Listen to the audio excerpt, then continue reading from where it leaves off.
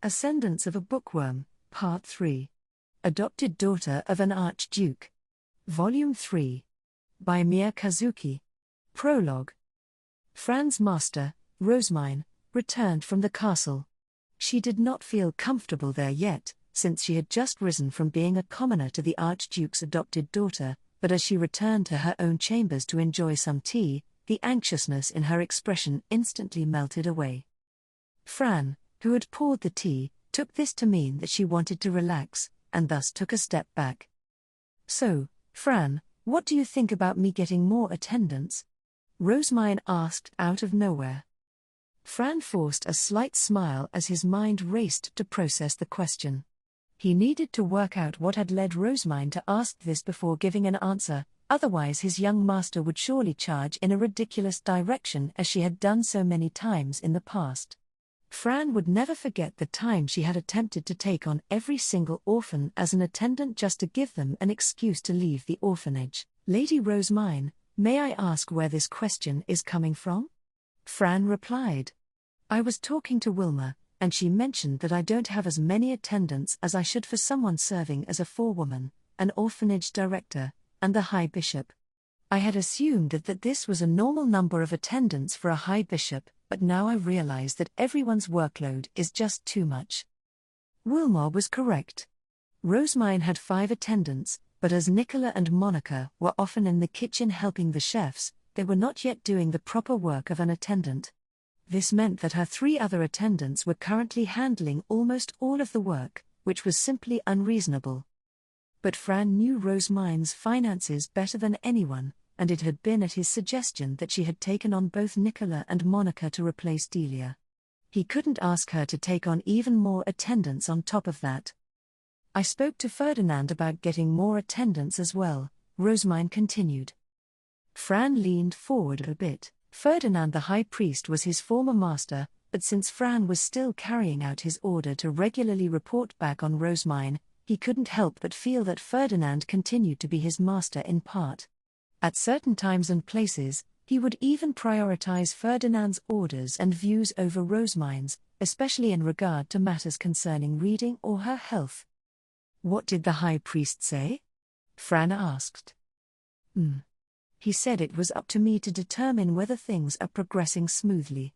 I can increase my number of attendants if they aren't, but otherwise I don't need to," Rosemine replied. "But with the money I'm making, my pay as the High Bishop, and the child support that Carstedt and Sylvester are giving Ferdinand for taking care of me at my disposal, I think we should take on more attendants if you think we can manage it.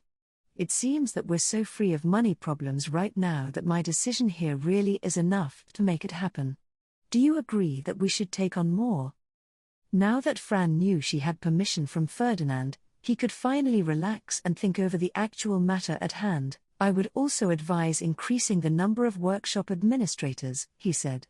"Gil is largely running the workshop by himself at the moment, but he will often need to be absent from the temple as we establish new workshops like the one in Hassa. With that in mind, I think we will need at least one Grey Priest to manage the workshop alongside him." Establishing new workshops would always involve the Gilberta Company, and in cases where they asked for workshop employees to be sent over, Gil would always be selected due to how much time he had spent with them. And since the workshop's location in the boys' building made it difficult for women to manage, Fran would need to do all of Gil's work until he returned. They really were in dire need of more male attendants. "Okay. I shall ask Gil and Lutz to select one of the Grey Priests from the workshop," Rosemine replied. "After all, whoever takes this position will need to work well with them." She had taken Fran's advice without a second thought and was entrusting the selection of the new attendant to Gil and Lutz. That was unusual as well, as far as Fran was concerned. When it came to selecting new attendants, she had always prioritized the opinions of her existing attendants over her own. Ferdinand, on the other hand, selected his attendants through brutal meritocracy. Whenever he needed a new person, he would take on 10 at once and immediately pile work onto them. From there, he would send them back to the orphanage one by one the moment he determined they were not good enough. "But with that decided, how will we select the new attendant for the orphanage?" Rosemine asked. There will be no need. You entrusted the orphanage to Wilma so that she could continue living there, taking care of the young children who had been abandoned in the basement without Grey Shrine Maiden caretakers.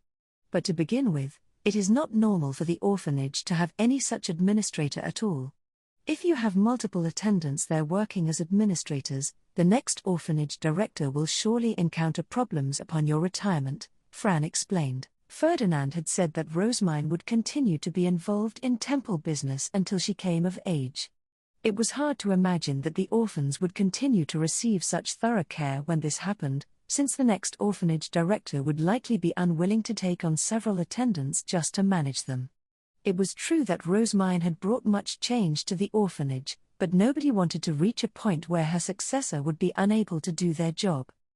Fran's explanation made Rosemine clap her hands together in realization.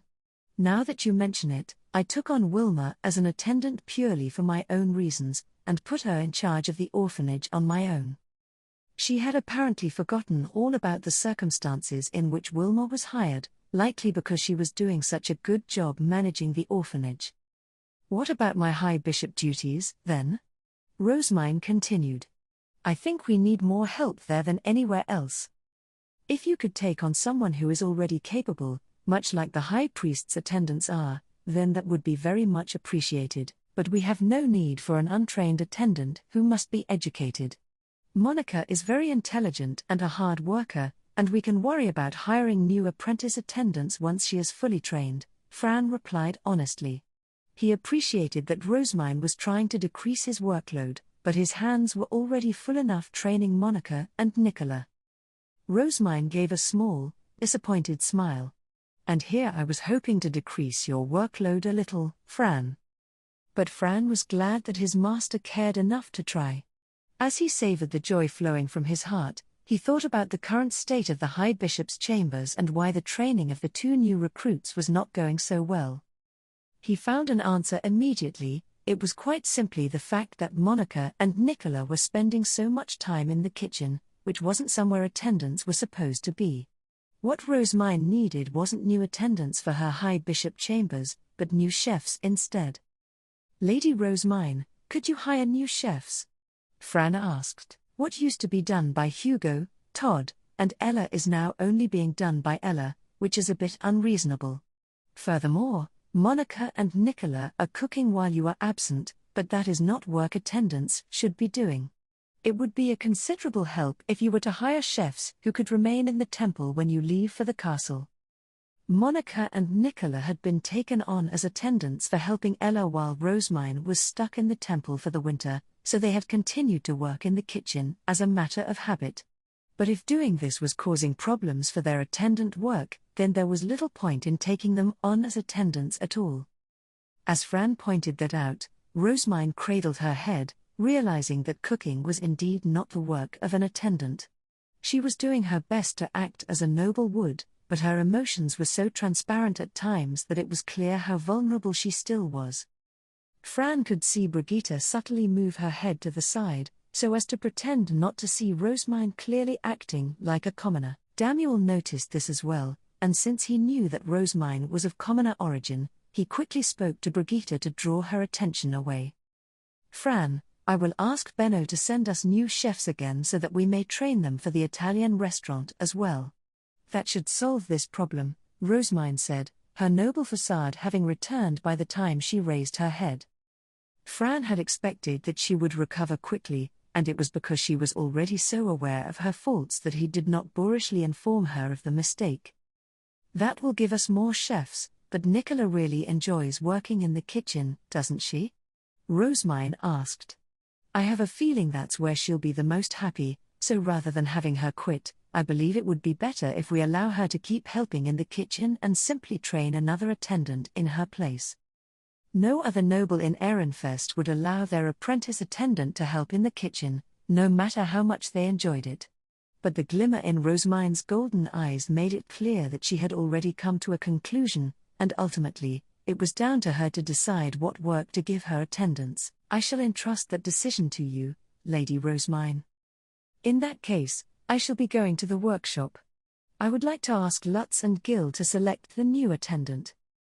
and so Fran sent Monica to the workshop to inform them of their visit, before taking Rosemine there alongside her guard knight, Damuel.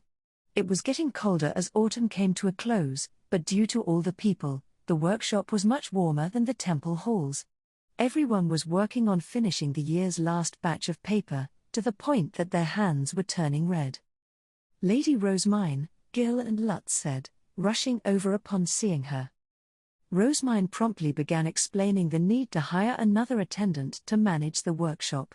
Fran couldn't help but smile. He could tell that she was choosing her words carefully to ensure that Gil did not feel his position was being threatened. His master remained the same at heart, even after being adopted by the Archduke. Gil, I intend to make more workshops in the future as we are doing in Hassa. Each time I do, you will need to leave the temple, will you not? I would like the two of you to recommend to me a grey priest who you would feel comfortable entrusting with the workshop. They will need to be capable of doing business with the Gilberta Company, so it should ideally be someone you're on good terms with. Does anyone come to mind? The two boys looked around the workshop in thought, before each coming to their own conclusions and suggesting names. Fritz or Bartz should work, Lutz suggested. Nolte or Fritz could handle it. If I may make a suggestion, Gil said. They had both listed Fritz, so Fran thought back to what he knew about him. He was a grey priest who had previously served as an attendant to the blue priest Shaiki Koza before his return to noble society. Shaiki Koza had been an especially self-centered master, and for that reason, Fran had once mused that Fritz must have had a supremely patient personality. Fritz's experience as a former attendant also meant that he knew proper manners, so he would be able to work in both the workshop and the High Bishop's chambers. Lady Rosemine, I believe it would be wise to take Fritz as an attendant, Fran said. And so she decided to take Fritz on as an attendant so that he may help manage the workshop once his chambers have been prepared, while Nicola shall continue to assist the chefs, Fran said, reporting back to Ferdinand in his high priest's chambers as he always did. Lady Rosemine will also be speaking to the Gilberta Company about the possibility of us receiving new chefs to be trained. Fran noticed Ferdinand's eyebrow twitch upon hearing that Rosemine wished to continue letting Nicola work in the kitchen, but Fran continued regardless. He had been trained to prioritize finishing his reports over everything else. I find it disagreeable that she would make an apprentice attendant do such lowly work. She is not planning to purchase her as a chef and move her to the servants' quarters, is she?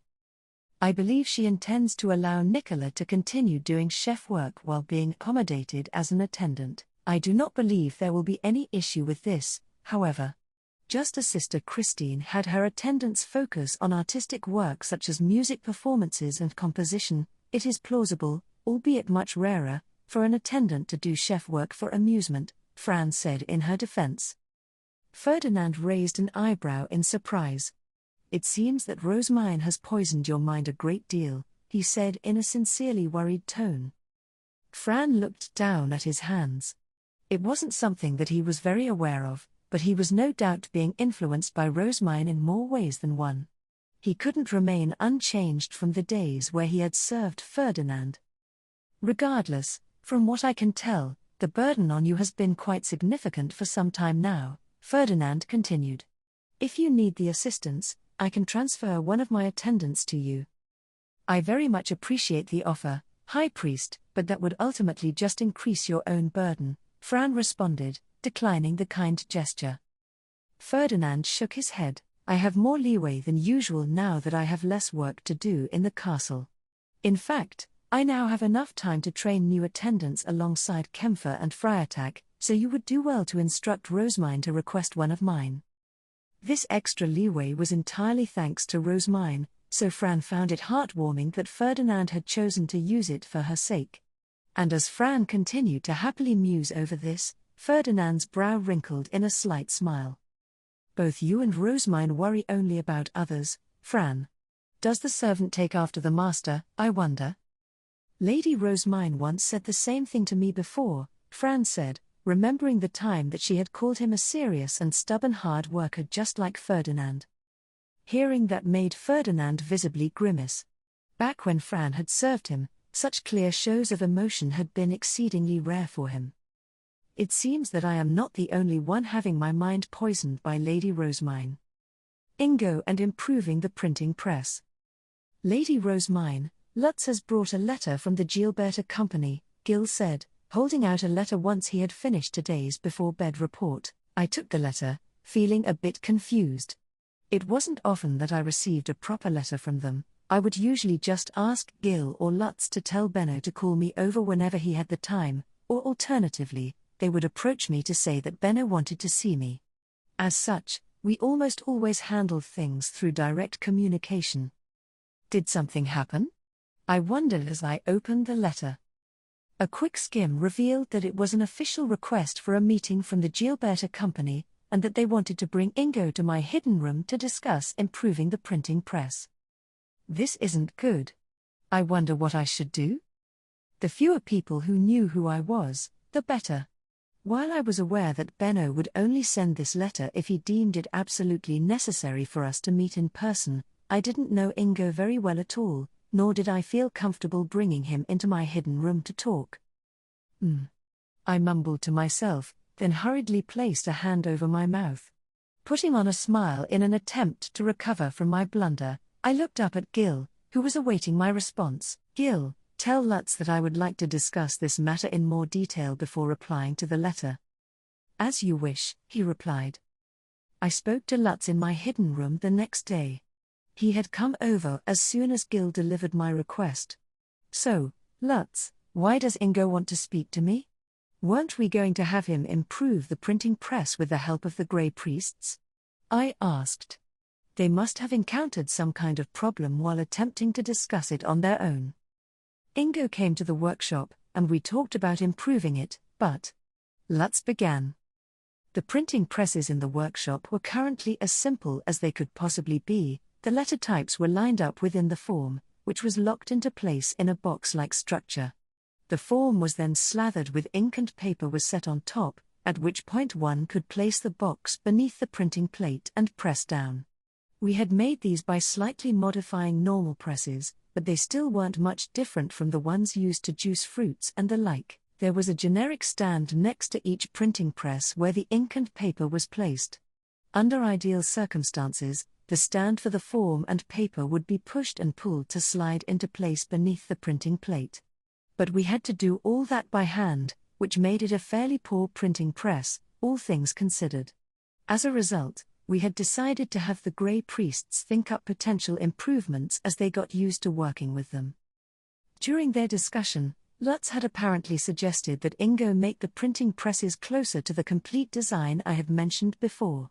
Ingo had listened with a confident grin at first, but by the end of Lutz's long explanation, he was angrily demanding to speak to whoever could provide more details. He was real mad, yelling about how he doesn't want to have to go through loads of unnecessary trial and error if someone already knows what the finished form is supposed to look like. That didn't bother me, but the Grey Priests weren't used to how rough a craftsman can be, so they all got too scared to talk anymore. It was all a big mess. But honestly, I see where Ingo was coming from, Lutz said with a defeated shrug. I personally didn't think that the trial and error would have been a waste, since they might have been able to make a printing press better than the one I was familiar with, but it was hard to argue when the craftsman himself wanted more details. Believe me, I told Ingo that you couldn't go outside like you used to, and that it wouldn't be easy to get him in a room with you for a conversation. But he told me there was no reason that you wouldn't be able to talk to a person from the lower city if you really wanted to, since you used to walk all around as a weird rich girl. In other words, you're already talking to me about it, so there wasn't really anything I could say back. Ingo had apparently been quite insistent that if I could talk to Lutz about the printing press despite him being a commoner, then I could obviously talk to him, the actual craftsman, as well. Ingo knew me from when I had traveled with Benno and Lutz to his workshop to make orders, and in his mind I was a rich person capable of talking to lower city craftsmen without any issues, whether I was a noble or not. Still, it was rare for someone so familiar with the danger that nobles posed to not back down after thinking that. I would have thought that a normal craftsman wouldn't prod a noble so deeply. Is this really okay? They normally wouldn't, but he's gotta finish every job you give him to as good a standard as possible. He's pretty desperate about this, since it'll play such a big part in his future, Lutz said. Ingo had started his own carpentry workshop at a very young age after getting his BOF certification, and was just a little older than Benno at 33. There were some foremen who ended up in charge of a workshop due to inheritance or marriage, but most who started their own were 40 or older. Ingo, being in his early 30s, put him far below this average, which meant he wasn't treated with much respect in the carpentry guild. No major jobs were ever sent his way. That was why he was desperate to earn the guild's approval here. I was becoming increasingly famous as the High Bishop capable of giving real blessings, so exclusively giving him my business would completely change his standing within the guild. Wait. Aren't I already exclusively giving him my business? I asked. I had assumed that was already the case since I had given him all of my orders for winter handiwork wood and the printing presses. At this point, I was already considering him as one of my Gertenbergs. Lutz crossed his arms. It's a tough call. When it came to Hassa's monastery, you placed your order directly with the Carpentry Guild through Master Benno and the Guild Master, remember? We didn't have much of a choice, since finishing things quickly was our highest priority, but normally you should have spoken to Ingo first and had him delegate the work to other workshops. I had ordered the carpentry work for Hassa's monastery under the High Bishop's name. Benno and Gustav had gone to the Carpentry Guild to discuss the matter, both acting as my representatives, and since they hadn't even had time to iron out who was giving who exclusive business, they had just allowed the guild to organize everything themselves. Ingo, however, hadn't been among my representatives. It was supposed to be his job to organize the work as the foreman I exclusively gave my business to, but as he hadn't heard about the task until the guild mentioned it to him, they had started to question whether his really was the only workshop I gave business to. We had been able to finish the monastery in time thanks to giving our order directly to the Carpentry Guild, but as a result, Ingo's status was being called into question. They think you've hired him for work in the past, but either didn't like the results or just plan on using other workshops as well, Lutz explained. That was the kind of interpretation that could mean life or death for a craftsman, so it wasn't strange to think that he'd risk some personal danger to secure my exclusive business. And since this was a problem that had occurred due to me prioritizing speed and efficiency over everything else, it was my responsibility to restore Ingo's now damaged reputation. Okay. I'll speak to him here, I replied. They won't like me meeting with an associate from my mine days who doesn't know the circumstances behind me becoming Rosemine, but I would like to talk to him personally about this matter, if possible. It would certainly be ideal to hear how Ingo intended to improve the printing press from the man himself. Plus, since he was willing to take on the risk of dealing with nobles, I thought it only fair that I repay his bravery. I sent a response to the Gilberta Company's request for a meeting, and on the scheduled day, Benno and Lutz came to my orphanage director's chambers with Ingo. He had cleaned himself up from head to toe in preparation for meeting a noble, so the person before me was nothing like the sweaty man with a scraggly beard that I remembered. I hadn't seen his hair back at the workshop, since there had been a towel wrapped around his head like a bandana, but now I could see that his hair was ochre and his eyes bright blue. Coupled with the nice outfit that had replaced his usual dirty work clothes, he was like a completely different person from the guy in the workshop. Benno gave his long noble greetings, and I replied in turn. Meanwhile, Ingo kept kneeling in silence. He had never done business with a noble before and thus had no idea what to say, as would be the case for most craftsmen. Now then, shall we move things to the back room? I asked. As you wish, Benno replied, giving Ingo a slap on the shoulders once the door had closed behind us. All right, Ingo, you can talk in here. Lady Rosemine'll turn a blind eye to whatever's said in this room, so you don't have to be perfect with your language, but take care not to be too rough or in her face. That's good to hear. I had no friggin' idea what to say back there, Ingo admitted with a sigh. But then he turned to look at me, a serious glint in his bright blue eyes. They were strong eyes, filled with the resolve to stand strong despite his fear and distrust of nobles. Now girlie, High Bishop. There's one thing I wanna ask. It's something real important. Is my workshop the only carpentry workshop you plan to do business with? I would like to think so. When it came time to work in Hassa, we were so pressed for time that we went directly to the Carpentry Guild, which has regrettably made life difficult for you, but in general, the work you provide is more than satisfactory. All right then, Ingo said, the tension visibly draining from his shoulders as he let out a sigh of relief. It seemed that he had really been driven into a corner by this whole situation, and I couldn't help but feel responsible. But before I could say anything to him, Ingo spun his shoulder once and looked at me head-on, giving the hard look of a craftsman brokering a deal. In that case, I'm gonna ask you to tell me everything you know about how to improve the printing press. I wanna make the best thing possible here. His eyes made his request clear. He wasn't going to settle for anything less than the best, and if I knew how to make that happen, then I should just tell him. But my knowledge from my Arano days told me that even the initial printing press that Gutenberg had made from a grape press was improved slowly over time, until it was eventually a largely metal contraption. The printing press in our workshop was made entirely of wood, and it was very likely that we wouldn't be able to keep up with Gutenberg's advancements unless that changed. How much could we improve the printing press, really? I tried to remember what the printing press in the Plantin Maritus Museum looked like. It came from the oldest printing workshop that had ever existed, so I wanted to improve our printing press up to that point at the very least. But I didn't know enough to draw up a detailed blueprint.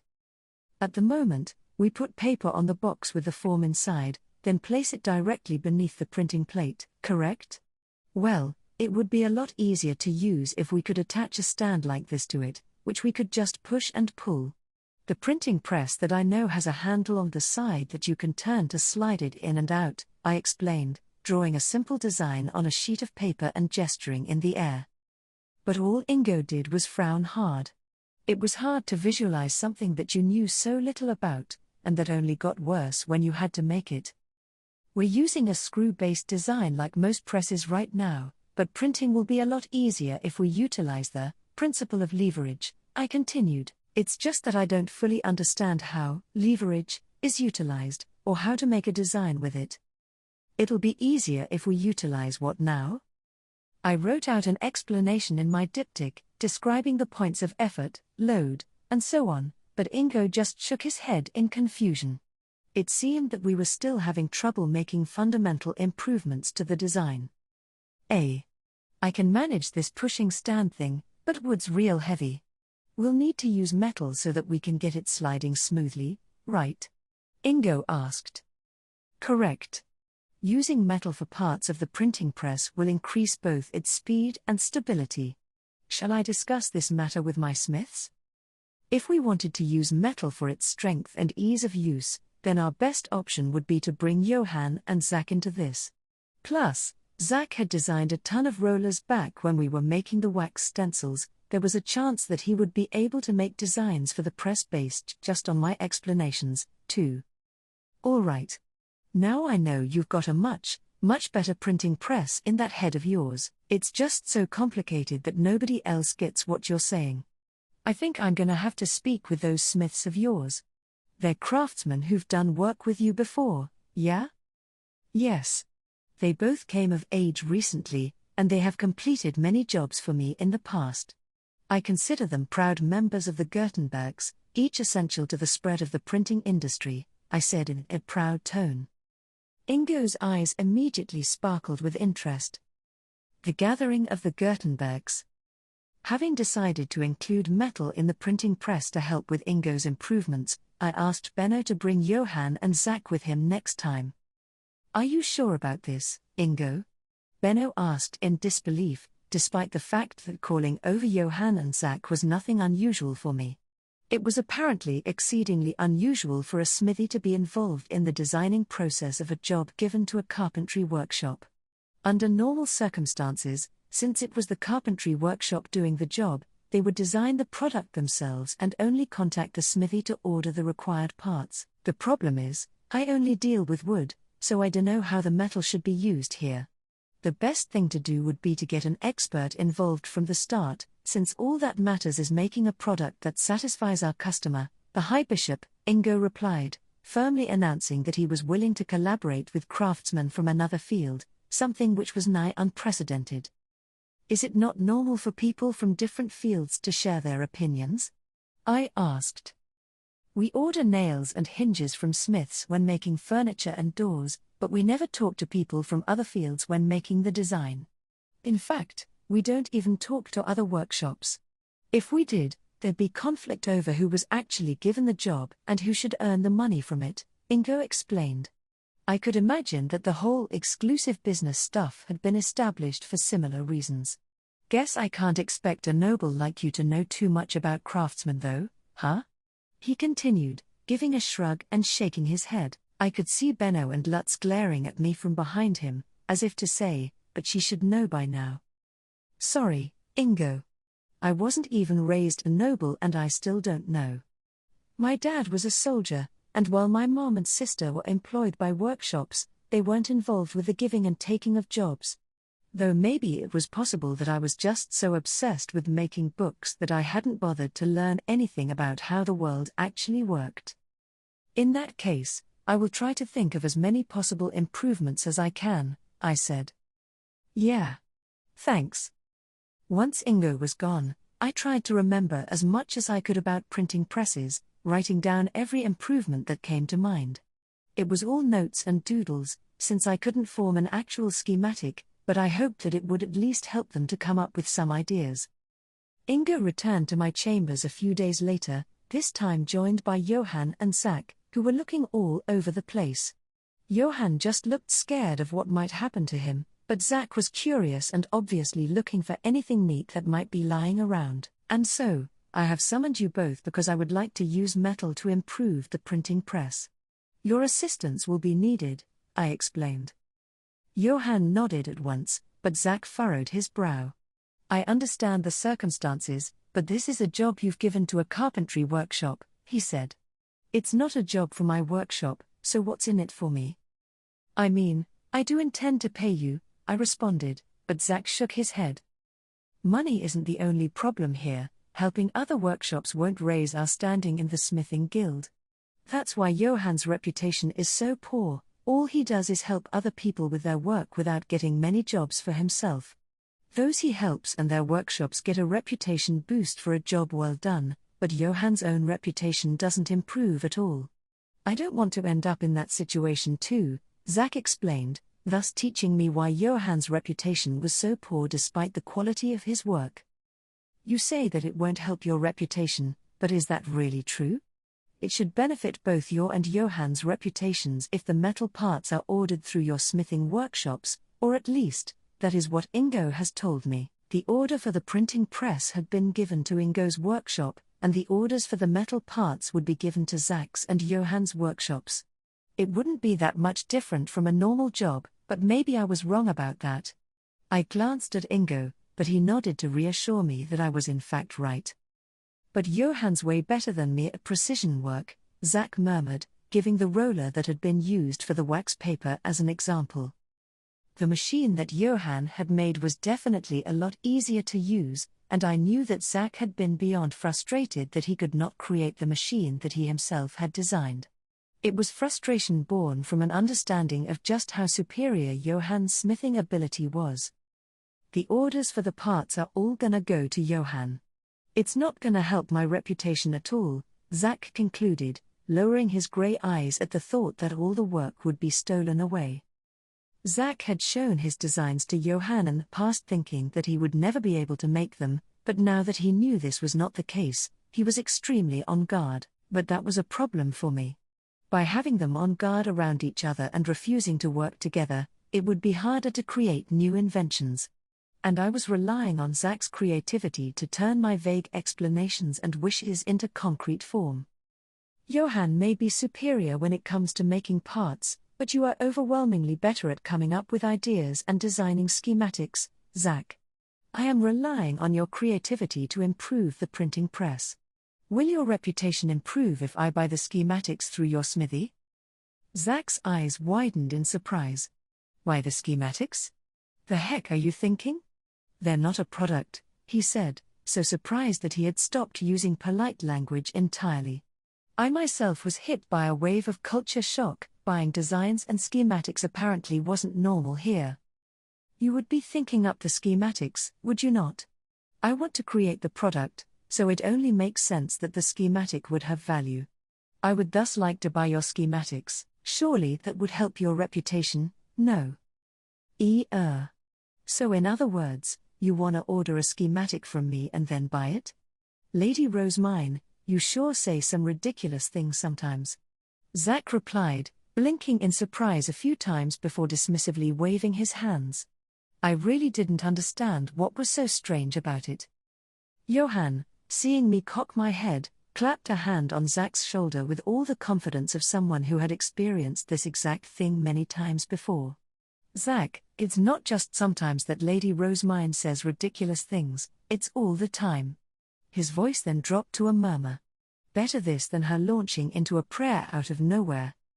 I pursed my lips in response, but Zack's grey eyes gleamed as he watched us. Schematics are made during discussions with the customers, and the schematics are never sold since they're only used during the production stage, he said.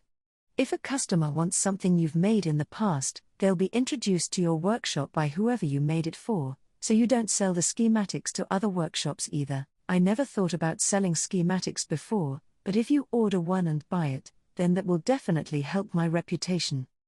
And so, we agreed that I would buy the schematics from Zack through Venmo, which secured his assistance in improving the printing press. What do you want me to improve, then? Zack asked once we had gotten all that in order. Our current printing press model is made entirely of wood, but we were hoping to start using metal parts for their strength and ease of use, I said, spreading out my notes covered in writing and drawings of everything I could remember. First, I would like a movable stand like this for the press. I want to be able to put the form on it, then place the paper here. I would then lock this board after folding it, and move it under the printing plate like this. I pointed at various illustrations and gestured with my hands as I explained. Zack was mumbling something as he listened, while Johann was watching with a serious look on his face. At the bare minimum, I would like to incorporate metal so that it slides smoother. Well, I can do that, Johann said with a relieved look, but Zack's grey eyes were gleaming with determination. The bare minimum? What's the best case scenario, then? We would ideally be able to move the stand by turning a handle in a circle, but is that too hard to picture? I asked, trying to aid my description by turning an invisible handle in the air. Zack crossed his arms and fell into thought. Moving the stand with a handle? There should be a way to move the stand in the same way that you would turn a spool of thread. Is that comparison at all helpful? A spool of thread, huh? Everything's coming together, he said, which implied that he had thought up an idea of some kind. I would expect nothing less from the creative genius that was Zack.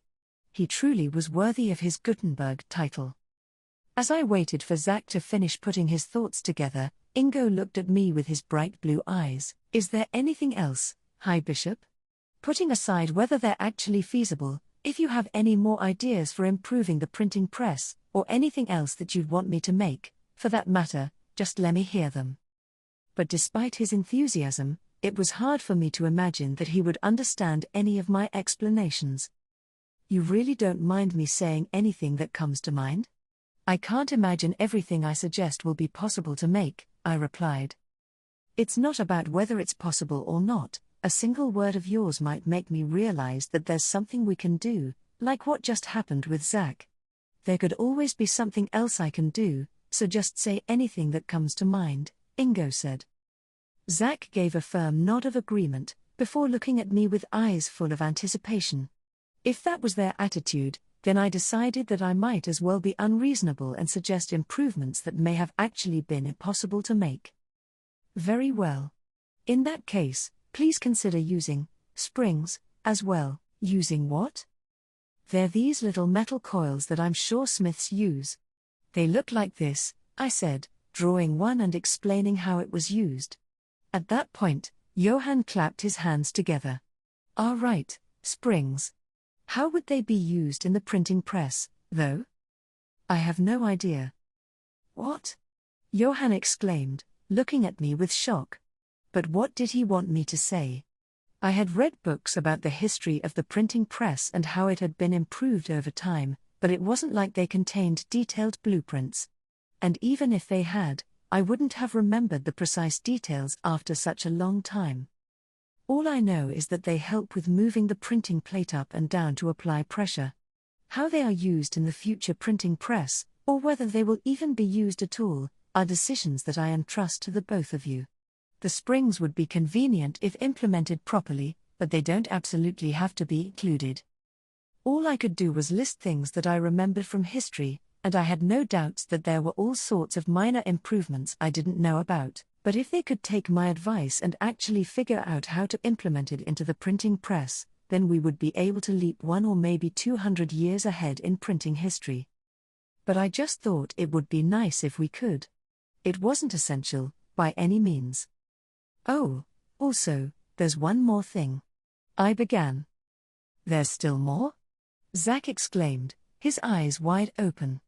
I didn't know why he and Ingo looked so shocked when they had specifically told me to say everything that came to mind. This will require changing the printing press on a fundamental level, so it doesn't need to happen immediately.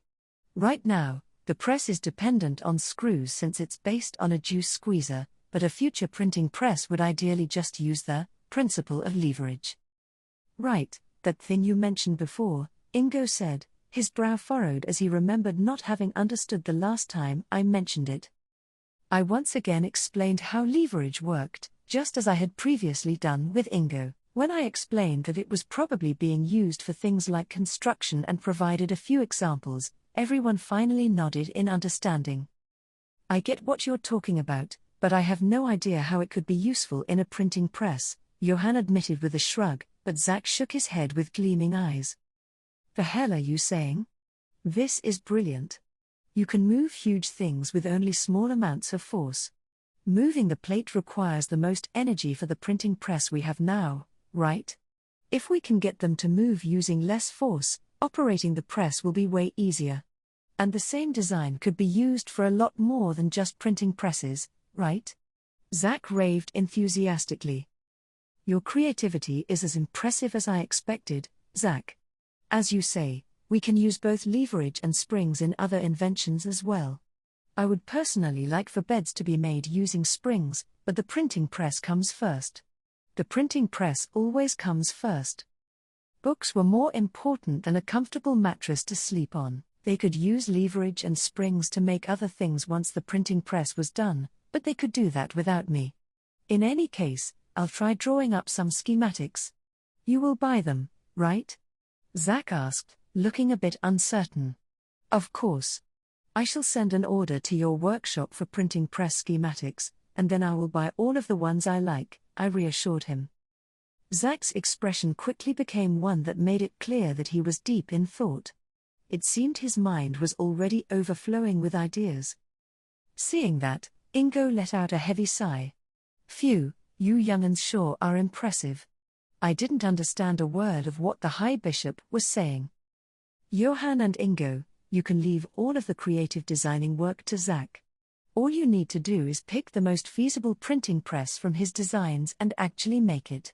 It's all about leaving the right job to the right person, I said, proudly puffing out my chest. Johann let out a sigh and shook his head. Is there even a need to improve the printing press right now when you're only making picture books anyway? If we don't finish the printing press now, it'll be a problem for us later, won't it? What are you even saying, Johann? A proper Gutenberg should never say something like that. Johann responded by giving me a look that screamed, I don't want to be a Gutenberg, but I simply ignored it. He was a Gutenberg and that was that. Ingo and Johann, I have another request for you too while Zach is busy making the schematics, I said as I held out some blueprints. I went ahead and ordered typecases and a typesetting stand from Ingo, as well as composing sticks and some interline spacers. Typecases and a typesetting stand? And what's a composing stick? A typecase is a box for putting metal letter types into, designed to account for the quantity of each type and the frequency with which it is used, I explained. The typesetting stand is what the types are set into, named as such because this process is called typesetting. You fit the letter type cases here, put the manuscript here, and then typeset them like so. Ingo nodded. What about the stick and the interline spaces? They're a lot smaller than the cases and stand. The composing stick is a long, thin box used to line up the letter types. You made one for me before, remember? I do, but I had no idea what it was being used for. The composing stick was open on one side, so it technically wasn't a complete box.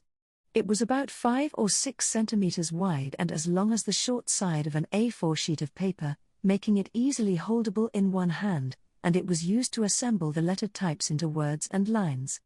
These types would be lined up in the stick on top of the typesetting stand. If you put the letter types into the composing stick, then what's the interline spacer for?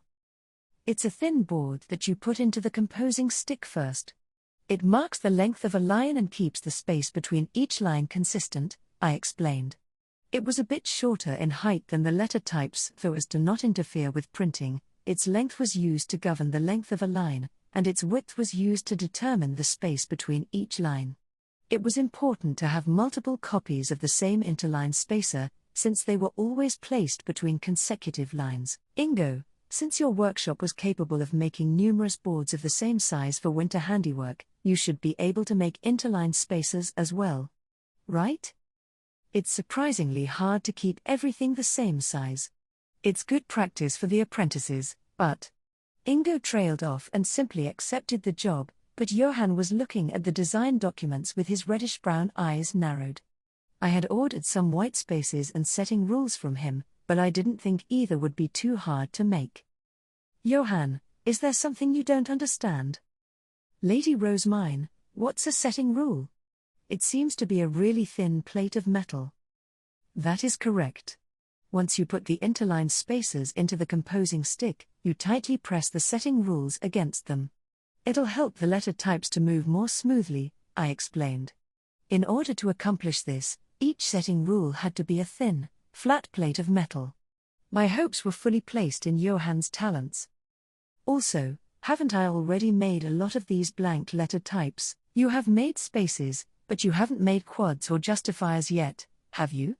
Plus, we'll need furniture at some point if we're going to make a book that only contains words. Spaces were for creating a thin gap between words. These spaces weren't full width themselves, and quads were used at the end of lines when you needed 2 letters or more worth of space. We had just been using a bunch of spaces in a row thus far, but since quads came in all sorts of varying lengths, it would be much more efficient to use them for long spaces.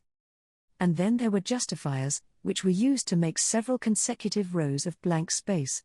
You could line a few up together if you wanted space for a small illustration, or even fill the entire box with them if you wanted a completely blank page. They were hollow on the inside to make them lighter. Furniture was a typesetting term that didn't refer to house furniture, as one might assume at first glance. Rather, they were blank spaces even larger than the justifiers, used for when you wanted multiple blank pages, such as for a big illustration or a 2-page spread. They would also be important for making top and bottom margins. We haven't needed them before now, since picture books only have a fraction of the pages of normal books, but they'll be necessary once we move on to adult books that are packed with text. And since we'll need a lot, it's better that we start preparing them now rather than later. The deadline is quite far away, but building the printing press will start midway through it, so the sooner you can finish them, the better. You sure like to plan ahead, Johann said, scratching his head and clutching the schematics close to his chest. About 10 days later, Benno sent another letter. Zach had finished his schematics. I sent back a positive reply, and they once again arrived on the scheduled day, with Zach holding 7 boards of schematics. He was wearing the grin of someone who had just tasted success. Ingo and Johann were with them, too. Now then, Zach, I shall examine these schematics you have brought, I said, rifling through them until I found a printing press closest to the one in my memories. This is it. Can you make this? It's the closest one to the press I know. Incredible, Zach. I can't believe you could make something so close to the original with my terrible explanations. As I continued piling my praise onto Zach, He looked over at the schematics with a confident grin and started showing me what modifications he had made, and why he had made them. It seemed that he had also paid close attention to the improvements that the Grey Priests had requested, having heard them from Ingo and Gil. His care and attention to detail made it clear why he had so many customers. "Hold on a second, Lady Rosemine. This one uses leverage, so it's a lot more impressive," Johann said, examining the boards and picking up a different one. "Are you purposefully looking for the hardest one to do? All you care about is the one that requires the most precision," Zach exclaimed. Johann grimaced for a second, but then he pointed at the board with a gleam in his eyes. "I can do it. I can make this one," he said firmly. "All right, listen up, you three. Calm down and wait just a second," Ingo said, spreading out his hands to stop us. I looked up at him, blinking in surprise, and he scratched his head awkwardly while looking over us. "First up, Zach. I really didn't think you'd make so many schematics, and such clever ones, too. You did good. I never would have been able to make schematics like these." Well. It's my job. And what I'm best at," Zach said with an embarrassed smile at the explicit praise. Ingo smiled back, then looked at me with a small frown. "Hi Bishop. You picked that one 'cause it's the closest to what you're used to, but you should look over the others for their strengths and weaknesses. I get that you're happy, but you've got to calm down a bit." I glared at Benno and Lutz, who was stealthily grinning at me being scolded, then reached out to the other schematics. And finally, Johann. "As a craftsman, it's important to want to test yourself on hard jobs, but are you thinking of which design will actually be best? Which will satisfy the customer the most? That's what's most important when it comes to making a product, not showing off your skills." "Sorry," Johann mumbled. After Ingo's lecture, we all went back to looking over the boards. We discussed removing some parts, adding others, and modifying parts of the designs while Zach redrew the schematics over and over again. The result was a blueprint for a fairly advanced printing press. There wasn't much doubt that we had managed to advance printing technology 200 years in a single day. "There's gonna be a lot of work to do over the winter," the craftsman said, eyes gleaming with motivation to get this printing press made. They were all patting each other on the back and saying they would get it done by spring no matter what.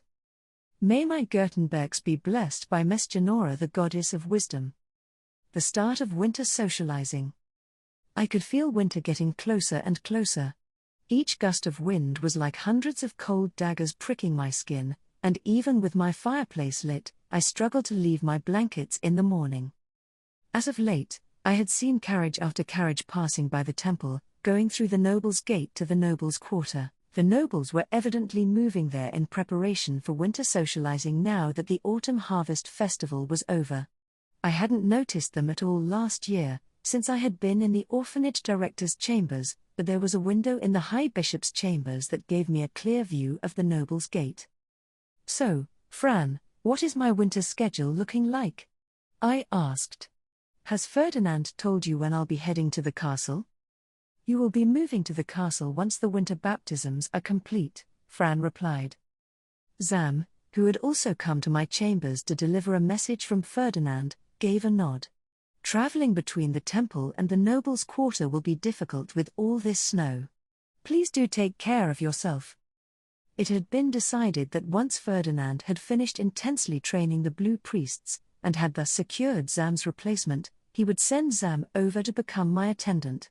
Such was the result of me informing Ferdinand that I wanted one of his skilled attendants, since Fran was so busy these days. For some time now, Zam had been helping Fran with his work whenever he dropped by with news from Ferdinand. For that reason, Fran had assured me that he would be a massive help once he was officially assigned to be my attendant. It seemed that, with Gil always in the workshop, my chambers were mostly filled with girls, so Fran was unexpectedly happy to be getting a male co-worker. Alongside his temple work, Ferdinand was using the time he had saved not going to the Knight's Order and the castle to train Blue and Grey Priests. This training was intense enough that the Grey Priests often said anyone who served him would be turned into a first-rate attendant whether they liked it or not. Ferdinand hadn't needed to rely on potions to keep himself going lately, and in fact seemed to be exceedingly lively. He kept going on about what tasks to give them next, and I was glad to see him having fun cooking up study plans. He wasn't the only one giving out intense instructions, though. His attendants were working hard to train the next generation of attendants. What a reliable bunch. Even Kempfer and Freitag, the blue priests I had recommended, were getting pretty teary-eyed over how grueling Ferdinand's training was, but the amount they were being paid for their work was more than enough to improve their overall quality of life, so they were working hard nonetheless. Incidentally, their attendants were being trained alongside them, too. They had risen forth and deepened their bonds to face the common foe that was Ferdinand, with both master and servant completely throwing themselves at each task. While that was heartwarming to see, I couldn't simply sit still and watch them, or else I would be given work of my own, so I always had to do so stealthily. Lady Rosemine, a delivery from the Gilberta Company has arrived, Fran said with a glance my way. I smiled in anticipation. Today was the day that Mom and Thule would be delivering the hairpin that I was going to wear during my winter debut. I would be going to my hidden room after fifth bell to receive it, but in the meantime, I needed to memorize the words to the winter baptism's prayer, among other things. I couldn't wait to see them, though, since I had prepared gifts for Thule and Camille. Lady Rosemine, may I ask you to go to the orphanage director's chamber? Fritz asked, calling for me when the time came. He was a calm-looking man with scorched brown hair and eyes who had become my attendant just the other day. Several years ago, Fritz had managed to serve a fairly aggressive blue priest within the temple without issue, having developed an impressive amount of calm and patience in the process. In other words, he basically never got emotional. It was always Fritz who stepped in to mediate when Gil and Lutz got into arguments, so he had been something of a supporting pillar in the workshop for quite some time. But even now that he was my attendant, Fritz still went to the workshop every day with Gil, so I generally only saw him in the morning and during evening reports.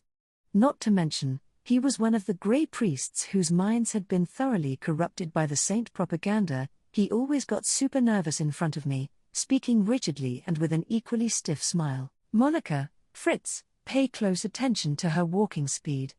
Furthermore, do not forget the items, Fran instructed. Understood. And so I headed for the orphanage director's chambers with Monica, Fritz, and my guard knights. Upon my arrival, Gil returned from the front gate with Lutz, Mom, and Thule. My apologies for the wait, Lady Rosemine. We may speak in the other room. Monica, please hand the box to Gil, I said, before looking over at Daniel. He nodded at my silent instruction, at which point Brigitte took a step back. Monica then did the same once she had given Gil her box. We stepped into the hidden room, and only once the door was completely sealed behind us did Lutz delicately set his own box on the table and open it. Here are the delivered goods, he said. Please look at your leisure.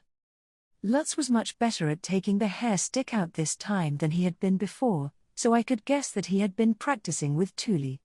The hair stick itself was decorated with large flowers that were a deep red to match the divine color of winter. They were gathered with lace into a bouquet, just as I had ordered, and adorned with bird feathers of a radiant white, the other divine color of winter.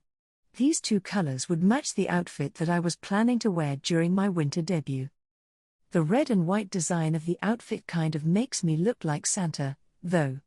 I understand why winter has two divine colors, but did it really have to be those two colors of all colors? My outfit was mostly red, with white fur around the neck and wrists for warmth. I had wanted to reject the design, in all honesty, but Rayada had looked so excited as she picked it out that I completely missed my opportunity to speak up. Not that anyone would have understood my misgivings, anyway. Exactly as ordered, I said. May I ask you to put it on me? Mom stuck the hair stick in with a smile, and when I asked whether it looked good on me, Thule pumped a fist and exclaimed, "Of course." But as a nostalgic smile started to spread across my face, Daniel cleared his throat, prompting Thule to hurriedly correct herself. "It looks very good on you, milady." "Of course it does. Anything you make looks good on me, Thule," I said with a smile. At that, Thule returned a smile of her own, one that very clearly seemed to say, "I know, right?" Lady Rosemine, my husband was overjoyed to have been assigned to guard the priests at Hassa, Mom said. And thanks to your bonuses, it seems the soldiers at the gate often fight over who should be picked to accompany him. He also said that the food at the monastery was super tasty, Thule added, both her and Mom keeping an eye on Daniel's expression as they spoke. I was glad to hear even that small piece of news. I am glad they enjoyed it. The priests will be returning to Hassa come spring, so I will be asking the soldiers to guard them once again when that time comes, I replied. They went on to talk about Dad, I spoke about the orphans, and then the conversation naturally progressed onto Camille's growth. He was apparently in the middle of a fierce struggle, trying to pull himself up to stand. My only memories of Camille were of him sleeping at home and being carried in front of the temple doors, so it really surprised me how quickly he had grown. That said, I had heard from Wilma that Dirk had taken his first steps the other day, so it made sense that Camille would be making progress as well. Gil. This, Lady Rosemine? Gil asked, before setting the box that Monica had given him onto the table and opening it. Inside were gifts for Thule and Camille. I took out the ball of cloth that I had made with Delia and Wilma, then bounced it on the table.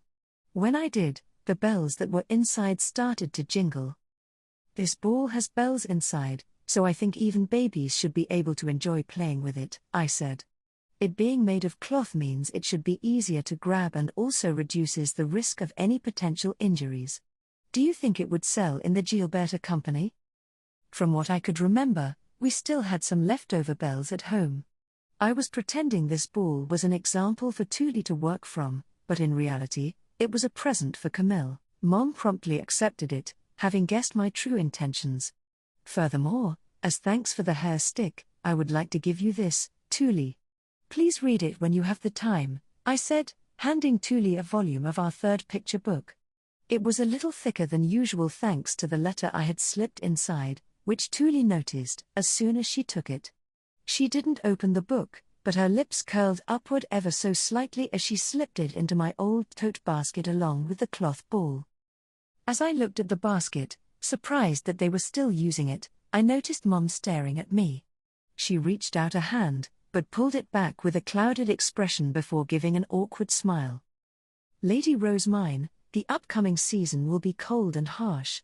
Please take care and watch your health so that you do not end up bedridden with a fever, she said. The same to you. May you and your family be safe.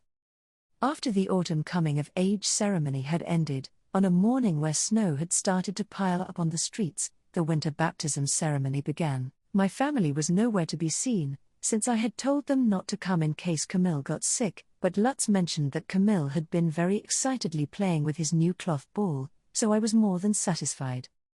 Once the winter baptism ceremony was over, Ferdinand and I informed the blue priests in the temple what they would be doing in our absence. Kempfer and Freitag let out dying wheezes upon seeing the pile of work stacked in front of them, but the silent pressure that Ferdinand was exuding forced them to accept it. We quickly finished our preparations, and it was soon time for me to head to the castle. Once Ella and Rosina had gotten into their carriage, I climbed into mine and turned to look at the attendants who had come to see me off.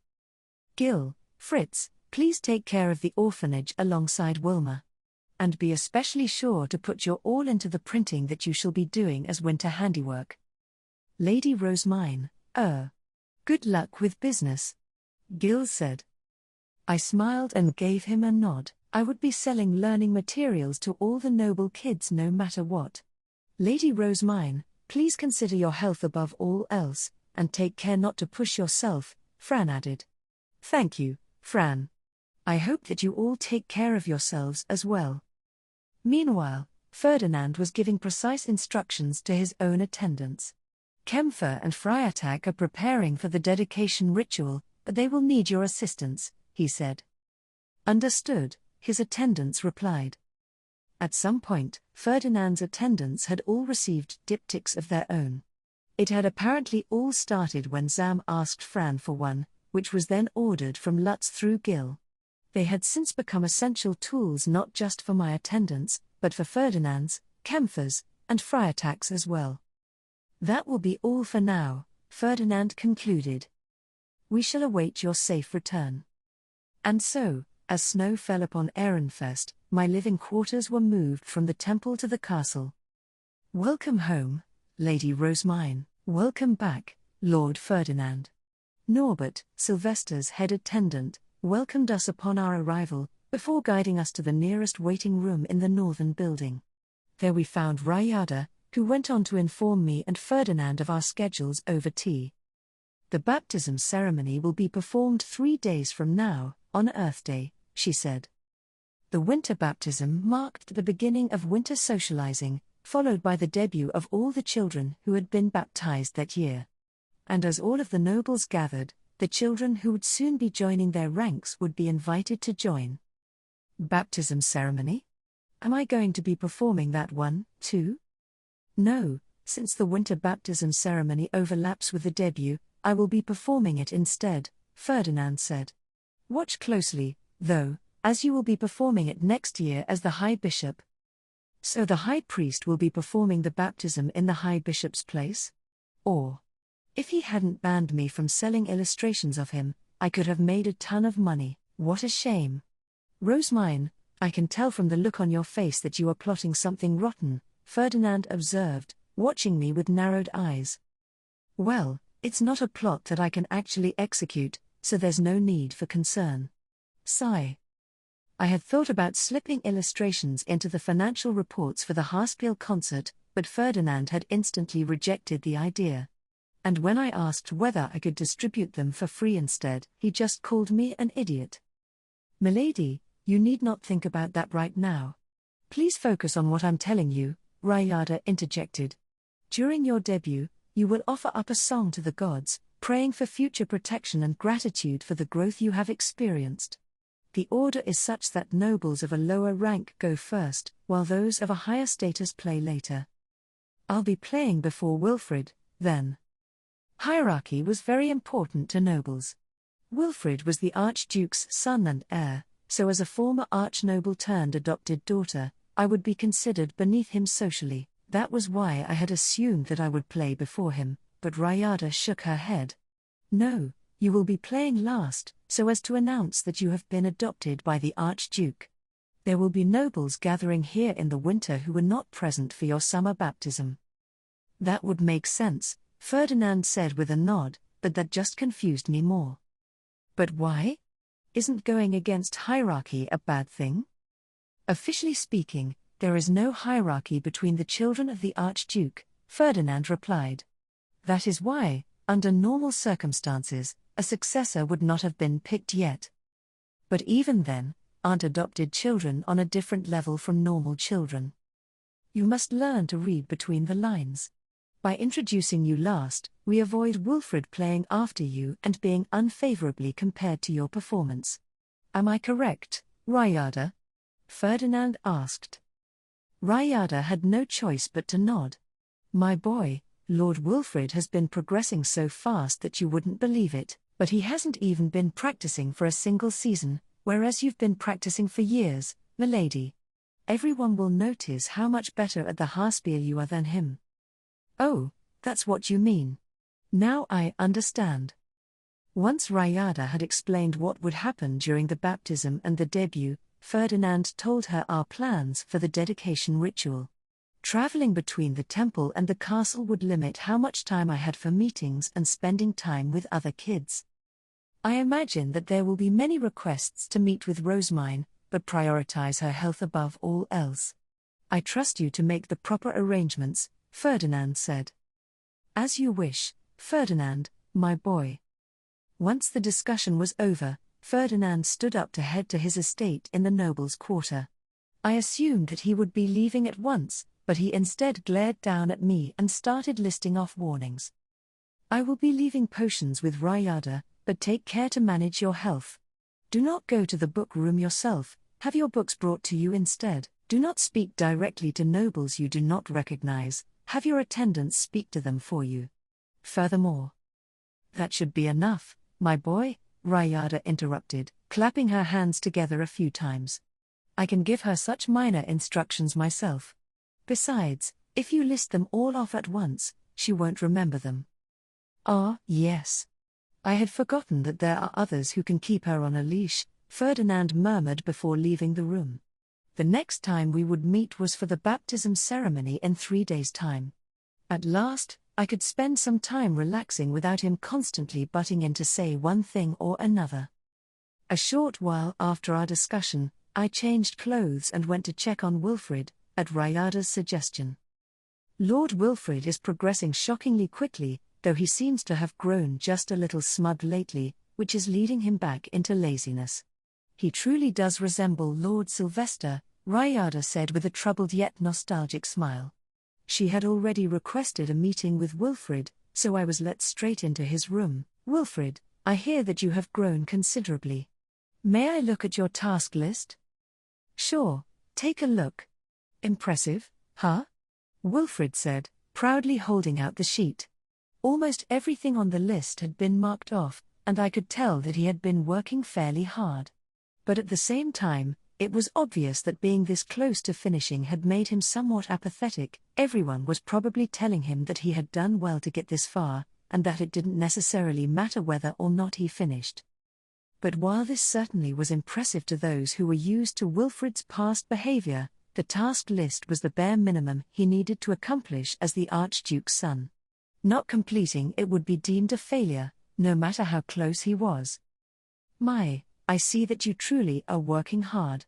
But it doesn't quite seem like you'll make it, I commented. There were still 5 tasks that hadn't been checked off, which meant that his chances of success were precariously balancing between possible and not possible, but I didn't say that aloud, and instead deliberately framed it as though he had already failed. That's a shame, but don't feel too down about it, Wilfrid. My words caused Wilfrid's eyes to open wide in anger, and a stir spread among his attendants. What? It's not over yet. There's still time before the debut. Wilfrid protested. 3 days, you mean? Can you really finish everything here that quickly? Of course. Wilfrid declared. Let's do it, Moritz. It appeared that my taunting had reignited his motivation, and he called Moritz over before starting to study as fervently as ever. I watched for a short while, and then stealthily exited the room with Rayada. Once I was back in my chambers, I had my things from the temple put away while I leisurely read a book that Rayada had brought me from the bookroom. Then, at dinner, Oswald reported that Wilfrid had completed another one of his tasks. This announcement was met with considerable praise by Sylvester and Florencia. Wilfrid puffed out his chest and looked at me. See, Rosemine? I can do it when I try. Oh yes, it's very impressive. And as you just implied, you don't get anywhere when you don't try. Realizing this is the most important step that you can make, I said to taunt him further. My words earned me a frown from Sylvester, who quickly protested. Look, Rosemine, you gotta do something about Ferdinand. What do you mean by that? I hadn't known about this, but Sylvester went on to explain that he had sent several SOS messages to Ferdinand asking for help. They had all apparently ended up being refused in the same way. Unfortunately, I cannot assist you without the High Bishop's permission. So I've been telling him to get your permission, but he just says you're either absent or busy. It's pretty clear that he just hasn't been contacting you at all. You know, I think I can see Ferdinand giving one of his evil smiles right now. But either way, by permitting Ferdinand to come back to the castle to help out, I would be allowing things to go right back to how they had been before. With all the scholars in the castle, I am sure you can handle things yourself. The very reason that Ferdinand entered the temple was to signal his withdrawal from the world of politics, so it is strange that he has been visiting the castle and helping with your work at all, I said in rebuttal. No matter how stealthily Ferdinand did the work, it clearly wasn't something he should be doing in the first place. Ferdinand is currently in the middle of quite joyously training replacements in the temple, I continued. I have heard that there was a massive purge that greatly diminished the number of nobles, but Ehrenfest ended up relatively unscathed due to maintaining a neutral position during the Civil War, correct? Now is the best time for us to train newcomers and build strength for the future. They were relying on Ferdinand so much at the moment that there would be countless problems if something were to happen to him. So, in other words, you have no intention of handing Ferdinand over? Sylvester asked. Oh my, that's not the case at all. You may inform the scholars that those who absolutely require Ferdinand's assistance may visit the temple to seek his counsel, I said, knowing that no noble would visit the temple of their own volition unless the situation truly was dire. Well, perhaps one noble would. I could imagine a certain someone gleefully infiltrating the temple in order to explore. Rosemine, you must know that Sylvester needs him, Florencia began, but I shook my head. Florencia, dearest mother, your worries are unfounded. The one and only Auk Ehrenfest would never be so weak as to give up on his work while his own son is striving to one day become the Archduke himself, I said, landing a powerful blow. Sylvester averted his gaze with a pout that was just like his son's, at which point Wilfrid looked up with a glint in his eyes and eagerly tried to counter me himself.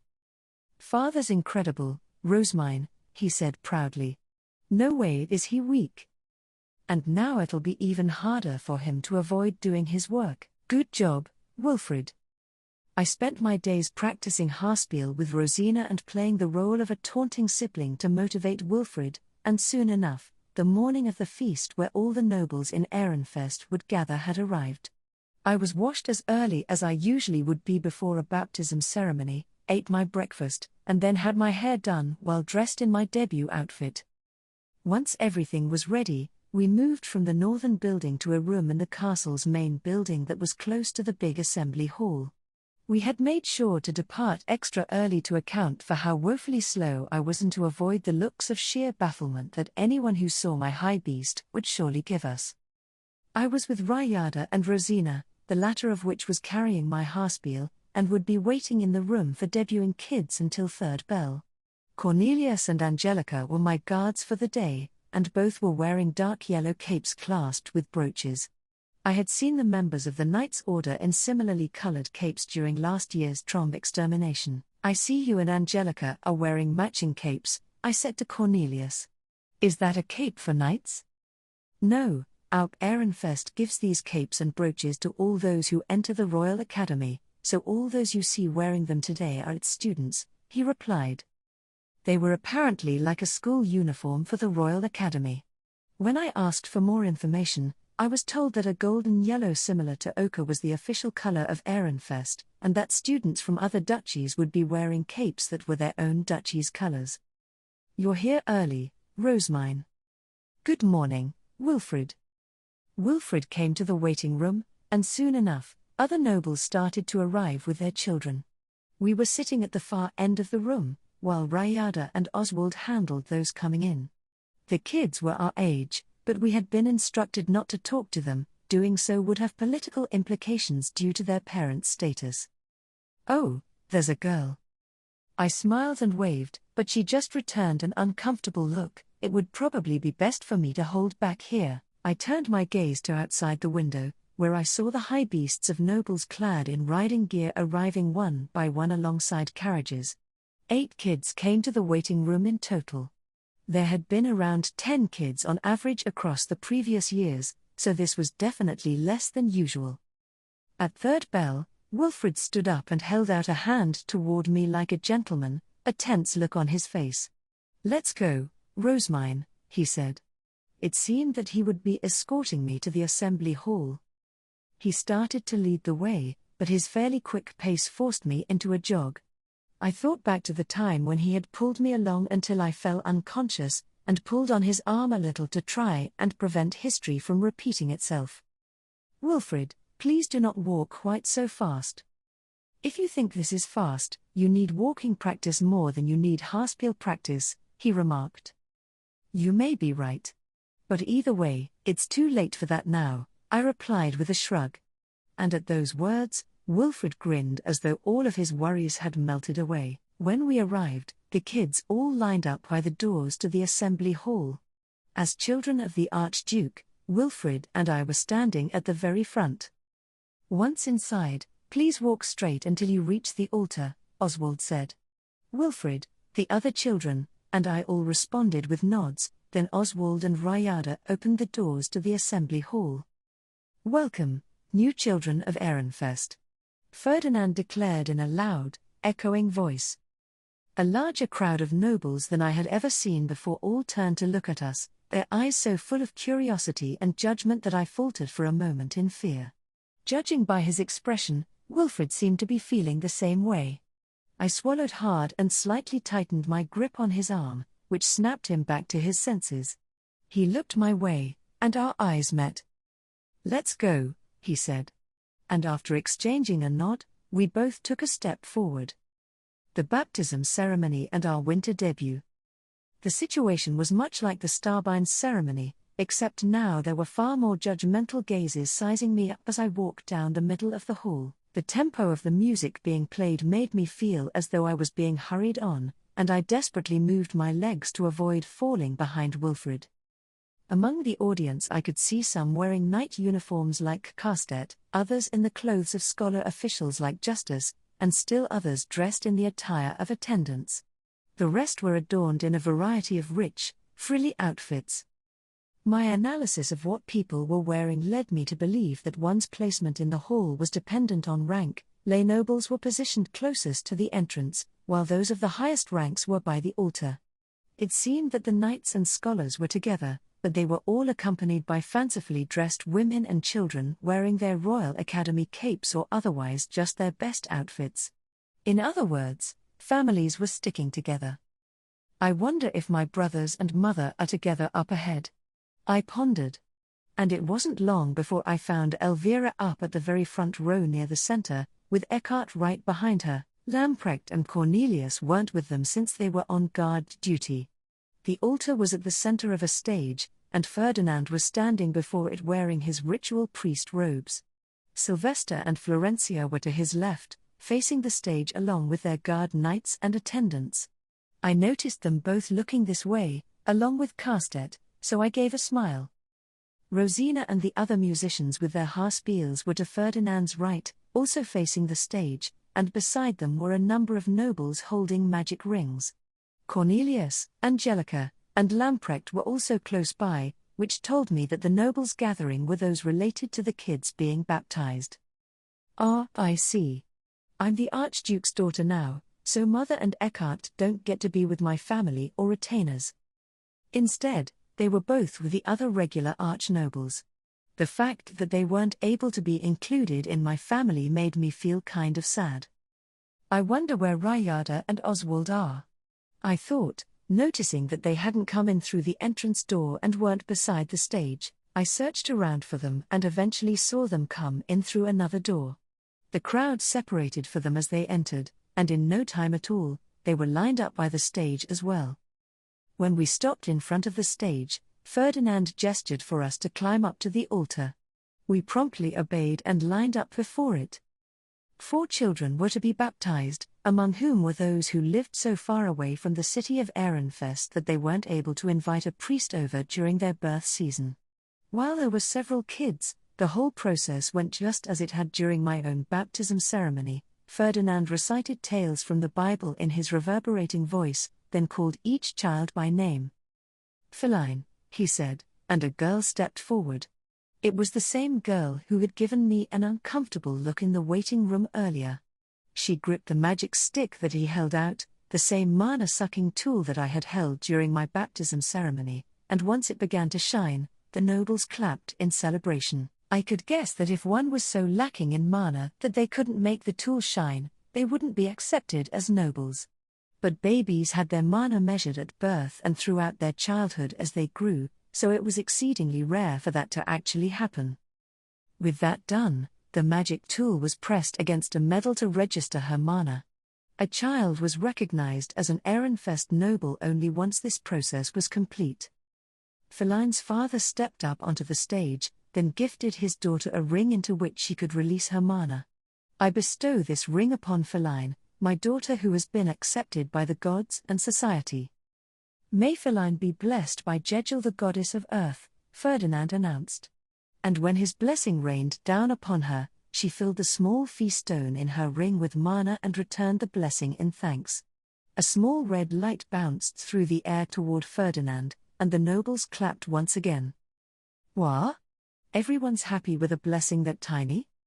It was entirely different from the blessing that my guardian trio, Ferdinand, Sylvester, and Carstedt, had made me give during my own baptism ceremony. There had been 200 nobles present then, and I had blessed every single one of them. Well, that explains why the crowd freaked out so much. The blessing I gave was clearly abnormal.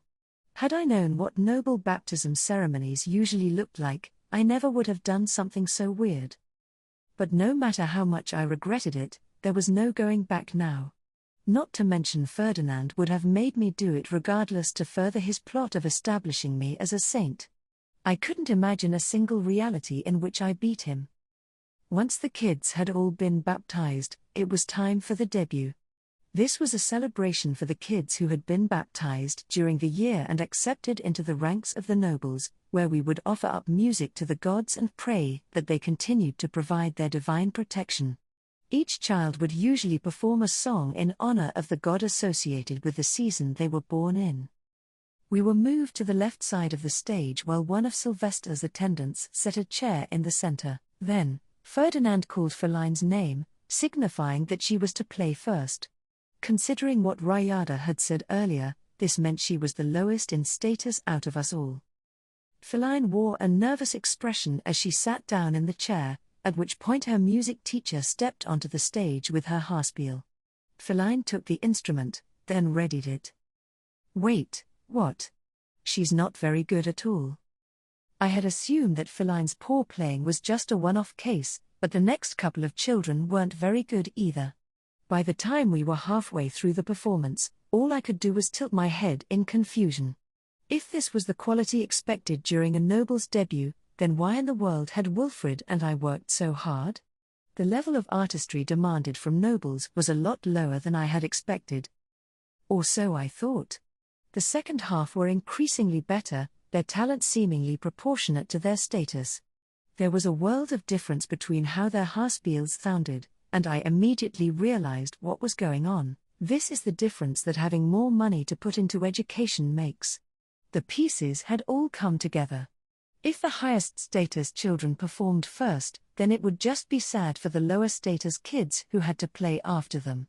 Nobles were expected to be as good at playing harpspiel as both their tutors and the quality of their instruments would allow, and that was why Wilfred and I were expected to play at such a high level. We wouldn't be able to maintain our dignity and social position if we were raised amid the highest quality teachers and instruments, yet still couldn't play better than those of a lower status than us.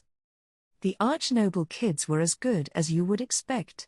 They were slightly better than Wilfred, who had been practically whipped into shape overnight, but the difference wasn't large enough that people would outright look down on him.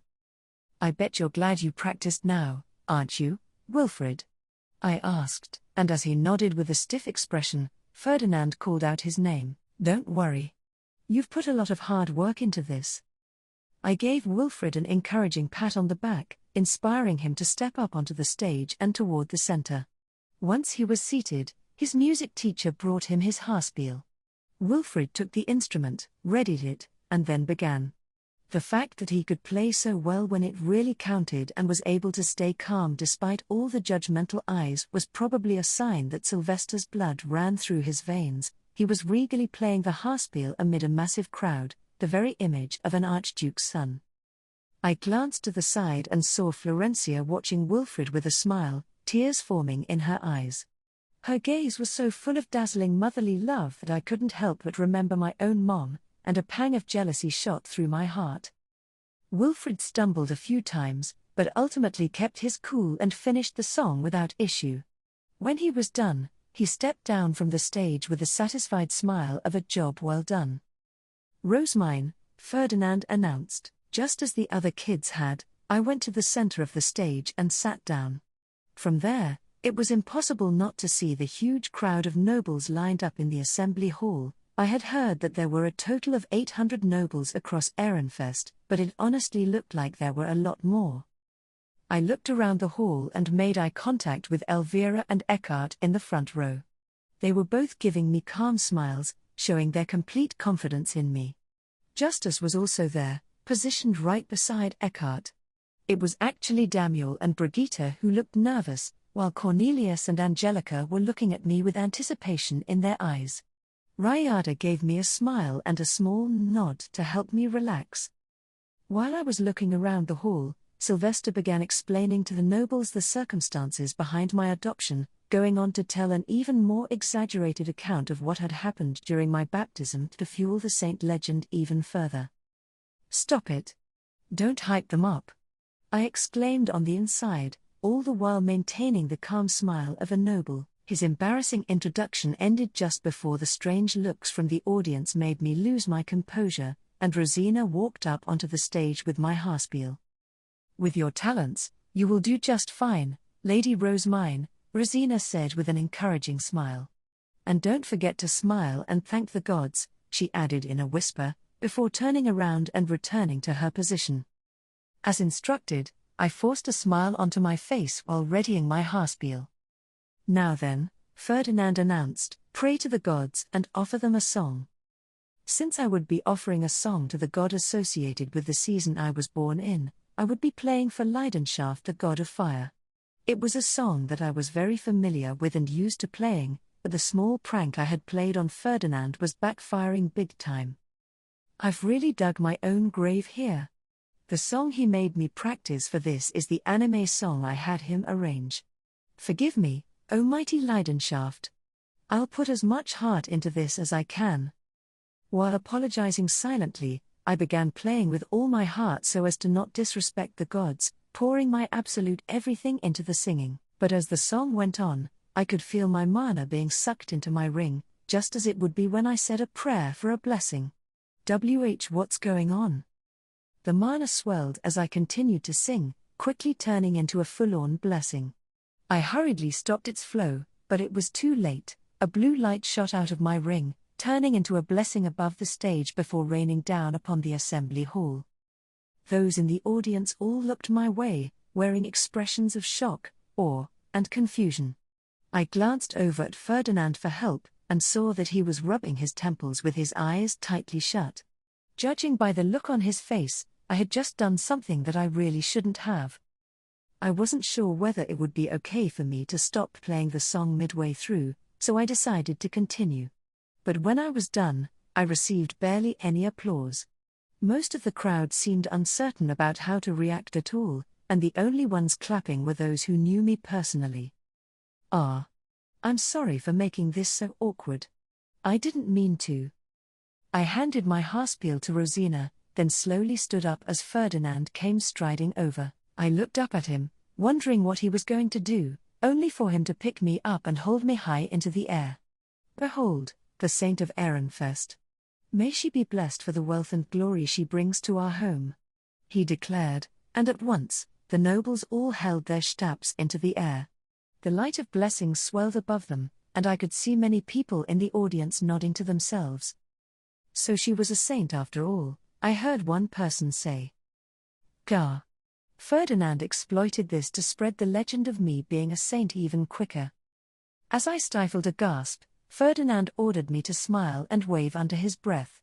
I did as he said, forcing the elegant smile that I had been trained to give and waving elegantly, which this time earned me deafening applause. Ferdinand carried me down from the stage and strode out of the assembly hall, all while I continued to smile and wave. He was walking quickly with long strides, and only once we were in a side room did he finally set me down. "Rosemine," he said, picking out the sound-blocking magic tool from the various tools clinking about on his belt and pushing it into my hands. I gripped onto it, and once it was activated, we both let out simultaneous heavy sighs of exhaustion. Then, Ferdinand glared at me. "Rosemine, explain that blessing," he demanded. "I have no idea what happened," I replied. My song turned into a blessing on its own. If anything, I wanted him to explain to me what had just happened. Upon hearing my answer, Ferdinand frowned and crossed his arms in thought. "But that never happened when you were practicing, correct? Why would your song turn into a blessing now, of all times?" "Well, I never actually pray while practicing," I said, quietly going on to add, During practice, I'm always so focused on moving my fingers and keeping up with the notes that I don't actually pray. Ferdinand started lightly tapping a finger against his temple. So you believe this happened because you were praying sincerely? Yes. It felt like my ring was sucking up my mana on its own, and while I stopped the flow as soon as I realized, it was a little too late. I think I should play without wearing the ring in the future, I said. The mana had been sucked out of me because I had the ring on, so taking it off would, in theory, solve everything. However, Ferdinand shook his head at my suggestion. It would be unthinkable for a baptized noble to not wear a magic ring. You have two choices: hone your mind such that the mana does not leak out at all, or accept your fate and play the role of a saint. Consciously stopping the mana would be pretty hard. It usually gets sucked out of me so quickly that I don't even realize what's happening until it's too late. And anyway, do we even need to keep up with the saint stuff anymore? I thought that was just to make my adoption go more smoothly, I said with a pout. Ferdinand thought for a second, then gave me a quiet look. It will be useful to have an explanation as to why you are so abnormal. Nobody will ostracize a saint with such an abundance of mana who serves the duchy so well, he said with lowered eyes, indirectly implying that unless I proved useful to the duchy, my large amount of mana would most likely lead to me being ostracized or vilified. The bitter pain evident on his expression left me unable to do anything but bite my lip. A knock came on the door, and Rayada entered soon after. The assembly hall is buzzing with discussion about the saint. Nobody was in the mood for the gifting ceremony, so we've moved straight onto lunch for now. Ferdinand, my boy, get changed as soon as you can. At that, Rayada took me to the dining hall, praising me for a job well done along the way. She even went so far as to casually mention that she had known I was a very special girl after witnessing my baptism ceremony, the Starbind's ceremony, and my involvement in Wilfrid's education. There are not many nobles who know you well, milady, so the majority were shocked at your blessing. But we who know you were all unsurprised. You have established yourself as a worthy member of the Archduke's family, so there is no need for you to feel worried about showing off your vast quantity of mana, Rayada said to comfort me. Her words eased the burden on my shoulders, and I let out a quiet sigh. We returned to the assembly hall once lunch was over, where the gifting ceremony would be performed. It was a simple event during which capes and brooches were given to new students of the Royal Academy.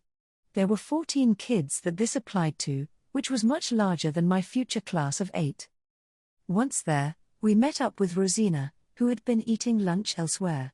She was smiling like always, but I couldn't help but feel that she seemed a little off. Did something happen, Rosina? I asked. The worry on her face appeared to deepen. Lady Rosemine, I was just spoken to by Lady Christine, she said. I blinked in surprise. Christine was the artistic shrine maiden who Rosina had served before me. She had treated Rosina as a friend and provided her a comfortable life immersed in art, which caused problems with my other attendants when I first brought her into my chambers. For that reason, seeing Rosina so anxious after meeting Christine again filled me with increasing worry. Did she say something to you? Something hurtful?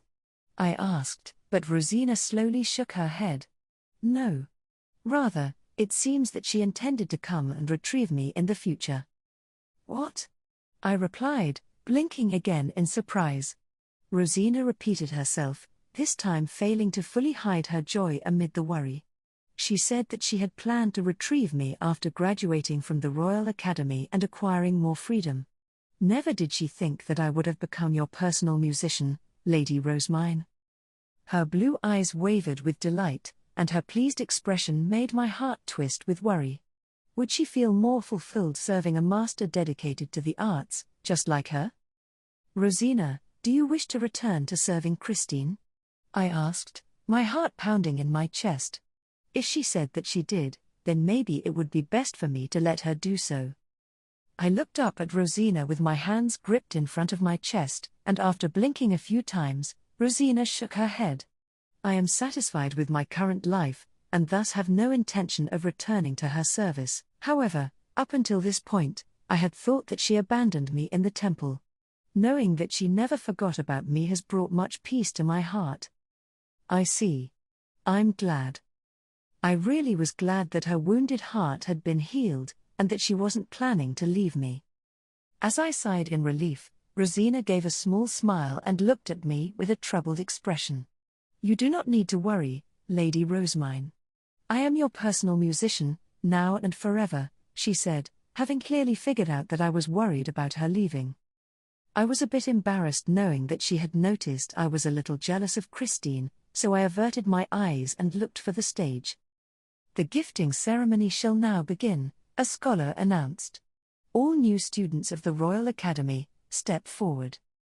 The voice gave me a good idea of where the stage was, but I couldn't actually see it. The guard knights and attendants around me, not to mention Ferdinand and Elvira, were positioned in a way that prevented others from approaching me, which simultaneously blocked my view of the stage. As I peered through the cracks between their clothes to try and watch the ceremony, I wondered whether anyone would be willing to let me sit on their shoulders. I caught glimpses of Sylvester walking across the stage, giving each student a cape and brooch one by one and encouraging them to study hard. Once he was done, the scholar announced the individual days that they would be leaving for the Royal Academy. Cornelius and Angelica murmured their respective dates under their breath. Each class apparently went at a different time, so they weren't going on the same day. Ferdinand, where is the Royal Academy? I asked. In the Sovereignty, the region at the center of the country that is ruled directly by the king. You may consider the Sovereignty to be similar to Ehrenfest's central district, but for the entirety of the country. The students live there during the winter and are transported via a magic circle, designed such that it cannot move large groups of people at once. This is why each class travels separately. Once the gifting ceremony was over, conversations could be heard all throughout the hall.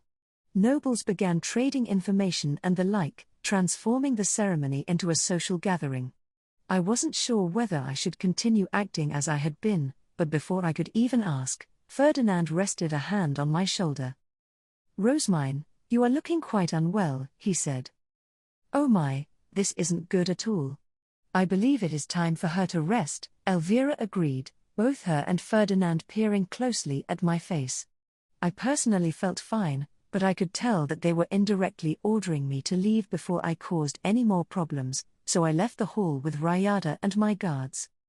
As we went, I could hear a few whispering voices from among the crowd. That girl truly does have the mana of a saint, one woman said. I would love to get to know her better. My, it takes more than an excess of mana to be a saint, replied another. That saint is undoubtedly my niece, began one more. NGH. These piercing gazes are actually starting to hurt. The nobles weren't blatantly staring at me, but they were all glancing in my general direction, paying far more attention to me than they had when I first entered. Resisting the urge to look down at my feet or even flee the room entirely, I walked like a noble, with my head held high. A class for kids. During the winter, adults prioritized their social lives above all else. Jibes who owned land near the border brought valuable information about neighboring duchies, while the Archduke and his retainers had stories and rumors from the Sovereignty, which they had visited during the Archduke conference. Nobles would gather information from the connections they had formed in the Royal Academy, Jibes would discuss their harvests and feast damages with other Jibes, and women would attend all sorts of gatherings, during which rumors would fly. All in all, there was a lot for the adults to do. In the midst of all that, the baptized kids were gathered together in what was known as the playroom, despite the fact that not much actual playing was ever done there. Since they would be attending the Royal Academy together in the future, this was considered a good opportunity for them to spend time with those who would be their future classmates, juniors, and seniors. Children would select their ideal academy course based on information from their siblings, then form cliques with the other kids planning to take the same course to get a head start with diplomacy. By cutting their teeth here, they could start learning the ways of society before the time came when they had to participate in adult socializing. They were also expected to fully understand who was above and below them in status, as well as how to behave like a proper noble. You will be joining them this year, Lord Wilfrid and Lady Rosemine, Rayada said after breakfast as she explained everything that we would need to do. The playroom is a place to select and raise your future retainers. Since those who spend time together in the Royal Academy usually come to trust one another and develop feelings of companionship, retainers tend to be selected from your own age group. Parents will wage what is nothing short of political warfare behind the scenes to secure those retainer seats, so milady, please do not ever forget that the children you are talking to are very much in the shadows of their parents, she added, a severe expression on her face. I responded with a nod, then got into my high beast and headed to the room where the kids were to gather. I had my 4 guard knights with me today. The current students waiting to leave for the Royal Academy were going to be gathered in the same playroom, which meant that we would need a lot of guards with us until they had gone. On the way to the main building's playroom, we came across a great number of wagons packed with luggage, the belongings of all those who were going to the Royal Academy.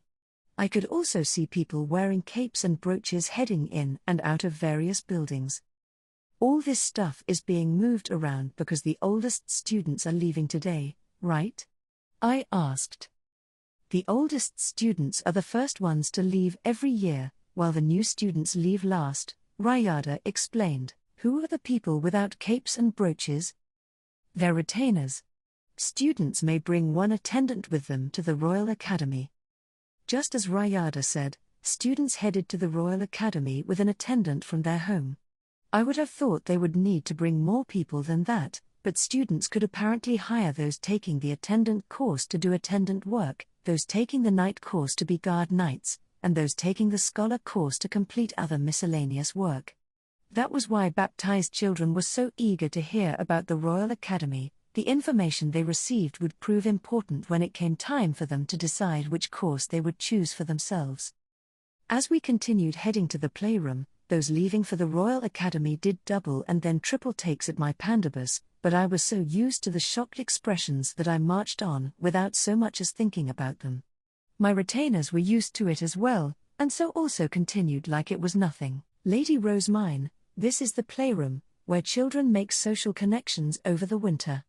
It will most likely be quite cramped until the students have left for the Royal Academy, but I am sure you will manage, Rayada said as she waited for me to put away Lessie.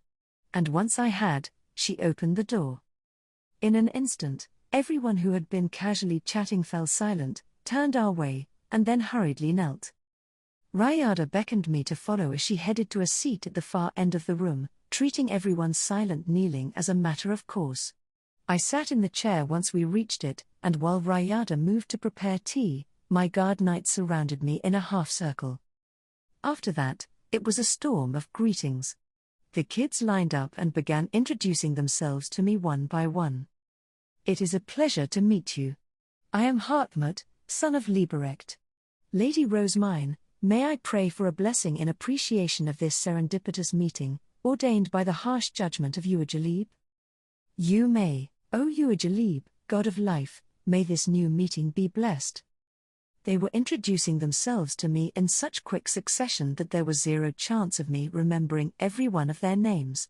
The best I could do was listen out for the names of their parents, and then focus on remembering the kids who were related to those marked as needing caution on the former High Bishop's secret list. I did my best. Bezuentst's list came in handy too. Bit by bit, the line in front of me started to shorten. And when Wilfrid arrived, one formed in front of him as well. The kids who had greeted us couldn't properly speak to us until everyone in these lines had finished their introductions, so they walked off and started asking the Royal Academy students questions. I could see that the students were more than willing to answer, having once been on the asking side themselves. I was enjoying listening in and hearing their questions. Why did you choose that course? What were the lectures like? What were the professors like?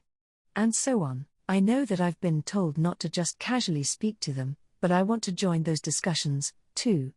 Once everyone had greeted me, I looked around the room. The only ones near me now were my guard knights. Damuel, why did you decide to become a knight? I asked. My older brother is a scholar, so I thought I would be more useful as a knight, he replied. It made sense that working in different fields would result in more information being collected for the family to use. And since Damuel wasn't as skilled as his older brother at scholarwork, there wasn't any particular need for him to walk down the same path. What about you, Brigitte?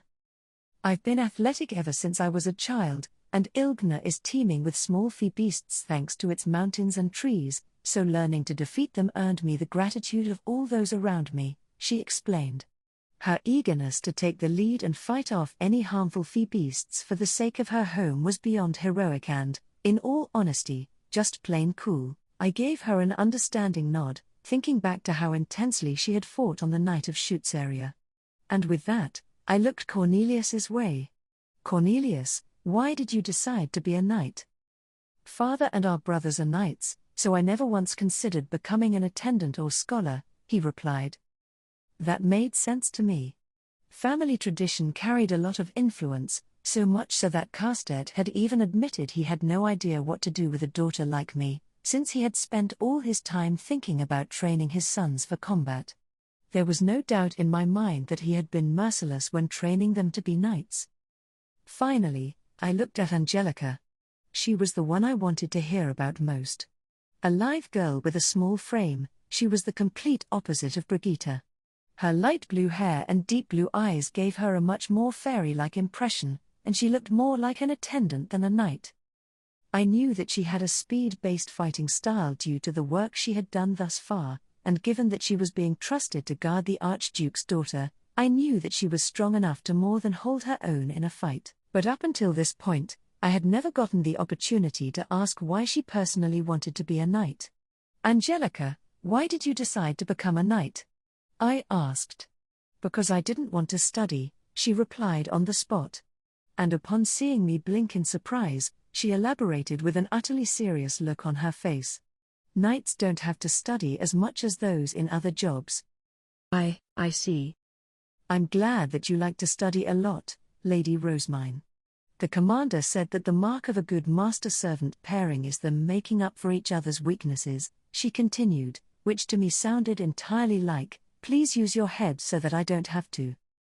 I had already guessed that she didn't like studying, since she didn't particularly enjoy reading books, but the thought had never crossed my mind that she decided to become a knight specifically to avoid it.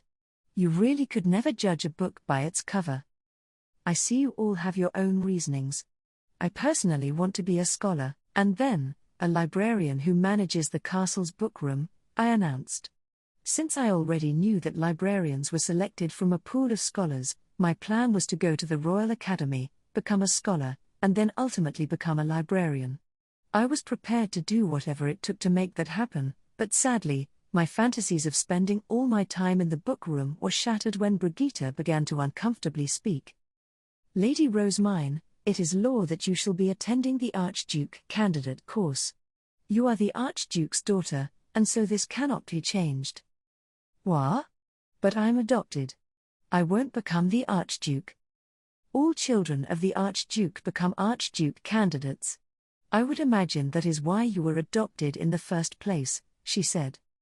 The reality was that I had been adopted because I needed enough status to defy Bezuanst, who was backed by Sylvester's mother, and nobles from other duchies, but as far as the public was concerned, Sylvester the Archduke had adopted me so that my immense mana could be used for the greater good of the duchy. It was set in stone that my mana would be used for Ehrenfest's sake, and while that was fine with me, I hadn't realized that it meant I would be studying to become an Archduke in the Royal Academy at the cost of not becoming a scholar or librarian.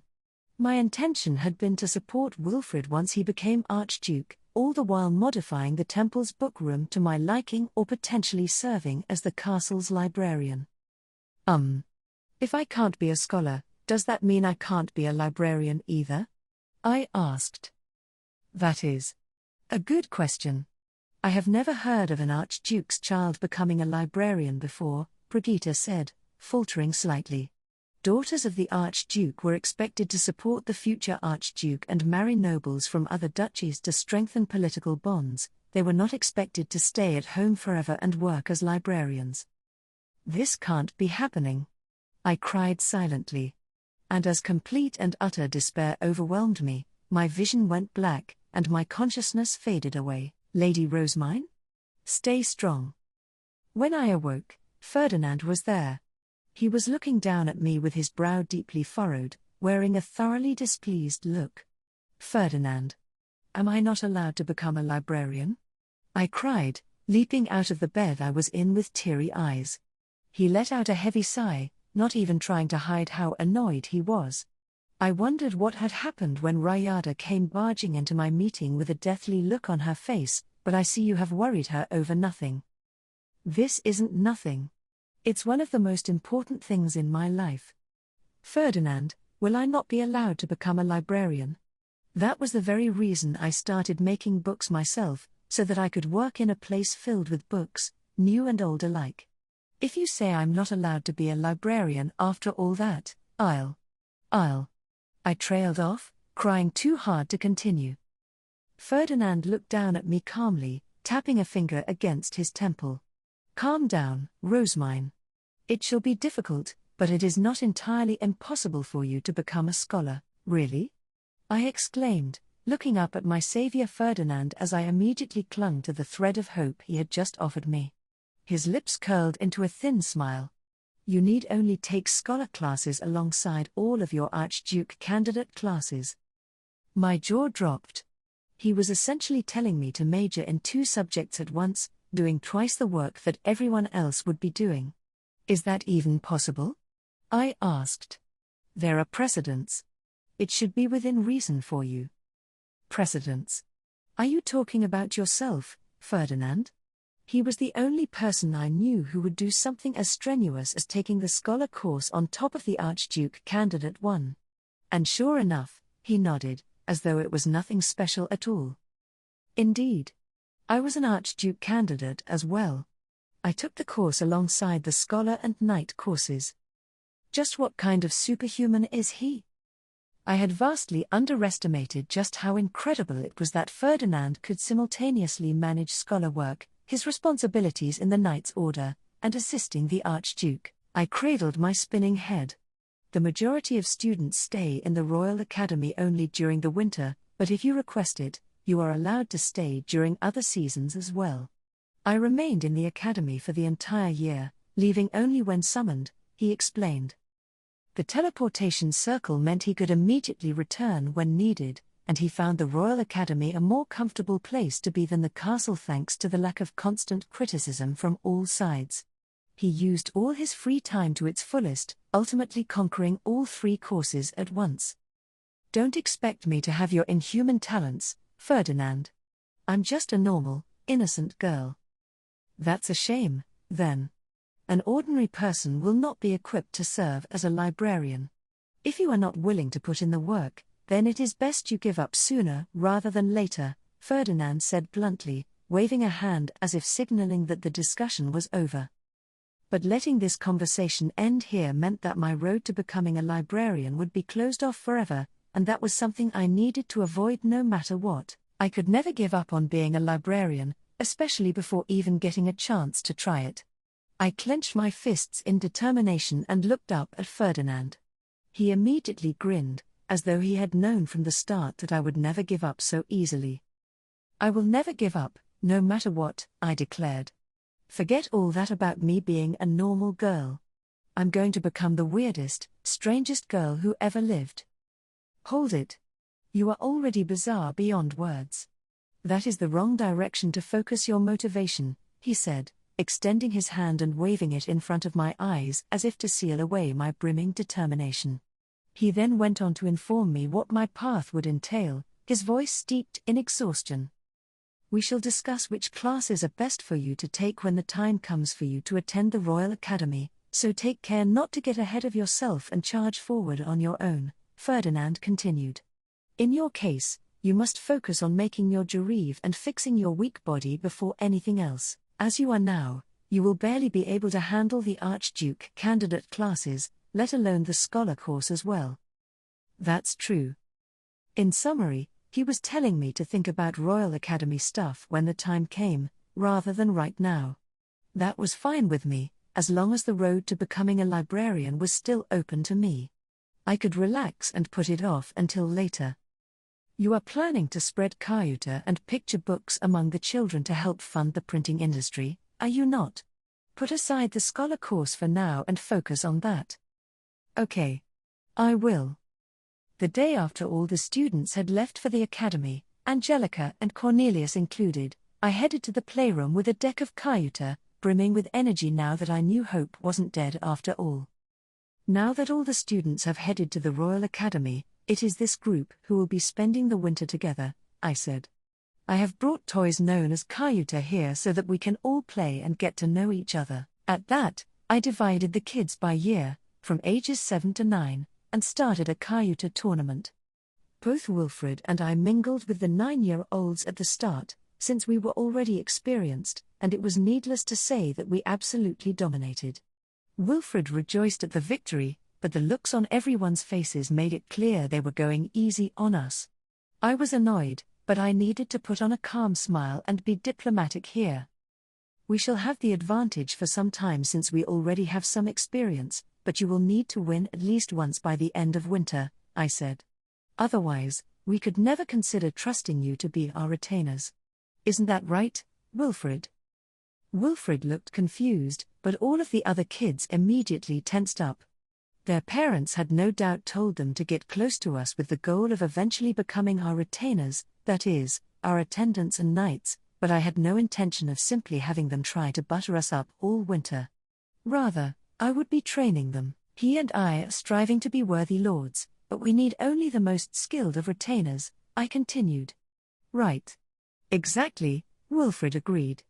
Having sufficiently riled them up, we moved on to playing another game, but the difference in experience was still much too great for them to overcome. Once again, we crushed them.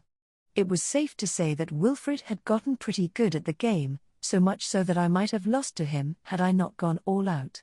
He would probably be able to consistently beat me by next winter. I've got no issue finding the relevant picture cards, but I just don't have the arm strength to grab them fast enough. I look forward to playing with you all again, I announced. Starting tomorrow, I shall offer sweets to the best player out of you all. Sweets were usually brought to the playroom already, but those with the highest status ate first and passed their leftovers to the rank below them. This meant that the lower status kids didn't get to eat much in comparison, so now that these tasty sweets were essentially up for grabs, the kids were staring at the Cayuta even more intensely than before. Since it was only the first day, we had just brought the Cayuta with us. But from the following day onward, we brought everything else that would be required for the kids' curriculum. After breakfast, we had training with the Knight's Order. And while everyone was running laps, I practiced walking. Eckhart was following close behind, watching me with eyes like a hawk to make sure I wasn't about to collapse. Come third bell, it was study time. We played Cayuta, read aloud from picture books, and had the kids read and write according to their skill levels. Wilfred now knew the entire alphabet, so his task was to write out the contents of a picture book on another sheet of paper. Such was the skill level of a 7-year-old arch-noble, and the equivalent to how much 8-year-old med-nobles and lay-nobles knew, so he was just barely keeping up as the Archduke's son. Meanwhile, I was reading books from the Bookworm, summarizing the content elsewhere, and starting to write out the text of my next picture book. It really was a blissful time. As for math, on top of our regular lessons, we played card games involving addition like blackjack. Many of the children weren't particularly good at math, so it was admittedly fun to see them frowning hard as they tried to play the game. The kids who showed they were good at math earned some sweets after the games. Everyone then practiced Haarspiel at the same time. Some kids wouldn't get better without talented teachers, so having them be educated by the musicians who served the Archduke's family, such as Rosina, was a surefire way to ensure some impressive growth. I had been given permission from Florencia to boost the base stats of all the noble kids in the duchy over the winter, and the tutors were all being paid for, so they did their work without any complaints whatsoever. I have never seen such an orderly playroom before, said one attendant, going on to praise both Wilfred's and my efforts with a smile. He apparently watched over the playroom each year, mentioning that it had previously been a place where arch-noble children used their status to bully lay-noble kids, forcing the attendants to step in and arbitrate when necessary.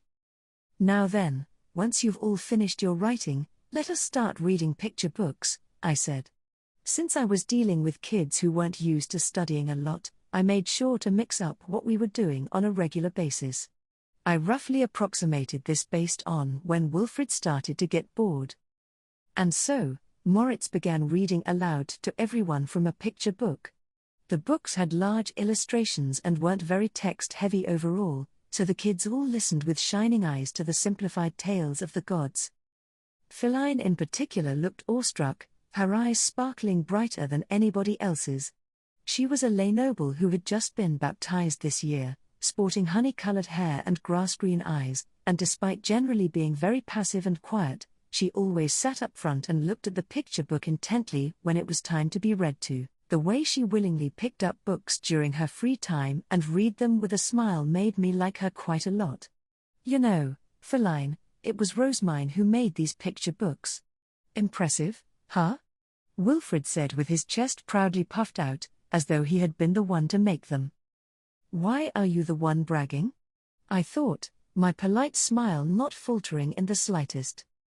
Feline's cheeks flushed, and she turned to me with innocent, glittering eyes.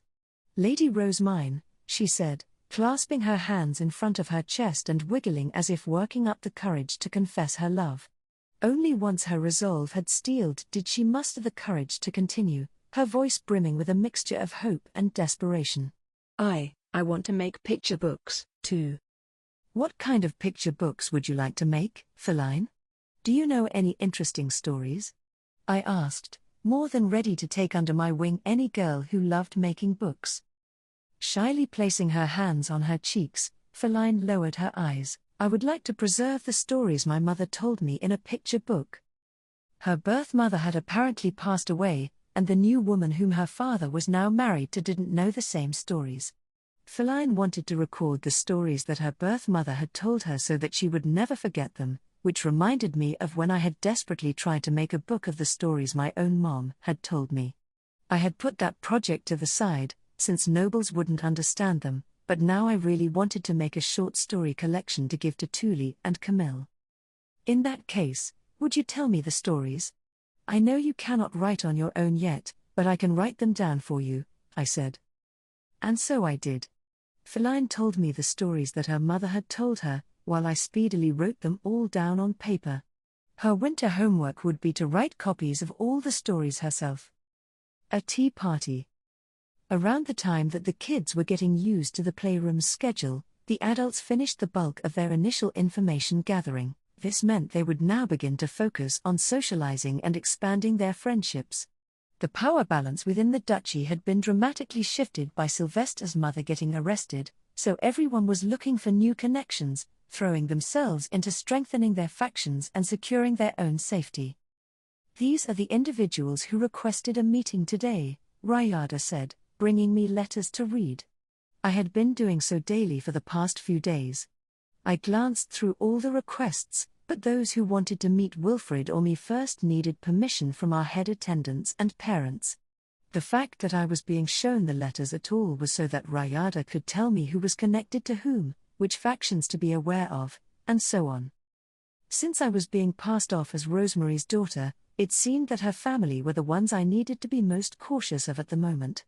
They had apparently been going all around in winter society declaring that I was their niece. People were suspicious of these claims since their requests to meet me were being repeatedly declined, and Rayada had said that we couldn't be sure what methods they might use in the future to try and contact me.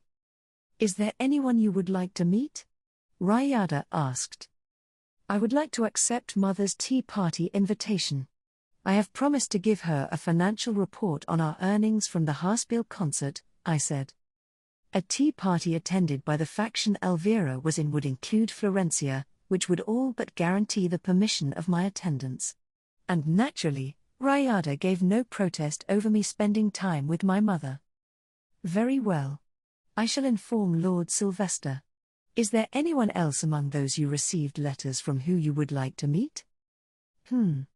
I would like to meet Henrik, I said, holding up a letter that I had been a little curious about. It contained an apology for last year's Trombe incident, but also expressed his desire to meet me directly, if possible, to thank me for saving Damiel from greater punishment. He is Damiel's older brother, no. He said that he would appreciate a chance to apologize and thank me in person. I thought for a moment, then continued. There is one other, too. I would like to meet Brigitte's older brother. She has mentioned before that Ilgner has quite an active lumber industry, so we might be able to work out some arrangements that aid the paper-making industry. It was possible that the trees growing in Ilgner differed from those around Ehrenfest, and some would ideally be good for making paper with. While listening to my eager explanation, Ryada plucked a letter from the pile and held it up. Milady. If you meet with him, then you will need to meet with Angelica's family as well. Otherwise you will be meeting the families of all your guard knights except her. I had personal reasons for meeting Elvira, Henrik, and Brigitte's older brother, but from an outsider perspective, it would appear as though I was meeting the families of all my guard knights. According to Ryada, exclusively not meeting with Angelica's would risk giving birth to rumors that I did not trust her or she had earned my displeasure. In that case, I will meet with Angelica's family as well, I said. It's just that I know less about her than I do the others, so I think we might need to postpone it for just a bit. I couldn't meet her family until I knew more about them, and Ryada nodded in agreement with this sentiment. Actually, Ryada, will I not need to meet with the families of my attendants, too? The only person in my family who would be eager to meet you is Justus, so no. He is a strange man who cares only for gathering the most bizarre and pointless things, she said, wrinkling up her nose. As his mother, it seemed that Ryada viewed Justus as a problem child due to his lust for new information and materials. But in any case, she determined that there would be no particular reason for me to meet the family of my other attendants either, so we settled on just meeting with the guard knights' families. Naturally, the first thing I was given permission for was Elvira's tea party. But since it was a large-scale tea party with everyone in her faction being invited, it wouldn't be taking place until a long time from now. A few days later, I was given permission to meet with the families of all my guard knights. The dates were put in order, with Damiel's older brother Henrik being the first person I was due to see.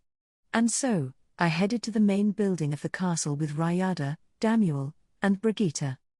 Ever since that was decided, Damiel had repeatedly mentioned that the thought of attending a meeting with both myself and his older brother was stressing him out, much like a student attending a parent-teacher conference, but it was necessary that he accompany us. Cornelius and Angelica were both at the Royal Academy, leaving him and Brigitte as my only guards.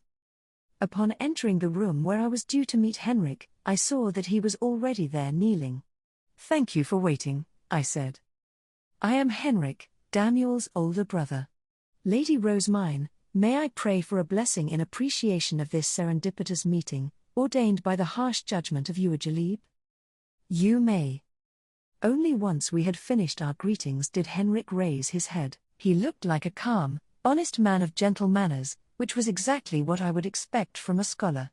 Aside from his eyes and hair being a darker brown than Damiel's, the two siblings looked just alike in every way.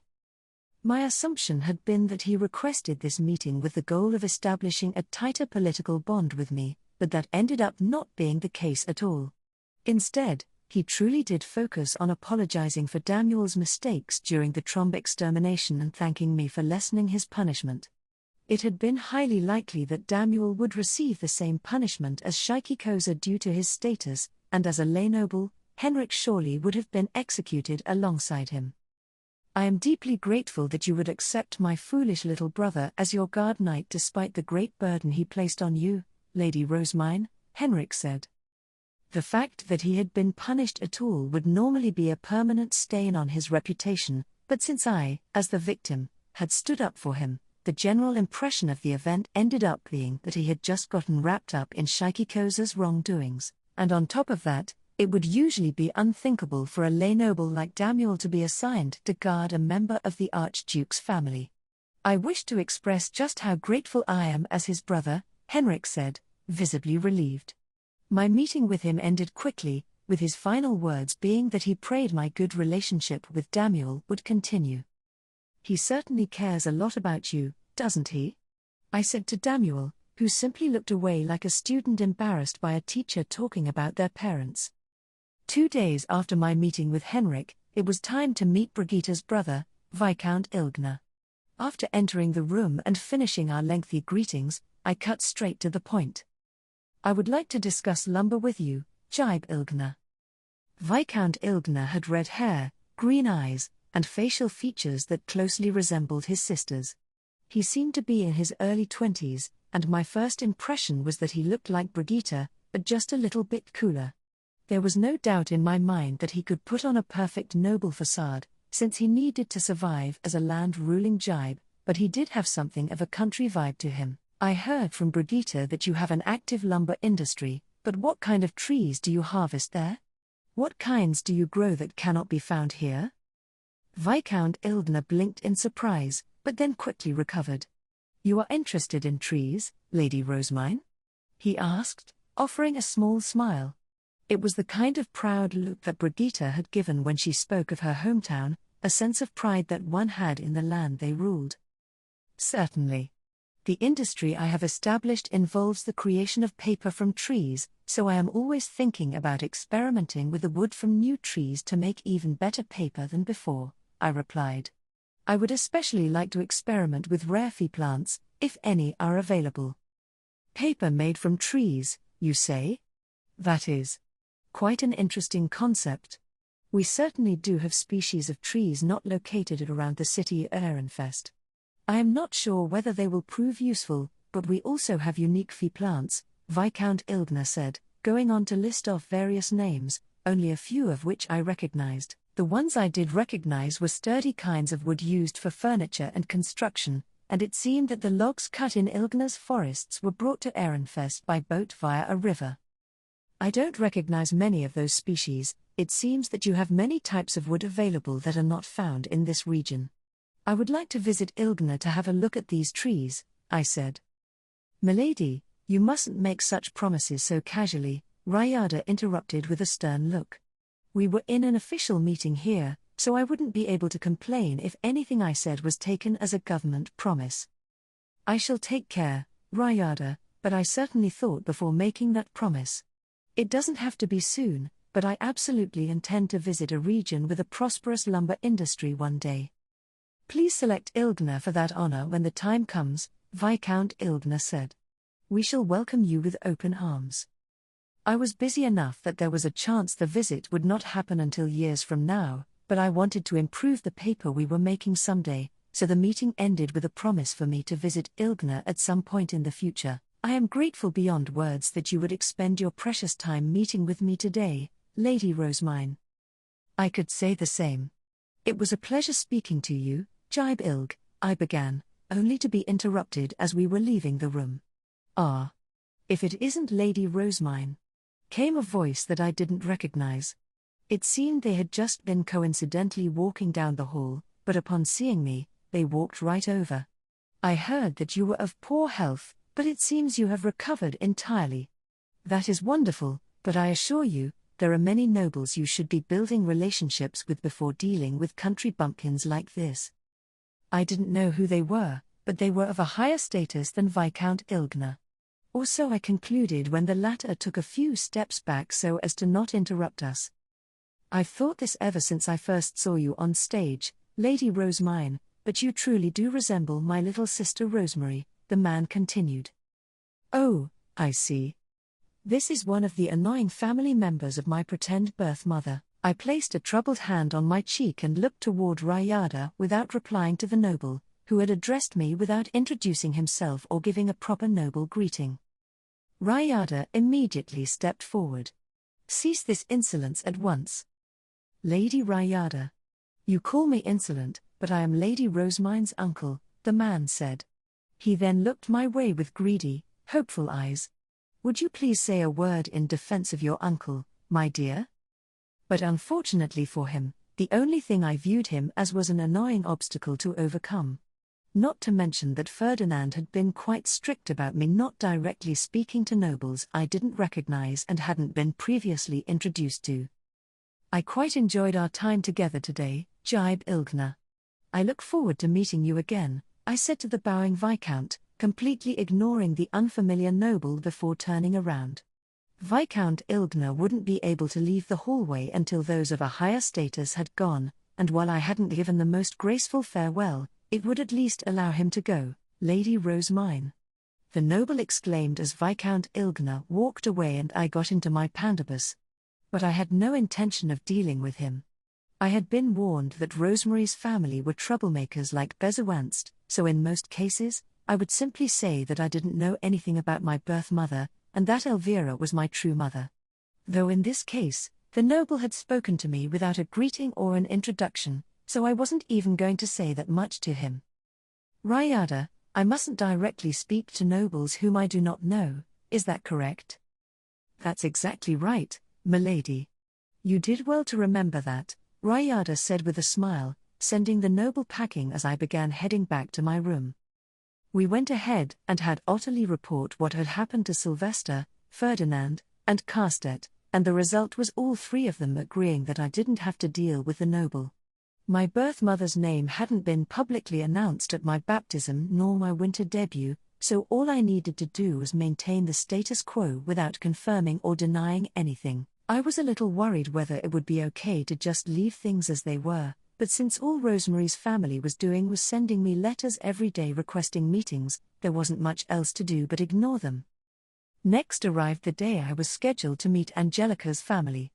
I entered the meeting room to find a man and woman already kneeling in wait, who I could guess were her parents. That much was normal, but it was when I sat down that things took a strange turn. We express our sincerest apologies for what has occurred. They both exclaimed at once. What? I replied, blinking in surprise at their sudden apology. I was completely lost. Ryada strode forward as I sat there in a daze. What exactly are you apologizing for? Did Angelica not commit some unforgivable mistake? The man asked. We couldn't think of any other reason why Lady Rosemine would summon us for a meeting. Wow. From my perspective, I was only meeting with them so they wouldn't feel excluded, but to Angelica's parents, this was a sign that their daughter must have committed some terrible mistake that would get her entire family punished. We were surprised enough when Angelica told us that she wanted to become a knight before entering the Royal Academy, but when we heard that she had been assigned to guard the Archduke's adopted daughter, our vision practically went black. The man continued. That daughter of ours could never guard an honorable lady of such high status. We were certain that she would commit a fatal blunder sooner or later, and so when we received this summons, we just assumed it had finally happened. Despite being born into a family that was known for producing attendance, Angelica hated studying, and while she would always do as she was told, she never acted unless explicitly instructed to. In other words, she was hardly suited to being an attendant. It seemed that her parents had spent their days in fear of what blunder she would make after being assigned to guard me. I heard from Angelica herself that she does not enjoy studying, but it is not like she disobeys orders, and she expresses her desire to be a good servant to me, I said to console them. Her actual words had been closer to saying that I should do her thinking for her, but her parents were high-strung enough that I decided it would be better not to mention that. The meeting ended quickly, with me assuring them that Angelica was working hard. Yet more days passed after meeting Angelica's parents, and finally, it was time for me to give a report on the Haarspiel concert. Since men were not allowed at women's tea parties, only Brigitte was accompanying me today, with Daniel getting the day off. My only attendants were Ryada and Ottilie, the latter of whom was carrying a box containing financial reports which would be passed out to everyone in attendance. I had printed out these reports specifically for this tea party, ultimately going through many failed versions as Ferdinand shot them down one by one. This had proven a little costly but overall not too expensive, since I was using sheets of paper that were only half as big as usual and had only made enough copies for the faction that Elvira belonged to. It was a small investment to encourage them to continue donating to and supporting the printing industry. Good afternoon, everyone, I began. I will now report to you all where your funding has gone. Please examine the paper that has been distributed to you. It shows how much money was earned at Ferdinand's concert, as well as where these earnings went. Thanks to all of your assistance, The children of the orphanage have a place to work, and now have the resources to survive the winter. But nobody seemed particularly interested in the report. They were surprised by how much we had earned in total, but it was so rare for people to say how they spent their donations that my detailed report mostly just raised a few eyebrows. As it turned out, they had gathered here hoping that there would be new illustrations available to buy, not because they cared about where exactly their money had gone. I could even see some women visibly disappointed upon seeing that their reports had nothing but letters and numbers on them, Elvira included. Once I had gone through the reports and opened the floor to questions, the women began asking me for more beautiful illustrations drawn by Wilma. Lady Rose, mine, the portrait of Lord Ferdinand that you sold at the concert was truly splendid. I have looked at mine every day since, one said. I was hoping to buy one for myself today, having missed my opportunity before. When will they be sold again? Asked another. Do you have any plans to hold another concert? A third asked. Everyone, I can see the glimmer in your eyes. Do you really want pictures of Ferdinand that badly? Given how passionate they were about this, I was pretty sure that I would be able to earn 10 fortunes from them without much effort. And I absolutely would have, had I been allowed to. But alas, it was hard to imagine Ferdinand ever giving me a second opportunity to profit off his image. Unfortunately, the full set of 3 illustrations ended up in the hands of Ab Ehrenfest, who proceeded to show Lord Ferdinand. Suffice it to say, he made me swear never to sell such illustrations again, I announced. The cruel reality that there would be no second printing of the Ferdinand illustrations made the noble wives gasp and groan in horror. Particularly devastated were the weeping younger ladies who had lacked the money on hand to buy the illustrations during the concert. I even attempted to put a small illustration in the corner, but he refused me at every turn. I thought it over for days, and days. Until eventually, I came up with the report you see before you. Rose mine, have you hidden something within it? Florencia asked in amusement, glancing my way. Elvira leaned forward over the table, her eyes full of anticipation. I was certain that you would think of something. At that, everyone's eyes fell on me. I cleared my throat and picked up one of the financial reports. I thought it would be a waste of paper to have them serve as a financial report and nothing more. After all, paper and ink are far from inexpensive, I said, cackling a little as I turned the paper around. At a glance, the report had what seemed to be random lines all over it. I had only shown Ferdinand the cover of my report, and even had he looked at the back, the lines would have simply appeared as accidental smears and smudges. A knife please, Rayada. After taking the paper knife from her, I cut the report in half, then began folding the 2 pieces into an origami shuriken as everyone watched. Once the folds were done, 2 distinct pictures of Ferdinand could be seen on either side of the shuriken, each wearing different expressions. Oh my! Elvira chirped upon seeing the shuriken. She then let out a heavy sigh as I turned it around to show the front and back in turn. How do I do that? One noble lady asked frantically. Please teach me, cried another. The tea party had suddenly turned into an origami classroom. After teaching everyone how to fold the paper, I looked around at the gathered women. This secret technique must be known only to those gathered here today. Should Ferdinand discover this as well, he will no doubt forbid me from ever printing anything else ever again. Indeed. This secret will die with us, Elvira began. And since we know everyone who has attended this tea party, should the secret ever be leaked, it shall be a simple matter to identify the criminal.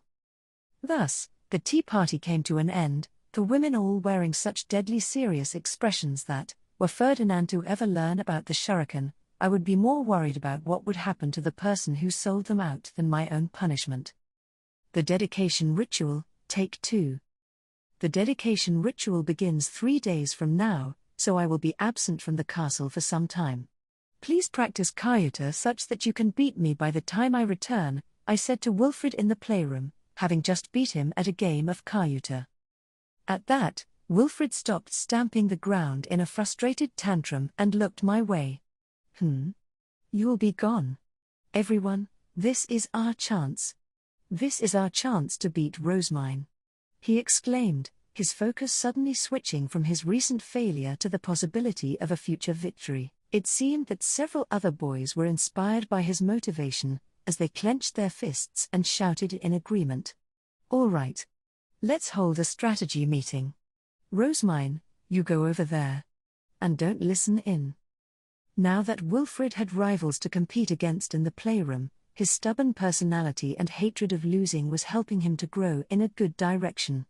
With his goal this winter being to beat me in Cayuta, he had gathered allies and started holding strategy meetings, which was as heartwarming as any innocent group of elementary schoolers having fun. "For how long will you be in the temple, Lady Rosemine?" Feline asked, her grass-green eyes full of worry. But I didn't have a clear answer. There was a chance that this year's dedication ritual would face a lot of problems with the former High Bishop unable to contribute, plus we needed to consider the chalices that Sylvester had agreed to fill without asking us. "I'm not certain how long it will take to fill all of the chalices, so I unfortunately have no answer to give. If you have the time though, Feline, you can write out copies of this story while I'm gone," I said, handing her a written copy of another story her mother had told her.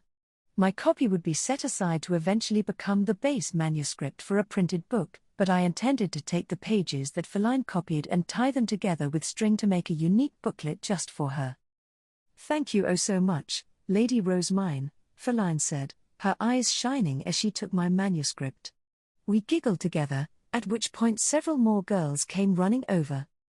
Lady Rosemine," I asked my mother to tell me stories as well," one said.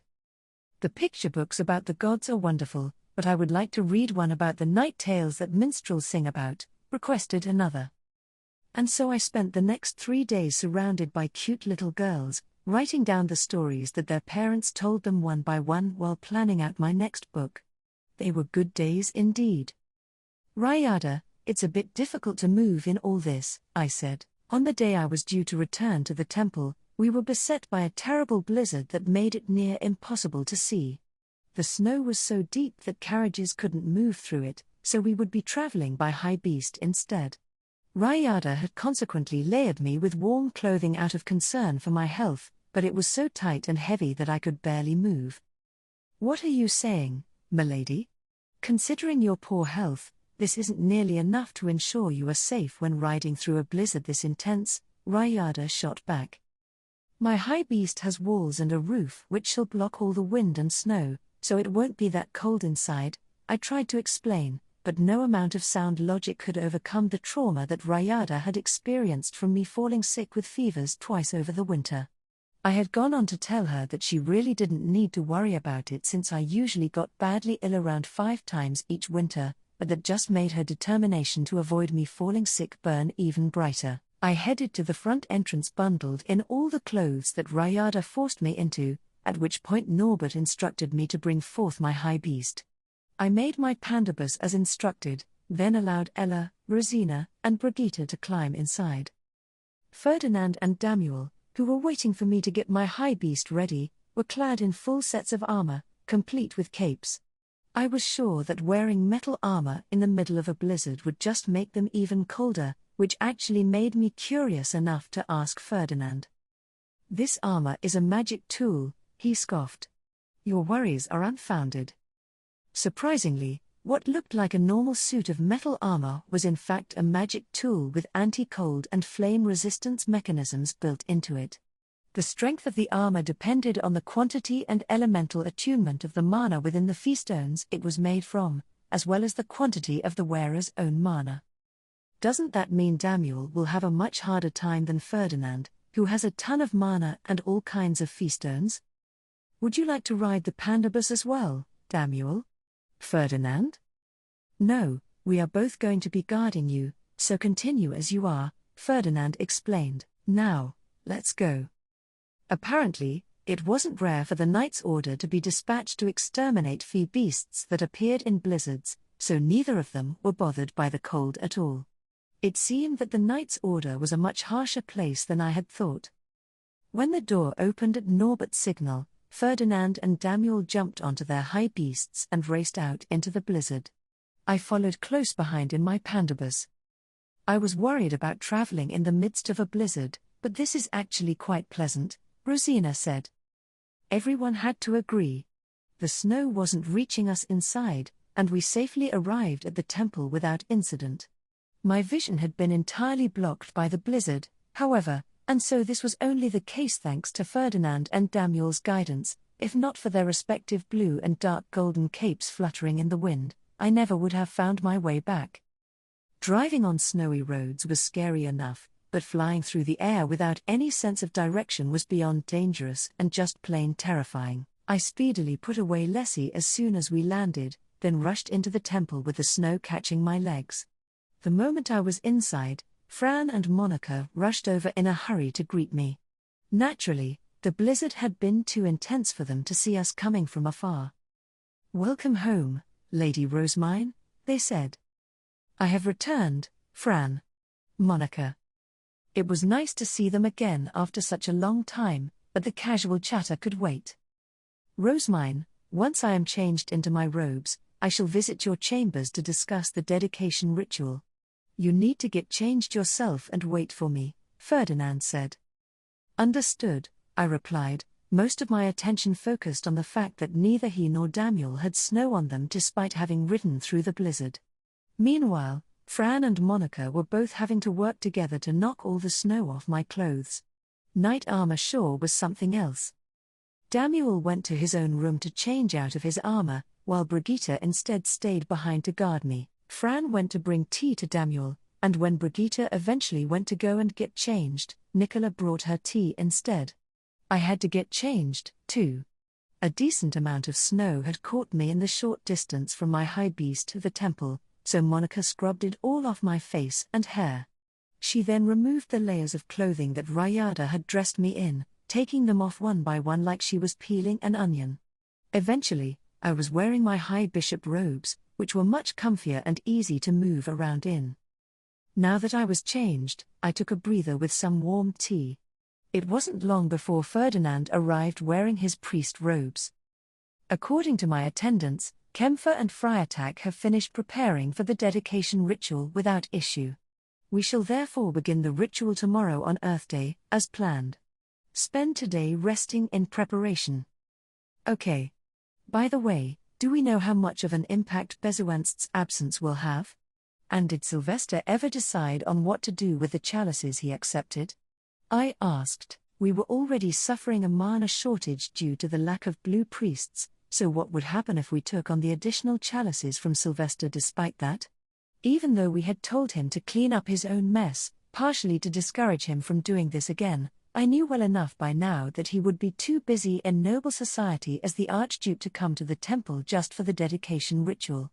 Ferdinand had previously mentioned he had some kind of plan, but I wasn't sure whether it had worked out. Sylvester and Florencia fulfilled their duty, the chalices won't be any problem, Ferdinand said, taking 2 feastones out of a pouch on his hip. They were a type used for absorbing mana, and I could tell that they were both completely full. It would take someone with a lot of mana to fill up just one of these. "Don't tell me, you had them use their mana for this?" I exclaimed in surprise. "Of course not. They are both dedicating their mana to maintaining the duchy. I would never ask them to offer up their mana for something like this. I honestly wouldn't put it past you to do just that, Ferdinand. I thought you had stolen a bunch of mana from them as a way of making them take responsibility for their own actions," I said, sighing in relief that my worst fears had been unfounded. Ferdinand's lips curled into a smirk as he rolled the feastones in his palm. "This year, we have 2 criminals at our disposal with much more mana than Bezuanst. In fact, as far as the temple is concerned, we have a larger bounty of mana available to us than last year. Leaving those 2 alive without executing them shall greatly benefit the duchy." Judging by that evil smile, Ferdinand had no doubt forced Sylvester and Florencia into stealing mana from Sylvester's imprisoned mother and Count Bindewald under the logic that, if they weren't going to provide it themselves, they would have to get it from somewhere. You could always count on Ferdinand to get things done, namely because he would thoroughly exploit every single tool available to him, and that was precisely why you didn't want to make an enemy out of him. "I will teach the blue priests to use the feastones for the dedication ritual," and with this much mana, we should be able to finish much quicker than last year, Ferdinand continued confidently. Teaching them may prove rather difficult, since their mana is so comparatively weak that they will not be used to handling this much at once, but it will make our future much easier. But in any case, I shall be going to teach Kempfer and Friatak how to use mana. You stay here and contain yourself. Consider yourself forbidden from visiting the orphanage today. Rest well so that you do not collapse. Under normal circumstances, I would need to be in the ritual chamber from start to finish as the High Bishop, but we would be prioritizing my health and mana offering over tradition this year. Instead, Ferdinand would be watching over the ritual proceedings as the High Priest. I expect that you will be summoned to gather your winter ingredient in the middle of the dedication ritual as well, so keep yourself as healthy as possible, he instructed. On the first day of the dedication ritual, I was bathed early in the morning and changed into my ceremonial robes. Unlike last year, my ceremonial High Bishop robes had a golden cord and a silver sash around my waist. Everything else attached to it was red, and my hair stick was the same one that I had worn during my debut.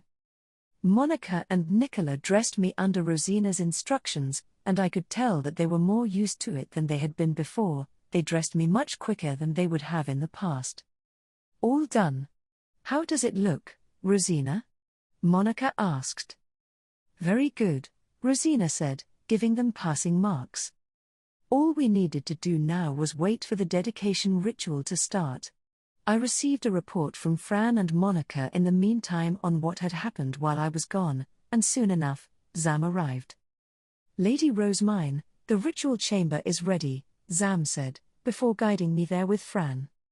The High Bishop's chambers were the closest room in the temple to the ritual chambers, so it was a much shorter trip than last year. I watched my feet as I walked, making sure not to step on the hem of my robes, and the grey priests by the doors to the ritual chambers opened them as we approached.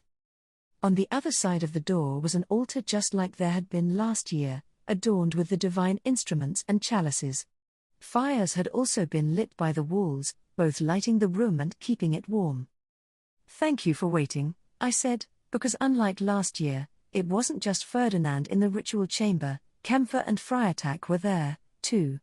They were each carrying a mana-packed feast stone, waiting with tense looks on their faces. We shall now begin, Ferdinand said, prompting me to step forward before kneeling before the altar himself, both hands pressed against the red cloth. Kempfer and Friatak followed suit, placing their feast stones directly onto the cloth before covering them with both their hands. I walked to Ferdinand's side, then a few paces further before kneeling in front of the three of them. I then looked up at the altar before lowering my head and placing my hands on the cloth. Last year, I had just needed to repeat the words of prayer as Ferdinand said them, but I would be the one leading the prayer this year. I inhaled deeply, then began. I am one who offers prayer and gratitude to the gods who have created the world. The three men behind me repeated the prayer, their deep voices reverberating through the hall. O mighty King and Queen of the endless skies, O mighty eternal five who rule the mortal realm, O goddess of water flute rain, O god of fire Leidenschaft, O goddess of wind Schutzarea, O goddess of earth Jejel, O god of life Uajalib. We honor you who have blessed all beings with life, and pray that we may be blessed further with your divine might, I chanted, feeling the mana being drained from my body as I spoke. The red carpet sparkled from the absorbed mana, sending it shooting toward the altar as light. These radiant waves came from behind me as well, which sped up the pace of my mana being drained. That should be enough for now, Ferdinand said. I raised my head and removed my hands from the red cloth, counting the filled chalices while the waves of light briefly continued to flow. Last year, Ferdinand and I had filled 7 or 8 a day, but this time we had managed to fill 40 chalices in a single go. At this rate, we'll be finished by tomorrow, I observed. We would, if the feast stones weren't almost empty. It should take about 3 more days for us to finish the dedication ritual completely, Ferdinand said as he took the feast stones from Kempfer and Friatak to look them over. They were both mostly black now, signaling that there wasn't much mana left inside them. Good work, you two. You may return to your chambers and rest, Ferdinand said. You have been a great help this year. Rest for as long as you need, I added, permitting the two exhausted fellows to leave the room. They had never dealt with that much mana before, and the strain had clearly gotten to them. They expressed their thanks and exited the room. Summon all the other blue priests. We shall finish this all at once, Ferdinand instructed the grey priests outside the door. They then went off as instructed, their footsteps barely audible. This will be a lot easier than last year if we can finish in just 3 more days, I said cheerfully. Last year, Ferdinand and I had basically needed to fill every single chalice by ourselves, on top of the chalices from other duchies that Sylvester and Bezuanst had pushed onto us. I had been steeling my resolve to do all that while socializing with the nobles as well, so I couldn't help but smile at my good fortune. Unlike last year, the process will not take over 10 days. In fact, at this rate, we will undoubtedly be able to finish the dedication ritual before it is time for you to gather your winter ingredient. So long as you feel your mana and stamina recovering after some rest, we will have nothing to fear, Ferdinand replied. Filling the ruelle with mana had been pretty intense, and it took quite a lot to dye something like that. Last year, I had needed to force down that disgusting potion to recover my mana during the dedication ritual, so I was genuinely glad to have some leeway. Though we would have been able to finish even sooner without those extra chalices, I thought, glancing over at the ones that Sylvester had pushed onto us. Ferdinand, what duchy do the chalices that Sylvester gave us belong to? I asked. Frenbeltag, the duchy to the west of Ehrenfest. I mentally envisioned a map of Ehrenfest, thinking back to how I had once heard that the Archdukes of Ehrenfest and Frenbeltag got along amicably. We're on good terms with their Archduke, right? We have a good diplomatic relationship with them, yes. The problem is that both Sylvester and Florencia are weak to their requests, Ferdinand replied. Up until now, Ehrenfest had taken a diplomatic approach with Frenbeltag, requesting favorable terms and refusing them based on the time and situation. But according to Ferdinand, both Sylvester and Florencia would be dominated in future discussions unless he personally accompanied them. I can understand Sylvester, but Florencia as well. Really? Frenbeltag's Archduke is the older brother of Florencia, and his wife the older sister of Sylvester. As younger siblings, the two find it hard to stand their ground against them. As Ferdinand explained, Florencia was the younger sister of Frenbeltag's Archduke, having married into Ehrenfest herself, while Sylvester's second oldest sister had married into Frenbeltag. What's more, unlike Ehrenfest, Frenbeltag had gotten completely wrapped up in the civil war that had occurred several years ago, which had led to the previous Aup getting executed. Florencia's older brother had subsequently inherited the position, and was desperately trying to lead the duchy into a safe recovery. In other words, they were having a lot more trouble than Ehrenfest, and in more ways than one. They are such close siblings that they wish to help them, but it has been up to me to follow up on their concessions. You saved me from repeating that once again this year, Rosemine. Ferdinand, should I take that to mean you once again intend to use me as a weapon against Sylvester in the future? I asked, glaring up at him. He simply raised an eyebrow, completely unfazed. You are the High Bishop, whereas I am merely a humble High Priest. How could I ever defy you? Ferdinand, I think you should look up the word humble in a dictionary. It's rare for you to misremember something so horribly. The blue priests arrived to see Ferdinand and I menacingly chuckling to each other. They froze in the doorway, fear evident on their faces, so Ferdinand gestured for me to leave. You may return to your chambers and rest now, High Bishop. And so I shall. I pray the rest of the ritual goes well, I said, smiling politely at the other blue priests before returning to my chambers. When I returned, I called Monica and had her change me back into my normal robes. Fran, it seems that the dedication ritual shall be ending sooner than expected. I will be returning to the castle earlier as well, I said. Do you know when that will be? He asked. Ferdinand mentioned that it would take 3 more days, but that's as much as I know. Oh, and he said that I would need to go with him to gather materials next Earth Day. Fran wrote all that down on his diptych, then placed a hand on his chin thoughtfully. This will be much less of a burden on you than our initial plan of having you leave the ritual midway through to gather materials, then return and continue your participation. The high priest had mentioned preparing many potions, but it seems they will go unused, Fran commented while looking at a box filled with the ultra-nasty potions. I gave a big nod. I am also very pleased about that. In which case, Lady Rosemine, would you care to look over these documents while you are in the temple? Fran asked, bringing over the letters and documents that had piled up while I was staying in the castle. It was simple work that mostly just required me to read, so I happily obliged. Most of the letters were simple, formal messages thanking me for my participation in the Harvest Festival, but there were a few meant for Bezuanst mixed in as well. Is this from his special someone? I wondered aloud. One in particular looked like another of his secret love letters. I wasn't confident in my handwriting recognition skills, but it definitely seemed pretty similar. The first line said something along the lines of, "There is something I must ask of you. Please, you are the only one I can count on." Well, that's pretty unfortunate for you.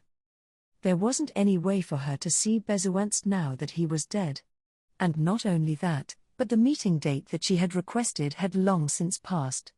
I crossed my arms in thought, facing the letter with no name or sending address. For now, I'll write a response explaining that Bezuanst has passed on, and then ask Ferdinand how to go about identifying the sender so that I know where to send it, I said. Parchment for a reply had been included alongside the letter, so I wrote down my normal response onto it, the same message I gave to everyone who sent a letter addressed to Bezuanst. After a lengthy introduction, I wrote that the former High Bishop had climbed the towering stairway, then wrote a short conclusion. His secret girlfriend seemed to be a noble, so she would probably understand without issue, unlike Hassa's mare. Okay. That should do it. For now, I just needed to set aside my pen and wait for the ink to dry.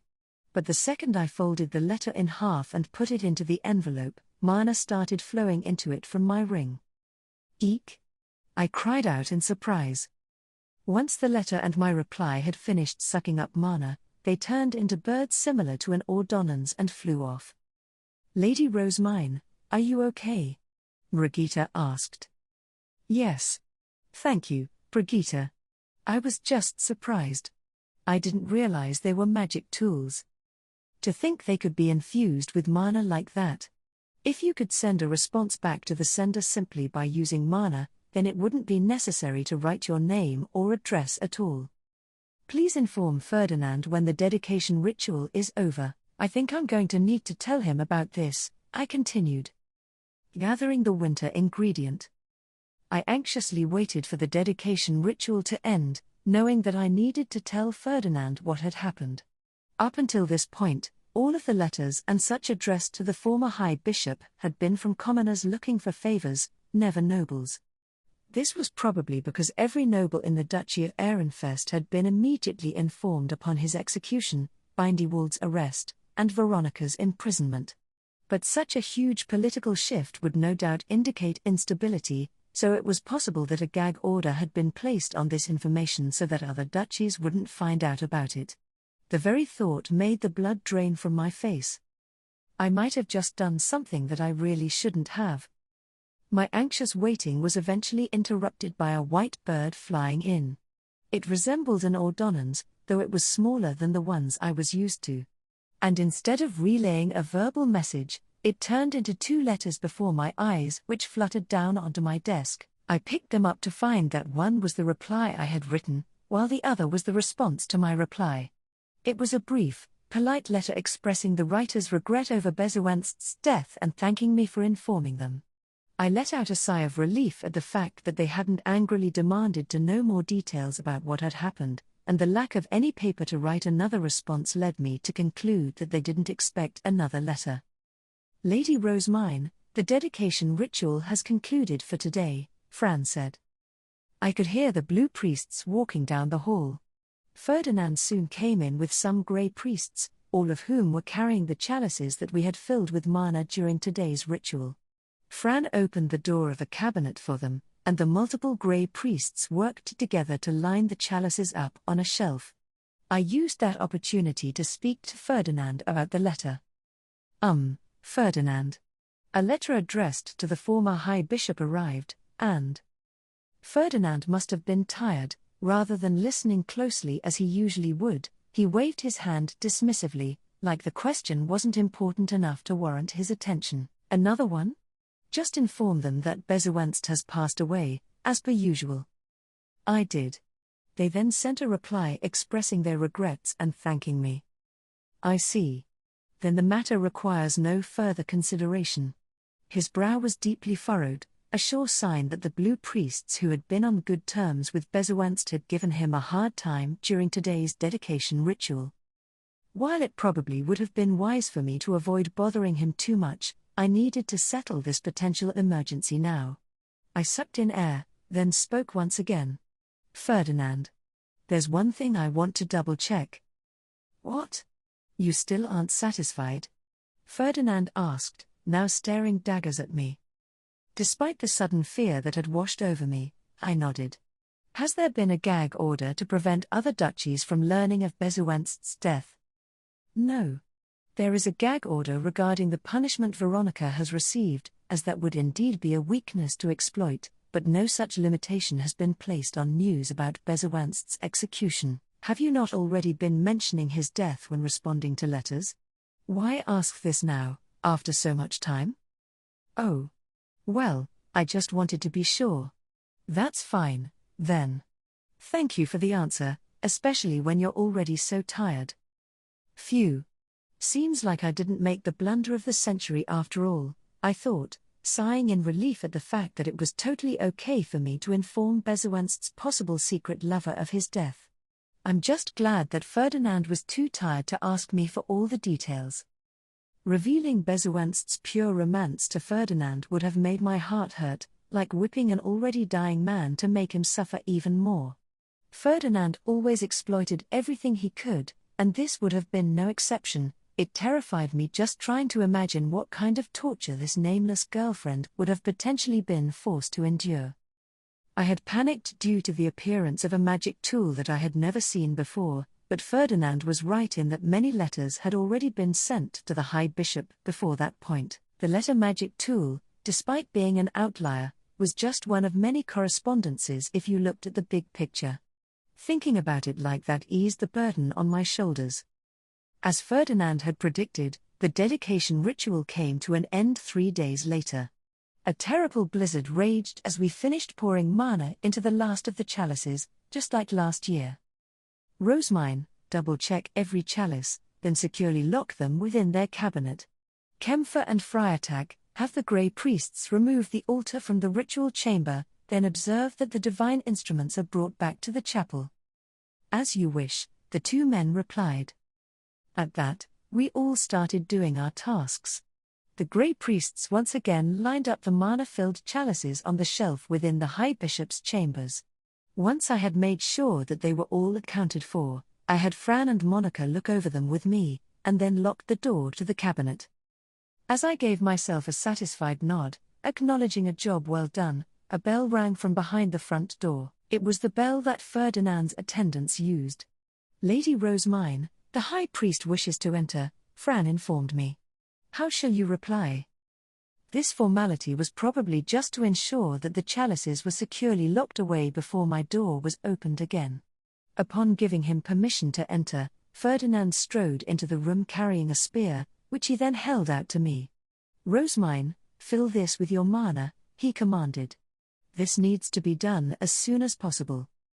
On my second look, I realized that this was a divine instrument that was supposed to be on its way back to the chapel, the spear representing Leidenschaft, the god of fire.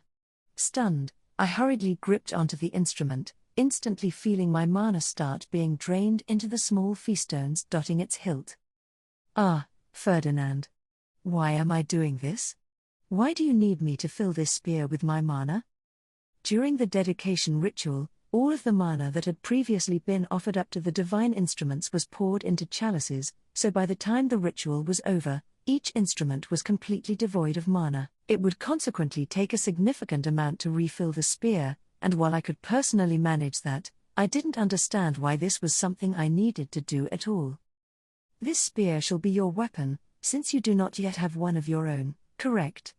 And in order to use this spear, you must first fill it with your mana, Ferdinand replied, giving a shrug as he removed the gloves that he had put on to stop his own mana from flowing into the spear. He was making this sound like it was entirely obvious, but we weren't crossing channels on a fundamental level here. As far as I was concerned, it made no sense whatsoever for me to suddenly start using a divine instrument meant to decorate altars as a personal weapon. I'm aware that I don't have a weapon, but this is a divine instrument, isn't it? This is Leidenschaft's spear. Should I really be using it as my own personal weapon? I exclaimed. We have no other magic tools capable of serving this purpose. I would have had you use a weapon from the Knight's Order if possible, but you lack the stamina and strength of a regular person. As such, you will have to make do with the divine spear for your gathering, Ferdinand explained, going on to note that, since my autumn gathering had ended in failure, he wanted to ensure that my winter one succeeded no matter what. This, of course, meant that I needed a weapon, and the only one that he knew I would be able to use was Leidenschaft's spear. But this is a divine instrument. Are you sure it's okay? I asked, still in disbelief. I have the Alp's permission. And what could possibly be wrong with the High Bishop using something that belongs to the temple? You need a weapon. I provided one. Stop complaining and keep filling it with mana. Honestly, at that point, I genuinely started to feel that I was being the weird one here. I mean, if Sylvester himself was giving his permission as the Archduke, then surely this was indeed okay. Shrugging off my misgivings, I dedicated the next few hours to pouring my mana into Leidenschaft's spear. Though I couldn't help but feel that I was committing a sin of some sort by doing so. O mighty Leidenschaft, I'll be borrowing your spear for just a little while. I promise to give it back, so please, don't get mad at me. Once the divine spear had been filled with mana, I headed to the orphanage. Ferdinand had mentioned that we would be returning to the castle as soon as was feasible once the dedication ritual was over, so this was my only opportunity to go. Gil, Fritz, how is the winter handiwork going? I asked.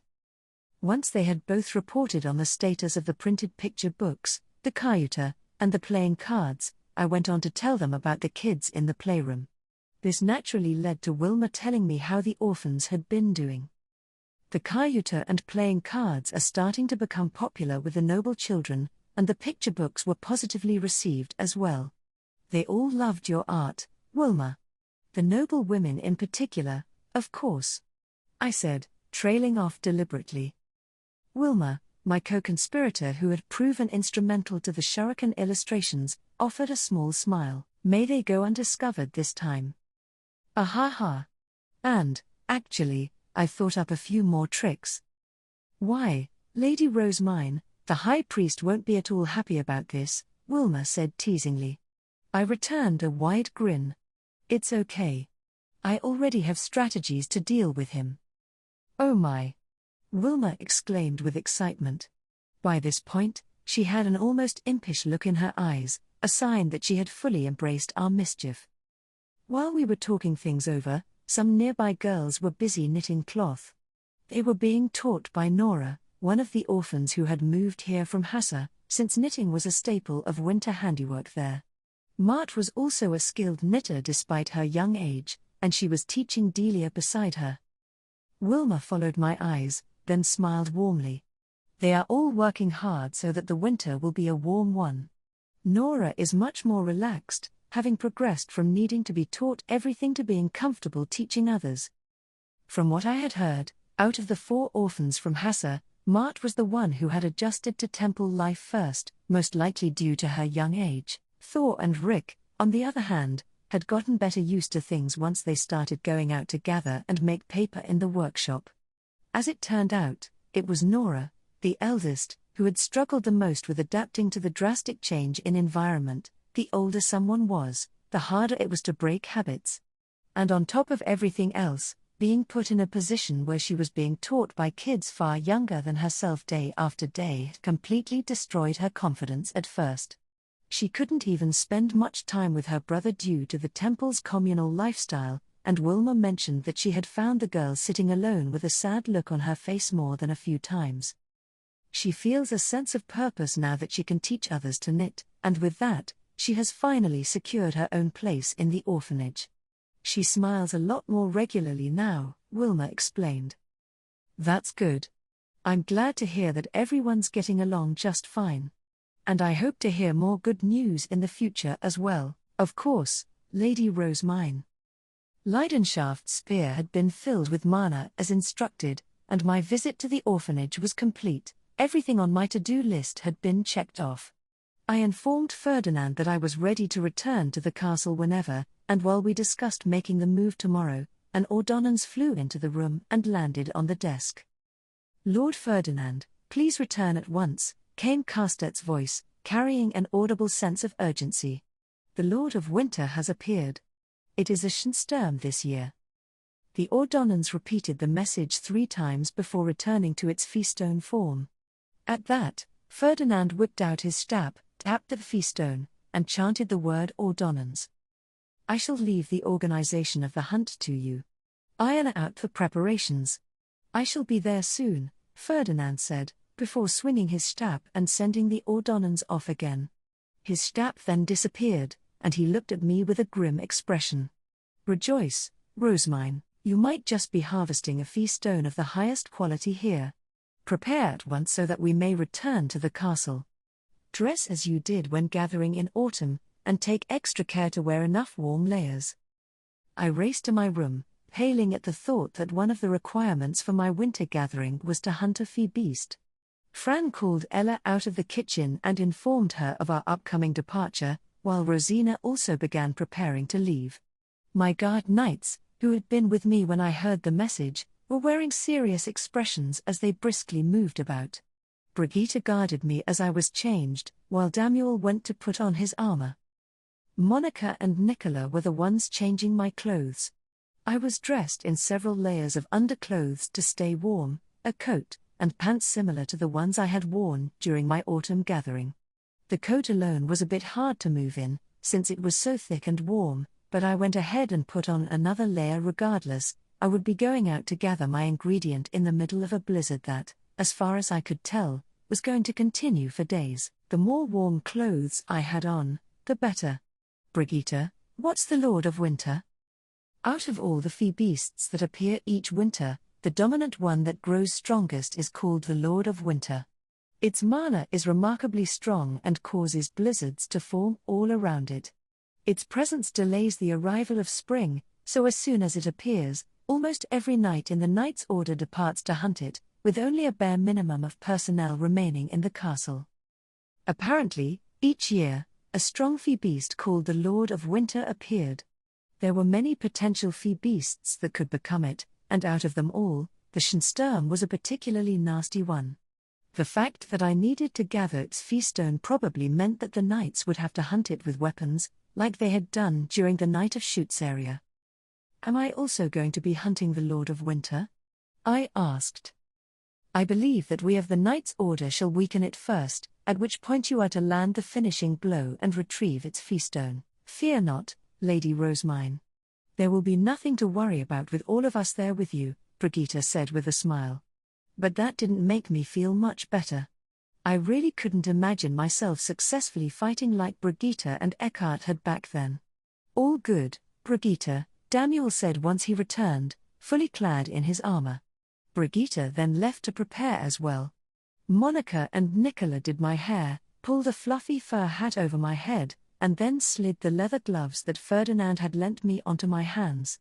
They were apprentice gloves from the Knight's Order, designed to allow mana to flow through them, and they morphed to perfectly fit my hands just as the ring magic tools always did.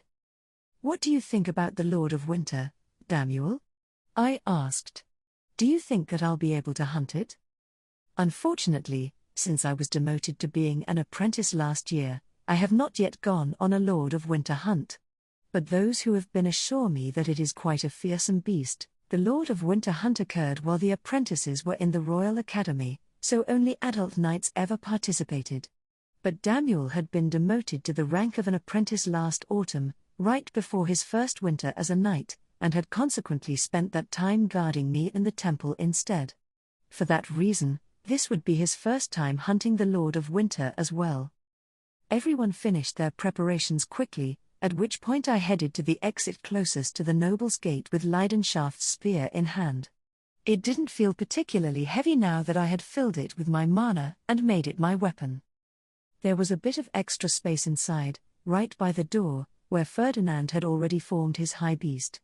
Fran, Zam, open the door on my signal, he instructed. Rosemine, bring forth your high beast and take everyone with you. Brigitte, ride with her. Fran and Zam sped to the door where they awaited his signal, while I made my pandabus and got inside with Ella, Rosina, and Brigitte. Rosemine, the blizzard will worsen as the Lord of Winter rampages, to the point where it will become nigh impossible to see. I will attempt to fly close to you, but take care not to lose sight of me. Brigitte, do what you can to assist her. Yes, sir. Ferdinand spun around, his cape whipping behind him, then jumped onto his high beast more nimbly than I would ever expect from someone wearing a full set of plate armor.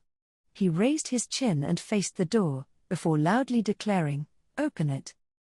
Fran and Zam put their hands on the doors, pulling them open just a little. Heavy winds and ice immediately burst into the room, blasting the doors all the way open with an enormous cracking sound. Ferdinand launched his high beast outside, facing the blizzard head-on, and I quickly followed suit, my eyes locked on his blue cape. We raced out of the temple, and as soon as we had passed the Noble's Gate, Damiel sped past Leslie to line up next to Ferdinand. Their respective dark golden and blue capes flapped in front of me, which I used as markers while driving my pandabus. White snow whipped down from the heavy-looking grey sky, coming at me from every direction and making it impossible to tell which direction the wind was blowing. I probably would have plummeted right toward the ground had it not been for their capes. Lady Rosemine, please turn slightly to the right. We're almost at the castle, Brigitte said, assisting me as navigator from the front seat. Thanks to her help, we arrived safely at the castle without losing sight of our guides. I saw Ferdinand send off an ordonnance, and Norbert opened up the door for us a second later. Ella. Rosina. Hurry into the castle at once. We shall be joining with the Knight's Order, Brigitte instructed, and the two women hurried inside through the door that Norbert had opened. Once the door had closed behind them, Ferdinand signaled to Brigitte by moving his left arm up and down. We then got back on the move. It seems that the knights have already arrived, so we shall be heading straight to the primary training grounds, Brigitte said, following Ferdinand's signals. There were many training grounds being used by the Knight's Order and each one was sizable, which made sense given that they had to practice fighting on high beasts. It was impossible for me to distinguish them from one another, however, since they were all as white as the snow blasting through the air. Ferdinand descended down onto one of the training grounds. Damiel was waiting by the door on his high beast like a landmark, so we went inside first. I have arrived, Ferdinand announced, at which point everyone inside knelt. I stepped out of Leslie and stood next to Ferdinand. The claim that the Lord of Winter was dangerous enough to require practically all of the knights in the duchy except the bare minimum left behind for guard duty had apparently been no exaggeration. The training grounds were already packed with rows upon rows of knights. I had heard that there were 50 stationed within the city of Ehrenfest at any given time, but since we had sent a duchy-wide message, there were now about 250 gathered here. The Lord of Winter has appeared once again. Archknights, focus all of your energy on severing its limbs. Midnights, eradicate its servants. Leynights, take formation around Rosemine's high beast and dispose of any stragglers. Yes, sir. Brigitte, ride with Rosemine. Once she is in position, join with the Midnights. Damiel, operate with the Leynights. Yes, sir. Damiel replied, immediately racing to join the lined-up knights. Ferdinand, watching him go out of the corner of his eye, looked down at me. Rosemine, stand by on your high beast until I come to summon you. Under no circumstances are you to move from your position. Understood. Ferdinand. May I pray for their success in battle? I asked. There wasn't a whole lot that I could do to help, plus it would be easier for me to pray here while it was calm than on a chaotic battlefield. Ferdinand looked at the knights with a frown, then gave a slow nod. I would rather you preserve as much of your mana as possible, but since we are going to be taking the feast stone for ourselves this year and depriving them of resources, I suppose it would only be fair. After confirming that I had permission, I poured mana into my ring and prayed that the knights would succeed in defeating the massive fee beast, a creature so strong that the entire Knights Order had to join together to fight it. O God of War Angrif, of the God of Fire Leidenschaft's exalted 12, I pray that you grant them your divine protection. Blue light soared up into the air from my ring before raining down upon all the knights. It used more mana than I had expected, since there were simply so many present. All knights, prepare, Ferdinand declared. The kneeling knights stood up sharply and began readying their high beasts, and as I moved to get into mine, Ferdinand called out to me. Rosemine, that prayer required a considerable amount of mana, did it not? Drink this before the battle begins. Furthermore, keep your high beast small to preserve your mana. I shrunk Lessie so that he was just big enough for Brigitte and myself, climbed inside, and then looked at the potion that Ferdinand had given me. Mana was absolutely essential for hunting fee beasts, and so he had given me the awful-tasting one that had sacrificed taste for maximum effectiveness. I gulped the potion down, holding back tears all the while. In an instant, my exhaustion faded and my mana recovered. The taste was unbearably bitter, but preparing my body for the hunt was much more important. Now, move out, Ferdinand declared. Carsted and the Archknights were the first to leave, with Ferdinand taking the lead as their vanguard. The Midnights followed close behind, while I joined them in the middle. The Knights of the Order could sense powerful mana radiating from the north, and thus approached it together. We were racing our high beasts toward the source, pushing forward as if taking on the violent blizzard itself. At times, I could hear the clatter of armor as nearby knights turned to look my way. I could guess that they were just trying to get a peek at Lessie, but the noise that their helmets made spooked me every time. The closer we got to the powerful mana, the stronger the blizzard became. Eventually, a massive shadow could be seen in the midst of the swirling snow, at which point Ferdinand immediately ordered me to stop. Rosemine, stay here. Grip your spear and be prepared to jump out at any moment, Ferdinand said. Upon hearing that, Brigitte leapt out of my pandabus and formed her own high beast in midair, nimbly landing upon it. As she flew to join the other Midnights, Ferdinand whipped his blue cape and joined the line of Archknights, while the Leynights gathered around me. Fighting the Schensturm. The wall of Leynights guarded me from all sides as I stayed high up in the air, sheltering inside Lessie. I squinted and tried looking up amid the storm, but the pure white snow was beating against my pandabus and making it impossible to see. It was so bad that even the dark golden capes of nearby knights were nearly entirely obscured from my vision. Through the snow, one of the knights approached on their high beast, Lady Rosemine. It's me, Damiel. I have orders from Lord Ferdinand. May I come inside? I made a door appear on Lessie's passenger side for Damiel to climb through.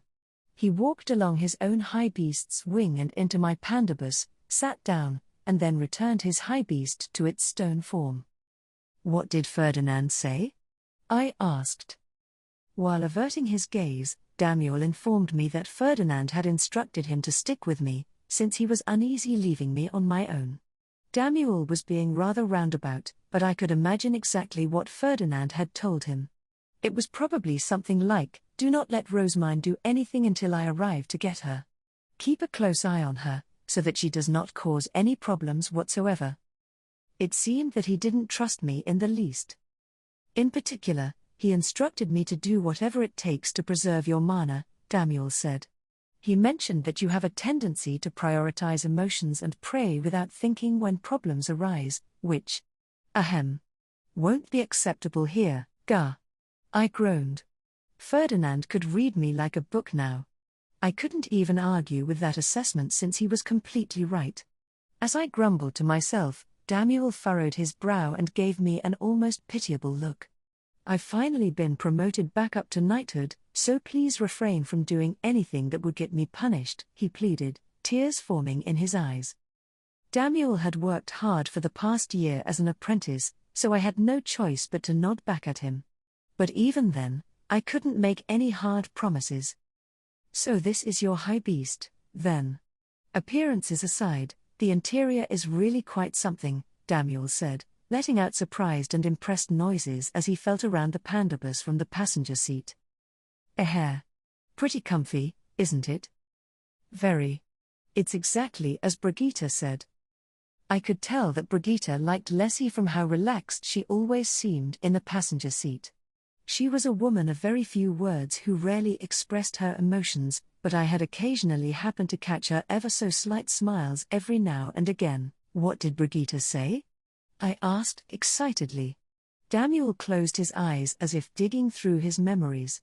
She said that your high beast is very comfortable to ride in, but that she would rather ride on a high beast when in battle so that she would have room to swing her weapon.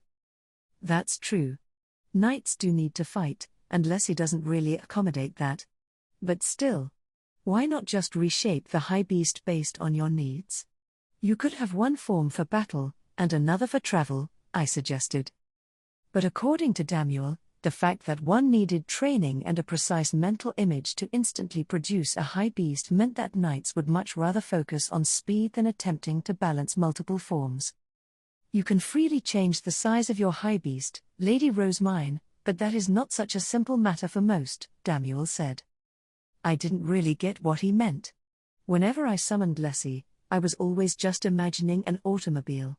It was more or less the same image no matter the size, so shrinking him into a single-seater or making him as large as a minibus didn't cause me any problems. Oh, it's begun, Daniel said. Take a look. Lord Ferdinand and the commander are in battle. I followed his pointing finger to see two bright lights, one on either side of the blizzard center. But no matter how hard I squinted, I couldn't see either Ferdinand or Carstet. All I could see were two lights of equal sizes. It's hard to tell from this far away, but that's the same attack that Lord Ferdinand used to defeat the Gaults back during the Night of Shoots area, Daniel explained. Wait, the attack that killed the Gaults in a single hit? I asked. Steel yourself, Lady Rosemine. A powerful shockwave is coming this way. Daniel yelled sharply, as the two lights raced in unison toward the whirlwind at the center of the blizzard. Light also trailed behind them as they arced through the air before suddenly slamming into the whirlwind, resulting in a roaring boom so loud that I instinctively covered my ears. The whirlwind faltered for a moment, during which I could see the two knights with their greatswords swung downward. Since Ferdinand's attack had managed to kill the Gaults in a single blow, in that moment, I foolishly convinced myself that it was probably already over. But an instant later, the knights closest to the vortex were knocked away one by one. A wave-like disturbance was rushing outward from the center, made visible only by those who were being thrown back. Here it comes, I thought, and just as I braced myself, the shockwave hit us. I gripped Leslie's steering wheel as tightly as I could, pouring more mana into him to keep us in place. The knights around us faltered slightly, but I could see them managing to hold on to their own high beasts as well. We were this far away from the source, and yet it was still enough to nearly knock us out of the air. Just how strong had the blast been at the very center? Once the shockwave had passed, I looked around. Everything had gone silent. The only thing unchanged was the ever-present whirlwind of the blizzard. Did we win? I asked. No, the Sturm is not that easy of an opponent, Daniel replied, staring into the distance. I heard an earth-shaking roar, and the blizzard instantly became more intense. The whirlwind at the center grew to a massive size, turning from a violent vortex to an enormous tornado of destruction. Can we even beat this thing? I wondered, my breath catching in my throat. Snow quickly accumulated into clumps inside the tornado, before suddenly being flung out. They appeared to be no larger than regular snowballs from this distance, but in reality, they were just a little bigger than the knights and their high beasts. I squinted to try and get a better view, and on closer examination realized that the white clumps had taken animal forms, which immediately started attacking the knights. Some looked like tigers, others like wolves, and still others like rabbits. They were of various sizes, but they all attacked the knights, who responded in turn. "What are those things?" I asked. "The Lord of Winter's servants, formed from his mana," Damuel replied tersely as he continued to eye them carefully. Since the white animals were all being created from the Shinnsturm's mana, the tornado was beginning to weaken as more and more were made, slowly revealing the massive Fee-beast at its center. "So that's the Shinnsturm," I murmured. Once the tornado had thinned enough for me to see through it, a Fee-beast even larger than the gigantic golts I had seen on the Night of Shoots area came into view. The Shinnsturm looked entirely like a white tiger made of snow. There were black stripes running down the white fur on its massive body, and sharp fangs jutted out of its mouth like spears. Its eyes were like huge rolling orbs that gleamed with a sharp red light, which might have just been a trait shared by all Fee-beasts. From this distance, it looked like a mountain, with Ferdinand and Karstedt on their high beasts being the equivalent of mosquitoes flying around a cat. The size difference truly couldn't be overstated. The Shinnsturm turned its head, trying to get all of the knights flying around it into its vision. Its movements were much quicker than one would expect of something its size, and when the knights closed into attack, it swung its paw with impressive speed. With each swipe, a blizzard erupted. And when it roared, more servants were born from the swirling snow. "Can we actually win this?" I asked. As far as I could see, Ferdinand and Karstedt's combination attack hadn't even made a scratch on the Shinnsturm. And if that really was the case, then what hope did we have of winning? It seemed to me that nothing we could do would be enough. I looked at Damuel with unease, and saw that he was looking at the Shinnsturm with a severe expression as well. "I believe it will be a lengthy battle of attrition," he said intensely. And his assessment proved to be right. The Shinnsturm's roars caused even more blizzards to form, creating all sorts of white Fee-beasts from the snow. They must not have been very strong, judging by how easily the knights were taking them down, but when destroyed, the Fee-beasts returned to the Shinnsturm in the form of snow. "There are more coming," Damuel observed. Fewer Fee-beast servants meant a stronger blizzard surrounding the Shinnsturm. But before the blizzard could completely obscure it, the beast would let out another earth-shaking roar that echoed out all around it. This roar made more servants appear from the blizzard, immediately lunging at the Mud Knights before being promptly defeated. But it was a never-ending battle.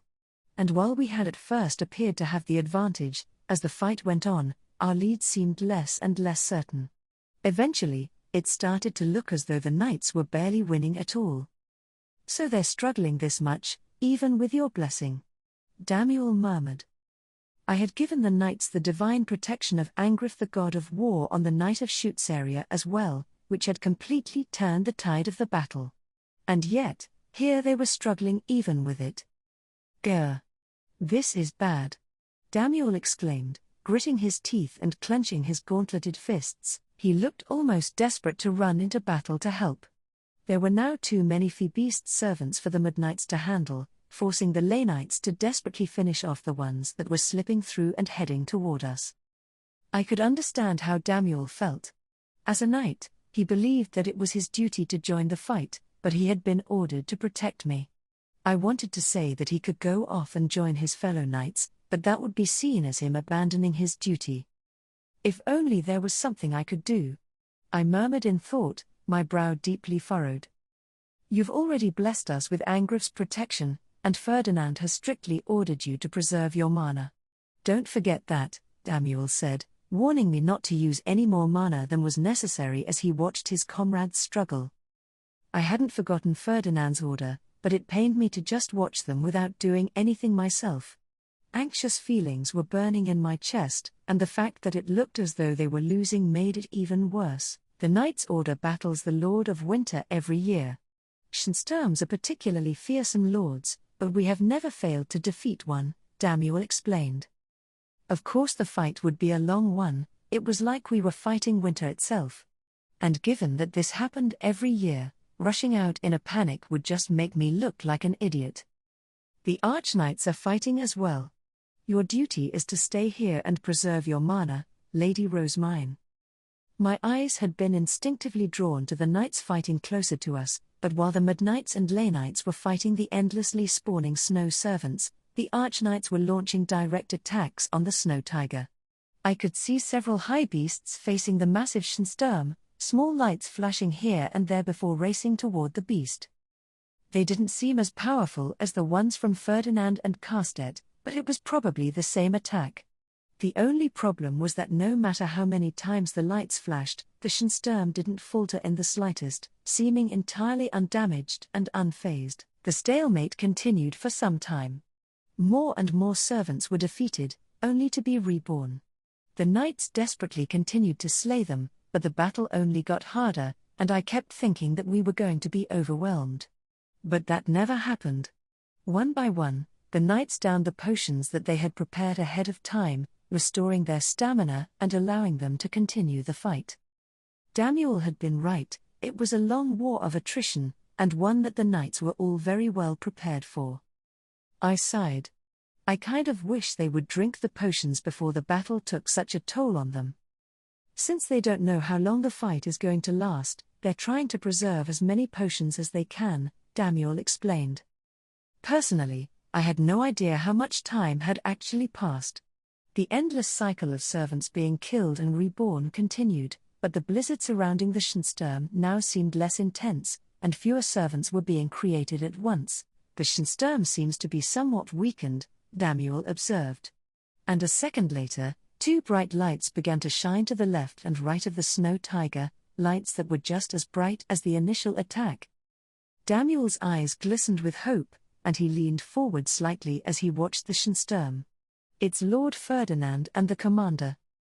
I gripped the steering wheel of my Pandabus and leaned forward as well, squinting to see what might be the final moments of the battle. The two lights launched forward, both aimed toward the Sturm's right foreleg. They intersected in the air before exploding on impact, though the shockwave didn't seem to reach us, perhaps due to the attacks having first pierced into the snow tiger's body. And the two of them must have poured their all into the attacks, as the Sturm's leg was torn apart and quickly fell to the ground. The surrounding Arch-Knights began launching attacks on the other front leg without delay. The focused swarm of blows seemed to be effective, and the Sturm let out a deafening roar. It was different from the roar that had given birth to the endless stream of servants, and the snow tiger now appeared to be rampaging while howling with pain and anger. The blizzard around the beast disappeared instantly, as did all of the servants that the knights had been fighting. Did we win? I asked. I don't know. But the blizzard is clearing, no. It's healing.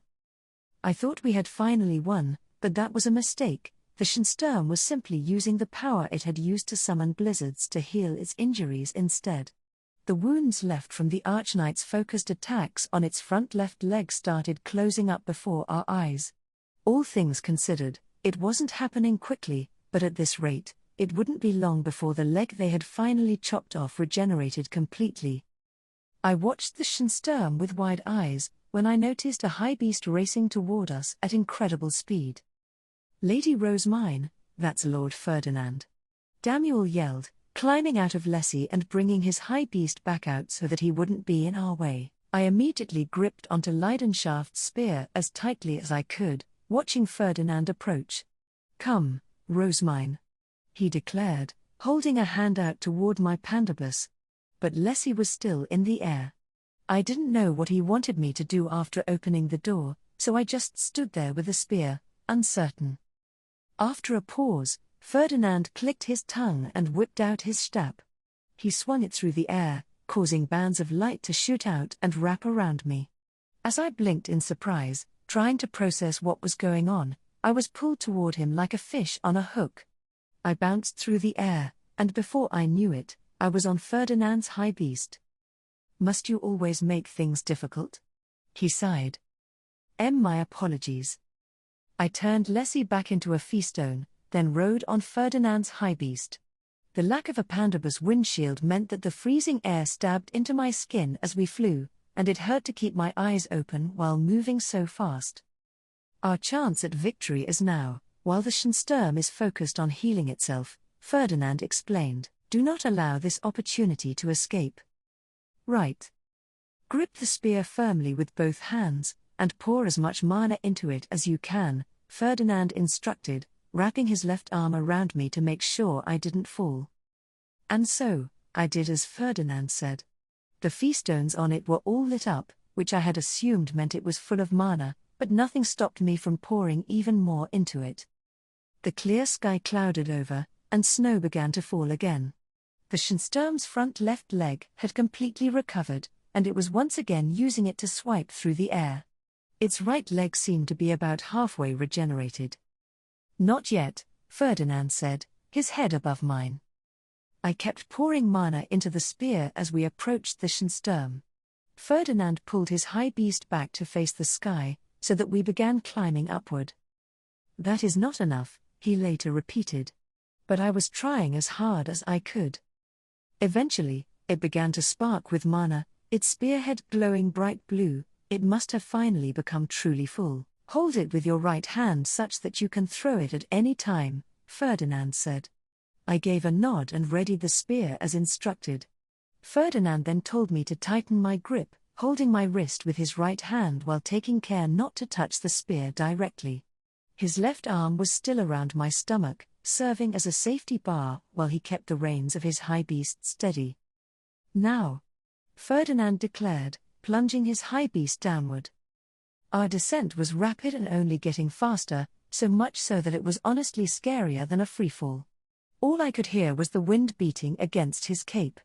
The wind struck my cheeks like tiny bolts of electricity and my stomach churned, hitting me with a wave of nausea and making tears form in my eyes. I screamed silently, the both of us plummeting right toward the Shinnsturm. Throw it. Ferdinand roared, using his right hand to guide my own through a throwing motion.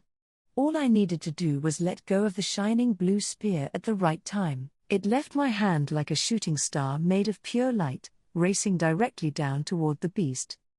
I watched it fall, but Ferdinand wasted no time before pulling his high beast back. I was immediately hit with the impact of our sudden change in direction, forcing a grunt out of my body. An instant later, the earth exploded, and an enormous shockwave hit us from below.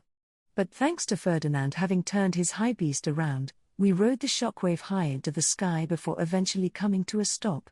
I was clinging to Ferdinand's left arm as tightly as I could, while he, on the other hand, just casually leaned to the side and looked down. Mission complete.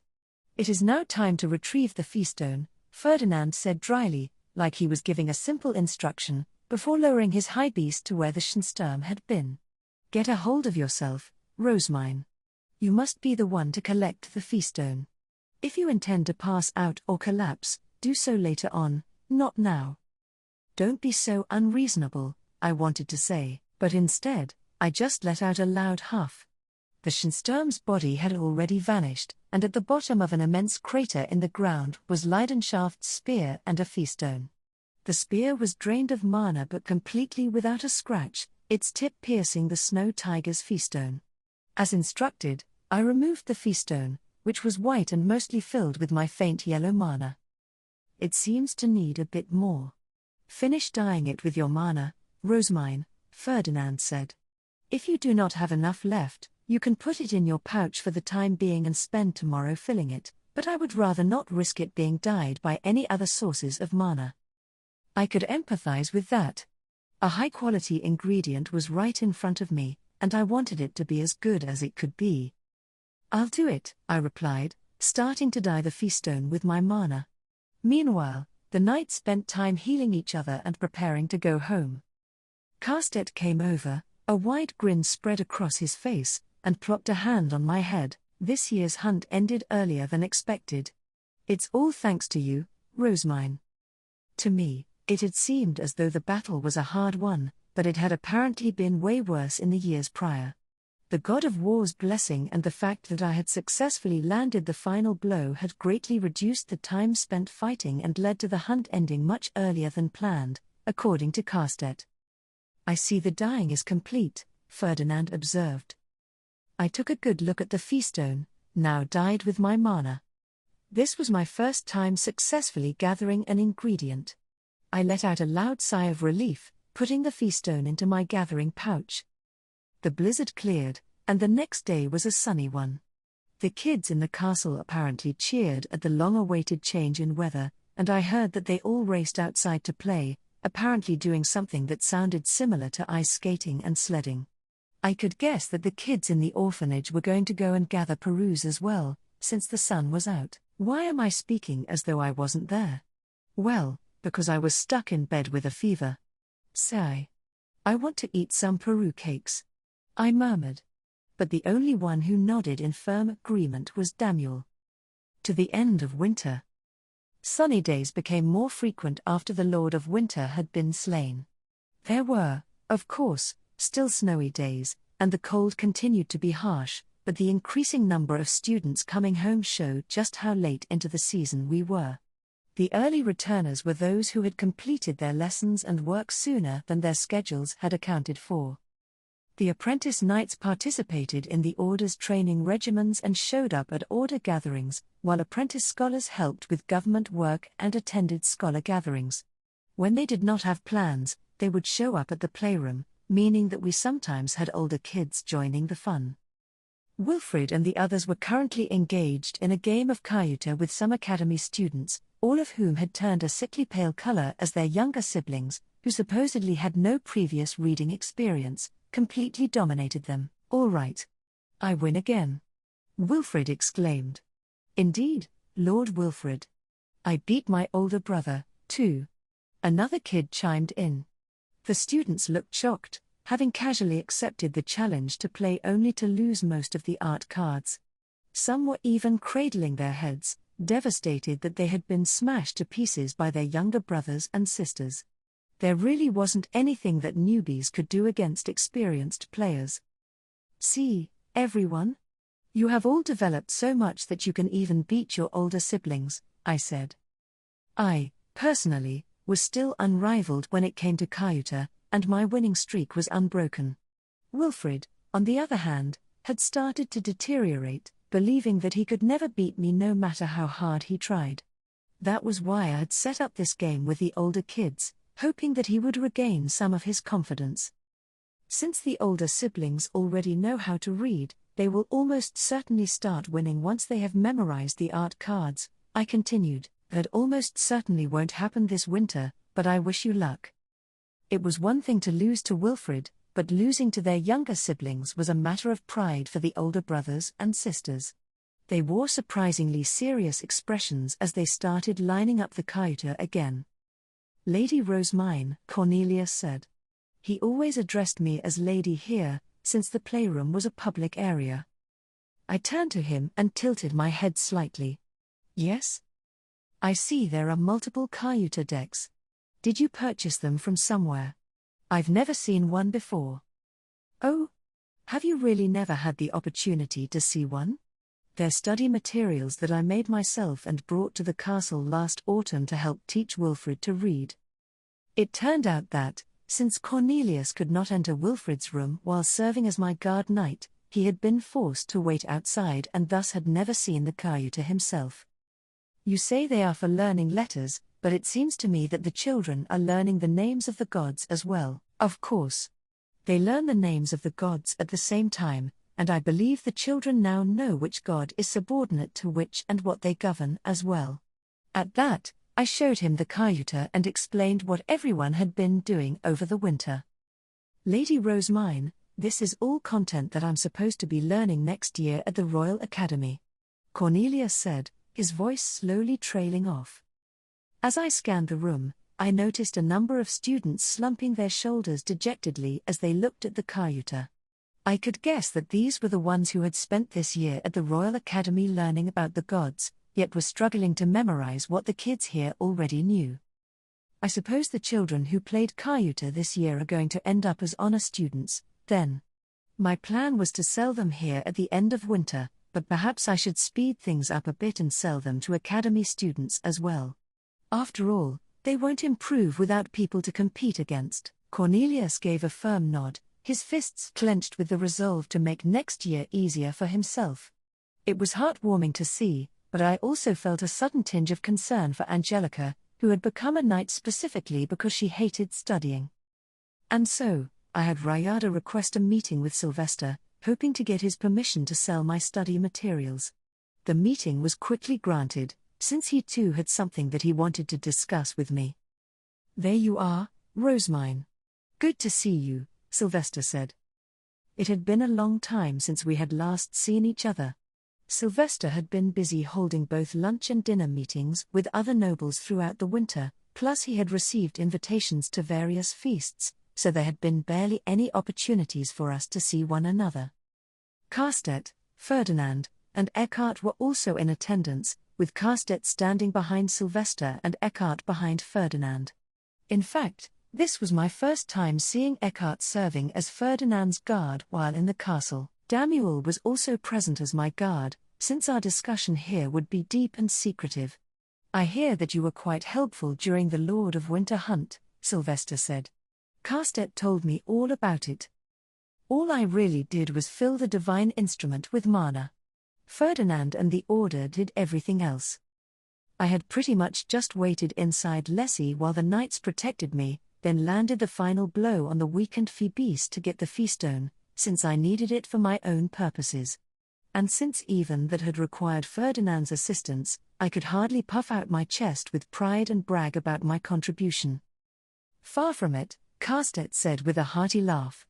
"You gave everyone Angriff's blessing and finished off a lord, which is no small feat.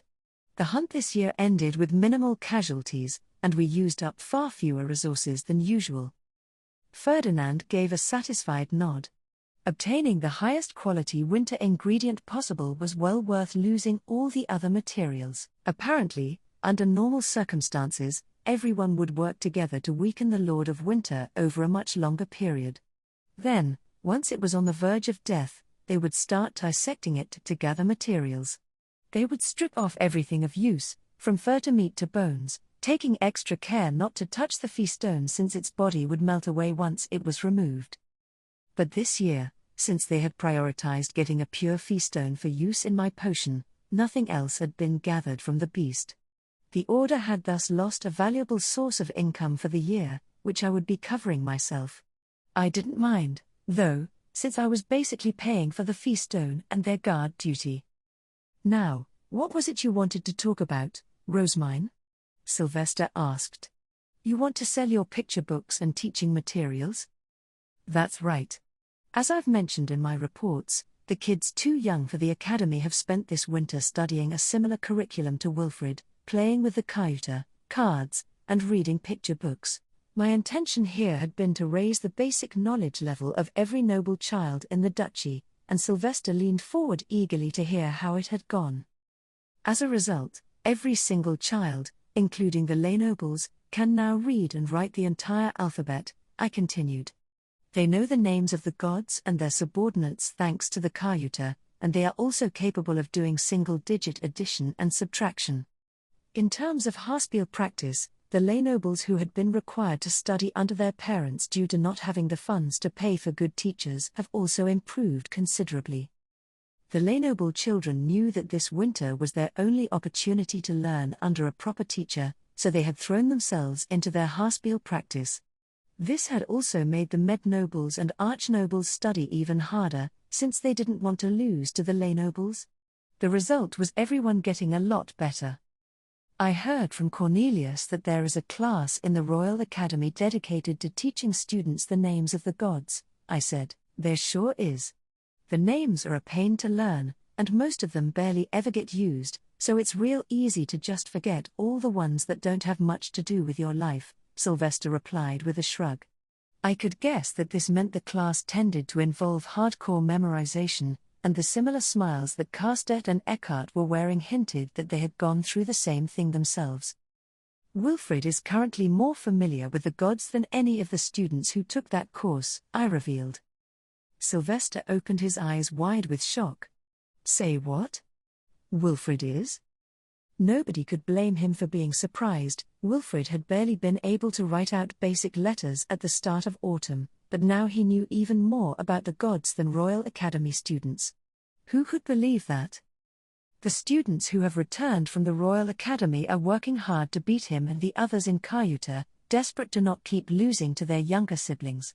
This kind of competitiveness is the best way to encourage learning, so I would like to sell the Kayuta and picture books now rather than later. May I have your permission to sell them in the castle? I had only brought 3 sets of Kayuta for the kids to play with, but competition was so fierce now that everyone wanted to play with them. And naturally, when it came to fighting over who got to use them next, the older brothers and sisters always won. All right. You have my permission. You'll be selling the teaching materials in the playroom, correct? Yes. But as it would not be my place to directly sell them to the nobles, I would like your permission to invite the Gilberta Company as my representative merchants. My attendants had taken up the roles of salespeople during the Haarspiel concert, but that was not what attendants were supposed to do. Plus, winter was too busy of a time due to all the visitors for me to be giving them so much extra work. All in all, there were just too many kids to potentially sell things to. The Gilberta Company, huh? Sure. Discuss the time and other such arrangements with the person responsible for the playroom, and send word with the details once you have it settled. All the nobles will need to know about this in advance if you want to boost your sales, right? I'll keep you updated, Sylvester, but not everyone needs to know. Sales are going to be limited to just nobles with children for now, so I think relying on the kids telling their parents should be enough, I said, earning me confused looks from Ferdinand, Carstedt, and of course Sylvester. But why? Don't you want to sell them to everyone, like those pictures from before? Sylvester asked. The more sales, the better, to be sure.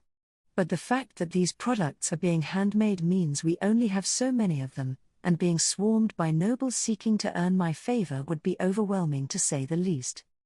We had made enough for each kid and then some, but not enough for every single noble in Ehrenfest. Plus, there would be no point in selling them if people seeking my favor bought them all and left none for the children who actually needed them. All right. You've proven yourself with how well you taught the kids over the winter, so if you think that'll be for the best, then go ahead, do what you want. Thank you, Sylvester. Now that I had permission to sell my teaching materials, I would need to return to the temple so that I could bring them all to the castle. While I was there, I would also need to contact the Gilberta Company. I looked up at Sylvester while writing the last few notes into my diptych. That's all I wanted to talk about, so we can move on now. What is it that you wanted to discuss? Right. Your recipes have been pretty popular over here, so. Surprising the nobles with the new food went well, then? Wilfrid and I could only accept visits from a select few nobles under strict conditions, which meant that we never attended lunch meetings with others. I'd consequently had no idea how my recipes were being received, but those trying them had apparently all been exceedingly impressed. More nobles than ever were seeking invitations to lunch and dinner meetings from Sylvester, both to discuss his mother's fall from grace and to enjoy the new food. I've been asked for the recipes more times than I can count, Sylvester continued, so I'd like for you to think up a convenient way to teach them to people. I could imagine that he had been using them as a powerful bargaining chip in all sorts of deals. Delicious food is the foundation of any life, after all. Maybe I should make an entire recipe book? I could charge 2 large golds for it, and it would contain the same recipes taught to both fathers and your chefs. Rosemine, that's cheaper than what we had to pay. How's that fair? Sylvester asked, raising an eyebrow at me. He had paid 3 large golds for those 30 recipes. Well, of course it's cheaper. Information is more valuable when fewer people know it, and this would be spreading it far and wide. Plus, I'll only be selling the recipes, it's not as though I'll be sending my chefs to teach people the methods. But Sylvester didn't look convinced.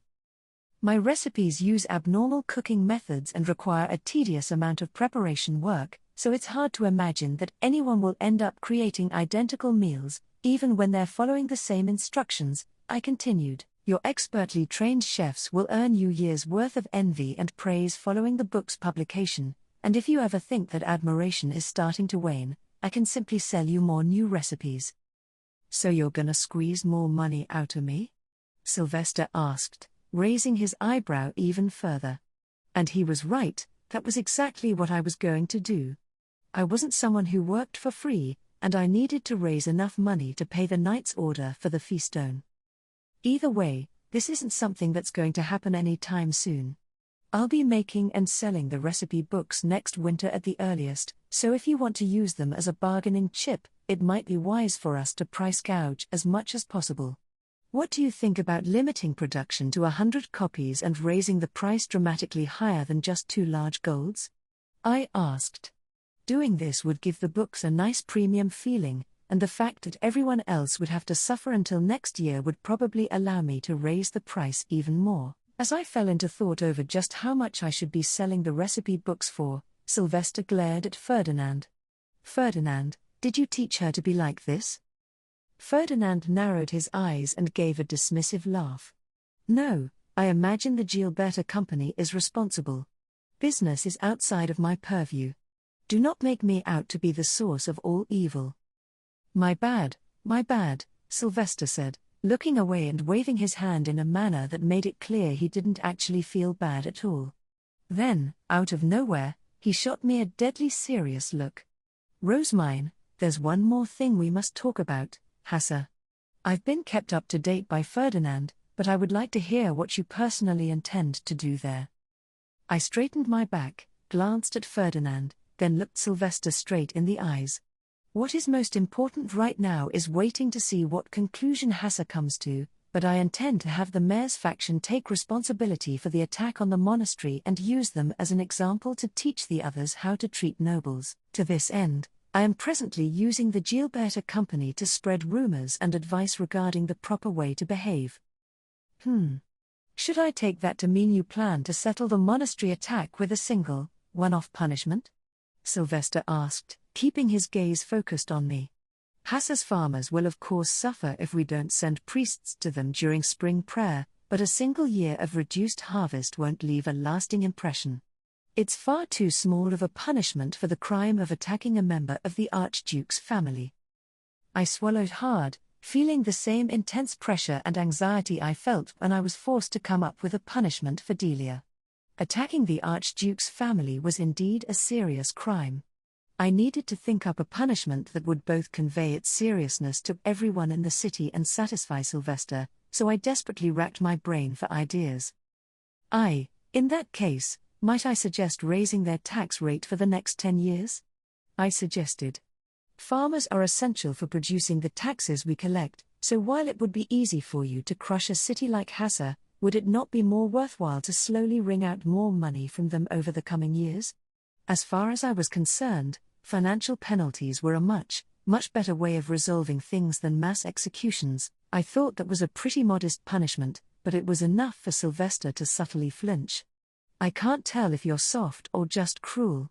Don't you realize that it would be much kinder to kill them outright than to starve them slowly? That'll give us less problems in the future, too. I shook my head hard in response. It was probably normal for a noble to lean toward mass executions to avoid leaving any loose ends, but death was a permanent solution to temporary problems. Fine. I'll settle on a decade of raised taxes and the execution of the mayor's faction. Should we send priests to Hassa during spring prayer, then? I asked. The increased tax rate won't be of much benefit to us next year if their harvest is poor. No, we won't be sending any priests there this year. That's set in stone, Sylvester said, his dark green eyes gleaming in a way that made it clear there was no room for debate. I had no choice but to assent.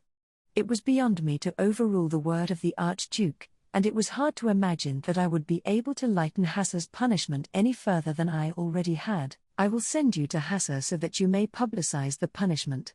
Make it clear that their lives were only saved thanks to the Saint of Ehrenfest's grace.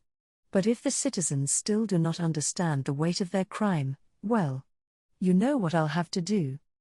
Sylvester was no doubt insinuating that the city would be burned to the ground. I could also tell that my having to make the announcement while calling myself a compassionate saint was his way of punishing me for being so soft on Hassa. Ferdinand was looking down at me with a pleased sneer, clearly looking forward to it. One more thing, turns out the land you blessed directly brought in a much better harvest than the land that only received chalices, Sylvester said, lining up several boards in front of me. These were apparently documents from the tax officials listing how big each province's harvests had been and how much tax had been collected. I looked over the boards, but despite what Sylvester had said, there didn't seem to be much of a difference between them at all. It seems to me that both the provinces and the central district yielded an equally large harvest. Exactly. For the past few years, the lack of priests and shrine maidens has resulted in the central district yielding much less than the other provinces. But this year, our harvest was just as large as theirs. Sylvester went on to explain that, to ensure a bountiful harvest, the Jibes usually poured their own mana into their land as well as the mana from the chalices. This, coupled with the blue priest shortage, had resulted in the provinces bringing in far greater yields than the central district over the past few years. Rosemine. I hate to ask this, but I want you to directly bless Ehrenfest's land again during this spring prayer, Sylvester forced out after a pause, clearly uncomfortable. It must have really pained him to ask for my help despite my recent complaints about being too busy. I was able to refuse his attempts to work Ferdinand to the bone in the castle, since that wasn't something the high priest should be doing in the first place. But if the Archduke had determined that a job was necessary for the good of the duchy, as the High Bishop, I couldn't simply decline. A wave of dread washed over me as I thought about how many weeks I would need to spend chugging those disgusting potions, but I had no choice but to accept. If you believe that is for the best, then I began, but Ferdinand protectively stood in front of me before I could finish. Sylvester, he said with a sigh, Rosemine will only bless land in the central district.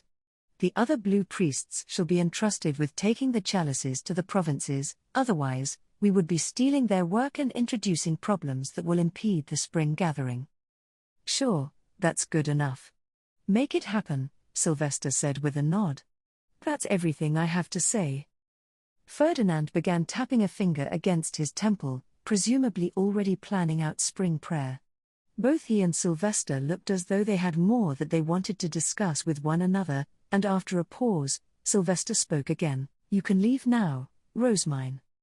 In that case, once the Gilberta Company is ready to sell our goods, I shall return with the additional chalices I have been oh so kindly entrusted with, I said, before making my exit and heading back to the playroom in Lessie.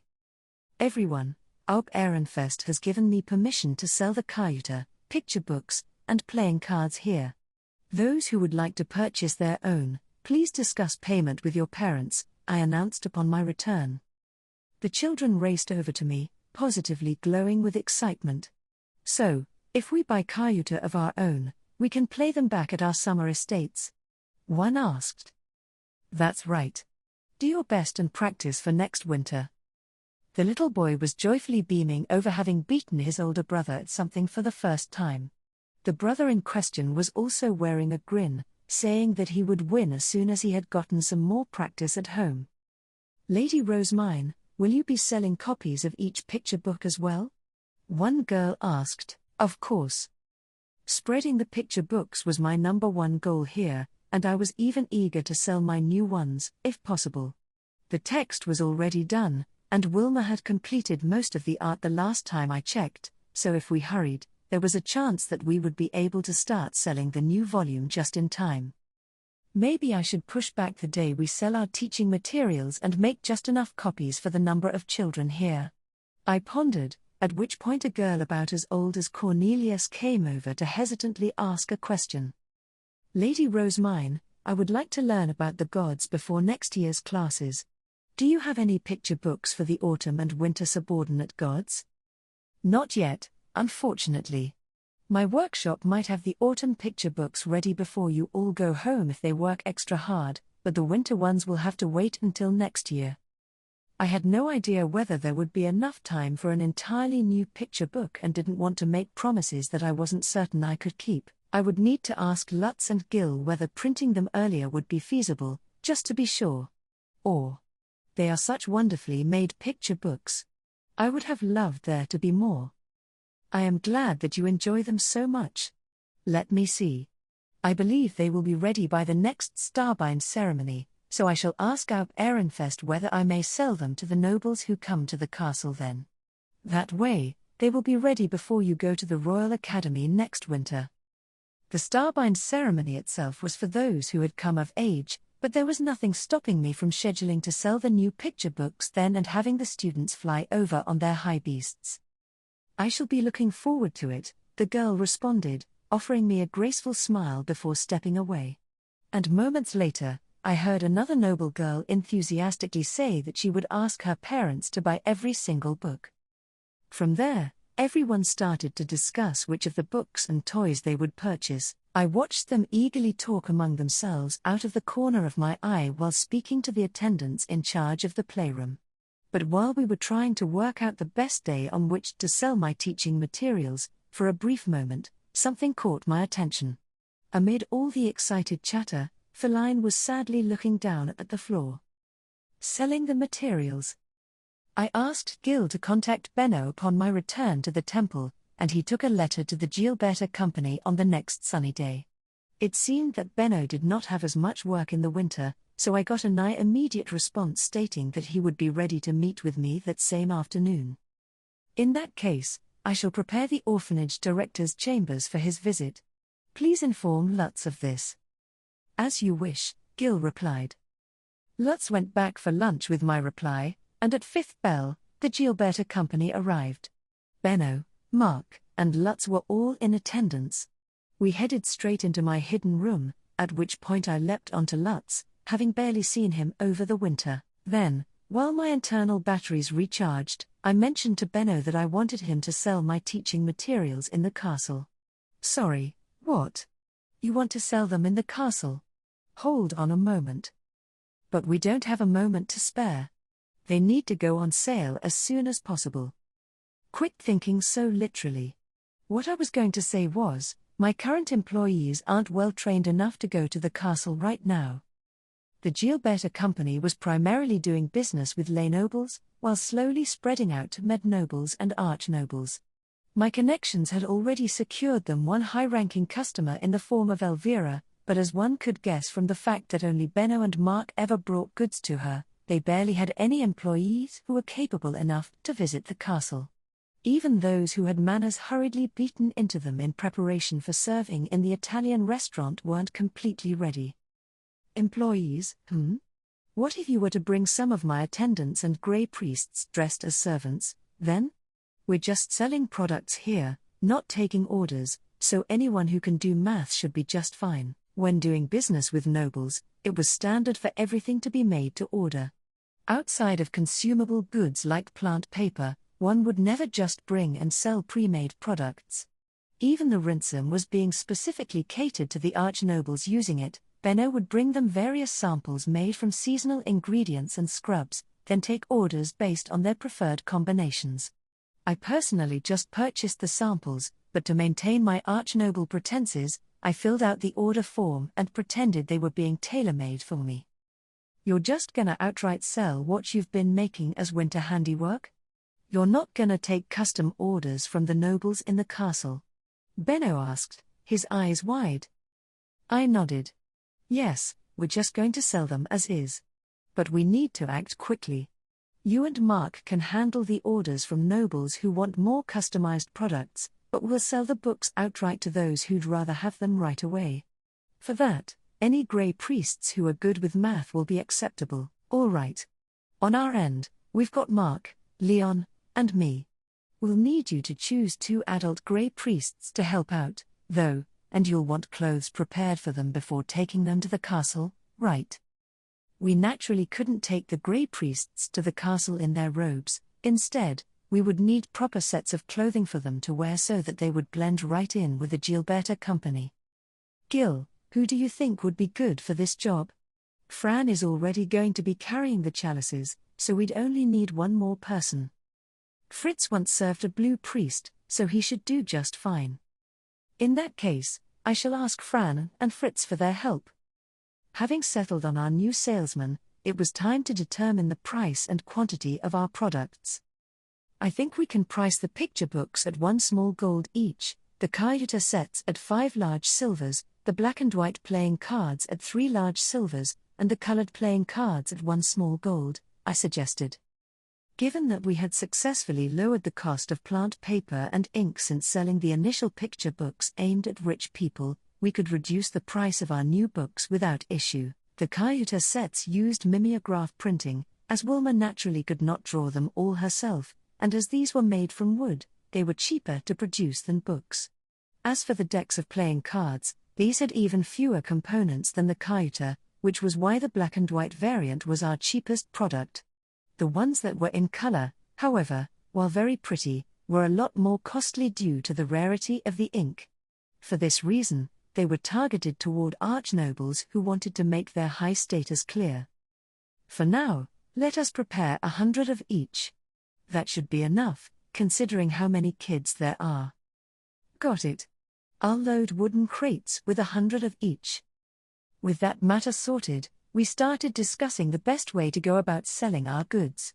The biggest problem was that we were dealing with nobles here, which meant the sales methods used on commoners might not work. Mark left partway through to begin preparations early, and once we were done, Benno got Franz and Fritz's measurements for their clothes and started showing them the ropes. Meanwhile, Gil and Lutz went to the workshop to check the products and start boxing them up. As this went on, I noticed that Daniel was wearing a tight frown, looking down a little in silence as the Gilberta company busily moved about. It was the same depressed expression that I had seen on Feline's face back in the playroom. "What's wrong, Daniel?" I asked.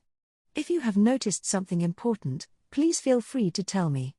It is possible that you know things that none of us do." There was still a lot about this world's culture that I did not know, and while Benno was doing business with nobles, the fact that he was a commoner meant that this would be his first time entering the castle. Assuming that Daniel had picked up on an issue that only nobles would notice, it was possible that we would end up making a huge mistake while doing business unless he said something here. Well, what I noticed is that while your picture books are quite lovely, Lady Rose mine, and cheaper than other books, they are still too expensive for a lay noble family to comfortably afford. I am just worried that there are going to be many children who feel frustrated and inferior to the others. I say this as someone who personally comes from a noble family on the poorer side. It was common knowledge here that poor lay nobles generally had even less money than rich commoners, and I bit my lip in frustration at having not remembered such a simple fact. The picture books made learning easy, but the kids who needed them most were those who were too poor to hire skilled teachers. Even here, the amount of money that one's family had would have a huge impact. I understand that not all of the nobles are going to be able to buy the books, but we cannot lower the price any further than we already have, I said politely, noticing Benno shoot me a glare mid-sentence. He would never approve of reducing prices for nobles, and considering our future business plan, it would not be wise for us to sell them at a loss from the very start. It is true that the price is already much lower than it could be, I mused, but I think it would be smart to think up a way for everyone who wants a book to be able to get one. Lutz, do you have ideas? I think the only solution is to lend books to those who can't buy them. Books were expensive, so expensive that just owning them was a sign of one's wealth. For that reason, both buying and borrowing them was no simple matter. The temple's bookroom was made such that only members of the temple could enter, and one not only had to be a blue priest or a blue shrine maiden to borrow from it, but they also needed the high bishop's or high priest's permission. To enter the castle's bookroom, one first needed to provide evidence that they were of a high enough status. Those who wanted to borrow a book would then need to pay a large deposit, which would be used as collateral to cover the costs of any damages such as the pages being torn or dirtied. Earth's ideal of a library lending books out for free was just unthinkable here. Right now, borrowing books isn't easy. But what if we thought about this as a challenge to change that culture and make the process more accessible? Lutz suggested. I paused in thought for a moment. If the problem is the collateral being too high, perhaps we could just lower it. We could make the rental fees cheap and have the parents agree to pay money in the event of damage. This would be somewhat of an abuse of authority, but I could imagine that the parents would ensure the books were treated well, since they were borrowing them from me. the Archduke's adopted daughter. This would also guarantee that they paid up in the case that any books unfortunately did get damaged. Perhaps we could make the rental fee a small sum and the exchange of a new story? I added, thinking back to the tales that Feline and the other girls had told me. Were I to pay for the stories, it would probably allow even those too poor to buy the books to rent them instead. I think you should consider the length of the story here, too. Some might be a lot longer than others. True. I'll consider that when purchasing them, I said. By calculating the payments based on the length of each manuscript and having the kids write them out, everything would hopefully work out. I would get new stories, and the kids with poor handwriting skills would get an opportunity to practice and earn money. I was killing 3 birds with one incredibly clever stone. But just as I was starting to pump myself up, I noticed Benno's mouth twitching. Lady Rosemine, we are dealing with considerable sums of money here. I do not believe it is wise to change established practices based on sudden whims. Please settle on an idea only after discussing it with the High Priest and making the proper preparations, he said, his dark red eyes brimming with an anger that seemed to say, don't give me extra work when I'm already so busy I could die. I had more than enough experience by now to know that I was about 5 seconds away from being on the receiving end of some miraculous indoor thunder that no doubt would have already been unleashed had I not been the oh-so-noble adopted daughter of the Archduke. I suppose I should give the idea of paying for manuscripts some more thought before implementing it. For now, we can simply lower rental fees. Oh ho ho ho, I said to avoid Benno's anger, writing all that down into the diptych in my heart. I would consider renting the materials to lay nobles as the foundation for a future book rental business or my private library. The day that we were due to sell our products came in what felt like the blink of an eye. I formed my pandabus at the temple's front entrance and watched as everyone piled luggage into it, and soon enough, it was packed full of wooden crates containing 100 each of the character sets, picture books, and playing card decks. Since Fran and Fritz were going to be accompanying us as merchants from the Gilberta Company, Benno had given them clothes similar to what Mark and Leon had on. But while Fran was used to wearing normal clothes when visiting the lower city, Fritz looked uneasy and uncomfortable in them. Rosemine, do you truly intend to have those of the Gilberta Company ride in this? Ferdinand asked, frowning as he looked at my dear, sweet Lessie. Well, it's snowing outside. The carriages might get stuck along the way if we send them out, don't you think? I said, pointing at the thick layer of snow covering the ground. Ferdinand crossed his arms and looked between the snow and the merchants. Your argument is a sound one, but no other noble in Ehrenfest would allow merchants and their products to ride on their high beast. That's okay. I'm fully prepared to become a trailblazer in everything I do, remembered in history forevermore as the source of all trends. No future nobles are going to follow your example, you shall stand alone in history, he shot back with a sigh, before looking over to the others. Fran, Fritz, I imagine it is not easy being forced to accommodate the whims of your master, but I trust you both to do your best. As for you, Benno, I understand the stress you feel better than anyone. But to walk with Rosemine is to deal with the countless ideas she spouts forth from seemingly nowhere. This is a fate you chose yourself, and you must resign yourself to it. At that, everyone glanced my way, then gave solemn, defeated nods. Should I be concerned about how easily everyone just accepted that?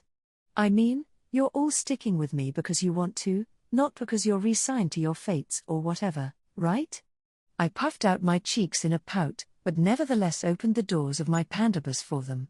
If you've all finished with your preparations, please feel free to enter.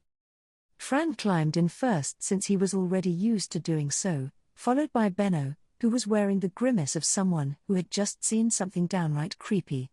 Mark had his usual smile on his face, while Leon started touching Lessie all over and making surprised noises as soon as he was inside. Fritz, in contrast, looked extremely fearful as he got in, even yelping in surprise when I shut the door. Everyone, please fasten your seatbelts. Fran, teach them how to. As you wish, Fran replied. And while he showed them, Brigitte climbed into the front passenger seat. It was apparently essential that I bring a guard with me, since I was traveling with merchants. Once we were soaring through the sky in Lessie, the back seats got noisy. It made sense, given that it was normally unthinkable that a commoner would ever have the opportunity to fly, but most of them were saying things like "I feel sick" or "I'm getting dizzy." Based on how overjoyed Gil and Nicola had been when they rode in my pandabus, it was safe to say that the negative reaction was due to today's riders mostly being hard-headed older men. "Welcome home, Lady Rosemine," Norbert began upon our arrival, only to stop and widen his eyes when he saw just how many people were coming out of my high beast. As expected, to a regular noble, the idea of my high beast being full of commoners was genuinely shocking. He watched them unloading the crates, closed his eyes, and then took a very deep breath. "Lady Rosemine, are these the men from the Gilberta Company?" "That's right. This is the permit given to me by Aup Ehrenfest. Norbert, we shall be heading straight to the playroom. Please guide us there, if you would." Norbert paused for a split second, then smiled. "As you wish. Please follow me." Ferdinand, having just finished putting away his high beast, massaged his temples and let out a heavy sigh.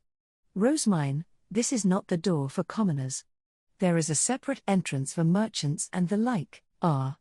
Of course commoners wouldn't use the same entrance as members of the Archduke's family, I thought, dejectedly hanging my head. That was something I should have known by now. I used a different gate than the merchants when entering the nobles' quarter, so it only made sense that I would also use a different one to enter the castle. Merchants were supposed to enter through the commoner door that was used by servants and such. Sorry. I trailed off, not even knowing what to say. Ferdinand shook his head. "Apologies, Norbert. I did not realize that Rosemine intended to fly the merchants here in her high beast until I saw her preparing to do just that moments prior. It was too late to arrange for carriages, and now, here we are. Rosemine, you can be forgiven this time, but take care not to repeat this mistake in the future.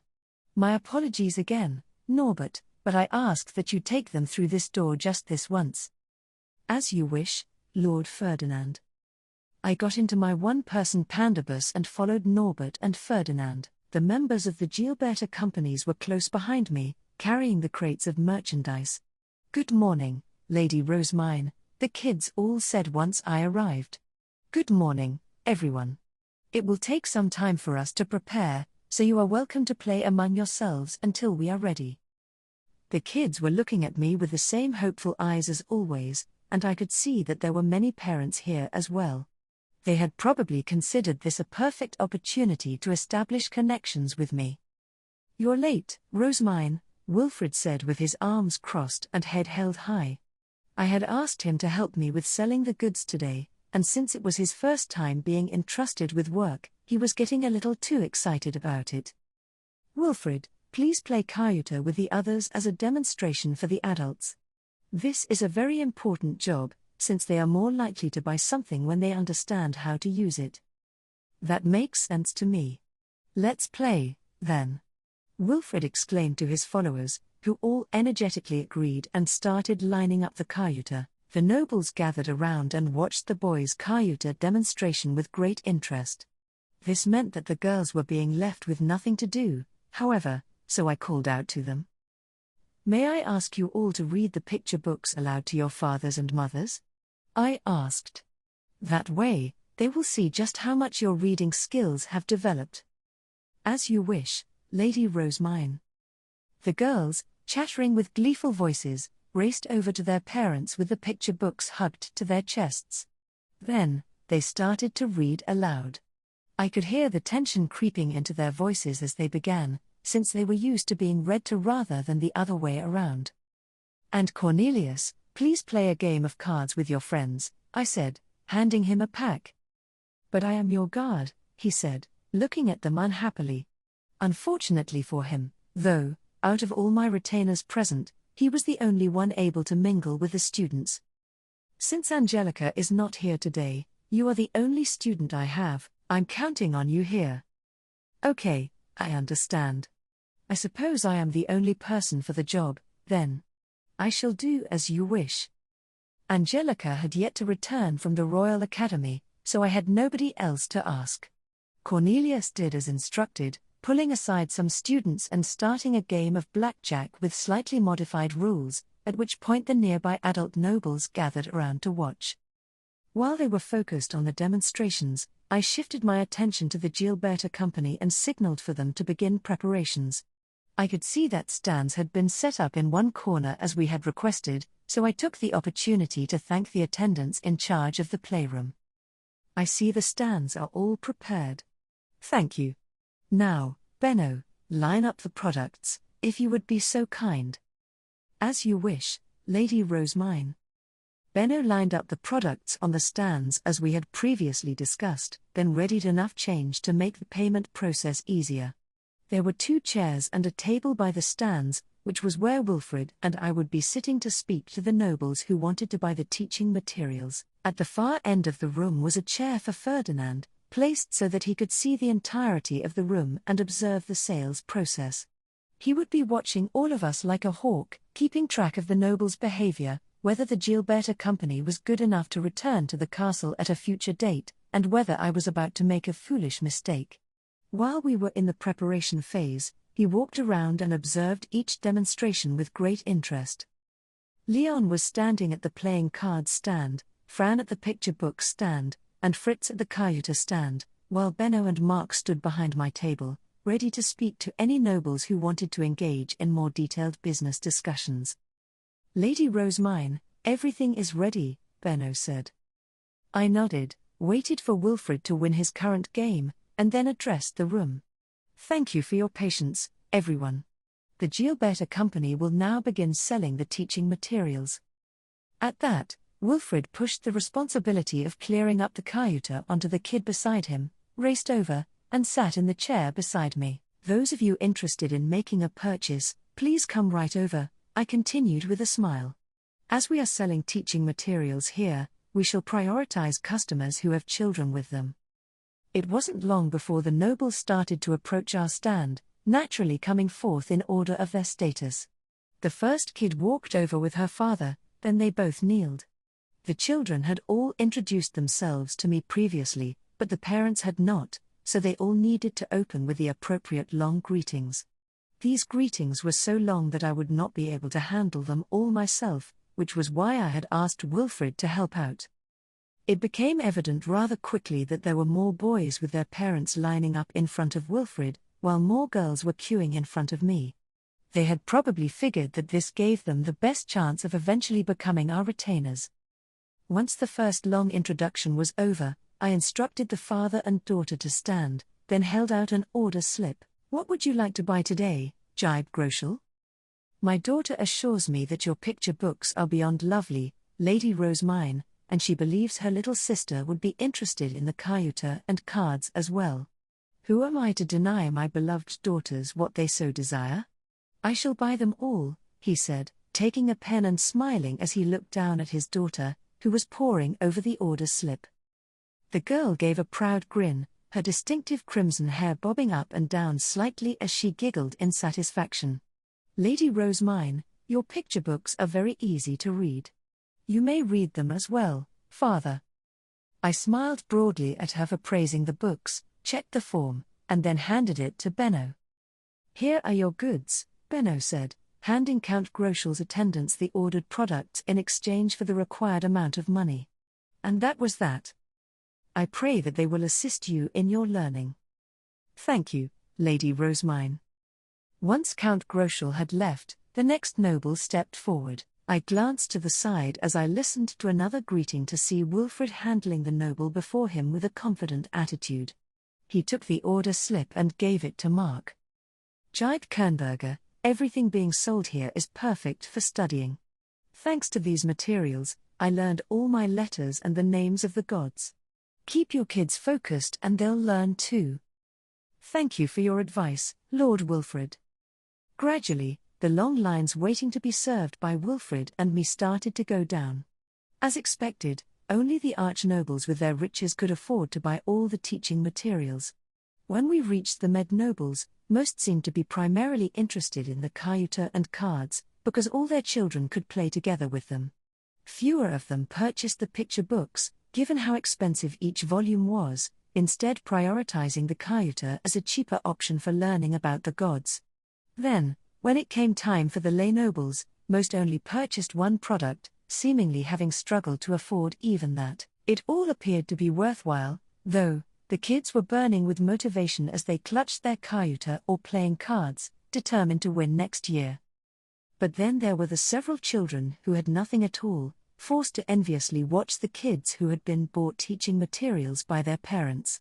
It seemed that those who knew from the start that they would not be able to afford anything had not wasted time asking their parents at all. Among the sad-looking kids was Feline. "Feline, did your parents not come today?" I asked. "No. They were busy today, it seems," she said with a forced smile. The nearby kids without parents all looked away, not wanting to admit the same. "I see. Well, at the end of winter we shall be loaning out the picture books and Cayuta presently in use, so now is the time to discuss borrowing them with your parents."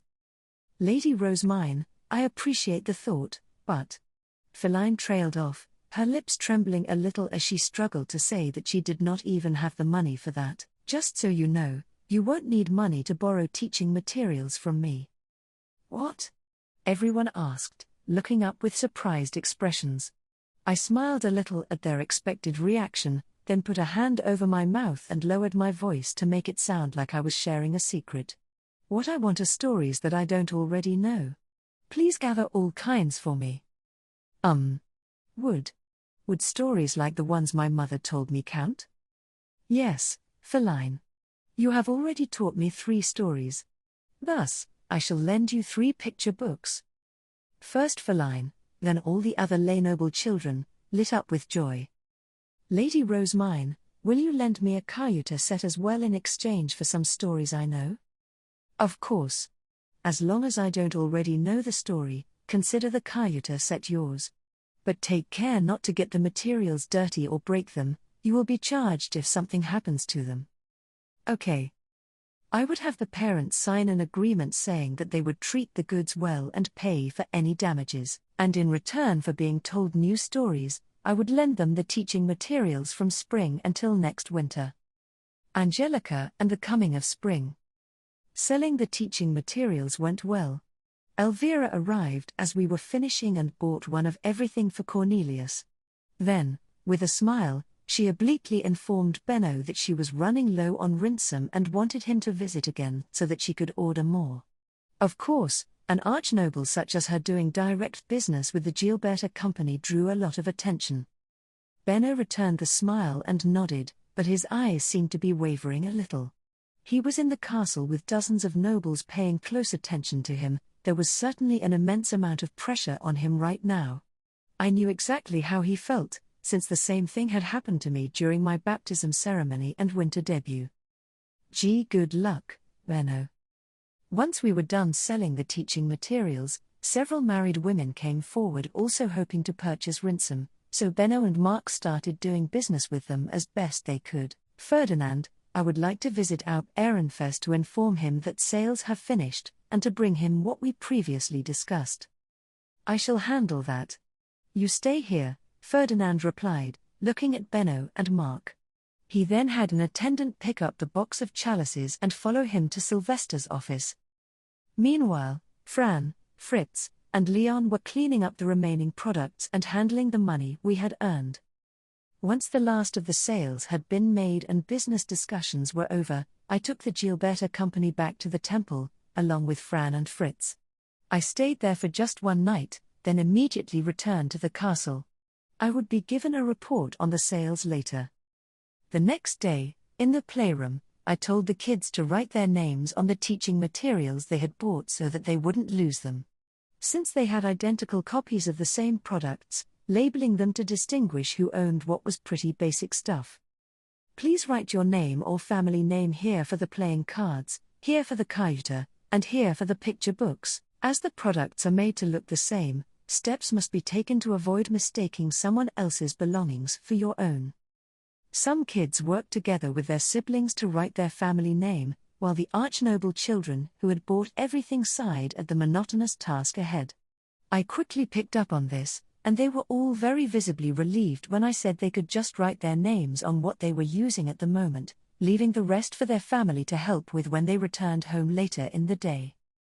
As we will only be using the picture books today, you need only write your names in the books you have. I kept an eye on the playroom while listening to the Lenoble children and writing down the stories they told me. Up until now, I had only heard tales from the girls, so this was my first time hearing anything from the boys. It was pretty funny how they would often pause in confusion mid-sentence, and then hurriedly make up the next development on the spot. Some of the things they came up with were genuinely hilarious. Spring was getting ever closer, and even with the flurries of snow, there were far more sunny days than before. This naturally meant there were more days where the kids went to play outside. I joined them as well, hoping to increase my stamina. The snow had been packed down in the spots where nobles typically landed their high beasts, and these areas were now surrounded by large mounds that were perfect for sledding down. My plan was to join in with that and the snowball fights. "Let's go, Lady Rosemine," the kids would exclaim. And while I did my best to race after them, I always ended up falling flat on my face after just a few steps through the snow. I eventually resigned myself to walking instead, but even then, it wasn't long before I was back on the ground, with the kids getting farther and farther away. Despite my many valiant attempts, I did not reach the top even once. I was so exhausted that I had to give up on sledding, but when I bent over to make a snowball, I was immediately sniped in the head with a preemptive strike that knocked me unconscious and caused a fever. That was the end of my first snowball fight, that is, assuming you were generous enough to call it one. That said, I do feel stronger now. Like a foot soldier forced to march through the snow. Yeah. Such was how I spent my days as the end of winter approached. Since the coming-of-age ceremony and the Royal Academy's graduation ceremony were coming up, the Archduke and Archduchess, the students who had finished their lessons early, and the parents of the graduating students all went to the Royal Academy. They would come back together once the ceremony was over, at which point the nobles would collectively hold a large feast celebrating the return of spring and marking the end of winter socializing. The landowning nobles would then all be returning to the provinces they ruled. Prior to the feast, while the students were returning from the Royal Academy one by one, I received a humble, deferential letter from Angelica's parents requesting to meet in person. I was surprised to see them ask so directly, given how much they had groveled before, but despite my confusion, I accepted and arranged a date. On the day of, I entered to find Angelica kneeling with her parents. She was in between them, with her head facing the ground. No sooner had I stepped inside and Rayada shut the door behind me than her parents let out desperate cries of remorse. "We express our sincerest apologies for what has occurred." What might you be referring to? "Our ineptitude at parenting has once again placed a burden upon you." They apologized, sounding so much more desperate than last time that I couldn't help but blink in surprise. I had absolutely no idea what they were talking about. They clasped their stomachs and, with deathly pale looks on their faces, began to explain. To sum things up, Angelica had failed to pass this year's courses at the Royal Academy, which meant she would need to take supplementary lessons during the spring and would not be able to guard me for an additional season. They pleaded for me to remove Angelica from her position as my guard knight, trembling as they did so, desperate to remove her from my sight before she committed some other grave error, but I knew enough about noble society to guess that doing this would have an enormous impact on her future. Being assigned to guard the Archduke's adopted daughter was a great honor, but being relieved from one's duty as the result of poor grades would be a permanent stain on a noble's reputation. "Rayada, what would you suggest I do in this situation? I will be largely absent from the castle in the coming season due to spring prayer, so having Angelica finish her supplementary lessons during that time won't be an issue. But is there something more important about this that I need to know? I believe that you can simply do as you like here, milady. It is up to you whether you wish to deem her a failure and have her removed from your service, or keep her in hope that she will improve." It seemed that, as Angelica's mistress, I could make decisions such as this at my own leisure. "What would you like me to do, Angelica?" I asked. You wouldn't mind me continuing to serve you?" she asked, looking surprised. I nodded. "If you work hard and return successful at the end of spring, I would like to keep you in my service." My words prompted Angelica's parents to look at each other with worry. "Lady Rosemine, we are aware that you are a deeply compassionate woman, but it will not benefit you to keep our daughter by your side. You do not need a retainer who only damages your reputation. Please, rethink this decision." That was probably the right thing for the family of an attendant serving the Archduke's adopted daughter to say. It was very noble-like to remove those who were deemed incompetent in the interest of expanding your family's influence. But I did not like that mindset. My family had cared for me no matter how weak and useless I was, so seeing this kind of reaction from the nobles actually made me a little upset. I appreciated that Angelica's parents were thinking about what was best for me, but I wanted them to think about what was best for their daughter, too. This was probably just me being selfish and refusing to adapt to noble principles, but still, those were my feelings. Wilfred's attendants and guard knights had been as bad as could be, yet I had still given them an opportunity to redeem themselves. I wanted to give Angelica that same chance. "I shall take your words to heart, but I would like to see how Angelica is doing at the end of spring before making my decision," I replied, shaking my head as I shot down their pleas. They looked between Angelica and me with openly defeated expressions, then bowed their heads in respect. "As you wish." The children in the playroom were able to memorize the names of the gods over the winter, so I am sure that Angelica will do just fine, I said, standing up and gesturing for her parents to leave. Once they were gone, I immediately established the first ever Raise Angelica's Grade Squadron, which consisted of all my guard knights, whether they liked it or not. We would be discussing what classes she was going to take, what problems she had encountered, and what she was struggling to understand. There weren't any attendants or scholars in the squadron, since they would not have a proper grasp of what knights needed to learn, and since men could not enter my room, our first strategy meeting would be held in the meeting room. "Angelica, what classes are you struggling with?" I asked. Students in the Royal Academy were told their grades directly rather than receiving report cards or the like, so asking her was the only way to find out what she needed help with. My plan was to start by focusing on her weakest points. Angelica's dark blue eyes gleamed. "Pretty much all the written lessons," she answered eagerly. A feeling of mutual despair instantly crashed down upon everyone in the room. Brigitte tightly closed her eyes, and Daniel dropped his jaw. "Angelica, that's just..." Brigitte began, before trailing off uncomfortably. "The written lessons aren't that hard though, are they?" Daniel asked. He had decided to become a knight since his older brother was already a scholar, but academics still seemed to be his strong point. As a lay noble without much mana, he instead struggled more with the hands-on practical lessons than the written ones. Angelica, what classes are you taking?" "I'm not sure," Angelica replied, cocking her head to the side. Cornelius's eyebrows shot up in anger. "Someone your age should be memorizing the names of the gods and studying the fundamentals of warfare. Are you even attending lessons?" Angelica was a third-year student at the Royal Academy. And yet, out of everyone here, she knew the least about her own classes. Even Cornelius knew more than she did, and that was only because he had looked into what he would be learning next year. I felt a profound bond with Ferdinand, as I was overwhelmed with a sudden urge to rub my temples. "Daniel, Brigitte, Cornelius, would you be so kind as to give an exact description of what her classes cover?" I asked, sensing that it would be pointless to ask Angelica anything else. Brigitte's and Daniel's memories, alongside Cornelius's research, would be a lot more reliable than anything she had to say. "Of course, milady," they all replied, going on to tell me exactly what I wanted to know. Okay, so, to sum everything up, all third years need to memorize the names and domains of the gods, then acquire the divine protection of the ones most compatible with them. As a knight, she also needs to learn the fundamentals of warfare, as well as the different types of weapons and how to use them. Correct?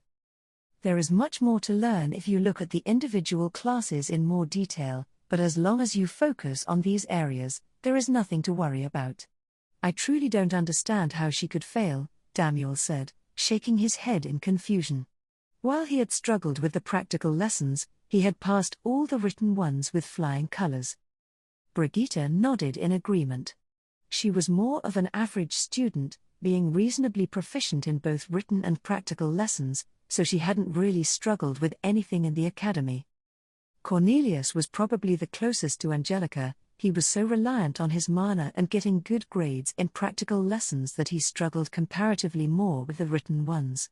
But even so, as an archnoble, he made sure to maintain grades that would not bring shame to his family. Given that there are grades, can I assume there are tests? I asked. Yes. Students are given an explanation of what each class is about, then a test. Those who fail must take the class, and then a final exam, Daniel explained, earning him a glare from Brigitte.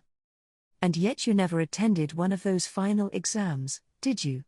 She asked, placing her hands on her hips. I tilted my head in confusion. What do you mean, Brigitte? If you have mastered what the class is about, you can schedule a meeting with the professor during their office hours and take the final exam early. I used all my spare time practicing the practical lessons, but even after finishing the written ones sooner than expected, I still could not leave the Royal Academy before the end of winter. It seemed that those who had older brothers and sisters, willing seniors in the Royal Academy dorms, or just great confidence in themselves, could study outside of classes to finish them early. That explained why some students returned to the castle significantly sooner than the others. If you manage to secure some free time, you can spend it strengthening your weapon, learning to make magic tools, or taking other classes that you are interested in, Daniel continued. Some take this opportunity to deepen their relationships with other duchies. I could guess that Ferdinand had blasted through his classes with godlike momentum. It was easy to imagine him taking a bunch of tests at once, passing them all, and then being heralded as a genius by everyone. He wouldn't acknowledge this praise, of course, since he would be entirely focused on his next classes. So she just needs to attend the classes and pass the next exam, right? In that case, Angelica, please study alongside Cornelius. This way, he should also have no trouble passing when he takes the test next year. I don't mind, but... Cornelius looked at Angelica with concern. Lady Rosemine, will you be using those Kayutu of yours to teach her the names of the gods? That's right. Cornelius, would you please bring a set for me? As you wish. My guard knights had watched the game in the playroom but hadn't played themselves, so I made them try a round with the set that Cornelius owned. They were, of course, all complete beginners, and in the end, Daniel won. Cornelius looked frustrated at having lost, but Angelica did not seem to care in the slightest. She would never improve unless she had the ambition to. It seems that I will need to attach some kind of reward to this, just as I did with the children. Angelica, is there anything that you would like? I asked. Angelica's eyes widened, then she started pondering the question, wearing a more serious expression than I had ever seen on her before. At times she would furrow her brow, touching the hilt of the sword on her hip. I am willing to grant the requests of everyone else here as well, I said, looking over all those participating in the Raise Angelica's Grade Squadron for me. This isn't supposed to be the work of a guard knight, so you may ask for a monetary bonus, or anything else, really. In that case, I will ask for the bonus, Daniel said with a casual smile. But Brigitte put a hand on her cheek and fell into deep thought. I would like something to help Ilgner, but nothing in particular comes to mind. I cannot even assist my province with a political marriage due to the rumors of my cancelled engagement, but I would at least like to help my brother, she eventually said. The look of resignation on her face made me purse my lips in frustration. She was a genuinely good person, and I wanted her to have as happy of a marriage as possible. Though before I start butting into her life like that, I'll need better connections and communication skills. Cornelius clenched his fists and asked for new sweets or recipes. He apparently wanted to bring them to his gatherings with the other knights and with students from his class, so that he could start new food trends as Castet's son. I wasn't sure whether I should laugh at him for being such a classic arch-noble or for being such a hungry boy. Very well. I shall offer Daniel a bonus of 5 large silvers, Cornelius a sweet that nobody has eaten before, and Brigitte, I will need to think of something of equal value for you. We are honored.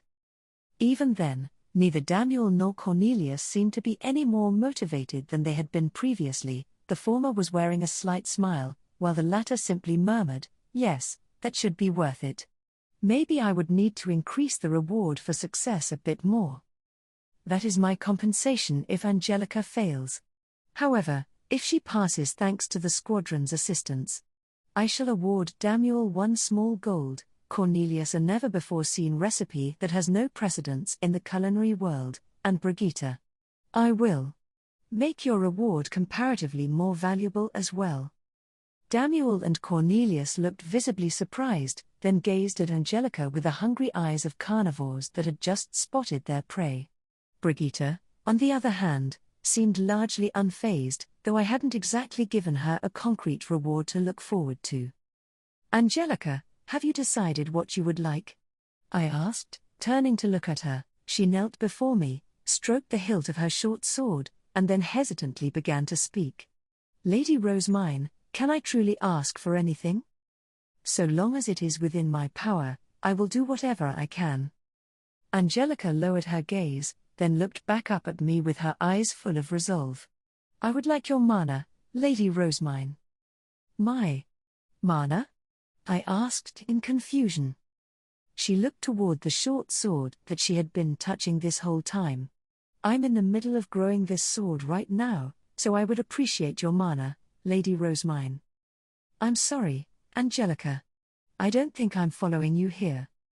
The two of us tilted our heads in unison as we looked at one another, a deadly combination of Angelica being bad at explaining things and me not being very well informed about weapons, mana, and such. We might have stayed like that forever had there not been outside intervention. "Lady Rosemine, may I explain?" Brigitte asked, identifying the problem and quickly inserting herself between us. "The weapon that Angelica wields is a mana blade, a sword that grows from mana. They develop a variety of attributes based on the source of said mana, be it from its owner or from others. In this regard, Angelica wishes to use yours." It seemed that one needed to pour their own mana, the mana gathered from hunted fee beasts, and the mana from others they had negotiated with into a mana blade to make it grow. I gave an understanding nod, fairly interested, at which Angelica's eyes widened in realization. Lady Rosemine. My fighting style prioritizes speed, which means I spend most of my mana enhancing my own physical strength during combat, she said, trying to elaborate. But perhaps due to her usually being a woman of few words, I still did not understand. Daniel had to step in to translate.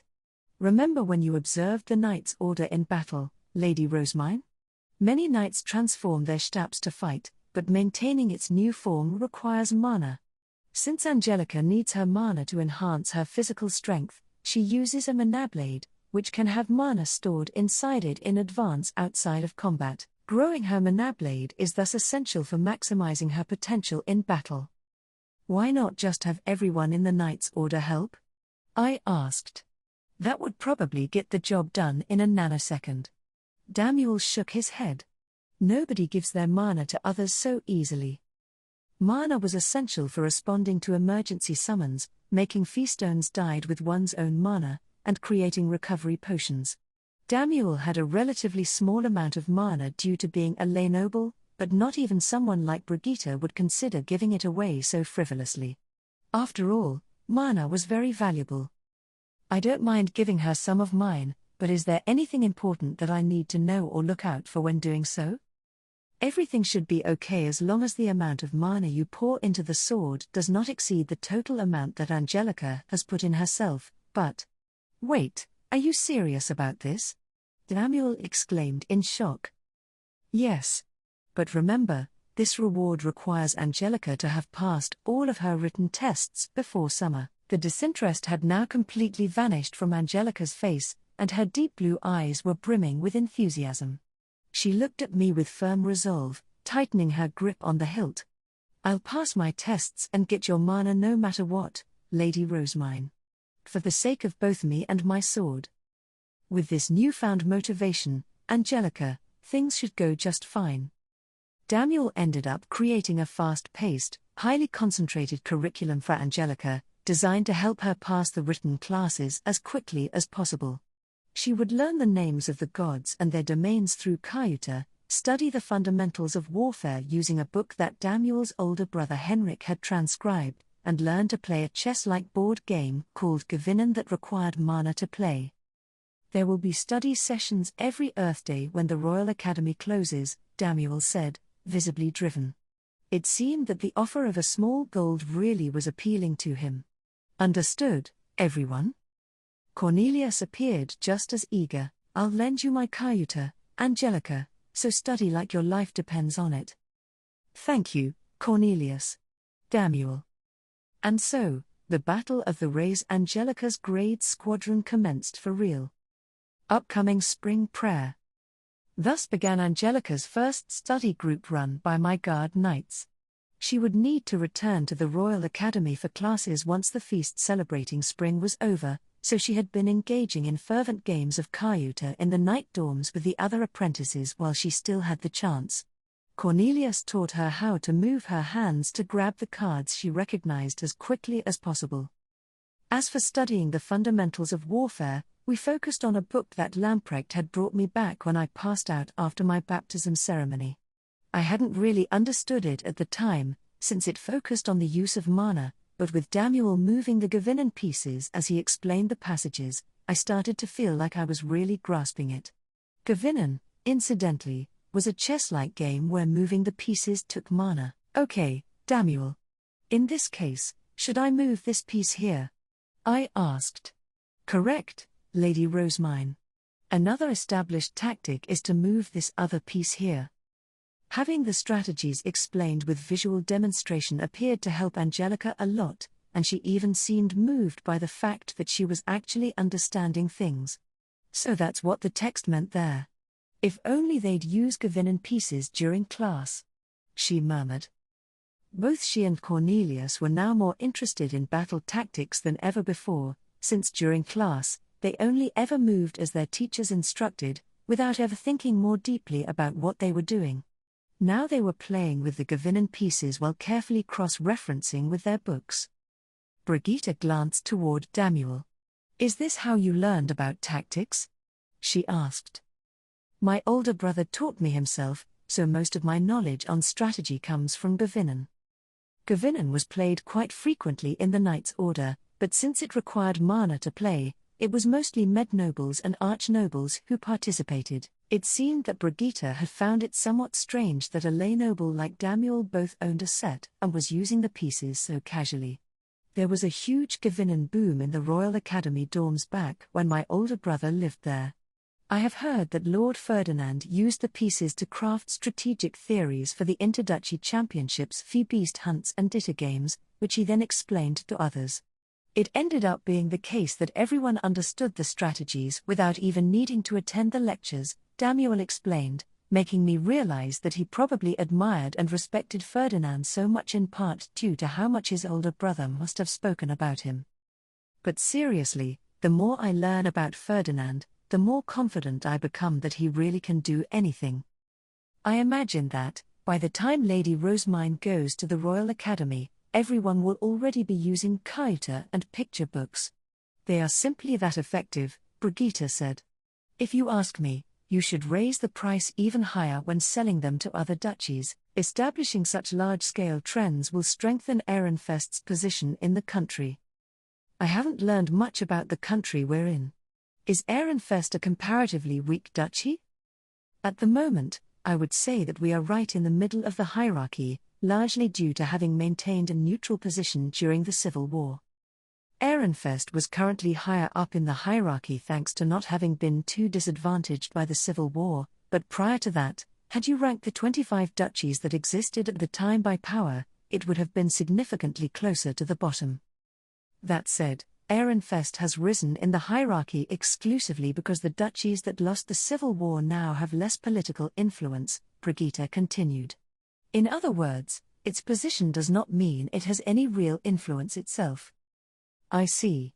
In that case, I think we should keep the teaching materials as hidden as we can from the other duchies and make it our goal to boost Ehrenfest's educational standards as much as we can. I later told Sylvester and Ferdinand about Brigitte's assertion that the teaching materials could strengthen Ehrenfest's political influence. To Sylvester, this was like a dream come true, especially considering how unstable the current balance of power was. At the feast celebrating the return of spring, he gave a strict order to all Ehrenfest nobles not to discuss their children's better learning standards, how much they had developed over the winter, or that the Gilberta Company was selling them materials. He also made it clear that those bringing the materials to the Royal Academy were not to take them out of their dorm rooms under any circumstances. Once the feast was over, the kids got together for one last gathering as they sadly prepared to leave. I had the lay noble parents sign an agreement to treat the materials well, but seeing the children's smiles as they hugged the borrowed picture books and toys to their chests immediately eased any lingering concerns. Lady Rosemine, I will have prepared many more stories for you by next winter, I promise. Please do, Feline. I, myself, am quite looking forward to the new picture books. Do your best to write and learn as much as you can. At that, the Jibes and the nobles living on Jibe land all departed for their respective provinces. Angelica, meanwhile, would instead be returning to the Royal Academy. She had shown clear signs of development over the past few days, so all I wanted was for her to keep doing her best. I will return every Earth Day, she said. Do listen to your lectures and please practice with the Cayuta and Gavinon. And so, Angelica headed back to the Royal Academy with the Cayuta, picture books, and Gavinon set that her parents had bought for her. They had almost been moved to tears when their daughter unexpectedly asked for something to help in her studies, so much so that they quickly bought every kind of material available. As the number of nobles steadily decreased, Ferdinand and I returned to the temple to perform the winter coming-of-age ceremony and the spring baptism ceremony. On the day after that, there was a meeting with the Blue Priests to decide who would be going where during spring prayer, with Ferdinand posting his planned routes for all to see. He and I would be splitting up and covering the central district by ourselves. Once the meeting was over, Ferdinand needed to discuss the more precise details of spring prayer and the gathering with me. I was resting in my room in the meantime. As I sipped the tea that Nicola had prepared, she placed a plate of sweets in front of me. You have been ever so busy lately, Lady Rosemine. How is your health? As of right now, I'm doing okay. But all of you are going to be accompanying me during spring prayer, and there will be many busy days of traveling via carriage. It will no doubt be tough, though I hope not too tough. Of course, milady. A bell rang then from the other side of the door. Ferdinand promptly entered alongside Zam, who was carrying a bundle of documents. Fran, Zam, spread out this map. We shall be traveling by high beast just as we did last year, visiting winter mansions in the morning and afternoon. The fact that we are staying within the central district this time should give us more leeway. Once Fran and Zam had prepared the map of the duchy, Ferdinand started shooting out instructions about spring prayer. During the meeting, he had made it sound as though the two of us would be dividing the land evenly between ourselves, but his current explanation involved me going across the entirety of the central district. Ferdinand. I'd assumed that you would be handling these areas yourself, and that I consequently wouldn't need to visit them all, I said, confused. Ferdinand looked at me with exasperation. We shall be traveling together, so of course you will need to. You should be able to piece that much together yourself. Furthermore, you were asked directly by the Archduke to travel across the entire region. Had you forgotten that?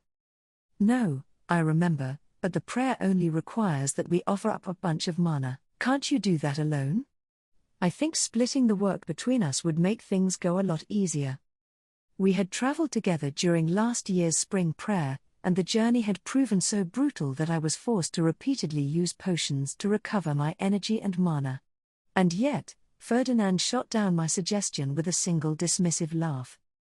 This is work that you were asked to do and agreed to.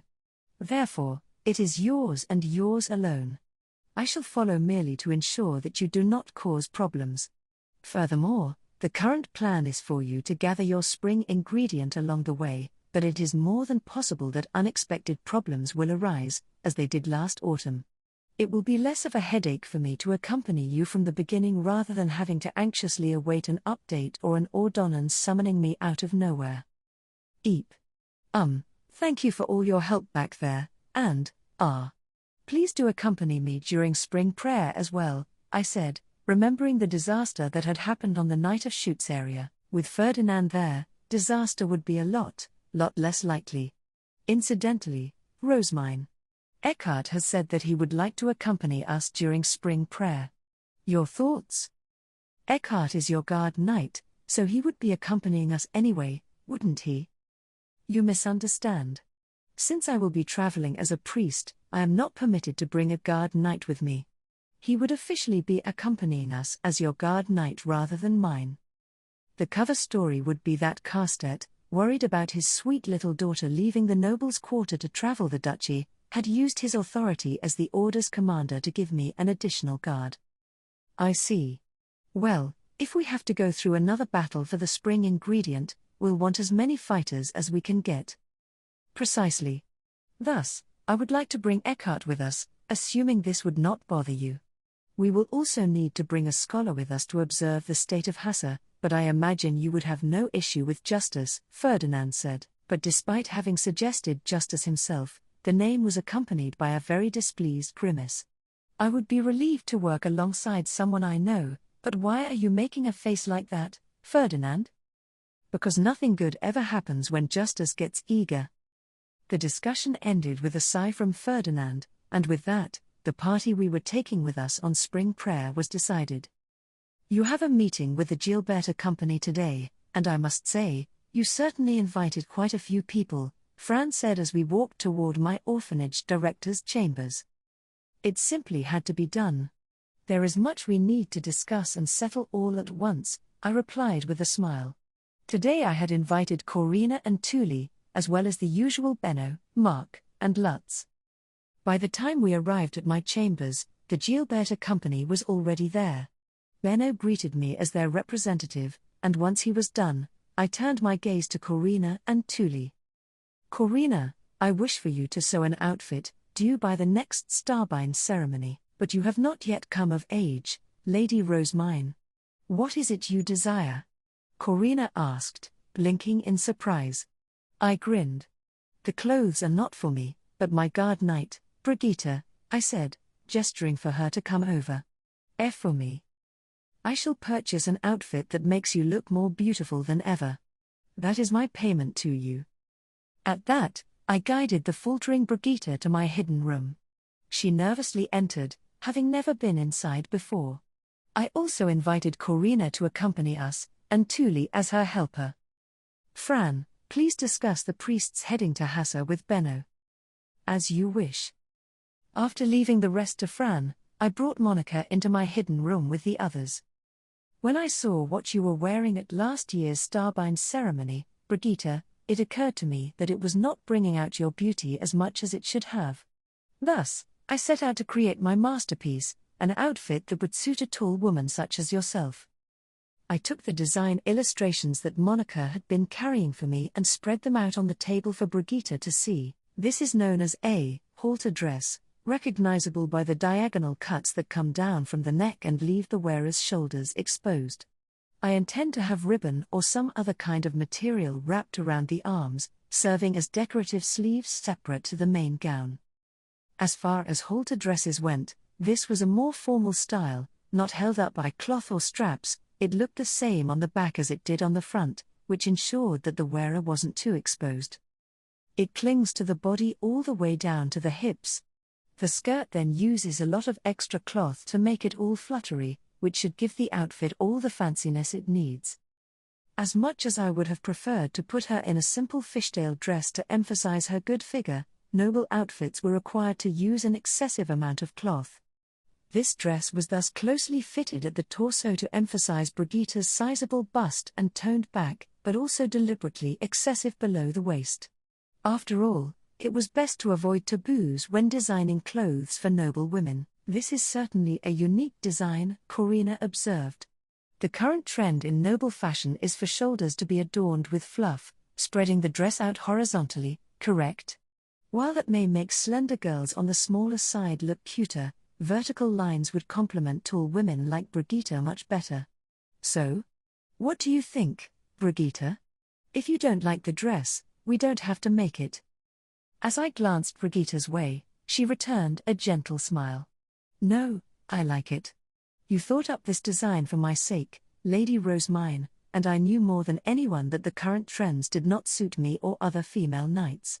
We put on clothes that do not look particularly good on us because we have no choice but to follow noble trends, but since this is a dress designed by the Archduke's adopted daughter, it will no doubt become a trend in itself, she replied, accepting my suggestion not only for herself, but for all the other female knights who shared her build.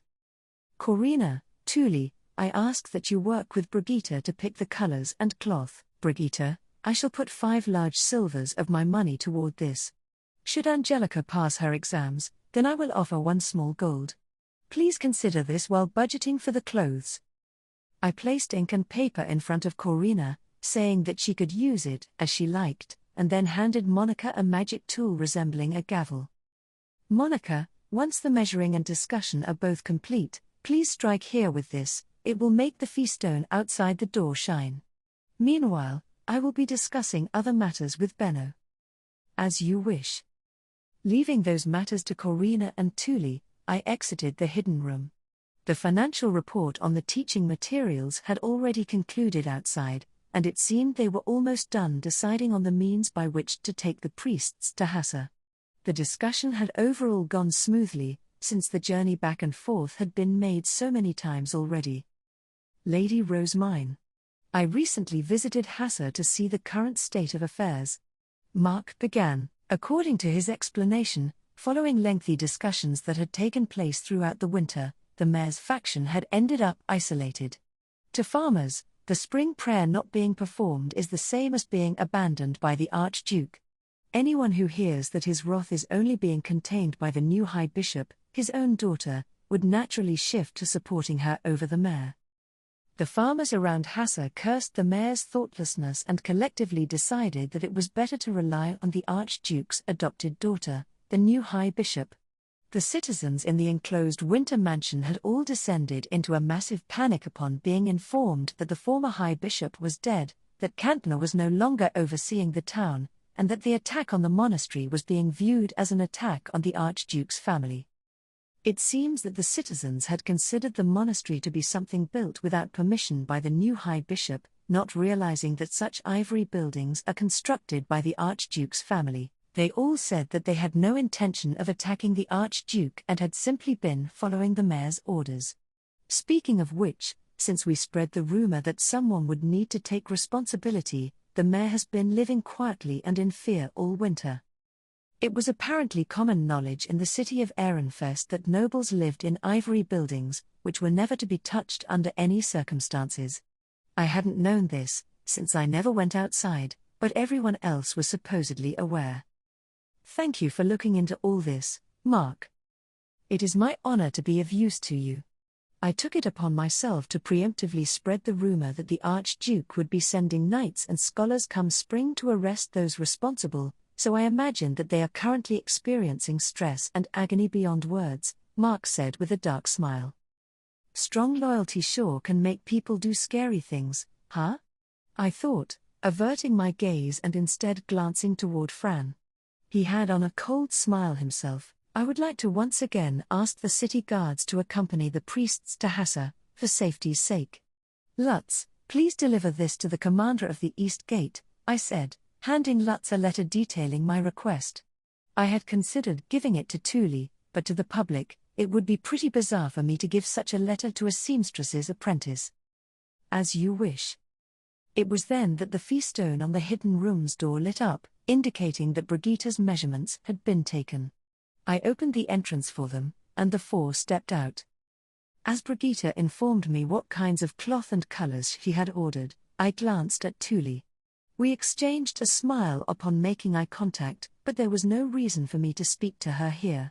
I desperately worked my head to come up with some excuse. "And that concludes the order," Brigitte said. "I see. I'm glad to hear that you liked it. Now then, Corina, I imagine it will be quite the task to put together such a unique outfit, but I trust your abilities, and Tuli." Tuli shot her head up with a beaming smile. "Please design a hairpin to match Brigitte's hair and her dress. I will summon you two again when spring prayer is over," I said, wanting to have a more relaxed conversation with her when we weren't so busy with the upcoming spring prayer. Tuli grinned, guessing my intentions, and then took out a box. "Lady Rosemine, would you like a spring hair stick? I made one during the winter for you to wear during spring prayer." "But of course," I replied. How could I ever refuse? The hair stick that she took out was primarily adorned with blooming renfrew flowers, which were like white crocuses that announced the coming of spring. It was also decorated with a bunch of leaves, the colors of which ranged from yellow to dark green. Once Tuli had put the hair stick in for me, I shook my head a little, causing the vine-like string of decorative leaves to sway through the air. "It looks wonderful on you," Tuli said with a smile. I loved that smile just as much as I loved my new hair stick, Hassa's punishment. Before we left for spring prayer, the priests headed to Hassa in carriages that were provided by the Gilberta Company and guarded by soldiers. This time all the soldiers were lined up at the temple's back entrance, which was the front entrance from the lower city's perspective, because they heard rumors that Dad was being assigned to every one of these trips because he had taken it upon himself to travel all the way to the temple to greet priests. "Gunther, I ask for your assistance once again," I said with a broad smile as Dad knelt before me, a serious expression on his face. "You may count on me. I will ensure that everyone arrives safely. You have my trust. May we meet again in Hassa." While I was speaking to the soldiers, Mart and Delia were saying their tearful goodbyes, having gotten very close over the winter. Thor and Rick, on the other hand, looked beyond excited to be returning to Hassa, while the priests newly assigned to the monastery looked nervous to be leaving Ehrenfest for the first time. In the morning a couple days later, carriages transporting Ferdinand's and my attendants and chefs headed to Hassa as well. The 2-day gap was to account for a letter that Benno was delivering to Hassa's mayor, outlining the date on which we would be arriving to punish those guilty of treason. We did not need to wait for a response, since it was an official decree with the Archduke's seal.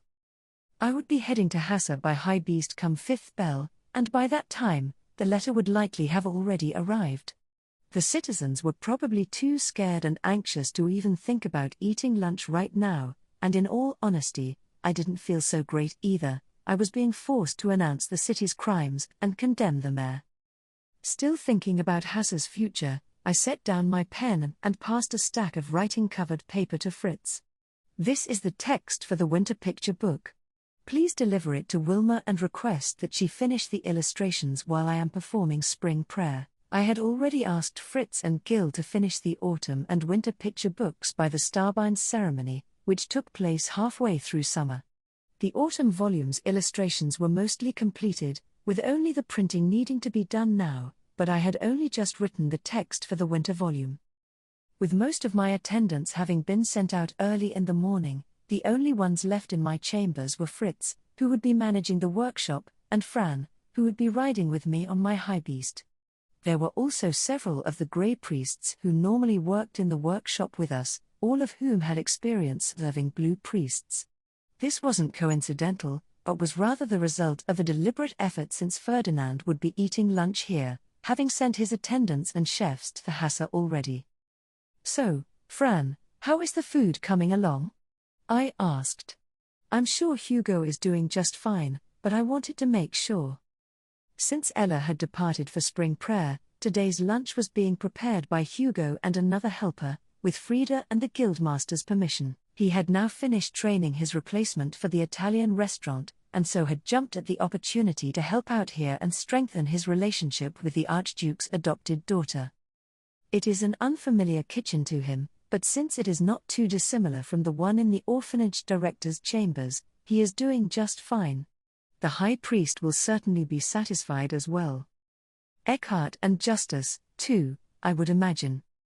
It hadn't been necessary for me to invite Eckhart and Justus to eat, since we would be leaving at fifth bell after a post-lunch break, but they had already sent me ordonnance expressing how much they were looking forward to enjoying the food here, so declining hadn't really been an option. More importantly, Lady Rosemine, you will want to write the other letter soon if you wish to finish before the High Priest arrives, Fran observed. And he was right. I got to writing the letter that I wanted Hugo to deliver to Frida. In it, I thanked her for lending us the 2 chefs and added a seasonal menu for the Italian restaurant, noting that I would be coming to eat there once spring prayer was over. Once I was done, I sealed the letter and gave it to Fritz. Give this to Hugo when paying him for his work, if you would. Tell him that I wish for him to deliver it to Frida. A small ringing came from beyond the door, indicating the arrival of a visitor. It was the bell for Ferdinand. Fran opened the door, and in he came with Zam, Eckhart, and Justus. My apologies for pushing lunch preparations onto you, Rosemine. It's okay. You are allowing me to travel to Hassa by high beast despite it being selfish to do so.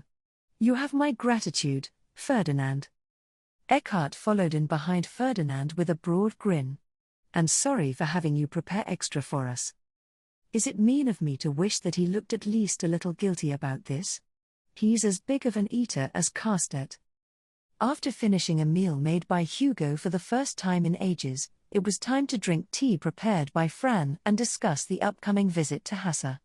We needed to get Eckhart and Justus up to date on the situation, so once I had made sure that everyone was touching the sound-blocking magic tools provided by Ferdinand, I started to explain. After all, the root cause of our problems had been my enthusiasm to spread printing via monasteries with orphanages and workshops that would be easy for me to visit.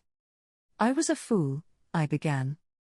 At the time, I had only just been baptized and knew very little about how noble society functioned.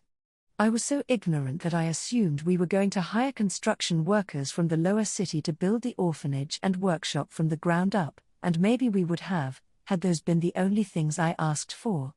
But no. I asked for a miniaturized temple. And since that meant blue-robed priests with noble blood would be visiting it, noble customs demanded that the monastery be constructed as an ivory building. Had I known more about nobles, I wouldn't have asked for a monastery. I wouldn't have made such a request during a meal that I had invited others to. Ferdinand nodded. I imagined that Sylvester would not have acted so hastily either, had he not been so satisfied with the food. I should have given your limited familiarity with noble culture more consideration. It was normally his job to put a stop to Sylvester and me when we got ahead of ourselves, but at the time, he assumed that I had placated both Sylvester and him with food to make my demands from a position with more leverage. On the inside, he had even been happy to see me acting more like a noble, making use of plots and manipulation. Truly, incredible misunderstandings could occur when two people considered a situation from their own unique perspectives.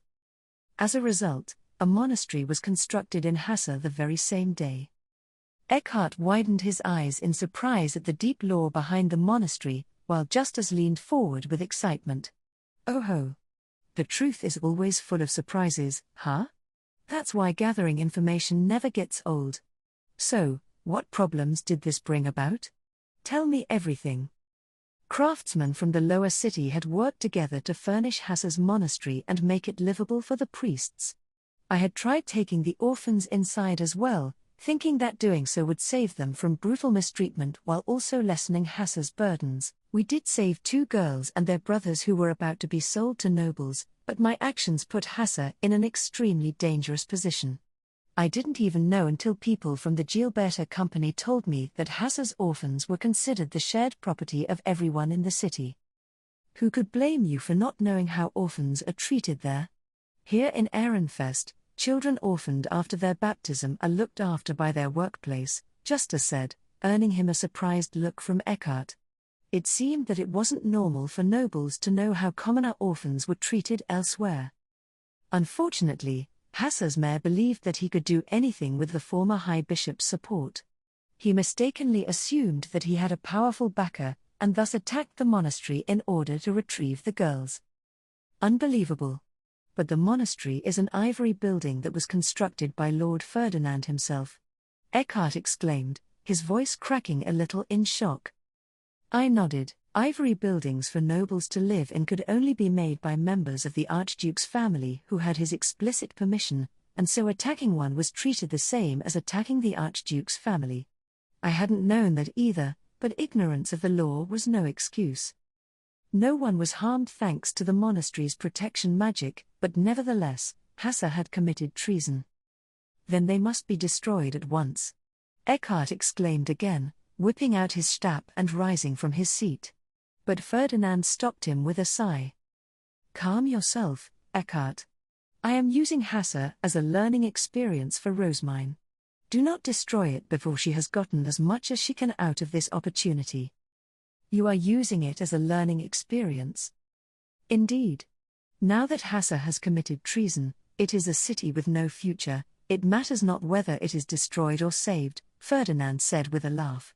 This makes it the perfect opportunity for Rosamine to learn how to use her human resources, maneuver matters to reach her desired goal, punish criminals, and understand the consequences that her actions have. I gave her a task.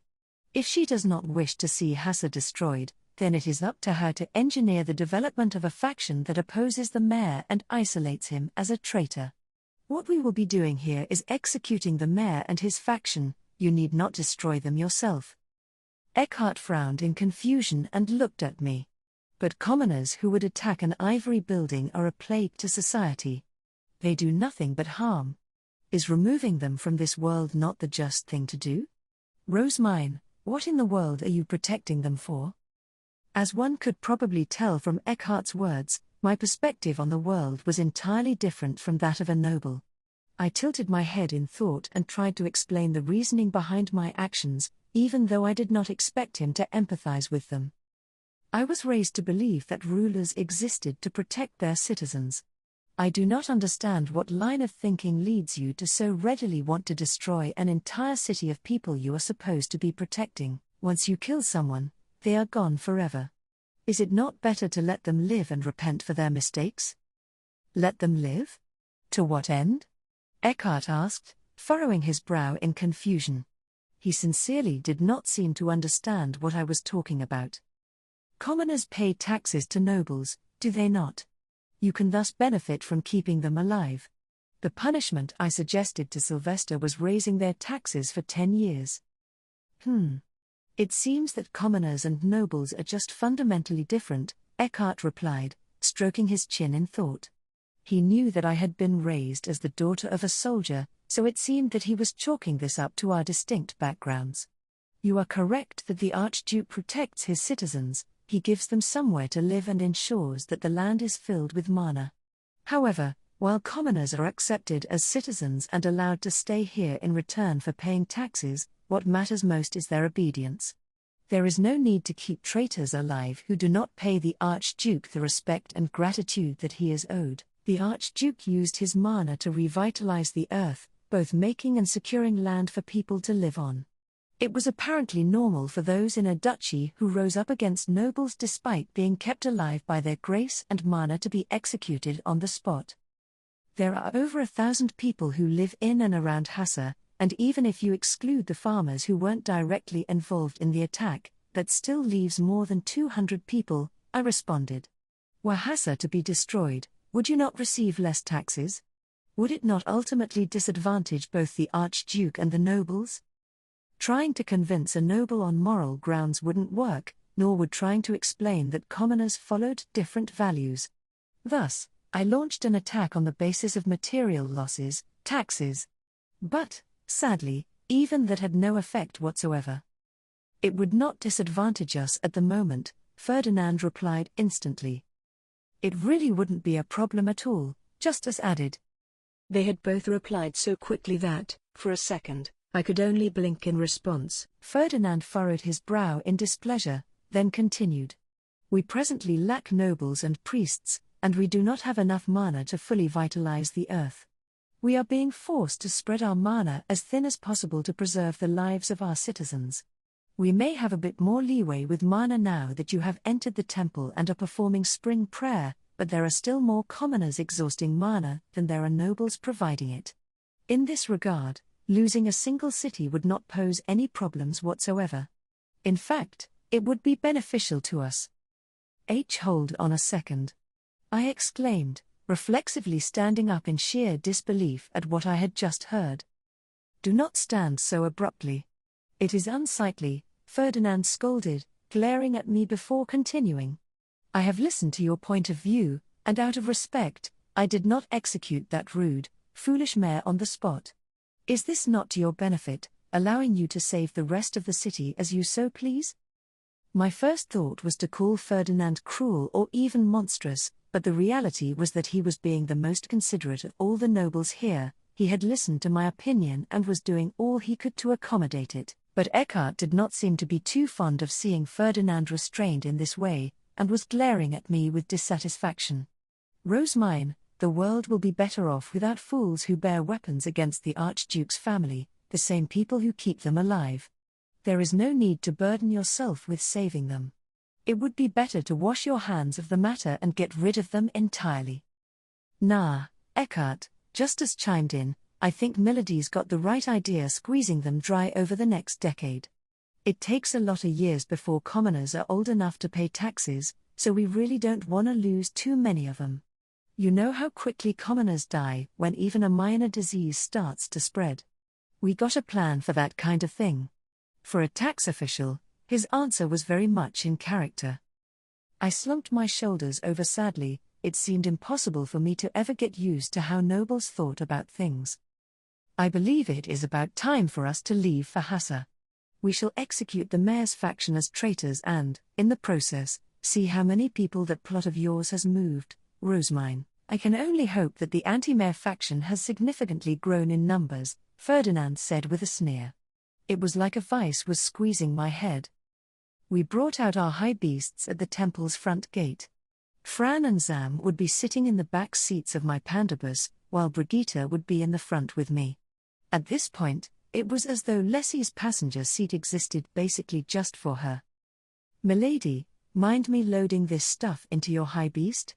Justus asked, having a grey priest carry over a large box that had a very intense-looking lock on it. It was big enough for an adult man to just barely be able to carry, which made it both too bulky to put on a traditional high beast and the perfect size for me to sit on. Certainly, go ahead. I don't mind. Fran and Zam put the box into Lessie for me, but when I went to get in myself, Justus came over with a broad smile on his face. Please allow me to ride in your fine high beast as well, milady. Justus! Ferdinand shouted, his voice striking Justus like thunder. The exact same thing had happened during the harvest festival. Does Justus seriously never learn? I wondered to myself. But upon seeing me hang my head, he simply broadened his smile. This box has been entrusted to me, and I cannot leave it unattended. You know how valuable it is, don't you, Lord Ferdinand? Do you really think it would be acceptable not having a scholar on standby?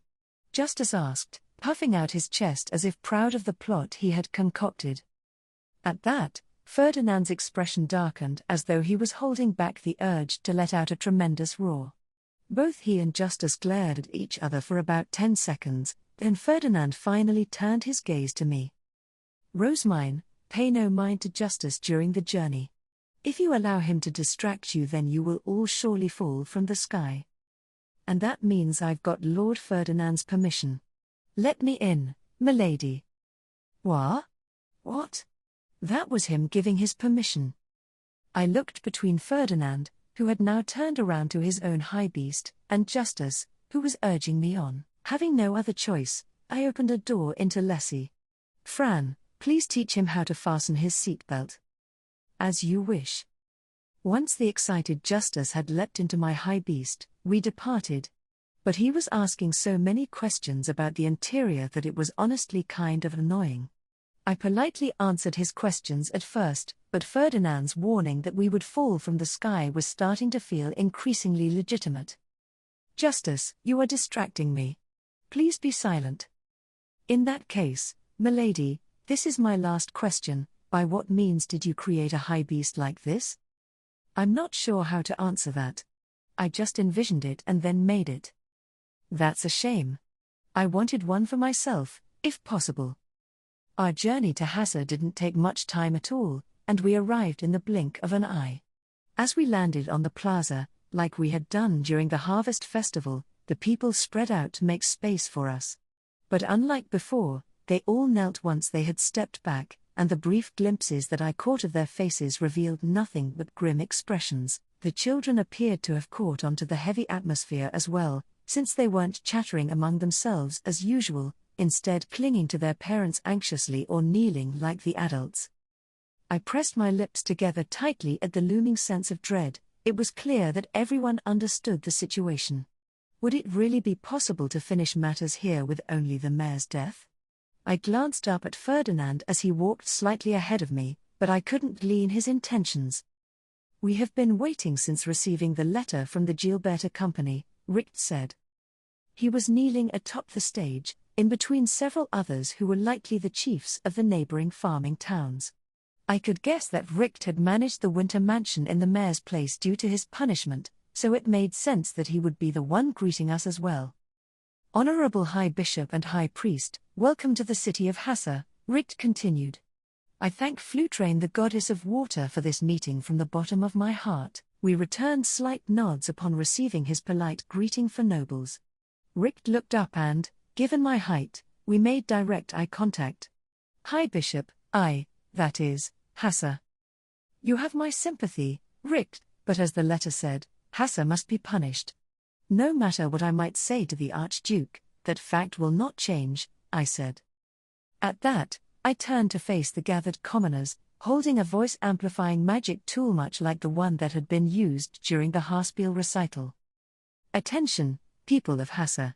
Attacking the monastery has been deemed an act of treason against the Archduke's family.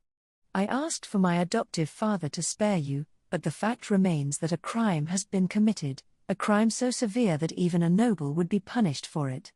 In this case, the mayor led the attack with the assistance of many citizens. Under normal circumstances, the entire city would be viewed as a hive of dangerous rebels and subsequently destroyed in its entirety." The crowd began to stir. I heard some curse the mayor, others exclaim they had nothing to do with him, and still others grumble that it wasn't fair to punish them as well. However, I know that Hassa supports many farmers who merely live in neighboring farming towns. I imagine that some of you were blackmailed or deceived by the mayor.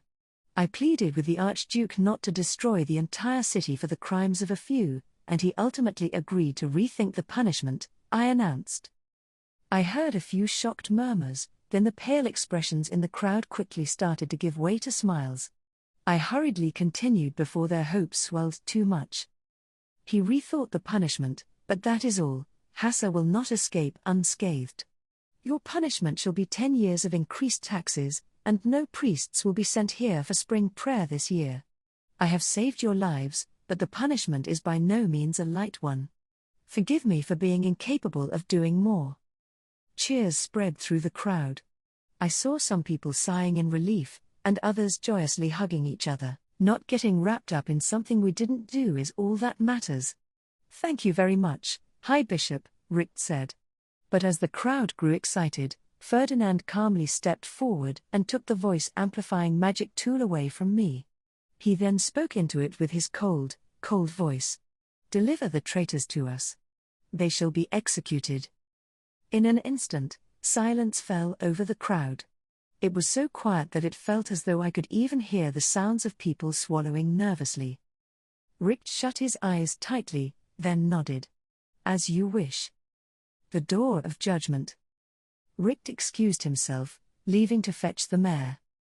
A short while passed before he returned. When he did, the mayor was brought onto the stage by 2 men who were holding him by the arms. He looked thin and somewhat pitiful wearing his ragged clothes, but this was actually pretty standard for commoners. And while he was unsteady on his feet, I didn't see any signs that he had been beaten over the winter.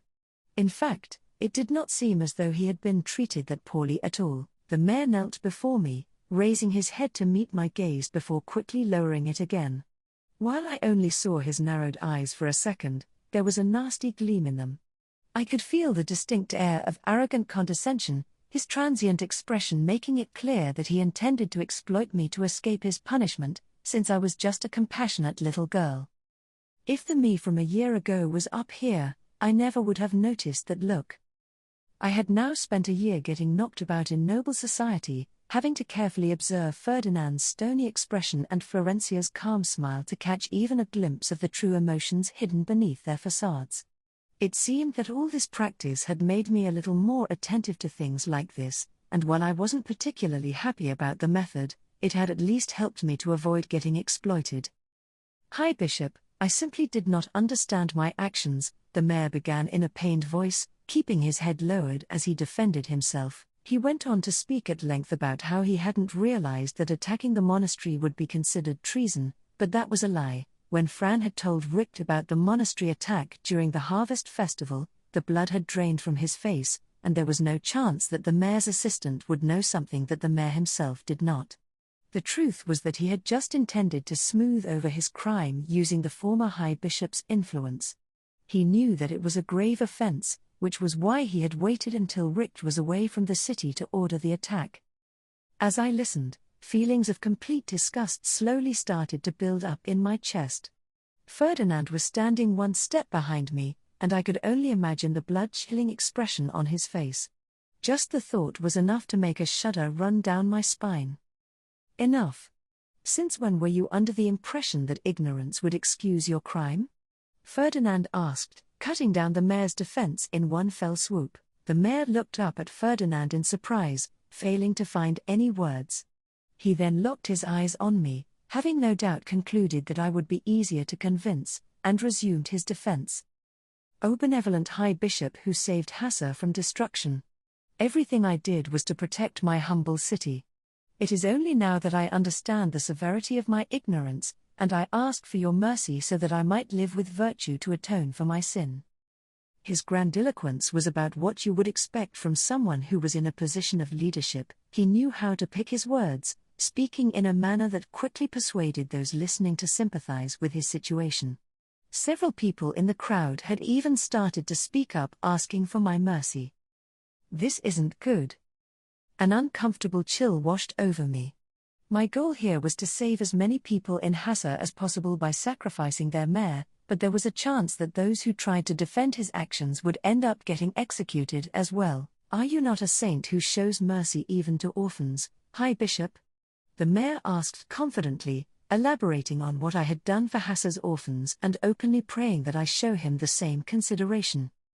Rick looked sick to his stomach, his face making it clear that he wanted to tell the mayor to shut up already.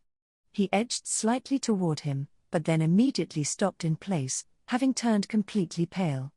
I could guess that he had intended to stop the mayor from continuing his act, only to be glared at by Ferdinand. A moment later, I felt a tap on my back. I gracefully turned and looked up to see Ferdinand, whose gaze was so intensely cold that it actually made me flinch. He was still forcing his lips into a calm smile, but there was not an ounce of warmth to his expression as he silently pressured me to finish this already. Well then, what should I do now? I needed to think up a way to lead this safely into the mayor's execution while preserving my saintly image. After watching the mayor for a second, who was now waving his arms around as he expounded on his pleas, I lowered my gaze. "Mayor, you speak of mercy, but do you not beat Hassa's orphans each and every day? Both Thor and Rick were covered in bruises when I took them from you," I began. Nora and Mart had both been reasonably well fed, no doubt because he was going to sell them, but Thor and Rick had been malnourished and were clearly the victims of regular physical abuse. I do not see the need to show compassion to one who exploits their power to abuse the weak. I could see the panic in the mayor's eyes, and he quickly began to ramble in a desperate attempt to smooth things over and get some sort of compromise from me. That is, that was simply punishment. I would not have harmed them in such a way had they not committed such immoral acts. Is it not normal to punish those who deserve it? I don't quite understand what immoral act would need to have taken place to warrant violence. Say Thor or Rick had attacked your family, would that be enough to warrant such a punishment?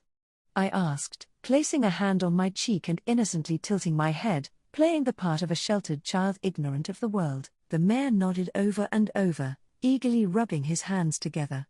The carnivorous glint in his eyes as he tried his best to sway me was actually kind of scary. That is clearly an immoral act, the mayor agreed. Were the orphans to attack my family, I would be furious, and of course punish them with violence. Nobody would fault me for that, since the orphans must understand that they are only being kept alive through my goodwill. Richt, now kneeling behind the mayor, closed his eyes tightly and hung his head. The town chiefs kneeling around him were also wincing at the irony. I looked at the mayor head-on, then asked my final question. Had the orphans not understood that they were attacking your family, would you say the same even then? It would be unthinkable for the orphans to not recognize my family. Their lies would not excuse their crime. I let out a sigh and whispered, "Too bad," before turning to look up at Ferdinand. The mayor has made his position clear. Ferdinand's cold eyes narrowed further, and his lips curved into a slightly broader grin. "I see. He certainly has made his position clear," he said, taking a step forward. I, in turn, took a step back, granting Ferdinand the right to speak. "You maintain that one who attacks a building constructed by the Archduke for his daughter should inarguably be punished. Nobles live in ivory buildings, which are constructed using the Archduke's power. This is a fact known by all." No, I truly was not aware." The mayor trailed off, faltering again now that he had to deal with Ferdinand. His face began to pale, and his grandiloquence from before vanished in an instant. He looked my way, desperately seeking my help, but I refused to acknowledge him. Ferdinand took another step forward, cornering the mayor even more.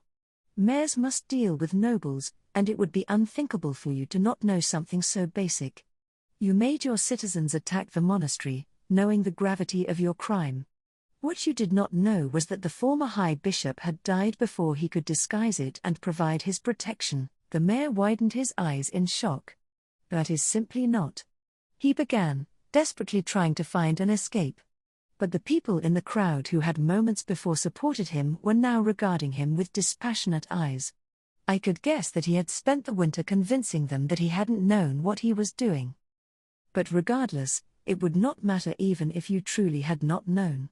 The actions taken by the people of Hassa are nothing less than an attack on the Archduke's family, and that is treason. Treason must be punished, and none can fault the Archduke for ordering said punishment. Commoners must have it drilled into them that they are kept alive only by the grace of the nobility. This is the position that you yourself just espoused.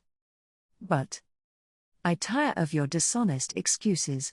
Speak no further, Ferdinand said flatly, silencing the mayor's protests. He then returned to my side, where he looked down at me with the same harsh expression that he had given the mayor. "Rosemine," I instinctively straightened my back, sensing that he was going to lecture me. Seeing that, Ferdinand let out an exaggerated sigh, then spoke in a chilly voice with an intentionally villainous look. "You pleaded for the Archduke to lighten his sentence on the basis that the people of Hassa understood the gravity of their crime and were deeply remorseful. It seems to me, however, that they do not understand at all," Ferdinand said, looking from the mayor to the gathered crowd. Everyone tensed up as his eyes scanned them, and silence fell over the plaza. "Rosemine, you are known as the Saint of Ehrenfest. Do you still believe that Hassa deserves your mercy?" The atmosphere froze over as the citizens realized that the lightened punishment I had spoken of could be taken back with a single word. A silence so heavy that people were afraid to move at all blanketed the plaza as they waited to hear what Ferdinand would say next. But amid the crushing pressure so intense that one might even hesitate to breathe, Richt slowly looked up, as if pushing up against weights holding him down. "O Honorable High Priest! O Honorable High Bishop! I ask for permission to speak," he said in a trembling voice. He was so nervous that he had started to sweat, making his pale face glisten slightly and his hair stick to his forehead. "You may speak," Ferdinand said. Richt expressed his utmost gratitude, then continued. "High Priest, we, the people of Hassa, truly understand the gravity of the crime that the mayor ordered us to commit. Under normal circumstances, our entire city would have already been destroyed, and we cannot thank the saint enough for granting us her mercy and sparing our lives. The mayor is the only one who does not understand. We are not like him, I can assure you, he said, quivering under Ferdinand's pressure as he desperately tried to protect his fellow citizens. His courage touched my heart. That was when I felt a tap on my back from Ferdinand, who was still strictly glaring down at Richt. I looked up, and he shot me a look that seemed to say, "What is your role here, again?" Right.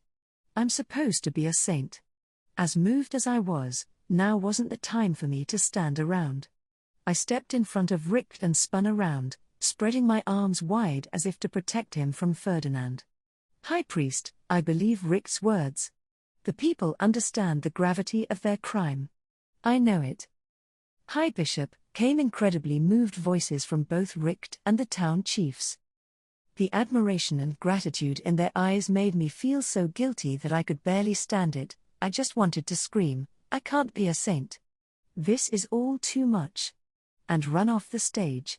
But I was facing Ferdinand as he played the part of an evil final boss, merciless expression and all. I couldn't just run away. This, too, was part of the assignment that he had given me so long ago. Ferdinand shook his head while deliberately facing me. "Rosemine, kindness at times does more harm than good. You must pluck the seeds of rebellion before they grow into carnage." "High Priest, the people of Hassa are planning no rebellion, there is nothing to fear. Isn't that right, everyone?" I asked, turning around to face Richt, the town chiefs, and the crowd. Richt immediately said, "Of course," and loud cries of agreement came from all over the plaza. "You can hear them for yourself, High Priest. So please." But just as I thought I had settled the matter, Ferdinand suddenly raised his right hand to shoulder height. "Then I shall have them prove it." "Huh? Sorry, but I have no idea what's happening right now. Are you expecting me to do something? At least give me a sign." As I panicked on the inside, not knowing what to do, Ferdinand whipped out his staff.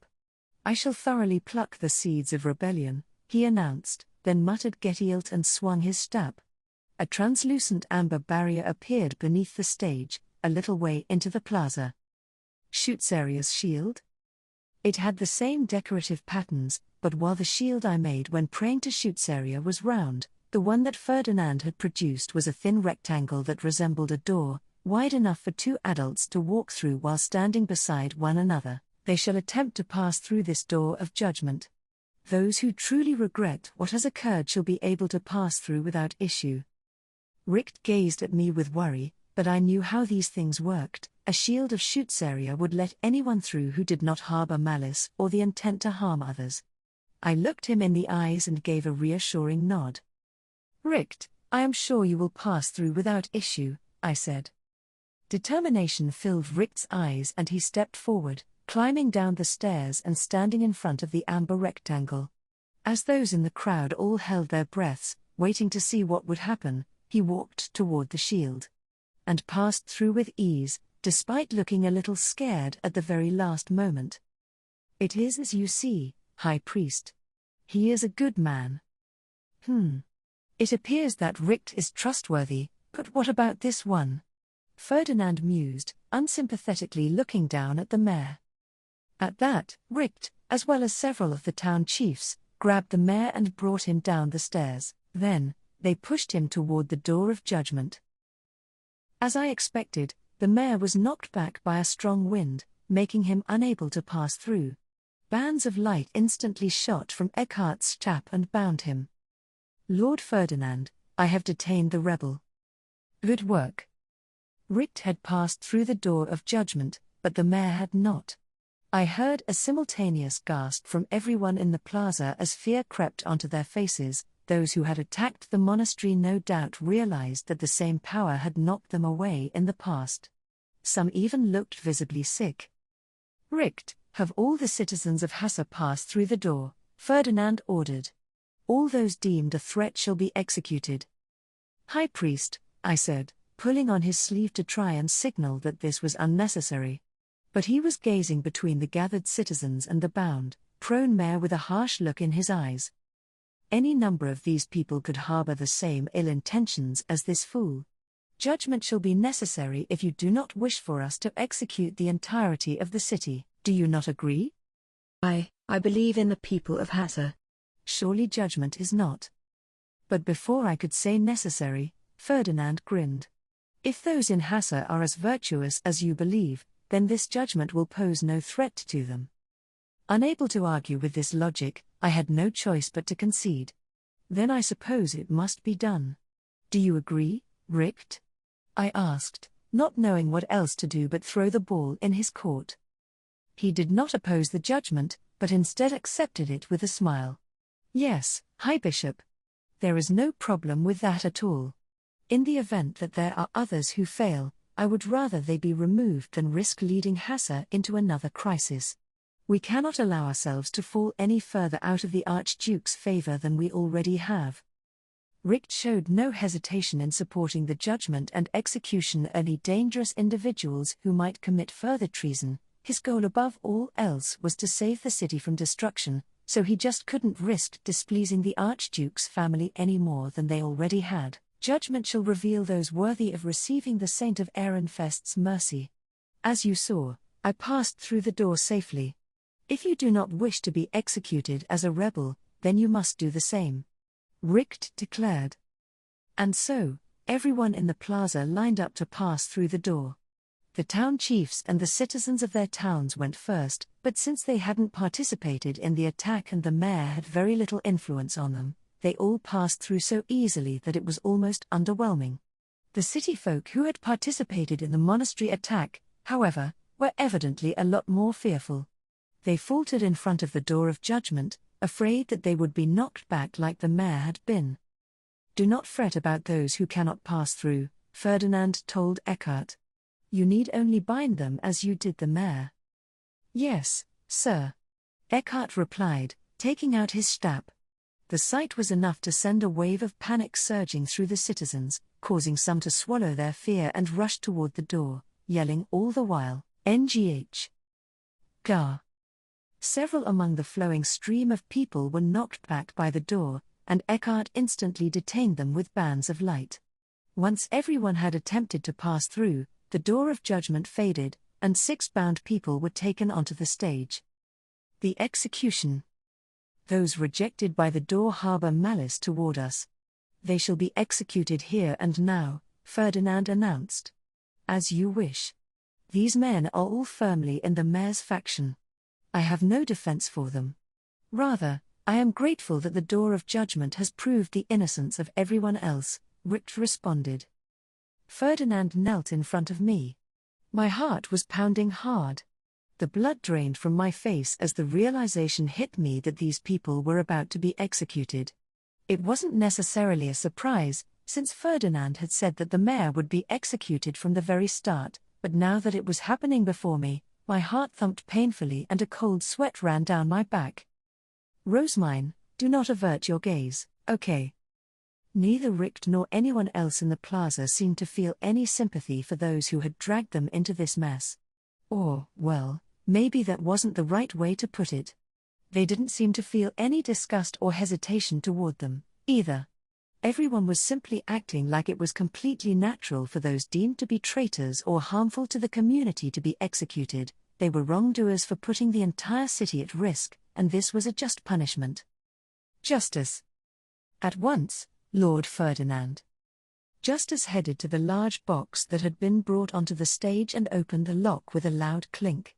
The front side of the box opened flat, revealing its contents, 5 shallow drawers stacked on top of each other like a makeshift filing cabinet.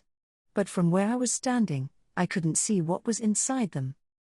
Ferdinand, what is in those drawers? Hassa's identification medals. He was apparently referring to the citizenship medals that we stamped our blood onto during our baptism ceremonies. In the city of Ehrenfest, the temple took care of registrations, marriages, and cancellations due to deaths.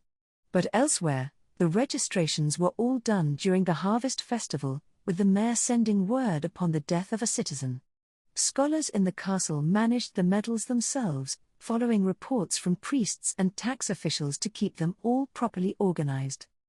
We brought them all here since we did not know how many executions there would be, but in general, they are not to be taken outside the castle, Ferdinand explained. I could guess that it was like taking a box of confidential papers outside of a government office, in which case it made sense that the scholar in charge of them would need to stay close and keep a close eye out. Justus took out a piece of parchment and called out to Eckhart. Make sure nobody gets close. Eckhart brought out his stab and transformed it into a sword, before taking up position beside the box. He held his blade at the ready, prepared to cut down anyone who got close, which was enough to show just how valuable the box was. Justus. Begin. As you wish, Lord Ferdinand. Justus gripped his stab and chanted Messer, turning it into a knife.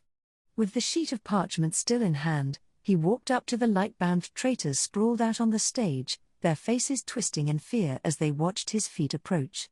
A couple choked out hoarse cries for help, but nobody answered their calls as Justus knelt down to stamp the closest man's blood. The traitor's thumb was slightly pushed out between the bands binding him, at which point Justus pricked it with his knife. As the blood started seeping through, Justus pushed the fresh cut against the parchment, producing a slowly expanding red stain. Ow, ow. Even though it wasn't happening to me personally, I could almost feel the pain as I watched the knife pierce the skin and draw blood. I wrapped my hand around my thumb in shared discomfort and shifted my focus so as to see as little of what was happening as possible. Once Justus had confirmed that the blood was firmly stamped against the parchment, he smoothly whipped his knife through the air. The slight amount of red that had been streaking down the blade seemed to disappear into thin air. Huh? The knife is clean again. Justus held up the blood-marked parchment to the crowd, proving that it had been stamped, which elicited cheers from the citizens and an approving nod from Ferdinand. He then headed to the next prone man, pressed his blood against the parchment, and showed the crowd again. This process repeated. Ferdinand, what in the world is Justus doing? Selecting the identification medals. It is the work of priests and scholars to handle them. For nobles, the identification stamping that was done during every baptism ceremony registered their mana. For commoners, however, it only registered their blood. That was why, during my first baptism, I had simply needed to press my blood against a white, flat-looking stone. I naturally hadn't written anything on it, nor had I even been asked my name. These medals were stored according to what year they had been registered, but beyond that, there was no quick way to identify whose was whose. They were instead usually tracked using blood. During funerals, they would place the medal on the body to ensure that it belonged to the person in question. To this end, Ferdinand had taken some of my blood to find my medal during mine's funeral. I hadn't noticed, though, because I was unconscious. For funerals held outside Ehrenfest, some of the deceased's blood was smeared on a wooden board, which was then given to the scholar who visited the city during the harvest festival. They then sent the boards to the castle along with the collected taxes. These boards would be returned with the medals attached, which would then serve as grave markers. As Ferdinand explained the system to me, Justus walked over to the final person. "You won't get away with this," she cried, the only woman among the 6 traitors. She was the mayor's wife, glaring at us with hate in her eyes and tears streaming down her cheeks as the bands of light kept her bound. That's terrifying. As I continued to endure her intense glower, my throat bobbed, goosebumps rose on my arms, and my hands started to tremble a little.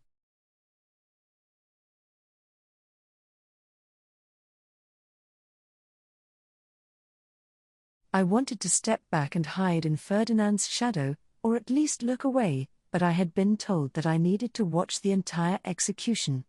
I had no choice but to keep looking at her, so I clenched my teeth and tightly clasped my hands, trying to at least stop them from shaking so visibly. As the wife and I continued staring at one another, Justus finished the blood stamp. He, at least, seemed entirely unfazed. With the last one complete, he wove his knife through the air while saying something and returned it to stab form. He then waved the stab around again, this time saying Ausfall, which made the blood-stamped parchment ignite in golden flames like a magic contract. It flew over the box being guarded by Eckhart, trailing fire behind it, then burned away into golden light that sprinkled down onto the drawers. Instantly, the drawers started to rumble without anyone touching them.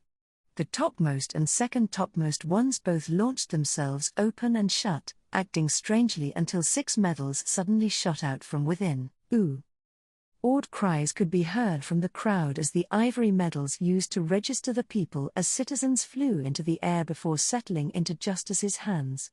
He looked over them carefully, then smoothly walked in front of Ferdinand and kneeled.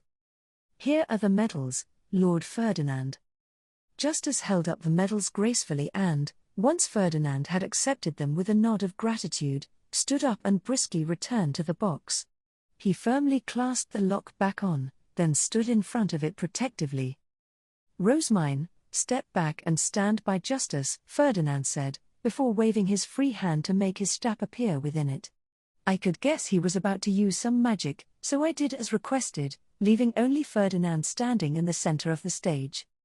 He scanned the area as if making sure there was nobody near, then held his strap high in the air. Mana poured from its tip, forming letters and complex designs in the air. "Ah, it's my first time seeing this," Justice exclaimed, his brown eyes wider than usual and gleaming with joy. He was leaning forward slightly, absorbing as much as he could of the magic circle that Ferdinand was drawing in the air. "Justice, what's about to happen?" "The execution of the traitors, milady. This is a spell taught only to Archduke candidates, so nobody is allowed near when it's being cast. That way, they can't hear the chant he's saying, or see the details of the complex magic circle," Justice explained. "I knew there existed a spell specifically for executing traitors, but I'd never gotten the opportunity to see it. This kind of thing is really rare, since usually nobody even thinks about acting against the Archduke. Ah, I'm so glad I wormed my way into coming along."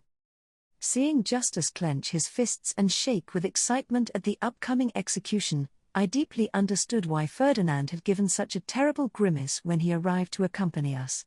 I took a full step back. "You'll be learning this spell yourself one day, milady. Please send word to me if you ever get the opportunity to use it. I will pray to the gods that such a day never comes. Nor shall I tell you if one does," I added silently, before looking back to the execution. Ferdinand swung his staff as he stood in the center of the stage. He must have completed forming the magic circle with his mana by that point, as a black mist wavering like fire spewed out from within. Perhaps it was a spell connected to the god of darkness. It looked a lot like the mana-sucking black mist that I had seen during the ambush at last year's spring prayer, so the dots weren't hard to connect. Keeping his eyes locked on the ominous black magic circle, Ferdinand's lips moved in a chant. He then tossed the medals into it. They stopped in midair, as if sticking to the magic circle, before getting completely enveloped by the black mist. "Eckhart, release their bindings." "Yes, sir." At Ferdinand's order, Eckhart quickly whipped his strap, making the light binding the 6 people disappear in the blink of an eye. The now freed traitors reacted in a variety of ways. Some blinked in confusion, remaining sprawled on the ground, unsure what was going on. Others screamed and tried to run, one of whom raced directly toward Ferdinand in an attempt to take him down with them. It was the mayor's wife. "Ferdinand?" I cried as I saw her sprinting toward him at the center of the stage. But despite my desperate cry, Ferdinand didn't even blink. He spoke with his eyes locked on the magic circle, not even sparing the woman a glance. "Fear not. There is nothing they can do." In the end, they were afforded only a brief moment of movement. Both the mayor, who had stood up on wavering legs to flee, and his wife, who had tried to attack Ferdinand, froze in place after a few steps. Then, they dropped down onto the stage. When they attempted to stand back up, while they could move their arms, their legs were completely paralyzed. "NGH. My legs," the woman screamed. Soon, the others started crying out as well, voices of pain, fear, and desperation. I narrowed my eyes as I watched them closer, and that was when I noticed their feet had turned light gray. At first, I assumed they were all simply wearing matching shoes, but then the color spread to their clothes. They were gradually being dyed gray, and the further it advanced, the less they could move. It looks like their legs are being turned to stone. That should spread across their entire bodies, Justice replied, now leaning forward even more eagerly without even trying to hide his enthusiasm. I really couldn't share his enjoyment. Had Ferdinand not been shooting me the occasional harsh glare, I would have already closed my eyes and covered my ears so that I wouldn't have to see their writhing bodies or hear their piercing screams. The black mist eroded the metals like acid, the white stones breaking apart from all sides. By the time they had been reduced to half their original size, the prisoners were grey up to their waists. Their torsos hardened before my eyes, and as the color reached their necks, they lost even the ability to scream. When the metals had broken apart entirely, the prisoners were grey from head to toe, frozen like statues. Ferdinand then whipped his stab, making the magic circle disappear. In an instant, all 6 statues broke apart. Large cracks had run through them, spreading until each person collapsed onto the stage with a heavy thud. The impact was enough to shatter them completely, sending large chunks of what looked like stone all over the place. These fragments then began to crumble like sand until, eventually, their ash-like remains were carried away on the still cold spring wind. They had no medals to attach to their gravestones, and no bodies to bury. Traitors were allowed no burial, nor were they permitted to be mourned. This is awful. I couldn't stop thinking about their faces, twisted in fear and despair, their mouths agape in dying screams that still rang in my ears. The looks of agonized suffering that remained in their eyes until their very last moments were burned into my mind, having been frozen on their statue-like faces before they were turned to ash and blown away on the wind. No human being should have to die like that. Spectacular. Wasn't that wonderful, milady? Justice asked excitedly. But I didn't even have the motivation to put on a fake smile and nod. How could he have been so excited to watch people be killed in such a horrid, disrespectful manner? That was beyond words. My toes felt unnaturally cold. The contents of my stomach stirred as I was overwhelmed with disgust. I would have actually preferred to pass out completely than experience the emotions that were surging through me, but I wasn't low on stamina or mana.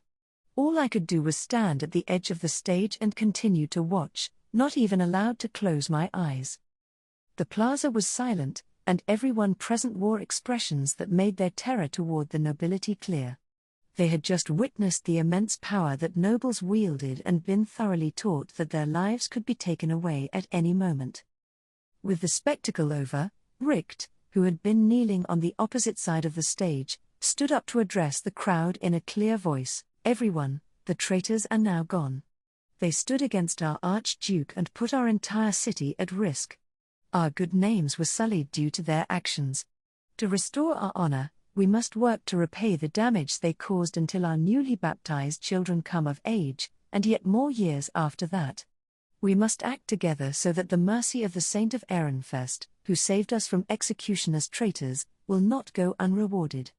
The journey ahead will no doubt be tough, but it is a journey that must be made. Richt looked just as fearful as the crowd he was speaking to, but even so, he was doing his absolute best to try and get Hesse back on its feet. This was not the end, it was the beginning of a new decade, during which Hesse would repay the Archduke's family, and seeing their determination moved me. It's not over yet. Not for Hesse. And not for me, as the Saint of Ehrenfest. I took deep breaths to collect myself. The screams were still echoing in my ears, but I couldn't let them distract me forever. Handling the situation in Hesse after the mayor's execution was part of the task that I had been given. I needed to work together with Richt as much as possible to help the city recover. And so, I deliberately walked to the center of the stage, acting as calm and graceful as I could. I stopped beside Ferdinand, all the while fighting down the bile that had risen up my throat as I moved. All eyes were on me, from both the crowd gathered in the plaza and the people remaining on the stage. The moment I closed my eyes, memories of the guilty writhing in pain and terror flashed through my mind. I shook my head to force them away, took a powerful step forward, and raised my head. Here you are, Ferdinand said, handing me the voice-amplifying magic tool. I gripped it tightly, moved it to my mouth, and then sucked in air. People of Hassa. I began to address the crowd, but my voice was quivering slightly. I swallowed, trying to steady myself, then took another breath. People of Hassa, I repeated, this time sounding a bit better, please endure for just 1 year. Relieved that I had managed to push down my unease, I continued. Nobles used the enormous power of mana to strike pure terror into the hearts of commoners, but it was also used to save their lives. I had been given the role of a saint, so I needed to play my part and give hope to Hassa and its citizens. Whether spring prayer is held in Hassa next year will all depend on how the Archduke perceives your efforts in the meantime. I shall do what I can, but the deciding factor will be your own actions. The aghast expressions of the farmers lit up slightly when they heard that, by working hard, they might still get spring prayer next year. Some started whispering that they could surely manage so long as it was just 1 year, and the returning hope in their faces lightened the burden on my shoulders a little. It has been proven that none among you harbor traitorous intentions. Now, please prove through action that you wish to atone for your crimes. I would like to visit Hassa during spring prayer next year to offer prayers and blessings to you all. At that, cheers erupted from the crowd. Amid the noise, Ferdinand instructed me to bring forth my high beast, and together we headed to the monastery. Joining me in my pandabus was Fran, Zam, Brigitte, and Justus with his big box. That was absolutely wonderful, Lady Rosemine. Thank you, Brigitte. I managed to smile back, but my head was spinning. My chest ached, and my stomach churned like my body was trying to throw up all the bad feelings inside of me. I wanted to escape reality, either immersing myself in books or going to sleep to provide a brief respite from my thoughts. When we landed in front of the door to the monastery, we were greeted by grey priests, the Gilberta company, and everyone's attendants, all of whom were kneeling in wait. Justus, Eckhart, Damuel, Brigitte, prepare your rooms within the chapel, Ferdinand said, handing each of them a red feastone. They all got to work at once with their attendants, with Justus ordering his to carry the big box out of my high beast. Now that everyone was out of my pandabus, I put it away. Drained both physically and mentally, I hung my head, only for a bitter rush of vomit to catch in my throat once again. I couldn't throw up here and now with everyone watching, so I desperately swallowed it down and wiped my teary eyes with my sleeve. Rosemine, you seem unwell. You need rest. Attendants, prepare her room, Ferdinand instructed. My attendants hurriedly stood up and went inside. I had given Gil a magic tool to open my hidden room since he had gone to the monastery first, but while the room would be ready to some degree, there were still some things that had to be organized before I could rest. I saw my attendants off, in a complete daze, then aimlessly looked around. That was when I saw Dad among the people who had come out to greet us. He looked incredibly worried, and it was immediately obvious that he was racking his brain for anything that he could do to comfort me. A single thought ran through my mind: I wanted to run over, call him Dad, and sob into his chest. Rosemine. Ah. Ferdinand placed a hand on my shoulder, and I immediately came back to my senses. I would never be permitted to do anything like that. I lowered the arms that I had started to raise, putting my foot back down before I could start moving toward him. Ferdinand gestured me forward, but no sooner had I started walking than Dad offered me his thick cloak. Lady Rosemine, I offer you this cloak, if you would accept it. You look very cold. I looked at the cloak, and then up at Ferdinand, who shot Dad a firm look. But Dad simply returned the glare, continuing to hold out the cloak. Ferdinand looked down with narrowed eyes for a moment, then furrowed his brow. Are you cold, Rosemine? Yes, I'm cold. I'm very, very cold. I thank you ever so much, Gunther. I took the cloak from Dad and hugged it close. It was a little dusty but not enough to mask his smell, which made me feel both relief and bitter sadness. I buried my face in the cloak on the spot. Hi Bishop, have this if you're still cold. No, this one's a lot warmer. Unexpected voices called out to me, and for a second, The tears stopped. I looked up and saw 5 soldiers all holding out their cloaks to me. I couldn't help but smile a little as I saw the row of men forming a cloak wall in front of me, and the heaviness in my heart seemed to lighten ever so slightly. I'm afraid that I would be unable to carry any more, but I appreciate the concern. May you all be blessed for your kindness. With the cloak in hand, I went to my hidden room, where I found my attendants busily moving around to prepare things for me to sleep. I moved to a corner and started spreading out Dad's cloak, hoping to wrap myself up in it and stay out of everyone's way. "Rosemine, let me see that for a second." "No," I replied, hugging the cloak tightly to protect it from Ferdinand's outstretched hand. He rubbed his temples, then quickly snatched one end. "You cannot bring it to bed as is. I will merely be cleansing it. Give it to me." "Cleansing?" I asked, tilting my head. Ferdinand used that opening to steal the cloak. He took out his staff and began chanting something right then and there, causing a ball of water to appear from seemingly nowhere. It engulfed the cloak before quickly disappearing again. What was that spell? As I said, a cleansing spell. It was apparently an essential spell for knights when they spent multiple days on feast hunting trips, as it could be used for cleaning both one's body and tools. I didn't know that magic could be so convenient. I've never heard of that spell before. It would be unnecessary for you to learn, since you have attendants and servants, Ferdinand explained. It was considered a waste for nobles to use mana to clean themselves when they could simply have somebody else do it. But in circumstances such as these, where one had to stay outside without any attendants accompanying them, there was no other choice. "This is a special exception. It would be a disaster for you to bring that to bed, but there is no time to clean it now," he continued, plopping the cloak on my head. It was clean now, and the dusty smell was gone. "Rest well. I shall explain the circumstances to the Gilberta Company." At that, he exited the room, as if to say that his business here was done. As I passed the time smelling the cloak, I heard Gil tell Fran that he had brought in enough hot water. Monica then promptly chased them both out of the room. "Lady Rosemine, your bath is ready. Would the men be so kind as to leave?" That day, I slept with my head buried in Dad's cloak. The nasty, distressing feelings faded, and I didn't have a single bad dream. The spring ingredient and discussing spring prayer. Eventually, I woke up from my peaceful slumber.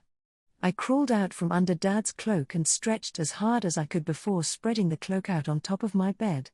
My attendants would have done this for me under normal circumstances, but I wanted to do it with my own 2 hands. I smoothed out the wrinkles with my palms, then carefully folded it. "Okay. Perfect." Fran picked up the now folded cloak, and together we headed to the dining room for breakfast.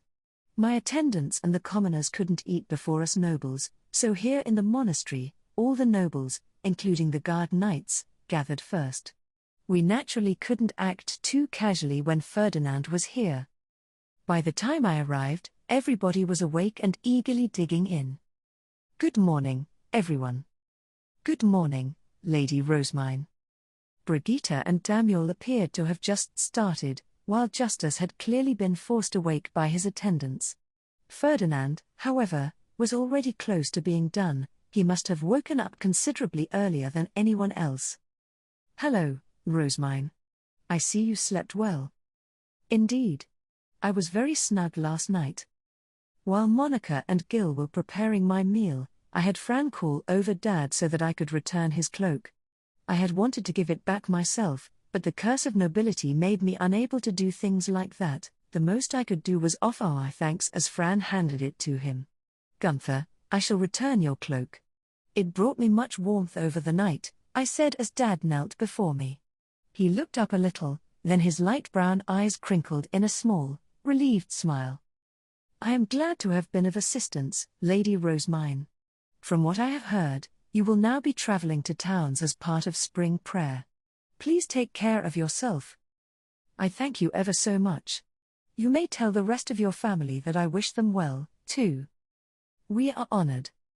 Our exchange was brief, but just having the opportunity to speak to him made my heart flush with an indescribable warmth. As I watched Dad leave and return to the group of soldiers, Brigitte narrowed her amethyst-colored eyes in thought. "You certainly seem close to that soldier, Lady Rosemine," she said aloud. She was the only noble out of all those present who didn't know he was my real dad. Ferdinand and Damuel knew, of course, while Justus and Eckhart had both found out during their background check on me while I was mine. I smiled and gave Brigitte the excuse that we had prepared ahead of time. Gunther has a long history with the Gilberta Company, who I have been ordering hair sticks from since before my baptism. Effa and Thule, the two who always come to take my orders, do you remember them? I have seen them in your chambers several times before, yes. Thule was the little girl who helped take my measurements, I believe, and I understand that you request her services often. I nodded. Gunther is Thule's father. He also works closely with the husband of Corina, the woman making your dress. Prior to my baptism, Gunther would often serve as a guard when I went to the lower city on business related to the orphanage workshop, or when the orphans went into the forest together. I see, Brigitte replied, returning an understanding nod. The cover story was designed to make sense to anyone informed enough to be suspicious, so I was glad to see it working so well. Rosemine, we shall be resting today, then leave for spring prayer tomorrow, Ferdinand said upon finishing his meal. I will come and see you later this afternoon. There is an important matter we must discuss. At that, he headed back to his room. I promptly started on my own breakfast, aware that the Gilberta Company and the soldiers were due to depart for Ehrenfest very shortly. They needed to eat as soon as possible or they would certainly be late, so I worked my way through my food as quickly as I could while still maintaining a graceful appearance. Once breakfast was done, I returned to my room so as to not get in anyone else's way. I sat in a chair and closed my eyes for a moment, only for the events of yesterday to flash through my mind once again. My mood plummeted in the literal blink of an eye. Lady Rosemine, the others have finished eating and are preparing to leave. Will you see them off? Fran asked, snapping me back to my senses. I gave a nod and stood up, going with him to the front gate. There we found a row of carriages, almost all of which had been packed with luggage. There was only one that was still being prepared, with priests helping the soldiers to load the remaining things. Is everything ready? I asked the gathered members of the Gilberta Company, who had seemingly been discussing something among themselves. Benno took a step forward and knelt, then Mark and Lutz did the same. Lady Rosemine, the Honourable Lord Ferdinand informed us that the matter in Hassa has been settled. We heard that you gave a praiseworthy performance. I could not have done it without the Gilberta Company's assistance. You have helped me more than I could ever put into words. Thank you. They frequently gave me advice, and their connections to other merchants had been vital in our efforts to spread rumors among the commoners. They regularly visited Hassa to keep us informed and manipulate things in our favor. Because of your plan, those in Hassa had time to discuss matters over winter, and I am of the opinion that this proved crucial in obtaining the favorable result we secured yesterday. There surely would have been much stronger opposition to the mayor's execution had they not understood their actions nor had the time to consider an appropriate response. I was so far removed from the common sense of nobles that it was hard to believe I could have properly directed the scholars. I would surely learn more and more about how nobles did things in the future, but for now, I was completely ignorant. If not for Benno and Mark, a lot more people would have been executed. I am glad to have been of service to you, Lady Rosemine. This tragedy has shown the world that we are a company whom you trust, and henceforth, it shall be significantly easier for us to do business within Ehrenfest and Hassa. If you ever have need of us again, please do not hesitate to ask, Benno intoned. I could guess that he was being sincere, but his last sentence was definitely an indirect demand that I contact him before doing anything stupid.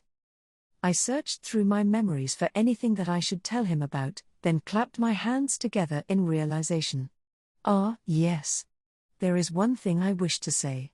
This won't be happening immediately, but I would like to visit Ildna to search for new kinds of wood to use for paper. I will surely ask for your advice when the time comes, I said casually. For some reason, Benno had a vacant expression. Mark was looking at the ground, and Lutz let out a heavy sigh. As I tilted my head in confusion, Benno looked at me with a smile. But his dark red eyes told a different story. Had we been in my hidden room, he would have no doubt unleashed his thunder on me right about now. Understood. I shall eagerly await your return from spring prayer, Lady Rosemine, so that I might hear the finer details of this matter. We would like to thank you for providing us new contacts among the nobility and discuss the dress that you have hired Corina to make, Benno said with a polite laugh. But, despite his courteous tone, I knew this was just his roundabout way of saying, don't give me extra work when a bunch of nobles are already calling for me day in and day out, you idiot. I maintained a composed smile, but on the inside, I was in a panic. No. Now I don't want spring prayer to end. And so concluded my discussion with the Gilberta company. While everyone got into their loaded carriages, I handed out the small silvers that Benno had prepared and given to Fran ahead of time. I know the road from Hassa to Ehrenfest is not an easy one with these numbers, but I am entrusting the safety of Justus and the Gilberta company to all of you. Understood. You can count on us. The soldiers let slip eager grins as they looked at the money I had handed them. There had apparently been fierce competition back at the gate over who would go to Hassa for guard duty, and they all seemed satisfied with their pay. I always gave Dad a large silver instead of a small one, but I had heard he was using it to buy a round of drinks for everyone, so not much would be going home with him. And by heard, I mean Thule had told me in a letter, though her handwriting was very hard to decipher. Despite everyone being ready to go, there was one person who hadn't gotten in a carriage yet. And who else would that be but Justus? This truly is a shame. If only I could accompany you during spring prayer as well, he said sadly. We were going our separate ways here since he needed to return the box of medals back to the castle as soon as possible, and since his own high beast couldn't carry it, he was traveling to the nobles' quarter by carriage. His attendants were going with him, too. Justus was the only noble leaving with the soldiers, but he was deliberately delaying his return for as long as possible, looking between Ferdinand and me with clear melancholy. Ferdinand let out an exasperated sigh, impatiently waving him into his carriage. Spring prayer is a religious event performed by priests. We have no need for a scholar now that the matter in Hassa has been settled. You even went as far as to steal work from the one in charge of the city to come here. Are you not satisfied yet? I am satisfied with what I saw in Hassa, but I wish to follow Lady Rosemine wherever I can. It seems to me that there is hardly ever a dull moment with her. That is simply your imagination, Ferdinand replied, now glaring at Justus. Leave already. The others cannot depart until you do.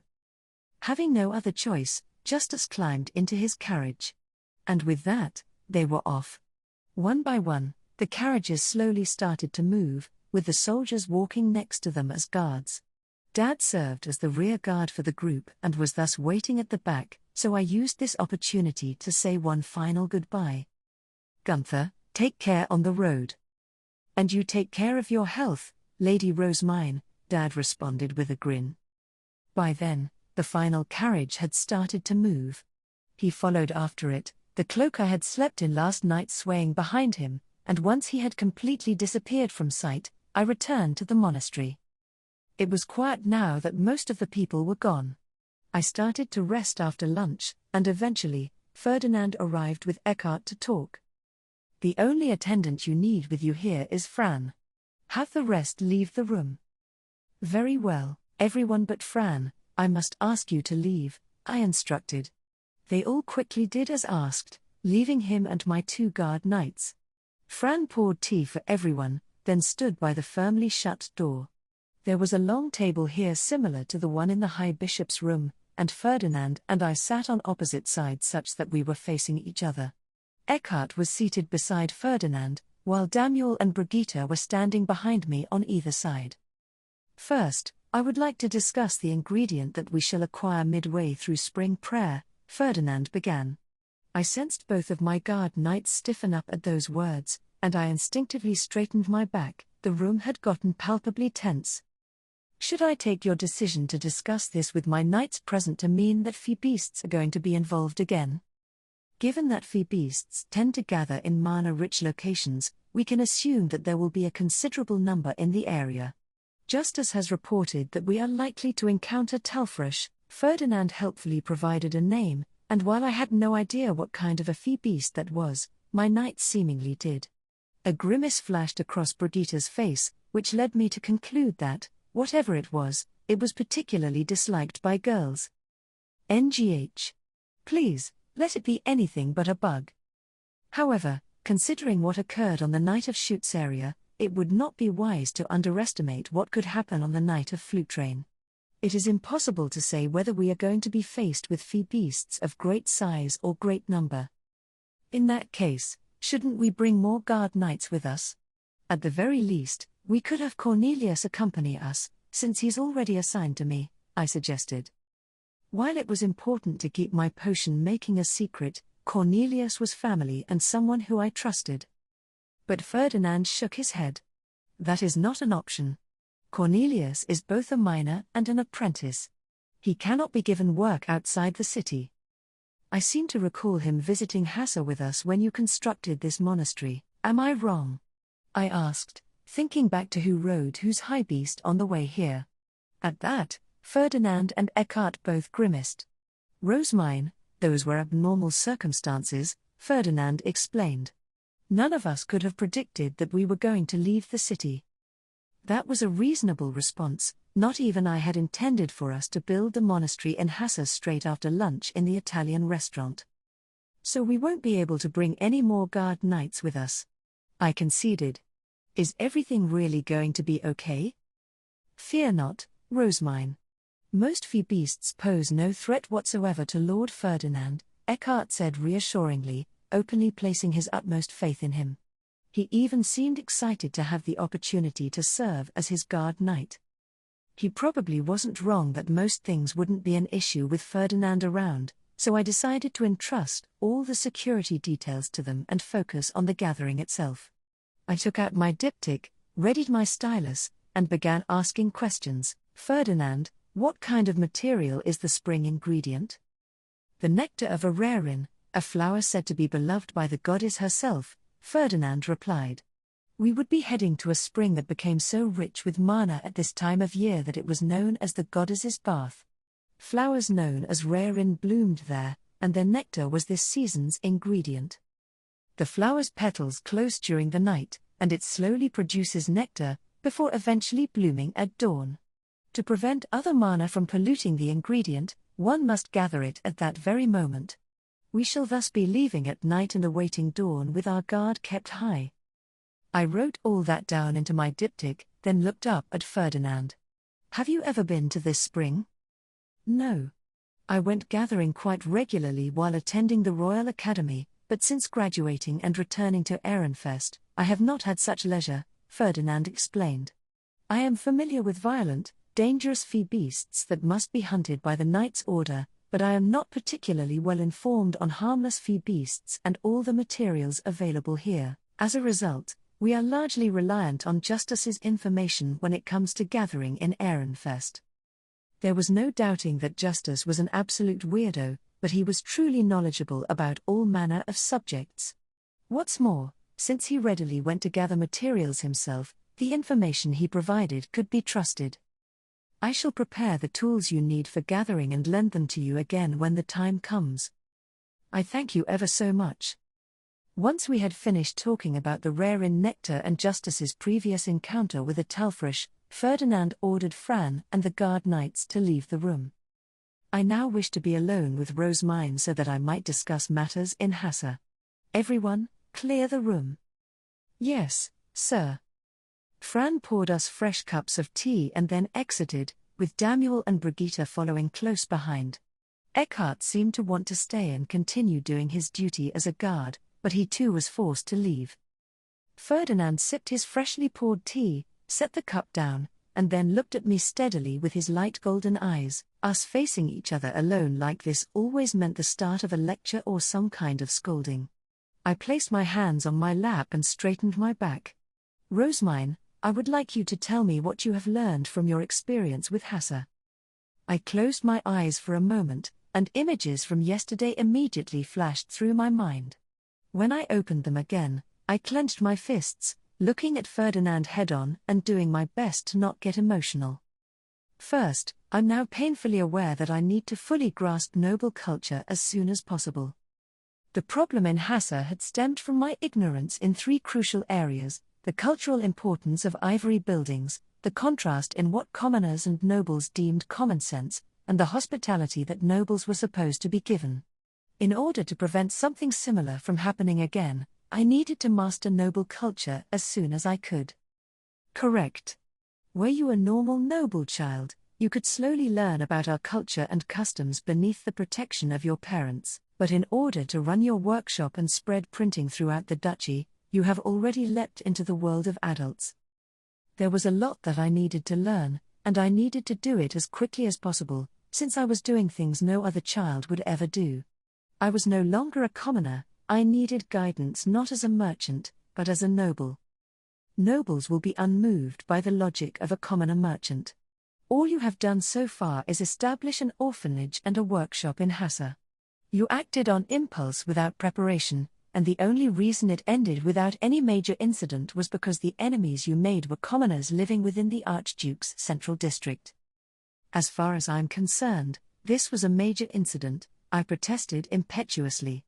What would you call an execution that had resulted in 6 deaths if not a major incident? Ferdinand let out a dismissive laugh. That happened because of your insistence on saving Hassa and keeping it on the map. Under normal circumstances, the entire city would have been erased, saving much time and leaving fewer problematic loose ends. What? No way. That would definitely cause more problems. Another disagreement born from our different values, I see. To me, it was much more time-consuming and tedious to save Hassa than to destroy it.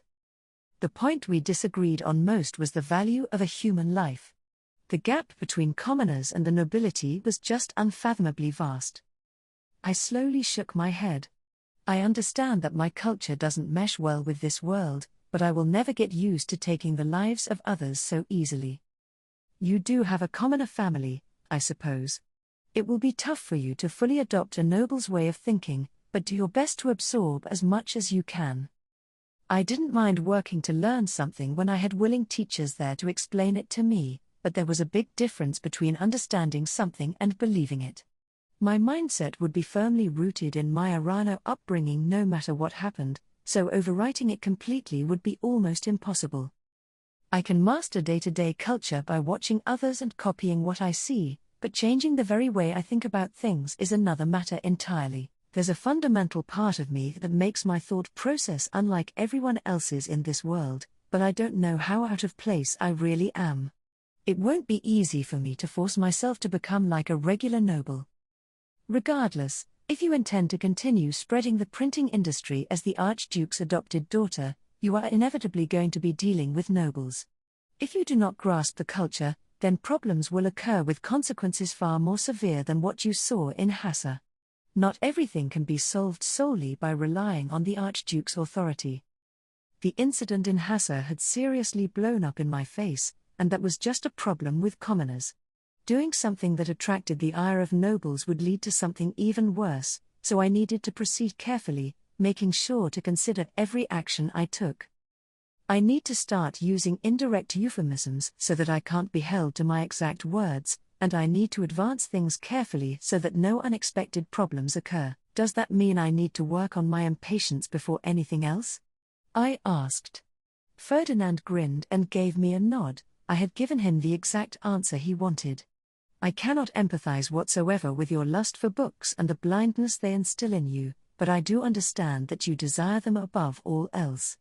It is important that you understand there are likely no others who value books as much as you do. If you wish to spread the printing industry, you will need to learn patience and cease forcing things ahead at an unnatural pace. In other words, he was telling me not to spread the industry any further until the people wanted it. Perhaps it would be best for me to focus on business and the improvement of printing technology while operating my current workshops at maximum capacity.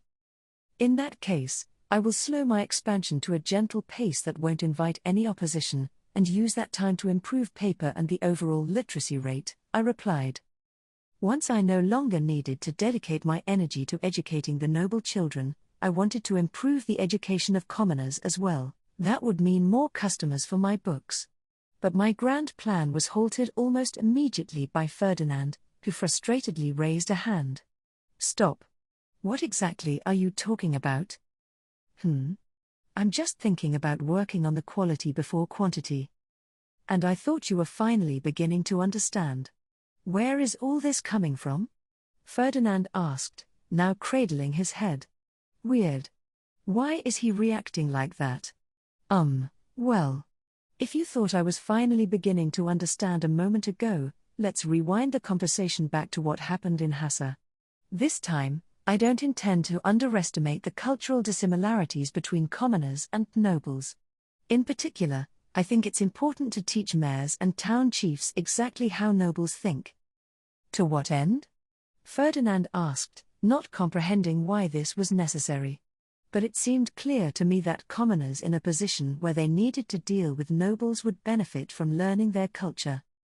Hassa's mayor ultimately ordered the attack because he was convinced that any transgressions would be forgiven so long as he offered money, women, and wine to whichever priest or noble took issue with him. Due to the influence that Bezuanst had on the central district while he was alive, I am certain that other mayors hold the same misconception.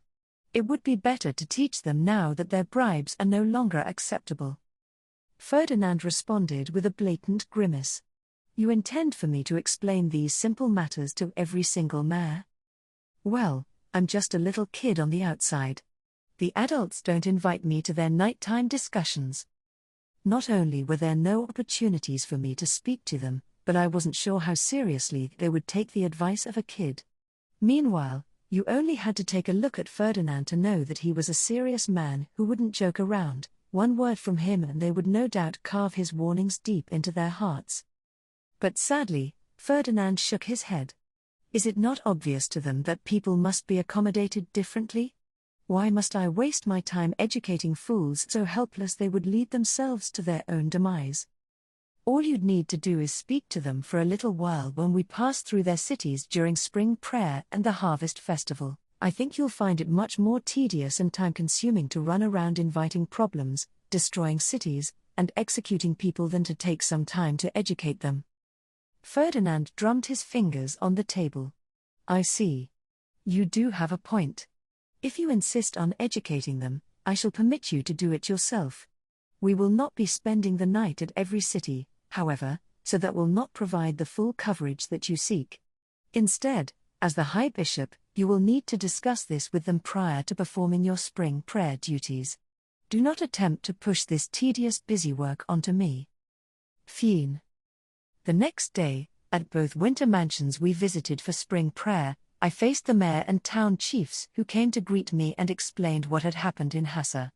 I made sure to put up my saint facade and frame my concerns as worry for their safety, saying things like, I am certain nobody here would do something similar, but I worry how far the former High Bishop's influence may have spread. Given the number of mayors who began to avert their gaze midway through my explanation, I could guess that my efforts had saved us at least a little trouble.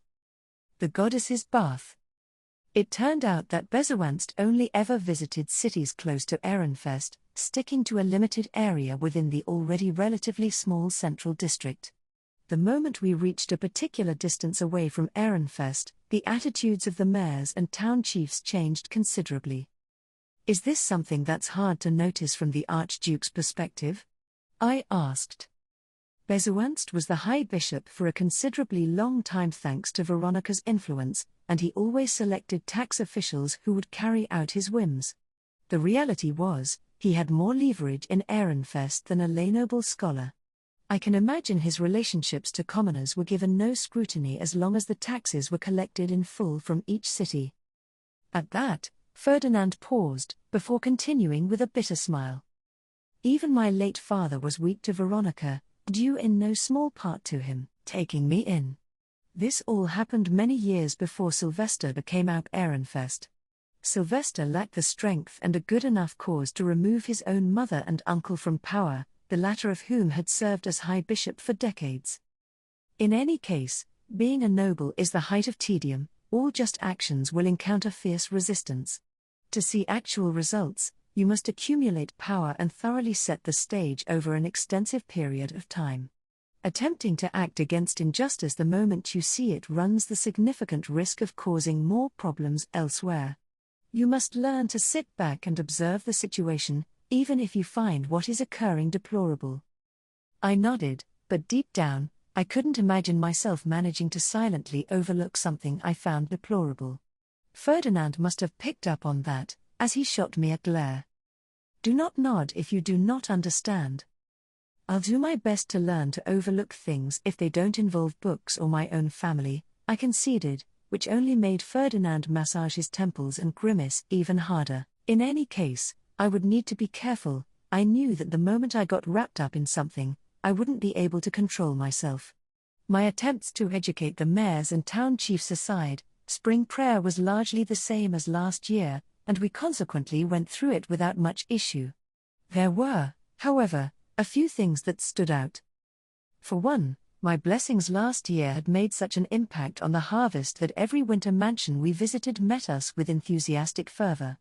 They spoke to us with heated expressions, no doubt hoping for an even more bountiful harvest this year, since I was now the High Bishop and not just an apprentice shrine maiden. In addition to that, our journey this year was a lot more leisurely. Our potion-fueled death march was a thing of the past. We would arrive at our first winter mansion of the day in the morning and perform spring prayer, then speak to the local authorities over lunch. Then, in the afternoon, we would travel to the second winter mansion. Here we would perform again, have dinner with the authorities, and then go to bed. We repeated this process over and over, every single day. It was fairly tiring, since we had every meal with city and town authorities, which meant I always needed to be watching my words. I was here as the Archduke's adopted daughter and the High Bishop, so I needed to act the part. The sole silver lining was that I could use my youth as an excuse to retire to my room straight after each meal. Ferdinand, on the other hand, was not so lucky. It wasn't long before I had mastered my excuse. I would love to spend more time speaking with you all, but I must leave so that I might provide blessings to as much land as possible, I would say with a saintly smile whenever they tried to keep me at the table. Each morning, our attendants would climb into their carriage and head to the winter mansion we planned to stay the night in. Meanwhile, I traveled by high beast. Fran and Zam rode with me since they served my lunch, and because they had been entrusted with managing the divine instrument. For lunch, our personal chefs, in my case, Ella, prepared meals for us. This was standard practice, apparently done to avoid us having to test for poison and to reduce the burden on cities that were low on food after the winter. The real reason, however, was that Ferdinand was adamant about only wanting to eat food that he liked. He was able to endure commoner food every now and again, but he didn't want to eat it day after day. In all honesty, I had to agree, I would much rather have food that I enjoyed. As we continued our spring prayer journey, we traded grain from the temple for wild spring vegetables that grew near farming towns, including something that resembled slightly hard lettuce. This is the town closest to the goddess's bath, Ferdinand said as we arrived in Fontidorf. Once we had completed our spring prayer duties, we were invited to dinner with the town authorities, as per usual. The town chief spoke to us about the spring while I ate. Ah, the goddess's bath? The water there has the power to heal minor wounds and illnesses. There are no travelers there at the present due to the snow still covering the mountains, but in the summer, people come from far and wide to acquire its water. So the water has special powers, then? I asked. Is it a spring of Flutrain, the goddess of water? Or Hailsgemerz, the goddess of healing? It is said to be where all the goddesses of spring gather, though nobody has actually seen one there before, the town chief replied, smiling like a kindly old grandpa teaching his curious grandchild. I am very much looking forward to the night of Flutrain now. Could it be that you need to reach the spring by then? If so, I am sorry to say that you may not make it in time. It may be nearby, but there are mountains you must travel through, the town chief stammered, glancing uneasily between Ferdinand and me. The spring known as the Goddess's Bath was located on a shortish mountain surrounded by forest, some distance away from any human settlement. And due to all the snow, it would take several days to reach it by carriage. The town chief asserted that we wouldn't be able to make it, no matter how hard we tried. But Ferdinand simply shook his head. Fear not. We shall travel by high beast, making the snow and distance irrelevant. Yes. I see. Flying high beasts certainly would allow you to avoid those problems. The town chief sighed in relief, as did many others. There was one who crossed their arms with a worried expression, however. The Talfrosks at the spring have most likely accumulated a lot of power by now. I imagine that you will be safe with your accompanying knights, but please do take care. I thank you for your concern. As the Talfrosks never strayed far from the spring and thus posed no threat to the local towns, it seemed they were largely left alone. That in turn meant that they grew fairly large, so we would need to stay on guard when we arrived. While it should not take us long to reach the spring, it would be ideal for us to exterminate the Talfrosks while it is still bright. As such, we shall depart well ahead of time, Ferdinand mused aloud. And so it was decided that we would set up camp in the forest, hunting the Talfrosks and other local fee beasts while we were there. We were just about to start hunting the harmful fee beasts ourselves to ensure the safety of our farms, so it would be an enormous help if you exterminated those in the forest for us, one town chief said, his eyes wrinkling in a grateful smile. While the forest was rich with food, the smaller fee beasts thriving there would apparently start invading the farming towns once they began growing crops. Farmers could hunt the smaller ones not dangerous enough to demand the orders help themselves, but doing this alongside their usual labor would be extremely strenuous. You may consider it payment for your information, Ferdinand said, at which point one of the grateful old men clapped his hands together. Then allow me to tell you one more thing. You would do well to bring sweets to the Goddess's Bath. Sweets? I asked, tilting my head. You may not need any if you are traveling by high beast, but it seems that the goddess of the spring has quite a fondness for sweets such as honey, milk, and fruit. Leaving such an offering by the statue at the entrance of the forest will allow one to reach the spring without getting lost. Oh, I see. In that case, I will certainly prepare sweets, I said. I thank you ever so much for your valuable information. We lived in a world where building up mana and asking the gods for help resulted in actual magic. If an offering would make our path easier, then it would be wise for us to bring plenty of sweets. I shall leave the sweet preparations to you, Rosemine. Be ready to depart tomorrow. We would be leaving the majority of our attendants in Fontidorf, instead heading to the Goddess's Bath with an elite strike team. The knights could look after themselves and thus needed no attendants, but I would be bringing mine, since my high beast had the capacity for it. In total, I would be bringing Fran, Monica, Nicola, Ella, and Rosina. Ferdinand had suggested I bring a chef so that we could eat better food, and I was sure that Monica and Nicola would provide useful assistance in this regard. Rosina, on the other hand, was accompanying us at her own request, having said that she didn't want to be left alone. I had thus ended up bringing her along too, under the agreement that she would help out with any attendant work that wouldn't risk damaging her fingers. I returned to my room with Fran, who had served my food. Monica, Nicola, begin preparations for spending the next few days in the forest. Inform Ella and Rosina the same. You mean the food, water, clothes, medicine, and so on that we'll need while staying at the Goddess's Bath? Monica asked to confirm. Fran nodded in response, then turned to me. Lady Rosemine, you may leave the preparations to us. The High Priest has informed us of what we need.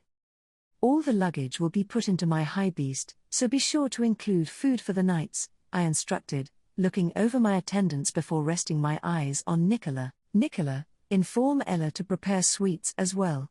Honey or jam should do. Out of everyone here, Nicola was the most enthusiastic about food. I had no worries about leaving this responsibility to her. She always helped Ella with a smile and was closer to her than anyone. The sweets are for offering to a goddess, It seems that such an offering will allow us to reach the spring without losing our way, I explained. Nicola beamed with excitement. Lady Rosemine, we should prepare some of your special sweets as well, not just honey. I am certain that the goddess would be even more overjoyed if we offer confections she has never had before. Very true. You may tell that to Ella as well. Okay. Nicola exclaimed, her reddish-orange hair bobbing up and down as she nodded. She then paused for a moment, carefully meeting my gaze. Lady Rosemine, would you like us to also prepare sweets that, won't be offered to the goddess? Certainly. We can all eat them together when we reach the spring, okay? Since cookies were easy to eat, Ella opted to bake some as our sweets. Well, I suppose she was cooking rather than baking them. There was no oven available, so she had instead used a frying pan. They ended up looking like bite-sized pancakes as a result, but a quick taste test confirmed that this wasn't an issue. We finished the last of our preparations in the morning and ate lunch, then headed to the goddess's bath by high beast, leaving behind everyone's attendance except mine. Together we soared through the sky, tracing thin roads laced between farms on our way to the forest. It took some time, which was to be expected since the spring was several days away by carriage, but we managed to arrive at the entrance to the forest before fifth bell. Snow still coated the small mountain from its peak down to about the midway point, while the base signaled the coming of spring with a plethora of greenery. We landed at the entrance to the woods, at which point Ferdinand started giving instructions to the guard knights. Eckhart, Damuel, search for the spring from above. Brigitte, stay here with Rosemine. At that, Ferdinand, Eckhart, and Damuel got onto their high beasts and returned to the skies. Those of us left behind got out of my pandabus and stretched, taking in the chilly air. While it was absolutely more comfortable than riding in a carriage, driving for such a long time still tired me out. As we continued to stretch, Monica pointed toward the forest. Ah. Lady Rosemine, is that not the statue we should offer our sweets to? I looked over to see the statue of a goddess sitting right beside the road leading into the forest, covered in dirt and vegetation from having been abandoned over the winter. It was easy to guess that it had been there for many years. The finer details of the face and clothes had worn away so that, even while looking with squinted eyes, I couldn't tell which goddess it was meant to represent. Lady Rosemine, shall we clean it? I cannot stand to see a goddess look so filthy. My attendants all furrowed their brows. They had been raised in the temple, surrounded by near-spotless effigies of the gods their entire lives, so it was no doubt hard for them to overlook what they were seeing. Feel free to brush away the vegetation and clean it a little, but you'll have to hurry, there isn't much time before Ferdinand and the others will return. Fran, Monica, and Nicola got to work at once, speedily cleaning the statue. They brushed away the dead leaves and plants before using a dry rag to scrub where we would be placing our offerings. That alone made the statue look significantly better than it had a second ago. Ella, prepare the offerings, if you will.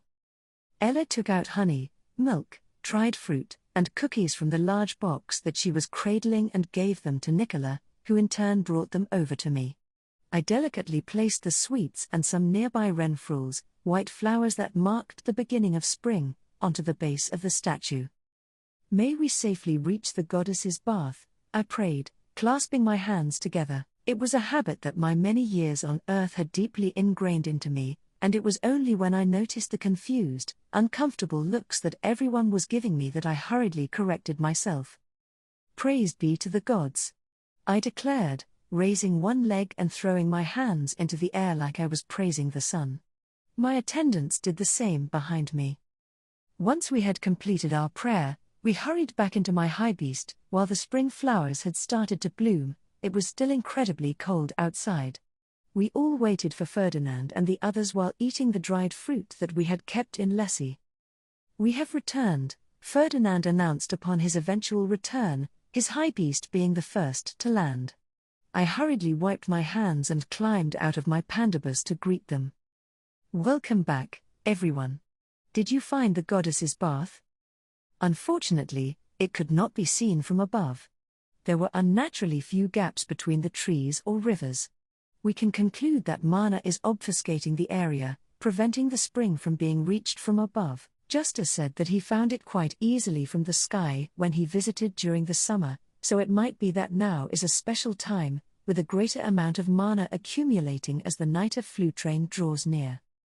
This abundance of mana, like what we had seen during the night of Shoots area, meant that the information Justice had acquired in advance wouldn't be particularly useful. Ferdinand always prepared for things well ahead of time, so I could guess that he wasn't very fond of unexpected developments like this. He crossed his arms as if on guard and began scanning the area, his gaze eventually falling on the goddess statue. I suppose this is the only entrance to the forest.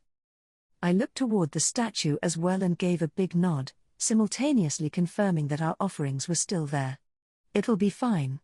We cleaned the statue, provided our offerings, and then prayed to the goddess, so we should reach the spring without any issue. Your optimism astounds me, but very well. I shall take the lead. Brigitte and Damuel, stick with Rosemine and stay behind me.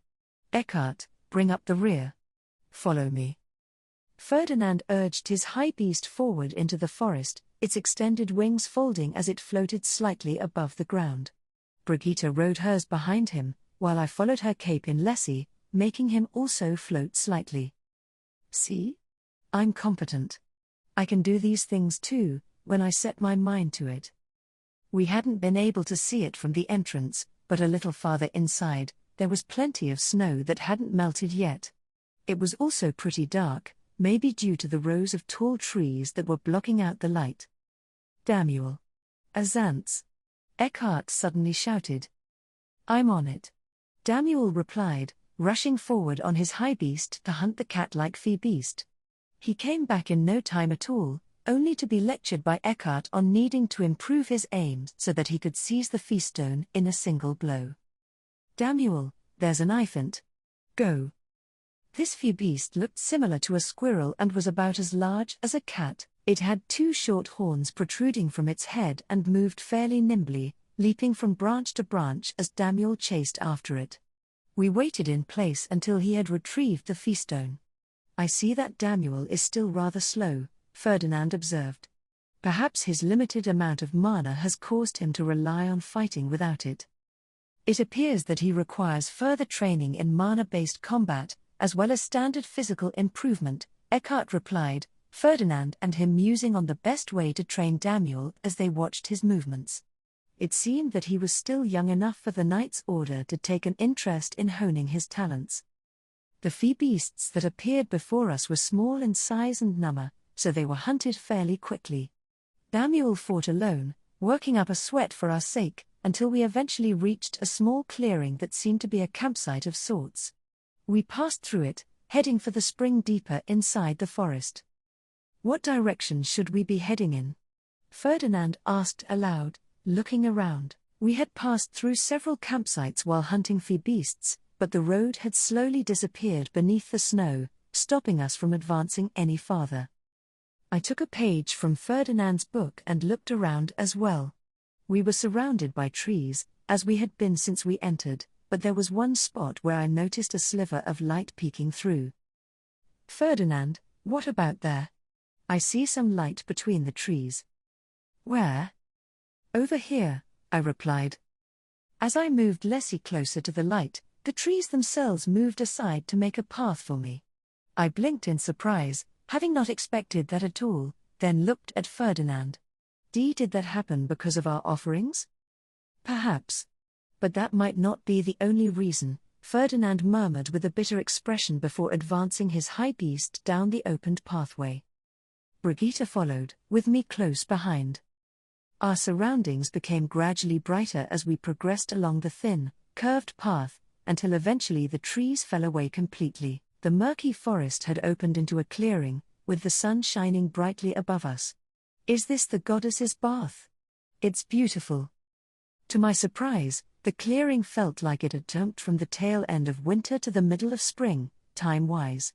Clear water sprung forth as the beaming sun shone bright light down upon it, an unthinkable sight considering that we had just come from a road so covered in snow that we couldn't even see it.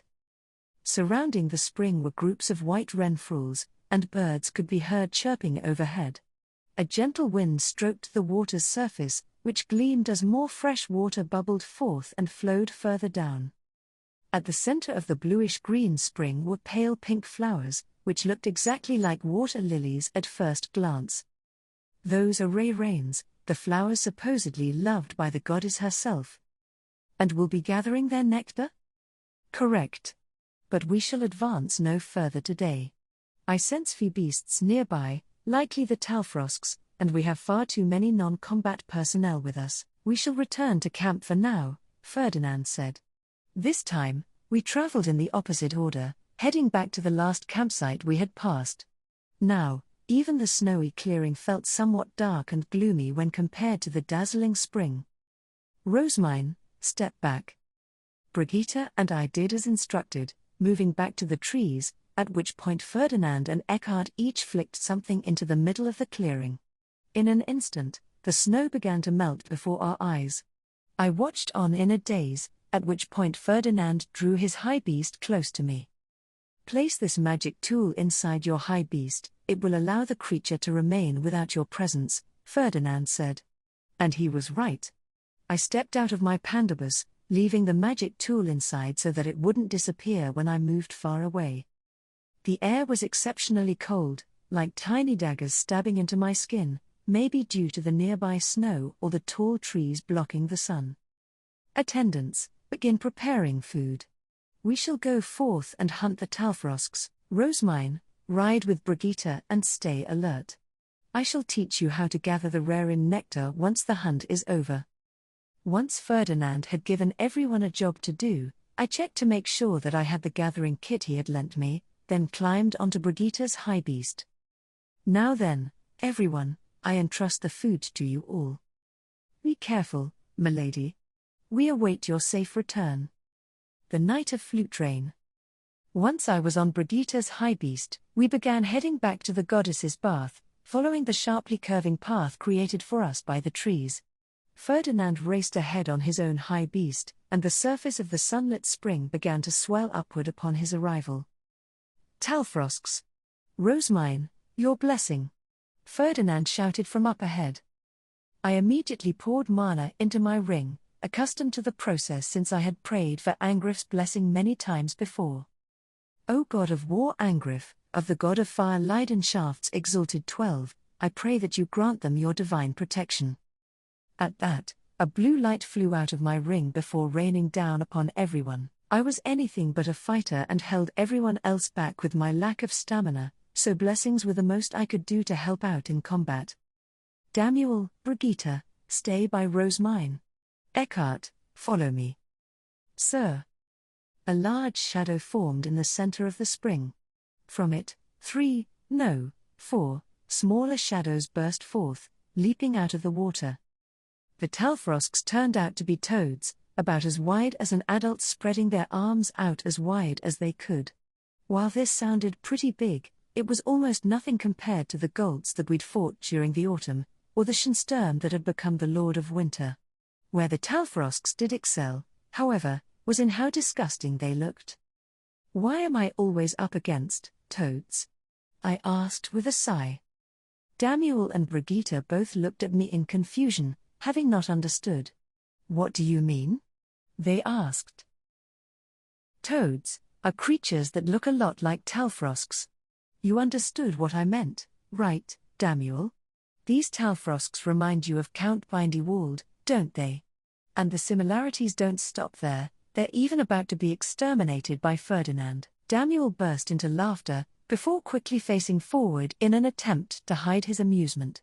His armor let out a small clank as he moved to cover his mouth, but the fact that his body was still shaking made it pretty obvious that I had really tickled his funny bone. Brigitte hadn't seen Count Bindewald herself, so she didn't have the same reaction. A man who looks like a talfrosch? I would very much like to keep my distance from him. They're going to combine, came Eckhart's voice. I turned around to see the largest talfrosch flick out its tongue, wrapping it around a nearby smaller talfrosch before pulling it into its mouth. No sooner had it swallowed than it began rapidly growing in size, firing its tongue at the remaining Talfrosks one by one. Eep. Eep. There is no need to be afraid, Lady Rosemine, mere Talfrosks pose no threat to us, Brigitte said. They are simply gross, and nothing more. It was clear that she disliked Talfrosks and found them disgusting, a sentiment I agreed with entirely. The left arm she kept wrapped around me for protection was even more tense than usual. Ferdinand and Eckhart turned their stabs into swords, filling them with mana as they glared up at the still-growing Talfrosch. They then set their sights on the creature's belly, which continued to swell in size as it swallowed more and more of its companions, before raising their weapons to attack. The Talfrosch's long tongue whipped out at incredible speed, wrapping itself around Brigitte's high beast in an instant. Before I could even process what had happened, we were being dragged through the air toward its mouth. What? Eep. I noticed Brigitte trying to whip out her stab, probably to change it into a weapon, but we were yanked into the Talfrosch's wide-open maw before she could. The creature then closed its mouth, its tongue still wrapped around us, leaving us stranded in a pitch-black, uncomfortably warm, and foul-smelling cave. Brigitte took this moment to turn her high beast back into a feastone, freeing us from the tongue. She then transformed her stab into a long halberd like the one she had used before. Perhaps due to the mana inside, it shone a little in the darkness. Lady Rosemine, are you okay? Brigitte asked, stabbing her halberd into the roof of the Talfrosch's mouth to stop it from swallowing us. I was doing fine, since she had been holding onto me the entire time, though due to her having softened her armor, I had very nearly suffocated in her soft chest. I'm okay. It's very wet and sticky in here, though. In that case, would you be so kind as to fill your gathering knife with mana and stab its tongue? Brigitte asked, keeping her right hand firmly on her halberd as she crouched down with me in her left arm. She was setting me down on the tongue, but she wasn't about to let go of me. We both grimaced at the soft springiness beneath our feet. Okay, I said, taking out my knife and pouring mana into it as instructed. I'll do it. I could feel Brigitte tighten her grip around me, determined to protect me no matter what. Once the knife was full, I stabbed it into the Talfrosch's tongue as hard as I could. What? Nothing happened. The Talfrosch didn't shriek, nor did it open its mouth. I broke out into a cold sweat, surprised by the complete lack of reaction, and nervously refilled my knife with mana, stabbing the tongue over and over again. Hya! Hya! Hya! Suddenly, a bright light pierced the darkness, causing me to instinctively close my eyes. My legs trembled, and my body suddenly tilted diagonally, at which point I lost my balance with the knife still in hand. I rolled down with Brigitte, who tightened her grip around my stomach before leaping toward the light. By the time I realized that the light streaming in was from the Talfrosch opening its mouth, I was already soaring through the air in Brigitte's arms, having been flung out of the thing's mouth. I could hear all sorts of sounds again. The stench disappeared as clean air washed over me, accompanied by the sting of cold wind brushing my skin. Go straight into the spring. Ferdinand roared. In response, Brigitte directed her speedy free fall toward the water. I shut my eyes tight, desperately clinging to her as I braced for a hard impact. We landed in the spring with an enormous crashing sound, but the landing was surprisingly soft. I didn't feel any pain or even any resistance. It was as though the water had simply accepted us in. It was strange. At this time of year, the spring was supposed to be full of freezing water from the melting snow, water cold enough to stop one's heart if they jumped in unprepared. But this water was neither hot nor cold. In fact, I could breathe just fine, too. And when I opened my eyes, I could see so clearly through the stirring water that even the air bubbles coming from my own mouth were visible. There was a large shadow blotting out the sun above, and two balls of radiant light racing toward it. I could guess that these were attacks launched by Ferdinand and Eckhart. They smashed into the Talfrosch, sending it soaring high into the sky, where it exploded. Brigitte and I quickly rose to the surface, gasping for air the moment our heads were above the water. By that time, the reverberations from the attack had started to settle down.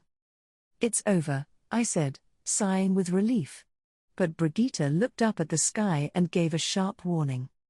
"No, here they come," she exclaimed, her voice tense as she readied her stab. When I looked up myself, I saw dark blobs coming down overhead. I squinted, thinking they were maybe the exploded guts of the talfrish, only to make eye contact with one of the many, many falling frogs. Eep! Frogs, or talfrosks, rather, of all sizes rained down from the sky, ranging from as big as my thumb to the size of an adult fist. Some landed on my head, face, and shoulders, sticking to me in an instant. A shudder ran down my spine the second I felt one of their damp, slick bodies wriggling on my cheek. "Yeah? Get them off, get them off, get them off. Rosemine, cease your screaming.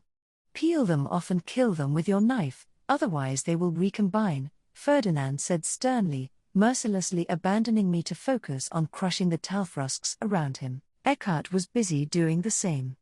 As it turned out, talfrosks simply split into smaller versions of themselves when hurt, and what made them especially annoying was that you could only kill them when they were as small as they could go. Brigitte similarly had her hands full with the talfrosks around her. Once I understood that no one was coming to help me, I tried to get the talfrosks off myself, shaking my head while flailing my arms and legs. But they clung to me as much as they could. The slimy things moving on my face destroyed the last ounce of consideration I had toward acting refined and graceful. I immediately dropped the facade and wailed in desperation. "No, no, no. I can't do this. Someone, please. At least get the one off my nose. Come to me, Lady Rosemine. I will remove them for you. Damuel, you are the most heroic person I've ever met." Damuel flew over, picked my flailing body up out of the water, and set me down onto his high beast. Once he had pulled the talfrosks off of me, I wiped away my snot and tears. "I hate this. I'm never coming to this spring again." "You fool," Ferdinand barked out instantly, shooting me a cold glare.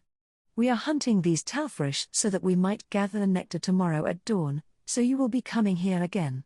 In any case, the talfrish has been defeated. You shall now be able to gather safely tomorrow." "Are you really sure about that?" "Enough. Tonight is the night of flute rain. Get in bed early and prepare for dawn tomorrow." Upon arriving back at camp, I immediately closed Leslie's windows so that Monica and Nicola could help me change out of sight. Even a healthy person could become deathly ill from falling into a spring at this time of year, Lady Rosemine, and you are far from healthy, Monica said. "How are you feeling? What did the high priest say?" "You won't be able to go gathering tomorrow if you catch a fever. Please take care," Nicola added, both of them lecturing me as they peeled off my wet clothes and wiped me with a towel they had dipped in warm water. Brigitte was changing as well. "Your high beast certainly is splendid, Lady Rosemine. I never thought I would be able to comfortably change clothes while camping on a long-distance mission such as this." Apparently, if not for my pandabus, she would have been forced to change in the snow, spreading her cape across a tree branch to serve as a makeshift curtain. In my opinion, that wasn't something a noble lady should ever have to do, even if she was only removing her feastone armor. That said, according to Brigitte, miners weren't given missions that required them to leave the noble's quarter. And since adult women married fairly quickly, it was rare for female knights to go on hunts or gathering missions deep in the wilderness. Ferdinand gave me instructions on how to gather the nectar as we ate the food my attendants had prepared for us. All I needed to do was move it from the center of the flowers into bottles, but he was very firm that I had to do so using the metal spoon he had given me. The spoon is made such that it will not pollute the mana. Use it when scooping the nectar into the bottles, no matter what. The ruelle flowers and fruits gathered on the night of shoots area held properties entirely unlike the same flowers and fruits gathered during other seasons, and the same may be true for the rare nectar gathered tonight, Ferdinand said, wearing the expression of a mad scientist. I wasn't really all that pleased that he was getting the time to indulge in his own hobbies, though this was probably because I still wasn't given much reading time. Call me selfish all you want, I strongly believed that Ferdinand wasn't being fair. Ensure that you put nectar into each bottle. I wish to experiment with the nectar that has your mana and the nectar that doesn't. I didn't really mind Ferdinand using the materials for his own research, but I was starting to think that his ultimate goal here wasn't actually to help gather ingredients for my Jareve. But maybe that was just me. Once we had all finished our food, we went to bed early. I reclined the driver's seat of my pandabus so that I would have room to stretch my legs, and Ferdinand shook his head with exasperation upon seeing all the blankets that my attendants had spread out. Your high beast is unnatural and bizarre. I prefer the term convenient. Just be glad that I didn't make him into an RV. Good grief. In any case, it is sizable, all the women here may choose to sleep in it. Fran, come with me.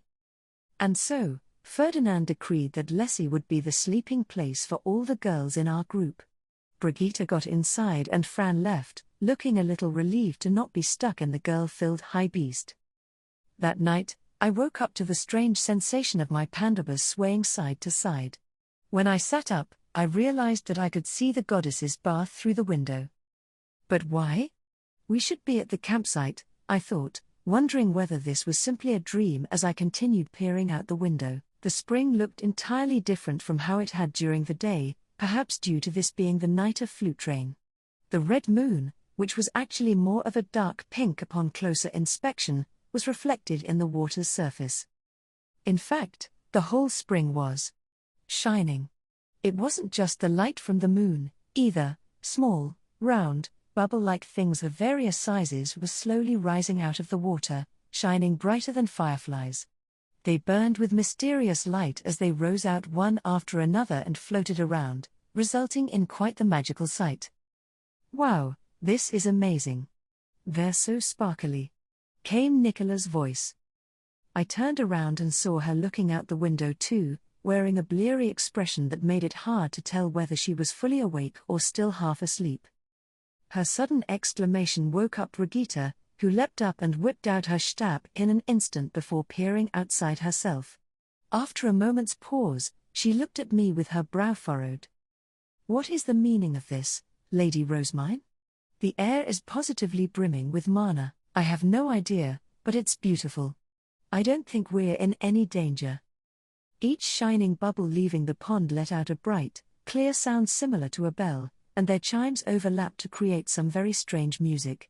Rosina started murmuring musical scales in her sleep, then suddenly sat up and asked, "Where is the Haarspiel?"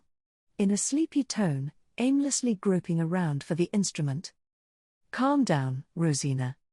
By that point, Ella and Monica were of course waking up as well. They all looked outside in unison, then blinked in surprise. What in the world is going on?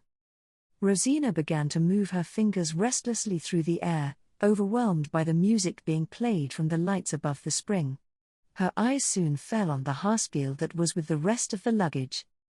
Well, everyone's awake now, and I can't imagine we'll be going back to sleep anytime soon, I mused aloud. It should be fine for you to play, Rosina. I thank you ever so much, she replied, eagerly picking up the Haarspiel and playing music to match the sound of the bubbling spring. The songs she chose perfectly accompanied the high notes coming from the lights. Your musician truly is talented, Lady Rosemine, Brigitte observed. As we all listened to Rosina's symphony with the lights, they began to gather around Lessie, floating right up to the windows and trying to come inside as though they had minds of their own. Monica smiled. I think the lights like your music, Rosina. Maybe you should go outside and play for them? Nicola added, giggling with Monica. The lights blinked as though indicating their agreement. Shall we offer up music, then? I suggested. The goddesses of spring love music. To my knowledge, they might appreciate such an offering on the night of flute rain. And the goddess of this spring likes sweets, Lady Rosemine. We should offer up our remaining cookies, Nicola added, and Ella agreed with a smile. Together, Nicola and Ella brought out a box of sweets, while Rosina climbed out with her Haarspiel.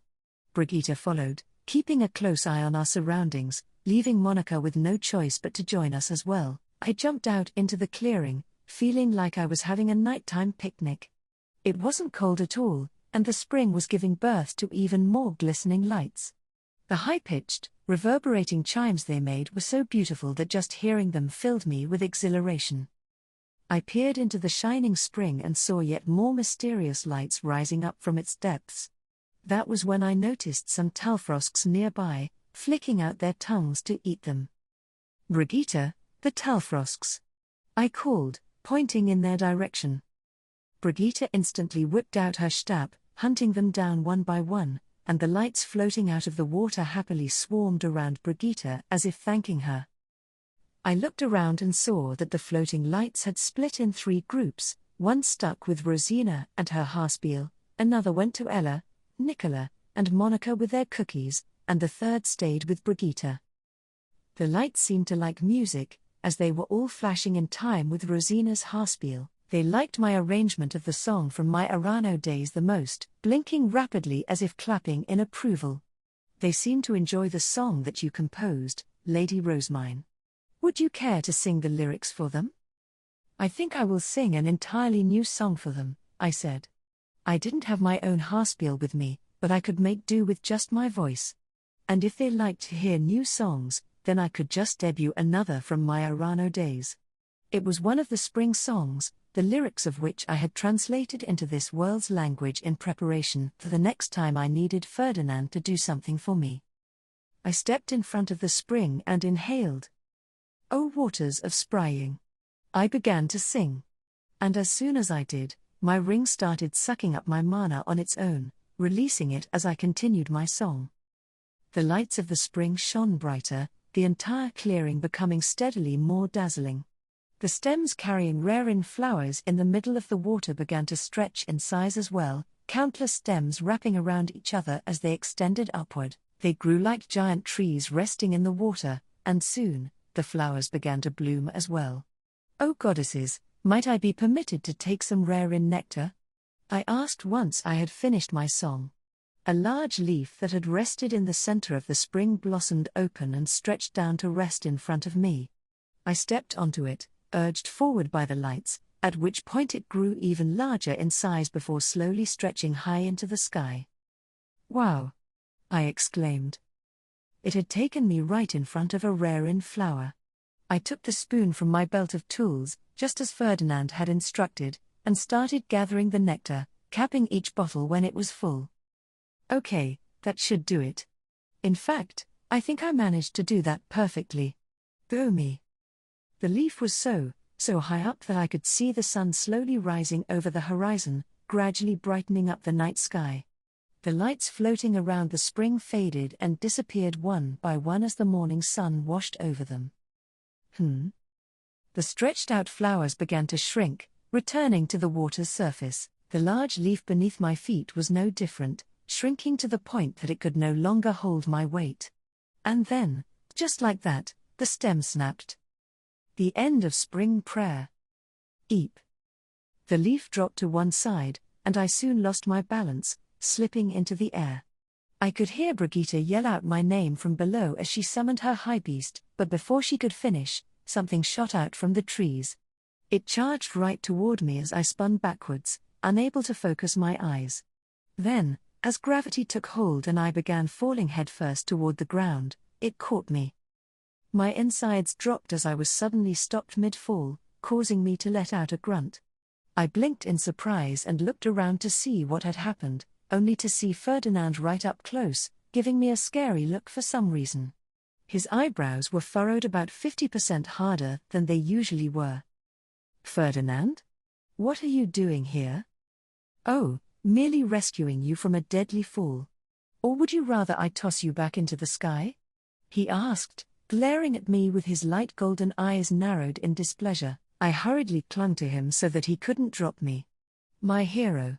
Thank you ever so much," I said. While he had saved me from the fall, I could still feel an impending sense of danger, maybe due to the lecture that I knew was inevitably coming.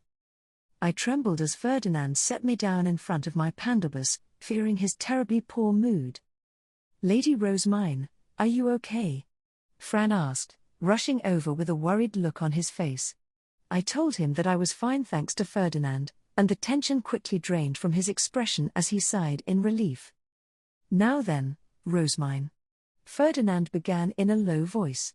I tensed up, preparing for a lecture, but all he did was ask whether I had successfully gathered the ingredient, albeit in a rather tired voice. Feeling a bit surprised by this turn of events, I nodded and showed him the bottles of rare-in nectar. See? I gathered it all just fine. You're welcome to shower me with compliments. Ferdinand took a bottle, opened it, and poured just a bit of the nectar onto his palm. He checked the color and smell, poured some mana into it, and then immediately grimaced. I expected as much, but it is already dyed entirely with your mana. My own is being blocked. What? That can't be right. I mean, I scooped it up using this spoon, just as you said to. I took out the spoon, pretty certain that I hadn't messed up the gathering process, and pouted. Is it broken or something? Ferdinand shook his head. You misunderstand. The ray rains grew from your mana, and thus the flowers themselves were dyed. NGH. Did I maybe, mess up?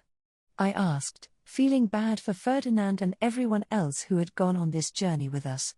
Had I managed to ruin everything after we went out of our way to defeat the Talfrosks and asked the goddesses themselves for the nectar? Ferdinand shook his head again while magically cleansing the nectar from his hand.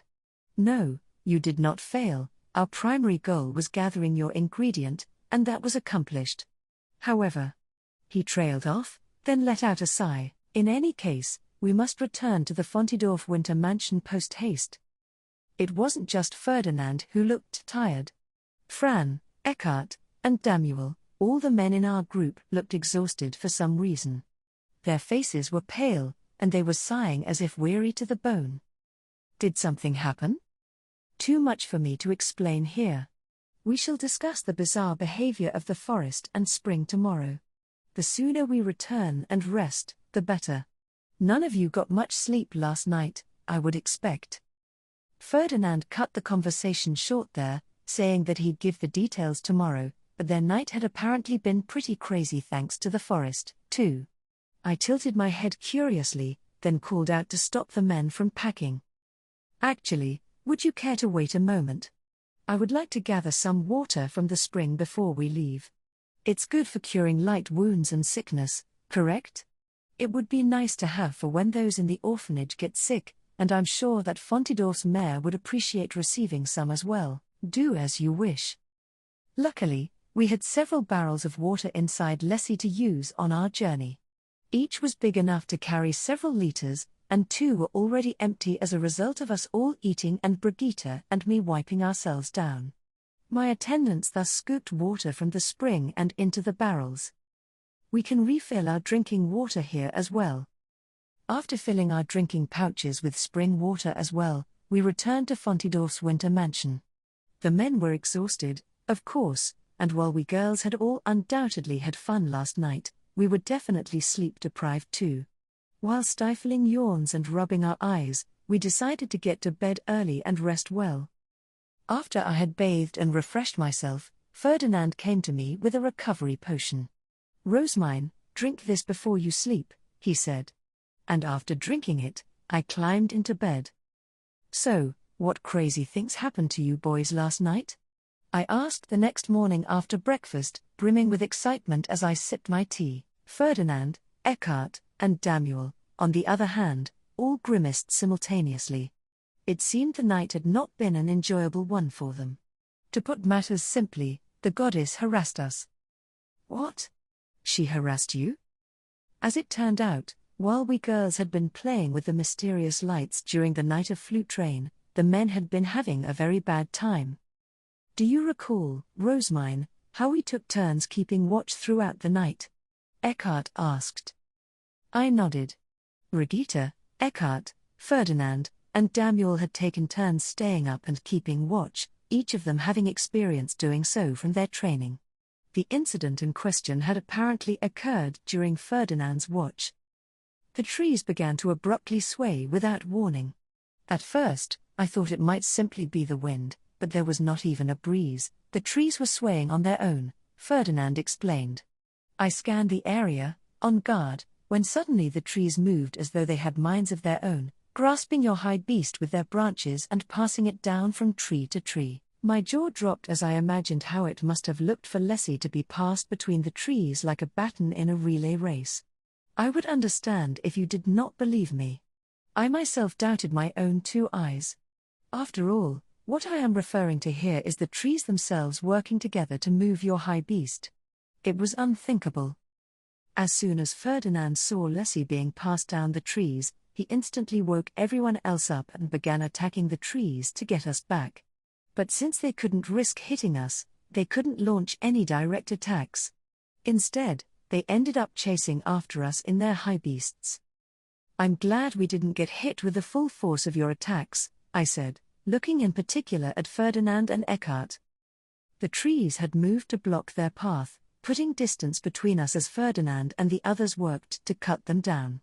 By the time they were able to get through, Lessie had already been brought to the goddess's bath. And while they somehow managed to chop their way to the spring, they had ultimately been stopped by a thick wall of mana that blocked their entry. It was warm in the spring and there was not any snow, correct? That was due to the mana filling the area. We had all noticed it while hunting the Talfrosks, but I never expected that enough strong mana would accumulate to prevent all of us from entering, Ferdinand said with a bitter expression. He possessed so much mana that he had undoubtedly grown accustomed to smashing through almost any barrier in his way. He had been put in a frustrating situation where he could see Lessie by the spring, but couldn't actually approach us. When the lights began to gather around my pandabus, he broke out into a cold sweat, and when we just outright stepped out of our own accord, he had apparently shouted, "You fools!" on instinct. We sure didn't hear that. In any case, I ask that you never again thoughtlessly wander out into an area dominated by such immense amounts of mana. It is beyond dangerous, Ferdinand said. You are only safe while you remain inside your own high beast, which is filled with your own mana. I was told that it was dangerous to go outside before identifying whether the one wielding the mana was friend or foe. The lights didn't seem hostile at all. Even creatures that do not appear to possess hostility can change on a whim if you displease them. And in such cases, it is impossible to say what might happen. Oh, that's very true. It seemed that even Fran, Damuel, and Eckhart had gotten stress-induced headaches as they watched us from the other side of the mana wall. No matter how much they called out, none of us heard them. None of us could hear them. And while they were having borderline heart attacks, my musicians started playing the Haarspiel and my chefs spread out snacks like a picnic. If you had the presence of mind to peer into the spring and hunt the Talfrosks, you should have been able to notice that we were not there, Ferdinand said with a glare. Brigitte and I exchanged looks. When he put it like that, it really was weird that we hadn't noticed that they were missing. It was strange, but at the time, they weren't on our minds at all. Maybe the spring was so breathtakingly mystical that we all came to see it as a dream world? I suggested. While I was in the high beast, I thought that I must send word at once. But the instant I stepped outside, all such thoughts left me. I was no longer capable of comprehending that we were missing people, Brigitte replied. It seemed that she had exited Lessie with a feastone in hand, intending to send an ordonnance, but upon stepping out, she immediately forgot why she was holding a feastone at all. The mana must have been exerting its influence, Ferdinand muttered, pressing a hand against his forehead. And then you faced the spring and started singing. Your mana spread, and the flowers began to grow. Can you imagine how much panic we felt at that moment? It seemed they had been extremely uneasy as they watched me leisurely continuing to sing despite the flowers growing around us.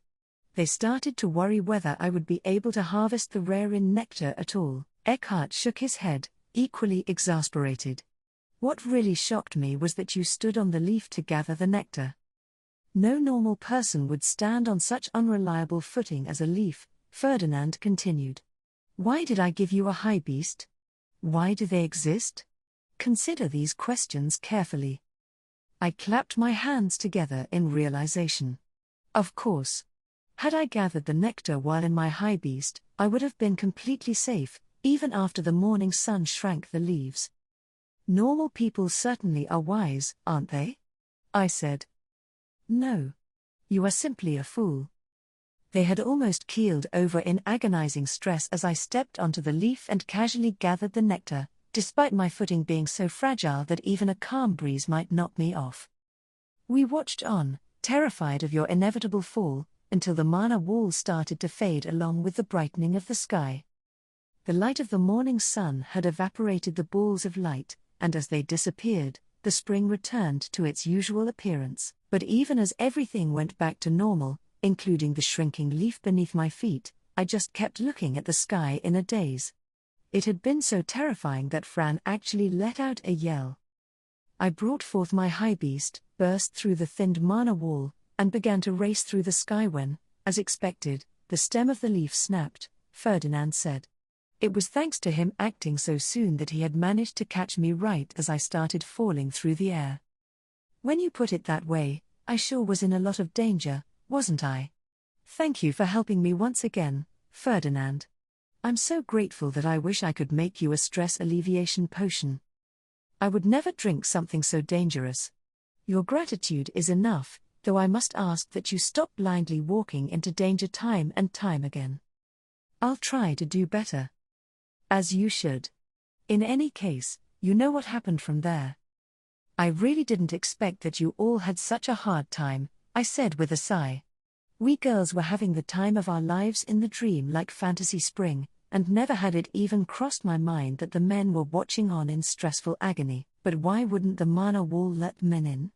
Fran offered up sweets to the shrine, too. Perhaps the goddess of the spring is not fond of men. It is known as the goddess's bath, after all. It could be that no men are allowed in during the night of flute rain, Brigitte suggested. But ultimately, we didn't understand what had separated our two groups. Perhaps the goddess had just been after the sweets in Lessie. We came up with a bunch of possible theories, but in the end, there was no way for anyone to know which was the right one. In any case, we have gathered the rare in nectar, completing our objective here.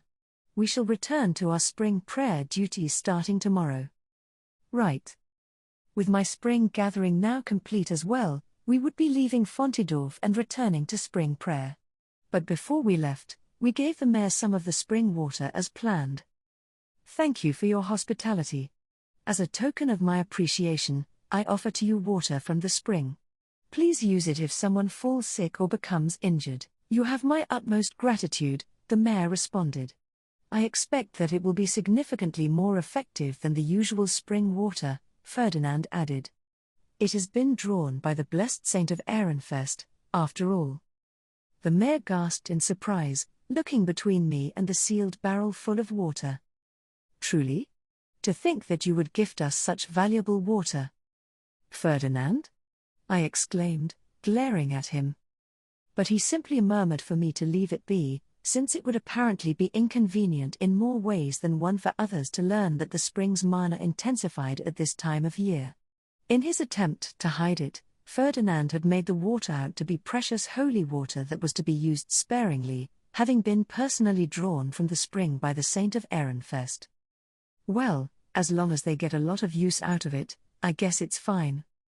Several days after we had safely finished spring prayer and returned to the temple, Ferdinand summoned me over, seeming more excited than usual. Is there something we need to discuss? I'd rather be preparing for my meeting with the Gilberta company later today. Silence. Just follow me. Ferdinand all but dragged me into his hidden room, which he had fashioned into a workshop, to discuss the rare in nectar we had gathered. He went through his explanation quickly out of excitement, but it contained so much technical terminology that I didn't actually understand what he was going on about. I'm sorry, but could you repeat that with a little less jargon? Or, better yet, give me a book that will teach me said jargon. I'll read it right here and now, I promise. Unfortunately, he elected to simplify his explanation instead. To sum it up, the rare in nectar was rich with my mana, but it hadn't been entirely dyed by it. What did that mean, exactly? I had no idea. This nectar crystallizes when completely filled with mana. You will need to crystallize a portion to use in your potion, like so, Ferdinand said, using his own mana to demonstrate. The nectar morphed into a green feastone-like crystal, which he showed me before handing me a bottle of the nectar. I poured my mana into it while Ferdinand continued his explanation. The nectar has much of your mana within it, due to coming from a flower that you personally matured. It is a material exceedingly rich with pure water. But since it's dyed with my mana, nobody else can use it, right? That would normally be the case, but it seems this rare nectar in particular can be dyed with another's mana. One must overcome much resistance to do so, but it is very much worth it, Ferdinand said amusedly while rolling the green crystal around on his palm. I am quite interested in learning whether this is possible only with nectar harvested on the night of flute train, or if it is possible with other ingredients as well. Rosemine, would you care to grow various fee plants with me to experiment? As much as I loved the idea of growing fee plants with Ferdinand's explicit permission and using the research to help with paper making, there was one thing that gave me pause. I don't mind growing fee plants, since I could also use them to help develop paper, but does Ehrenfest have enough leeway when it comes to mana that we can spare so much of mine on experiments and growing fee plants? I asked, keeping it to myself that I had already been stealthily growing troms. Ferdinand widened his eyes, then shook his head, his brow thoroughly knit atop a bitter expression. It does not. I thought as much. Our grand fee plant cultivation plan thus came to a swift end, but Ferdinand wasn't quick to give up on it. In 10 years then, Rosemine.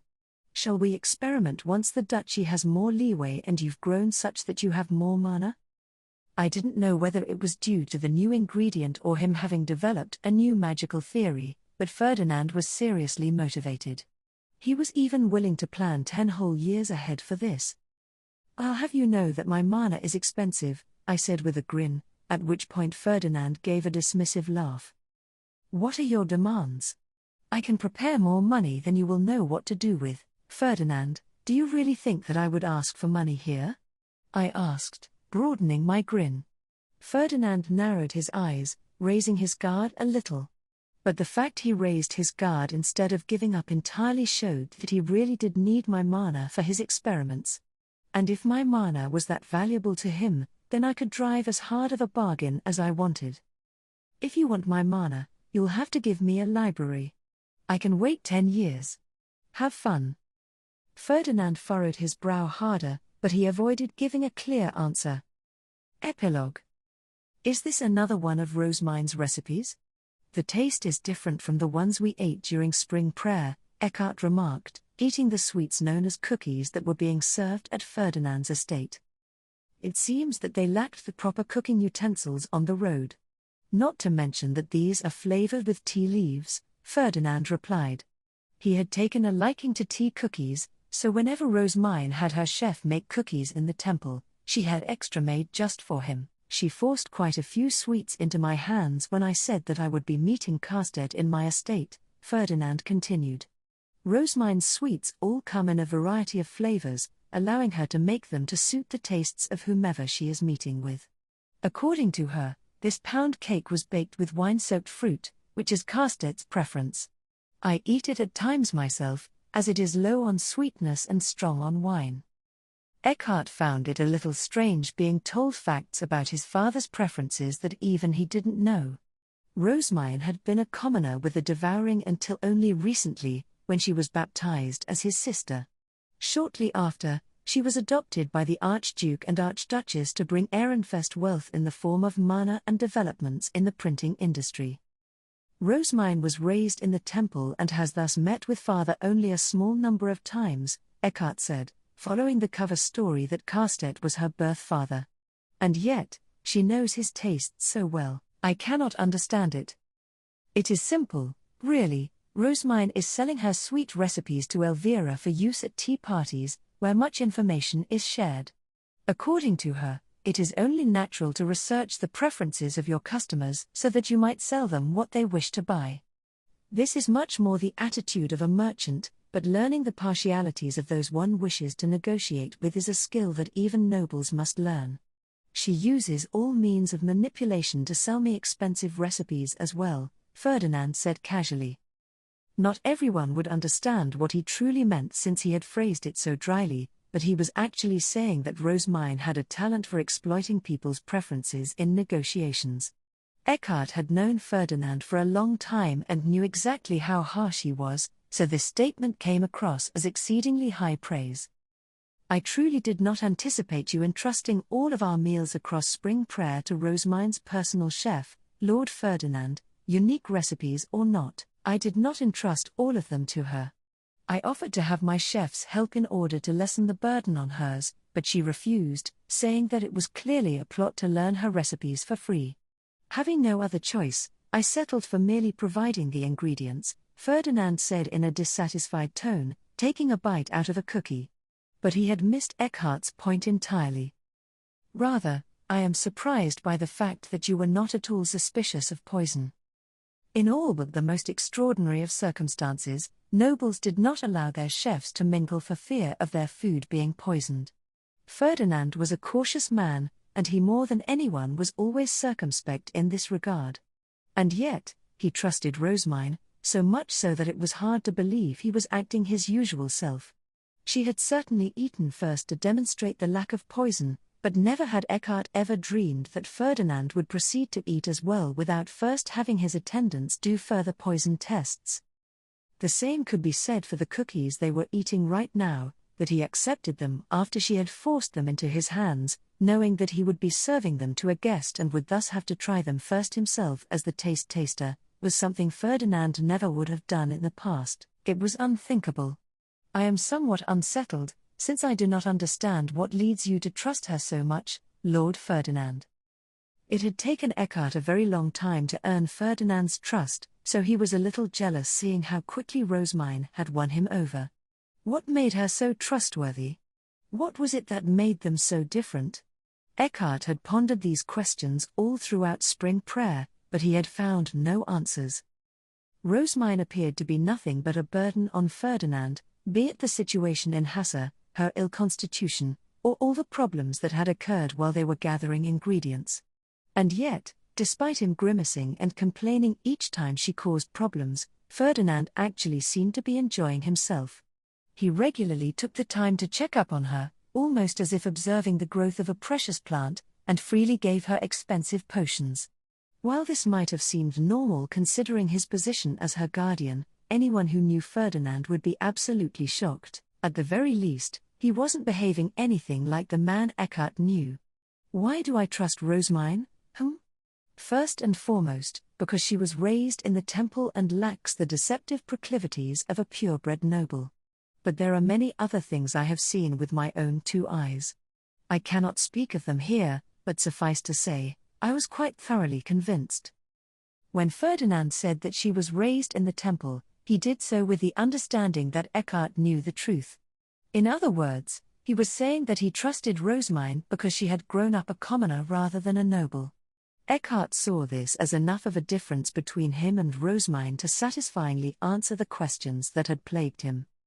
Lord Ferdinand, the Honourable Lord Carstead has arrived, Lacepham announced as he brought Carstead into the room. Since getting married and moving out, Eckhart rarely ever returned to his family home unless summoned, making this the first time he had seen his father outside of the Knight's Order in quite a while. Carstead exchanged greetings with Ferdinand, took the seat offered to him, and then looked at his son. Eckhart, you once again have my thanks for your help, he said, referring to him having taken guard duty during spring prayer. Think nothing of it. I am simply glad to have been given the opportunity to work with Lord Ferdinand again. Please continue to send any such assignments my way. These words came from the heart.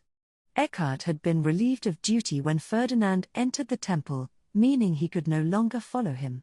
The only time he was allowed to accompany Ferdinand, albeit in reduced capacity, was when he returned to the castle on official business, but even then he had been instructed to step down when Veronica, the Archduke's mother, was present. Ferdinand could come to the castle more openly now that Veronica had been arrested and he was one of Rosamine's guardians, though he was only allowed access for Rosamine-related reasons. Eckhart was simply glad to have opportunities to accompany Ferdinand, so much so that he was even willing to join in religious services such as spring prayer under the guise of protecting his little sister for his worried father's sake. Ferdinand took out 2 sound-blocking magic tools and set them down on the table. Hold these, if you will. Rosemine's ingredient gathering was being done in secrecy. It was something only to be discussed with the use of magic tools, even when in Ferdinand's estate. So, Carstet began, was Rosemine as successful this season as she was in the winter? Indeed. It was a terrible experience for us, but the gathering itself was an enormous success. Ferdinand described the unpleasant and rather mysterious events that had unfolded on the night of Fluttrain to Carstet.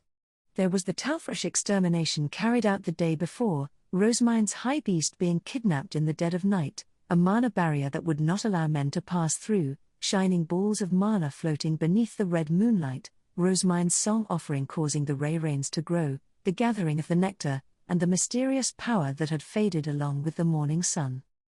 Eckhart spoke about how they had seen the leaf shrink beneath Rosemine's feet as she stared at the sky, and how Ferdinand had rushed forward on his high beast to rescue her before she hit the ground. Ferdinand grimaced and said that, in retrospect, there had been no need for him to rush so much when rescuing her.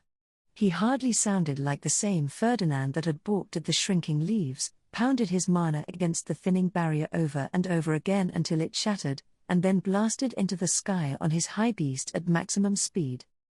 As Eckhart blinked in surprise, Ferdinand took a sip of tea with his brow deeply furrowed. Falling into the spring would not have harmed Rosemine in the slightest. She fell into it the day prior while we were hunting the Talfrosks and emerged unscathed, he said with a displeased look. Do you recall how she had said the water was mysteriously comfortable and breathable? She wouldn't have died from falling into it. The spring would have protected her. That was enough for Eckhart to put the pieces together. He was feeling uncomfortable about having yelled at Rosemine to use her high beast when, ultimately, she hadn't needed to. We don't know whether the spring would have protected her from a fall that high, Lord Ferdinand. I still believe that catching her was the best course of action, Eckhart said. At that, Carstet crossed his arms with a difficult frown on his face. That is abnormal. I've never heard of anything like it. Indeed. It was a night that cannot be explained by conventional wisdom. Furthermore, there is the nectar harvested from the ray rains that Rosemine grew with her mana. It has many unexpected properties for its kind. First of all. From there, Ferdinand began to expound on the harvested nectar in great detail. What they had gathered on the night of Fluttrain apparently differed considerably from the nectar that Justus had gathered on another day. The nectar's mana capacity is completely abnormal, likely due to the enormous quantity of mana that gathered around the spring's ray rains on that night. Not only does it have considerably more mana than the nectar that Justus brought us, its water purity is spectacular. I can hardly even sense any other elements within it. On top of all that, despite the common understanding that materials dyed with another's mana were usable only by them, Ferdinand had found himself able to overwrite and dye the rare in nectar that Rosemine had produced. He made sure to emphasize this fact, excitement creeping into his voice as he made it clear that this was a discovery that could potentially overthrow the established knowledge taught in the Royal Academy. But while Ferdinand was something of a researcher, Carstet was a knight through and through. In other words, he wasn't particularly interested. He nodded along with the explanation, but his apathy was becoming increasingly clear. Like father, like son. Eckhart thought to himself. He had refrained from saying anything since he enjoyed seeing Ferdinand so enthusiastic, but he wasn't interested in this kind of research either. Justus, on the other hand, would have most likely been on the edge of his seat. I am exceedingly curious to discover whether the nectar is special due to it having been gathered on the night of Fluttrain, or due to Rosemine's mana. I would also like to do further research into the night of Fluttrain's effects on the goddess's bath, but not only does the barrier prevent men from entering, the mana there seems to have a psychological influence on those it comes into contact with, Ferdinand said regretfully, coming to the sad conclusion that this endeavor would be unreasonably challenging to complete. Realizing that this was a good stopping point for the current conversation, Carstet looked at Eckhart, who nodded in response. Their silent communication was a success. They both wanted the subject changed. I see, Carstet said before quickly moving on. I think this every time you give one of your reports, but it's one surprise after another when it comes to Rosemine's gatherings. I was especially surprised to see her use Leidenschaft's spear as a weapon during the Schensturm hunt. I know that the Knight's Order has no weapons suitable for someone with her mana capacity, but I never would have thought that one of the temple's decorations could be used in such a manner. And I certainly never expected it to contain such devastating power, he mused, stroking his moustache. Naturally, the fact that Rosemine could give the entire Knight's Order a blessing from Angrif, the god of war, was an astounding feat in itself.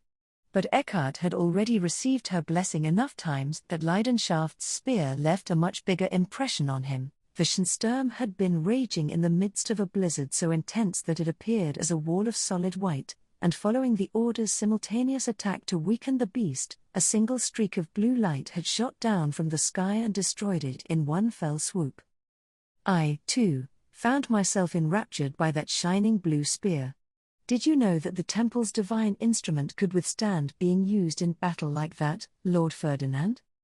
The temple of each duchy has a set of magic tools called the divine instruments, and I found ancient records that detailed them being used for practical purposes. Magic tools can be used by anyone who dyes them with their mana, and since Rosemine cannot use a stab, I thought the spear would serve as a perfect weapon for her, Ferdinand explained.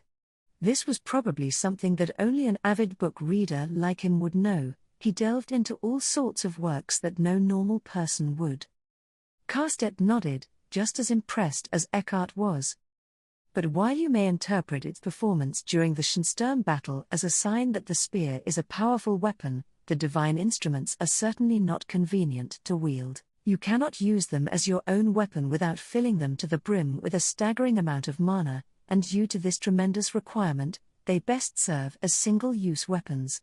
They cannot even be compared to the personal weapons one can form with their stabs. Ferdinand casually identified the spear as a weapon that required a ton of mana to use, which was his roundabout way of saying that Rosemine had a staggering quantity of mana. She was a commoner with the devouring who had managed to survive until her baptism, and yet she possessed that much. Her very existence was abnormal. Speaking of which, I heard that Rosemine was engaging in some cutthroat business in the castle to pay for the Schensturm's feastone. What happened to her budget? Carstedt asked. Rosemine regularly moved between the castle and the temple, but as she generally spent more time in the latter, Ferdinand was tasked with managing her budget. The funds needed to pay the Knight's Order had already been accounted for in that regard, and yet Rosemine had been working to make her own money. Rosemine has gotten it into her head that whenever she needs money, she must earn it herself. She doesn't even consider any alternatives. When she brought on new retainers, I informed her that Sylvester and you would cover the costs, but you can see how much good that did. When Ferdinand told her that her dads would pay for the retainers, Rosemine immediately endeavored to earn money to pay them back. Eckhart concluded that his little sister's very weird grasp on how money worked was due to her having been raised a commoner. She seems quite determined to earn money for herself, to the extent that she is absolutely adamant about being financially self-sufficient. Perhaps she simply has a fondness for earning money. As of now, I have decided to leave her be. Her actions stimulate Ehrenfest's economy and encourage movement within the political factions. That said, I do find it necessary to intervene when she sells unauthorized images bearing someone else's likeness. Ah. Those, Carstedt said with a wry smile. They were of course referring to 3 particular illustrations, of which Elvira, Justus, and Eckhart each owned a complete set. Both Elvira and Eckhart had been bemoaning that no more pictures of this kind would ever be released from that splendid artist. Going forward, I believe she is dedicating herself to book production rather than illustrations. She has always had her sights set on books, and they will sell more among the noble children than illustrations ever would, Ferdinand said with audible relief. But his expression soon turned into a grimace, and he began tapping his temples. Is something the matter, Lord Ferdinand? I fear for the future. There are only so many children to buy books as study materials, and once a single book has been purchased, it can be shared among siblings. More children will undoubtedly be born in the future, but her sales base will not be growing very quickly. Either she will shift to inventing new products, or she will pull off some ridiculous scheme to increase existing sales. Whatever the case, she will do something problematic without fail. And what might she do, exactly? If I knew, there would be no cause for concern. It is near impossible to predict what ideas her deranged mind will produce, Ferdinand said, searching his memories of Rosemine's past words and actions for clues of any sort. She mentioned something about having asked her Gutenbergs to improve the printing press, but what else? Something about wanting to experiment further with paper. Which reminds me, she had a meeting with Jaib Ilgner during the winter and intends to visit his province within the next few years according to a report from Rayada. Could that be it? Will the inevitable disaster occur in Ilgner? Talk about having a good memory, Eckhart thought to himself, as impressed as always. But Carstedt shook his head. You should worry about the summer gathering before that. Something unexpected has occurred during each gathering attempt so far, and I doubt things will go any differently in the summer. Have you decided on whether you'll be going to Mount Lowenberg or Mount Bolschmiede? Ferdinand grimaced, his brow tightly knitted. Mount Bolschmiede would be the safer choice, but only Mount Lowenberg has an ingredient that will match the quality of what we have gathered so far. I intend to acquire Riesvalk eggs. Mount Lowenberg? Riesvalks were gigantic white fee beasts of the flying variety, known as the birds that calmed Leidenschaft, the god of fire's wrath. They were fairly strong, and stealing their eggs had to be done quickly. Would Rosamine be able to manage it with her clumsy movements? They would need to move quickly and spare as many Lowenberg fee beasts as possible, or else Leidenschaft's wrath would explode. In the past, Justus had put them all in great danger by stealing too many eggs, forcing Ferdinand to use several valuable feastones to save all of their lives. In any case, there was one thing that Eckhart knew for certain: the summer gathering would not end peacefully. Winter debut and the playroom. Winter society began with the winter baptism ceremonies and debuts. I was serving Lord Wilfrid, whose father, Alp Ehrenfest, had threatened to disinherit him unless he learned the alphabet, basic math, and a Haarspiel song before his debut. My master's life had changed dramatically from that point onward, and after spending each day working his hardest, he managed to grasp that which he had previously run away from. And now, he was playing the Haarspiel while singing a song on stage, showing all the gathered nobles that he was worthy to be called the Archduke's son. Lord Wilfrid, how wonderfully you've grown! Came an awed voice. It was Oswald, his head attendant, moved almost to tears as he gazed up at the stage. I could understand how he felt. Lord Wilfrid's retainers had all been working themselves to the bone to ensure he completed the Alp's tasks within the month and a bit they had been given. And while his master spent his days studying to secure his inheritance, Oswald had been struggling with an increasing shortage of staff. I personally had less to do, since we guard knights no longer had to chase after Lord Wilfrid each and every day, but Oswald had dramatically more work. Which makes sense. Most of the retainers had been assigned to him by Lady Veronica, and now more than half of them have been let go. But of all the retainers forced to quit, none had been replaced. Lady Florencia had wanted to assign replacements, but this was something Oswald had pleaded against. Were Lord Wilfrid to fail his tasks and be disinherited, then his new retainers would have their honour stained forever after only a month of service. As such, it was decided that his new retainers would not be assigned until after his winter debut. In reality, Oswald just didn't want Lord Wilfrid to become distracted adjusting to his new retainers, especially since he was exhausted enough as it was. To all the retainers who had done their best to support their lord since the news he could be disinherited, seeing him successfully play the Haarspiel for his debut brought them more joy and pride than anything. Pretty moving to see how much Lord Wilfrid has grown, eh, Oswald? I said. Up until recently, I had spent my days as Lord Wilfrid's guard knight chasing after him, whenever he ran away or was off playing pranks, so seeing him change his lifestyle and make his debut as a proper member of the Archduke's family warmed my heart, too. He really had worked hard, so much so that surely nobody would have any problem with him becoming the Archduke, not the Alp, not the other nobles, and not Rosamine. Whenever Rosamine had dropped by to check up on Lord Wilfrid during her sparing castle visits, she would always taunt him one way or another while critiquing his attendance. She would say, for example, that they weren't working hard enough, that they were slacking due to having made a little progress, and that they were being too soft on him before firing them on the spot. Then, she would look at how much progress Lord Wilfrid had made and ask whether that was really the best he could do. Although she had Lady Florencia's permission to do so, Rosamine was speaking completely out of turn for a child, and it had been pretty terrifying to see the building resentment toward her from the nobles she had gotten fired. That said, when I warned Cornelius about it, he said it was no big deal. Today, of all days, I imagine we can praise Lord Wilfrid without Rosamine complaining about it. Indeed, Lamprecht. I know that our days of vigilance must continue, but I imagine Rayada will not look daggers at us for rejoicing on this fine day. As Oswald and I exchanged looks and a quiet chuckle, Lord Wilfrid finished his performance and descended from the stage with his music instructor. Congratulations, Lord Wilfrid.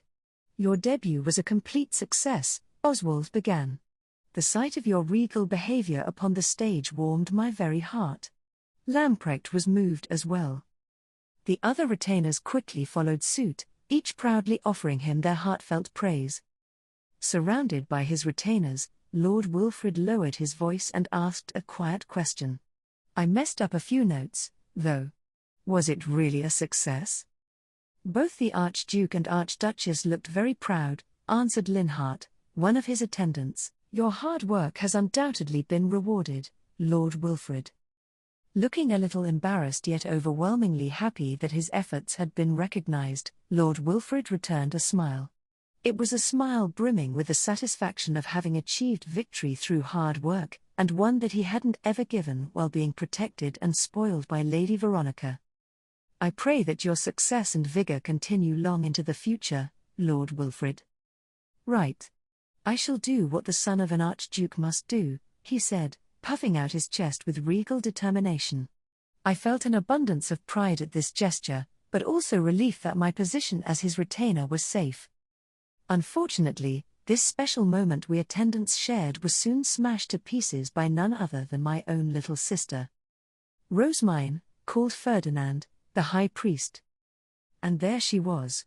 My little sister, the newly adopted daughter of the Archduke, gracefully advanced up onto the stage, her hair that was like the night sky adorned with a unique flower-decorated ornament. The Alp introduced her as the Saint of Ehrenfest, a noble girl born with a miraculous amount of mana and a merciful heart who had already worked to save orphans and establish entire new industries.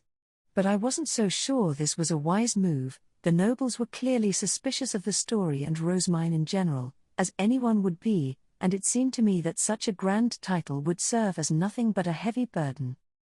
Regardless, Rosamine remained calm during the introduction, wearing a refined smile that made it clear she never expected anything less. I knew her from the temple well enough to guess that she was actually panicking on the inside, but that didn't show on her face. Eckhart had always said there was no point in comparing someone trained by Lord Ferdinand to a kid spoiled by Lady Veronica, but the difference between them was as clear as day. The way Rosamine had warned me about spoiling Lord Wilfrid despite him making steady progress just went to show how hard she was being worked by Ferdinand, which made me feel a little sympathetic. A high-pitched note resounded through the hall. Rosamine had begun playing the Haarspiel handed to her by her instructor. The rhythm with which her youthful hands strummed the strings produced notes so beautiful that they were on an entirely different level from the children before her, and she was playing one of her original songs that I had only ever heard while she was practicing. To top it all off, her young singing voice perfectly rounded out the performance. Now consider me impressed, said one noble. This song is complex enough that it could be taught in the Royal Academy. It seems that she is as impressive as the Alp said, replied another. Keep it up, Rosamine. You can do this. My little sister had given both Lord Wilfrid and myself a second chance, and now it was time for her debut. I hadn't spent as much time with her as Cornelius had given that he served her as a guard knight, but she and I still shared a familial bond. I watched on, thinking that my little sister was incredible even when it came to playing Haarspiel, when suddenly, what? Out of nowhere, Rosemine's hand began to shine with blue light. It seemed to be coming from the ring that father had given her during her baptism. But why, when those rings were basically only used for blessing someone during a first meeting? There was only one answer: she was performing a blessing. The blue light flowed out with each note played on the Haarspiel, spreading through the large hall. I hadn't seen such a large-scale blessing since Rosemine's baptism, and while it had been surprising enough to see her bless all 200 of the visitors who had been invited then, she was now blessing every single noble in Ehrenfest. But why would she do this? My awe was soon followed by a wave of anxiety, and I quickly went from thinking how incredible this was to worrying what was about to happen. Her baptism blessing was pretty impressive, but this is something else. Lord Wilfrid said, looking up at the blue light, impressed. But we, his retainers, were anything but happy. The winter debut was supposed to secure Lord Wilfrid's right to be the next Alp. That had been the agreement. But now, it appeared that his role had merely been to make Rosemine look better, a development that made his other retainers visibly worried and annoyed. At the baptism, Rosemine had apparently been instructed by Father, Lord Ferdinand, and the Alp to bless all those attending the ceremony. Had they instructed her to do the same again? We had spent the winter doing our utmost to ensure Lord Wilfrid did not fall behind Rosemine, and yet it had happened anyway. It was as though both our and his hard work had been trampled on. Why are they having her do this when it's both her and Lord Wilfrid's debut? I reflexively shot an angry look at Father, Lord Ferdinand, and the Alp. But there I saw that everyone, the Archduke, the Archduchess, my parents, and my brothers, were looking at the blue light with surprise. This apparently hadn't been planned. Instead, it was happening suddenly and without warning. "What are you doing, Rosemine?" I watched on, holding back the urge to shout at her to stop, until she eventually finished playing her song. A few scattered claps could be heard throughout the hall as the nobles hesitated, unsure how to react to such a large-scale blessing. "Behold, the saint of Ehrenfest," Lord Ferdinand declared, speaking in his authoritative knight tone while holding a worried-looking Rosemine high into the air. "May she be blessed for the wealth she brings to our home." The nobles who previously hadn't known how to react took out their shtaps and gave blessings themselves, doing as Lord Ferdinand had instructed. For a moment, the suspicion struck me that Lord Ferdinand might have ordered the large-scale blessing in secret, since he alone seemed icy calm. But judging by how he quickly strode out of the hall as Rosemine waved to the crowd, I could guess that he hadn't expected it either. With Rosemine gone, the Alp stepped onto the stage to quiet the stirring nobles. "I imagine it is clear to everyone that Rosemine is rich with mana and beloved by the gods. She is the saint of Ehrenfest, and she shall bring new industries and much wealth to our duchy," he said. But despite this being nothing more than a quick cover-up for the impromptu blessing, the Alp's words appeared to have shifted the attitude among the nobles. They had quickly gone from seeing the title as an exaggeration to believing it was quite fitting indeed. "Splendid. I would expect nothing less of my granddaughter." "Indeed, Lord Bonifacius. I, too, am overjoyed from the bottom of my heart that an Archduke candidate with Legergang blood has been born. I shall have to direct my house to provide her support." Rosemine's blessing had been a surprise to all of her caretakers, but that wasn't how the nobles were viewing the event. House Legergang and its affiliates had been treated coldly by Lady Veronica for decades, and now they were rejoicing over the birth of an Archduke candidate who carried their name. Mother and Eckhart were constantly reminding them that Rosemine had no intention of ever becoming the Alp, but few showed any sign of actually accepting that. "We've prepared many new recipes today, which I imagine many of you have been looking forward to most of all," the Alp began. "This food will soon prove to be a significant weapon in Ehrenfest's favor, so enjoy it to your heart's content. The gifting ceremony shall be performed after lunch." The schedule was thus changed, and it was easy to imagine that all sorts of meetings and adjustments to plans were about to happen. My anger toward Rosemine's caretakers faded, replaced with unease over how the nobles were reacting. Father and Aub Ehrenfest had both made it clear that they had absolutely no intention of making Rosamine the next Aub, but now that Lady Veronica had been removed from power, noble society was shifting into an era of leisuregang control. Would they really allow Lord Wilfrid to become the next Aub? It was clear for all to see that Rosamine's mana capacity far surpassed his, and she had all the dignity and grace of an Archduke's daughter. Whether she herself wanted it or not, I could see no future in which people did not rise to support her taking the position. I could tell by the unhappy, anxious, and betrayed looks on the faces of my fellow retainers that they were all thinking the same thing. And in the midst of all that, Lord Wilfrid alone wore a grin as he walked to the dining hall for lunch. My debut going so well has really made me hungry. Maybe it's the relief? Lord Wilfrid mused aloud. Anyway, I'm glad lunch was moved forward. They're serving some new recipes that Rosamine just came up with. You like her food too, don't you, Lamprecht? His words made the tension drain from my body. He was right. His debut had been a success, and all that disinheritance talk was now a thing of the past. It was best to just celebrate that and think of ways to further support Lord Wilfrid. Rosamine's food certainly is good. I am looking forward to it as well, Oswald intoned. There was one order that we retainers all needed to carry out during the feast, gather information, so that was what we did. Then, once Lord Wilfrid had been put to bed later that night, we prepared to gather and discuss what we had learned.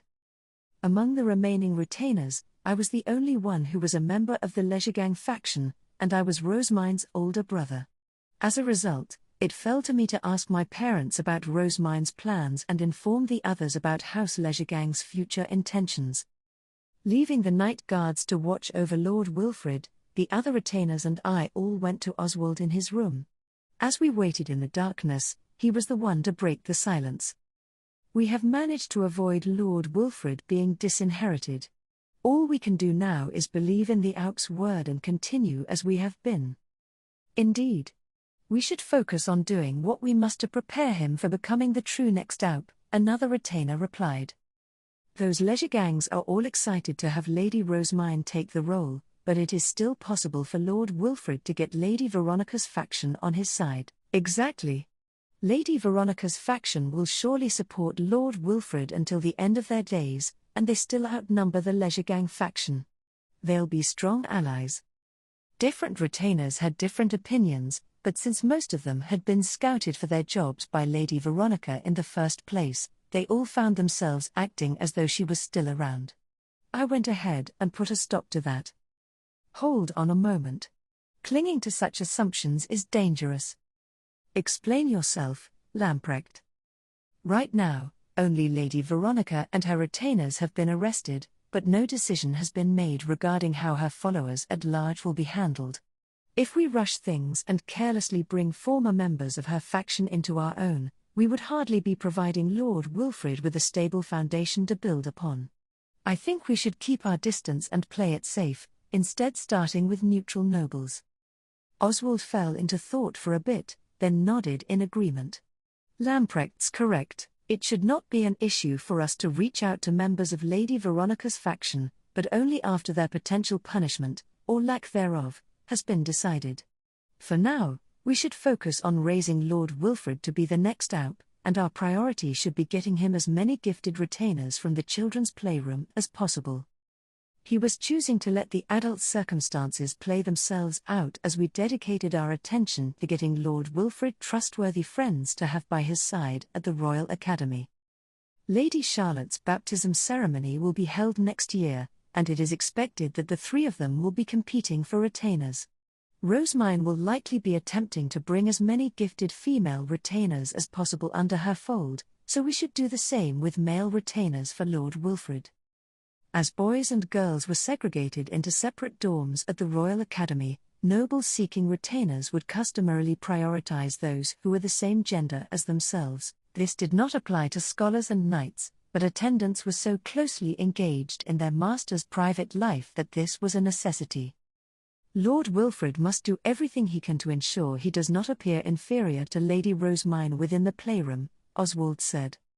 While I could see his point, I knew it would be a hopeless effort. Lord Wilfrid had almost been disinherited due to his incompetence, and it was Rosamine who had written up a study plan to set him straight.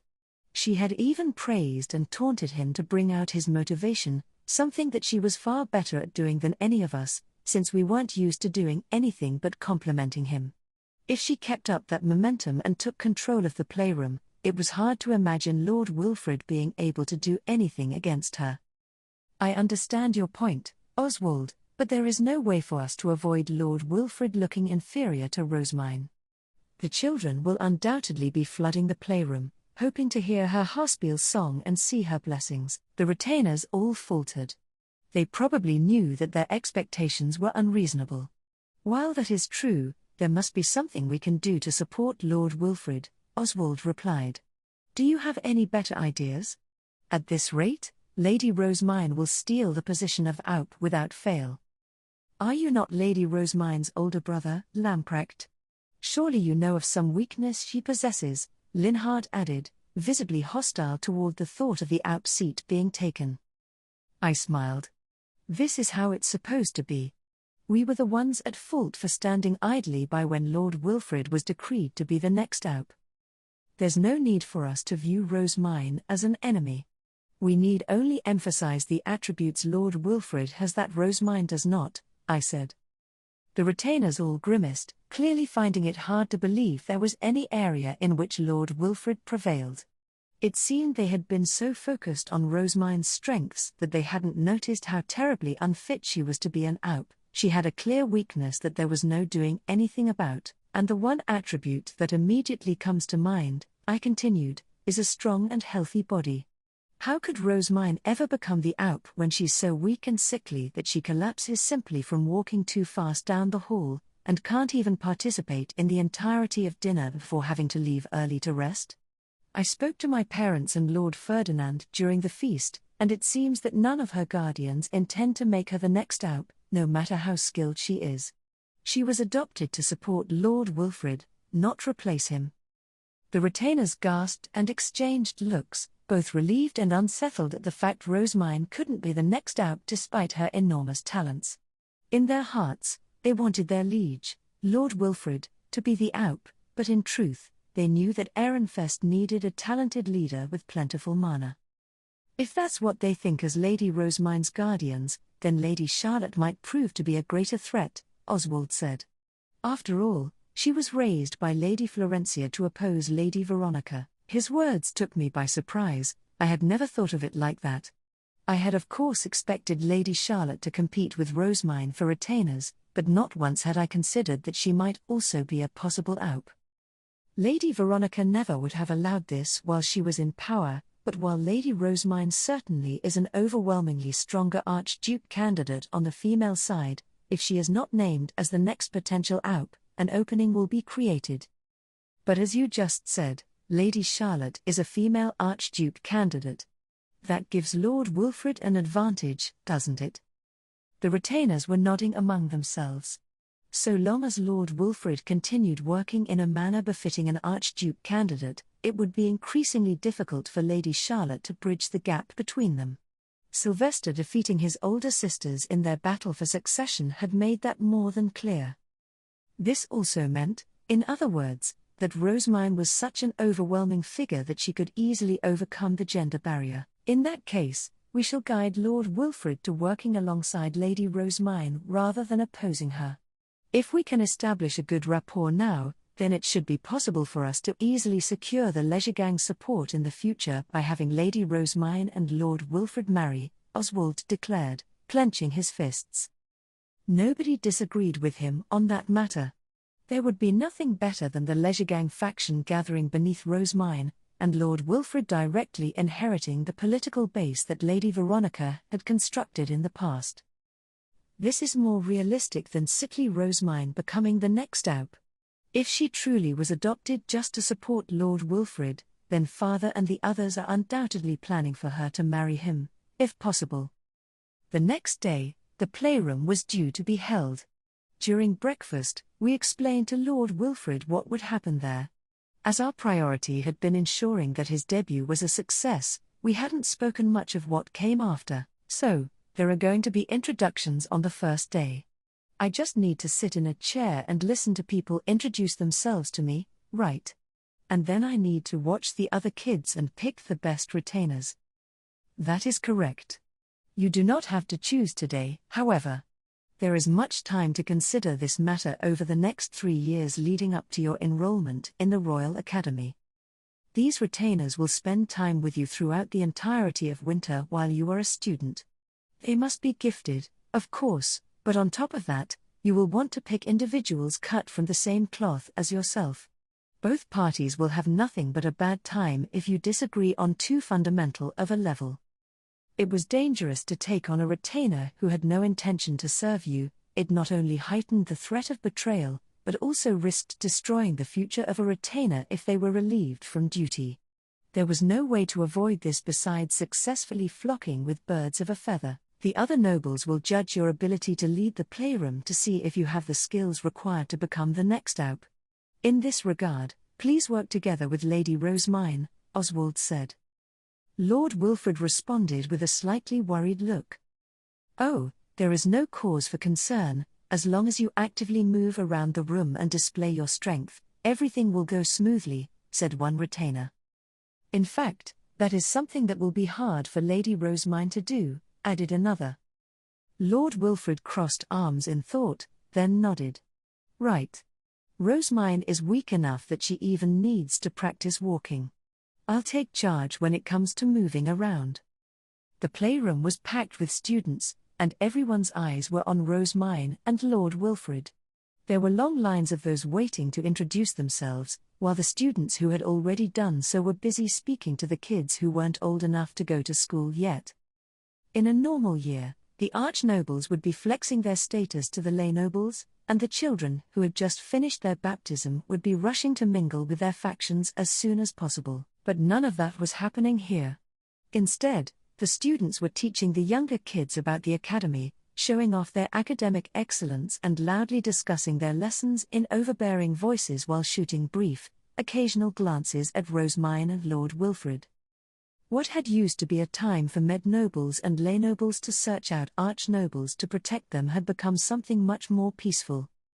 Seems like this year's students are on the softer side, I observed. Of course they are. There are Archduke candidates in attendance, and the fastest way up in the world is to become one of their retainers, Linhart replied. The kids here need to be cautious until they've learned more about the candidates' personalities and what they like. The playroom will undoubtedly be quiet for a number of days, at the very least. He was right, it would be beyond foolish to suddenly start bullying others right in front of an Archduke candidate, especially one known as a saint who showed mercy even to orphans. As such, everyone here shared the same wise idea that it was best to hold back on wielding their status like tyrannical clubs, at least for the time being. I wasn't seeing anyone being openly antagonistic about factions, either. It undoubtedly helped that not even a full year had passed since Lady Veronica's arrest, and that the shifting power balance between the adult factions hadn't yet calmed down. I looked across the kids in the room, quietly observing the children who would be going to the Royal Academy at the same time as Lord Wilfred. Oswald had asked me to form as many bridges as I could with nobles of the Leisuregang faction. I suppose I should try reaching out to Alexis and Hartmut once the Royal Academy sends out grades. Or, no, it's likely that Cornelius will be approaching them for Lady Rosemine's sake. He's so overprotective of his sickly little sister that he's probably already vetting her retainers, and if I wait too long the two of them will be snatched up before I can secure them for Lord Wilfred. The day before Cornelius departed for the Royal Academy, I returned home and visited his room as he was packing his things. Cornelius, do you have any plans for Rosemine's attendance? I asked. But despite all the rumors about how overprotective he was, all Cornelius did was blink in confusion. Not really. She's in a weird position where she visits the temple a lot, and despite being adopted by the Archduke, she won't necessarily be in the running for the position of Aup. It'll be hard for her to secure any retainers unless they have some reason to be completely stricken with adoration. Cornelius apparently had no intention of actively scouting any retainers for Rosemine. I began to wonder whether I had been getting a little overprotective myself, having thought about reaching out to find retainers for Lord Wilfrid, but after a pause, Cornelius continued. And, well, both mother and father told me not to, so.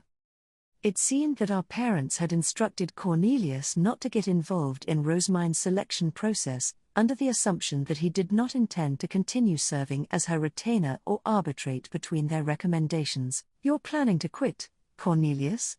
You won't stay her guard knight? I only became her guard knight under the condition that I could quit when it was time for Rosemine to pick her retainers. But the truth is, I still haven't decided whether or not I want to stop serving her. She's not a bad mistress, but... Cornelius trailed off, pausing for a moment before voicing his concerns. Damuel came to serve her as punishment, while Brigitte does so for the sake of her home province, Ilgner.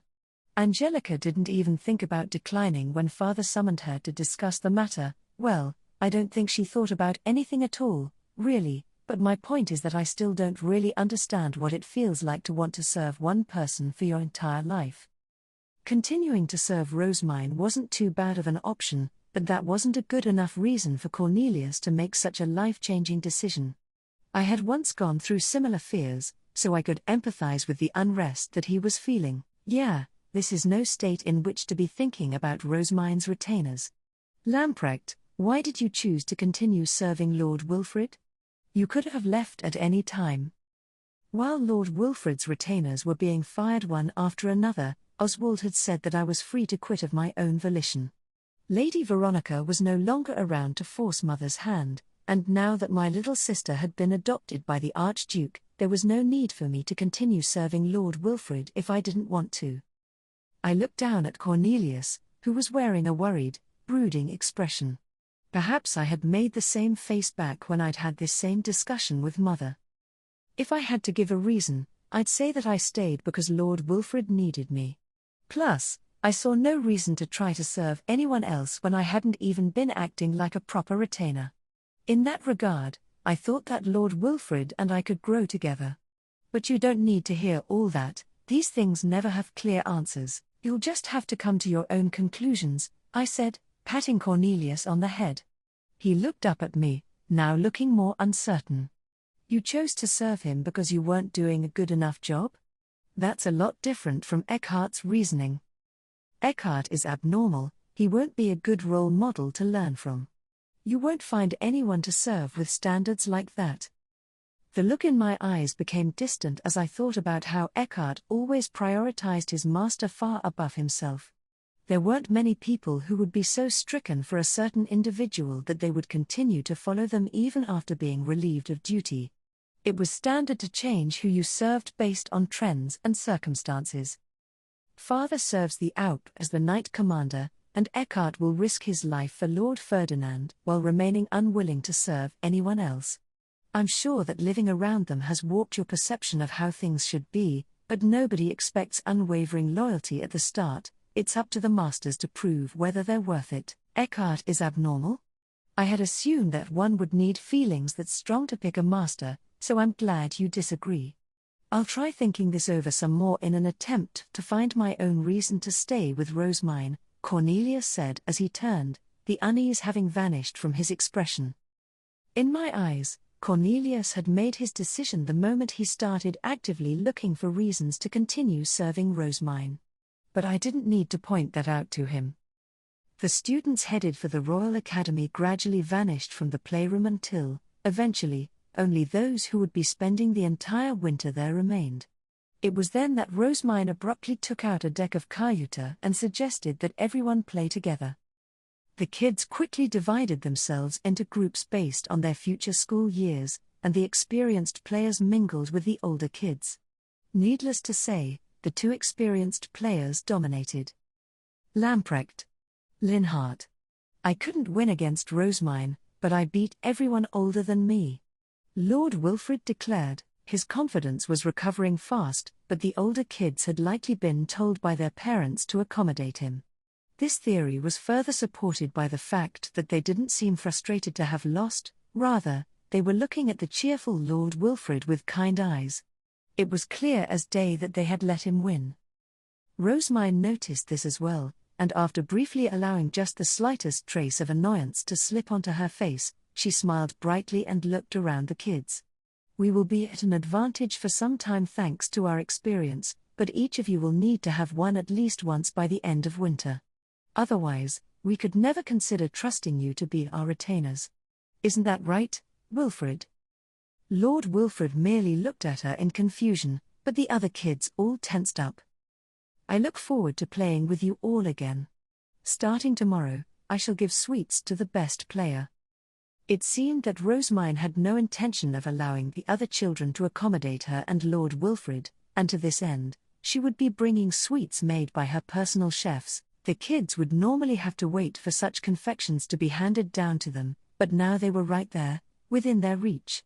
In an instant, the Med nobles and lay nobles all became deadly serious, staring hard at the Cayuta. This development also meant that the archnobles wouldn't be able to keep half-heartedly accommodating them. Their very worth would be called into question if they lost to Med nobles and lay nobles. In a single day, Rosamine had forced all the kids to take the games seriously. "Not bad at all," Linhart murmured. I nodded in agreement. She had manipulated them with such skill that all we could do was sit back and watch it play out beautifully. It was really hard to believe that the youngest-looking child in the playroom had accomplished such a feat so deftly, but this wasn't the first time that Rosamine had acted well above her age. After rousing the children with Cayuta and playing cards, Rosamine worked with Professor Moritz to teach the kids, granting each one as much time as an Archduke candidate would receive. Just watching from Lord Wilfred's side, I could see them becoming more capable by the day. While everyone was studying under Professor Moritz, Rosamine would spend her time quietly reading thick, complicated-looking books she had borrowed from the castle's bookroom and writing stories to print in the future. She had apparently advanced far enough under Lord Ferdinand's instruction that she was already prepared to enter the Royal Academy, so there was no need for her to relearn the same material alongside everyone else. Among other things, Rosamine was usually busy writing down the stories told to her by Feline, reading aloud from the picture book, and occasionally dominating in Cayuta tournaments to keep Lord Wilfred motivated. It was clear for all to see that she was no student, but an instructor just like Professor Moritz. Forget about Lord Wilfred looking inferior, it's like Rosamine's on a completely different level from everyone else. But, either due to her being so overwhelmingly out of the ordinary or the fact that she was constantly reading thick books despite her poor health, the more energetic boys kept their distance. It seemed they were unsure how to interact with her. Seeing this, Lord Wilfred deftly took the lead.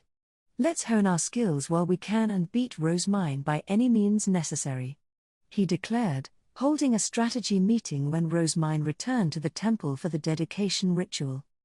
Rosamine's absence always led to the boys becoming more active. The girls, on the other hand, became a lot shyer and more docile, largely refraining from playing Cayuta and playing cards at all. They kept their distance from Lord Wilfred and watched his group with caution. Both Rosamine and Lord Wilfred tended to befriend those of the same gender as themselves. Considering the retainer selection process, it was actually good for them to separate at times, but the girls seemed a bit stifled without Rosamine there to offer her support. In the end, both she and Lord Wilfred were necessary. "Lady Rosamine is really good, though. How can we beat her?" one boy asked. There was Ignaz from the neutral faction, Traugott from the Legergang faction, and Isidore, Laurentius, and Roderick from the former Veronica faction, all gathered together in a group that transcended the wars between their respective factions. It was heartwarming to see them huddle up and hash out strategies. By now they had long forgotten all about accommodating the Archduke candidates, and they were more than ready to beat Lord Wilfred at Cayuta to win the sweets. The playroom's atmosphere was just perfect, and as I watched Lord Wilfred take charge over the kids, I felt that I could see a future leader of nobles within him. Hopefully he can at least secure Ignaz and Traugott as retainers. As his retainer, I wanted to do as much as I could for Lord Wilfred, and thoughts of ways to help passed through my mind as I watched him talk excitedly with his future school friends. The High Bishop's exclusive business. In short, The Carpentry Guild has been ordered to furnish the monastery recently built in Hassa with everything it needs. The new High Bishop wants it done as soon as possible, in 2 months' time at the latest. Her representatives are Gustav the Guildmaster and Benno from the Gilberta Company, and it seems they're willing to pay any price to make up for the tight deadline. They're also talking to the Construction Guild about this, but we're not going to lose to them when it comes to furniture and other interior furnishings. All workshops, put everyone you can on this. These were the words of a higher-up in the Carpentry Guild, having summoned every foreman in the city of Ehrenfest who was a member. They all stood up, shouting out with motivation, but I merely sat there in a daze. Hey now. What's this supposed to mean? I supposedly had the High Bishop's exclusive business, but she hadn't mentioned anything about building a new monastery in Hassa. And she definitely hadn't talked about bringing such a large-scale order to the Carpentry Guild.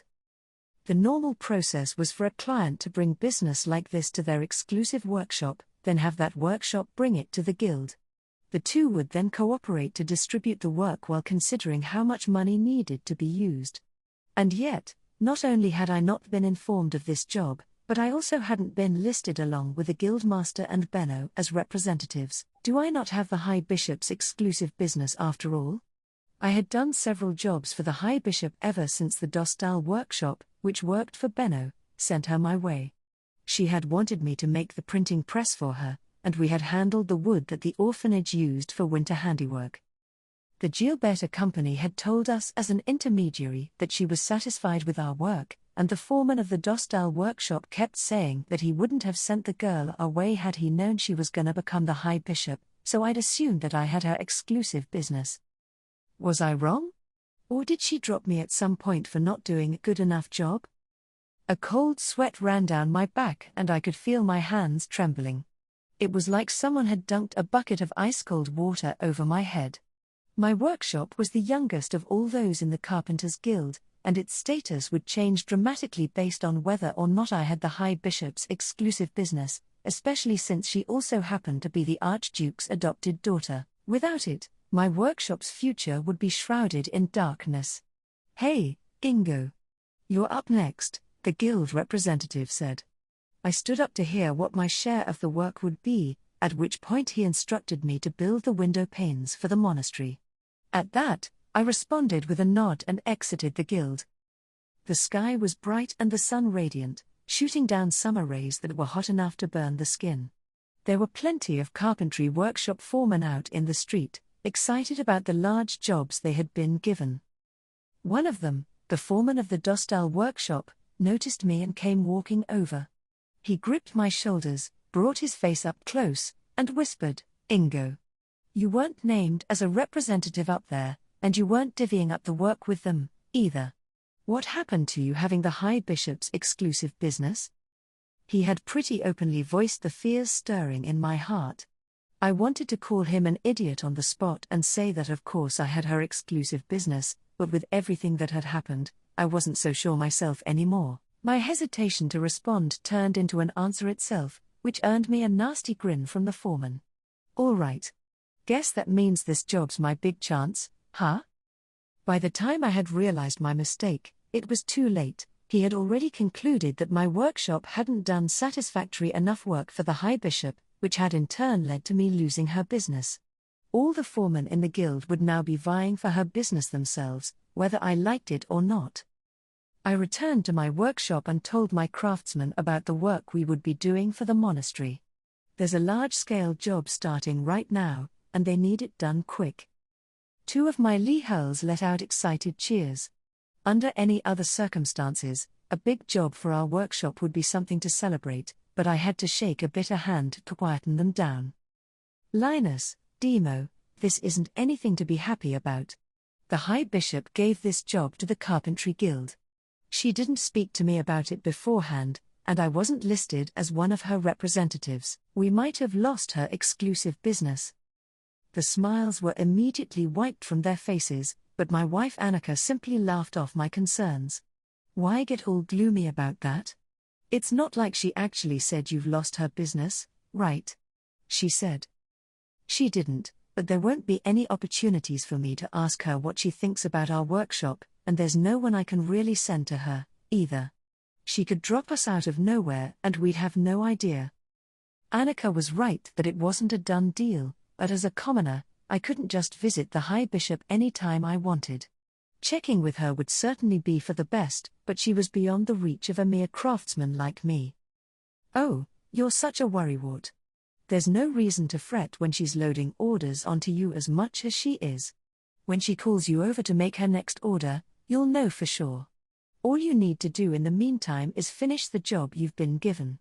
Do good enough that you can puff out your chest with pride and show the other workshops why it is that the High Bishop trusts you, Annika said, slapping me on the back with a hearty laugh. She was on the smaller side, but she had the energy of someone twice her size, and seeing her broad smile was enough to brighten my mood a little. Aren't you being a little too optimistic?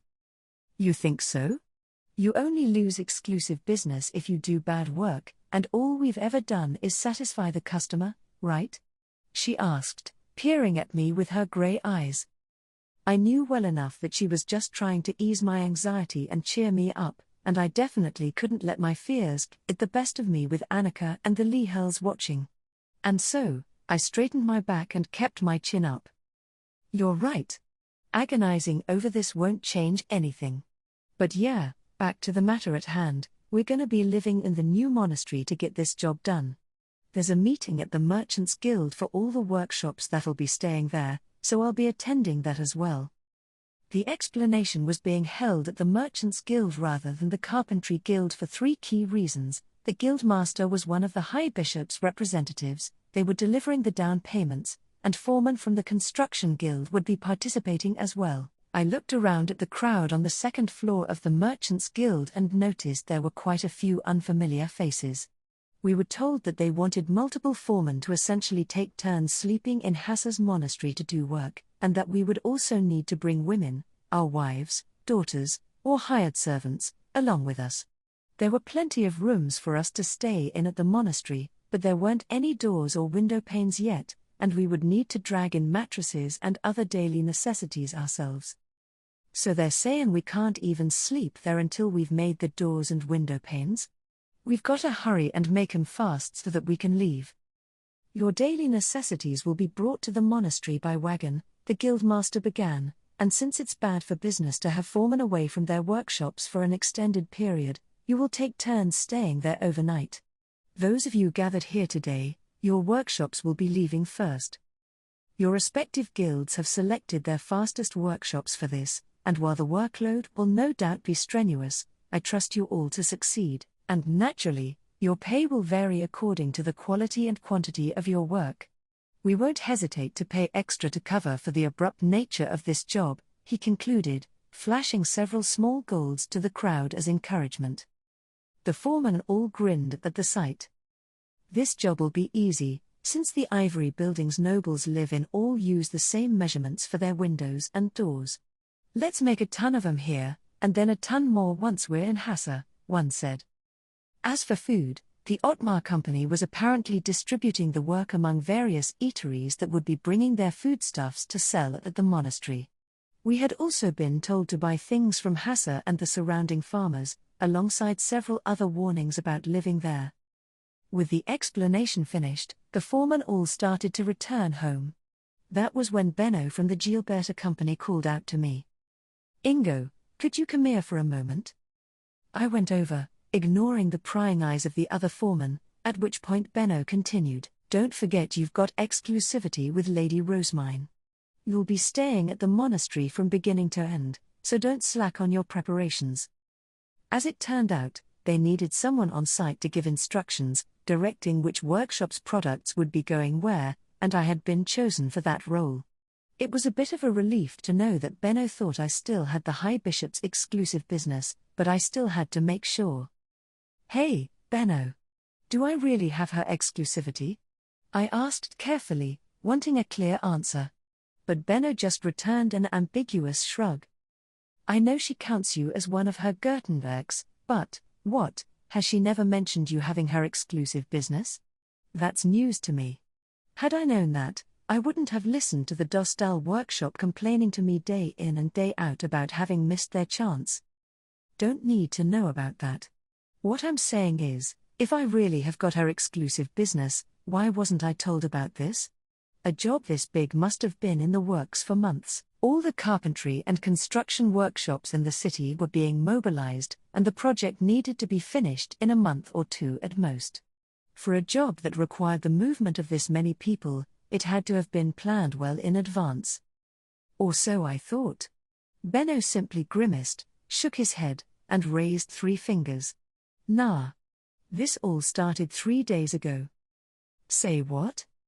Benno gave me a quick rundown on the situation. Construction of the Italian restaurant jointly financed by the High Bishop, the Gilberta Company, and the Otmar Company had been completed, and a lunch had been scheduled prior to its opening with the Archduke himself due to attend. Apparently, at the table, she had asked to build orphanages outside of the city to increase the number of workshops she had available.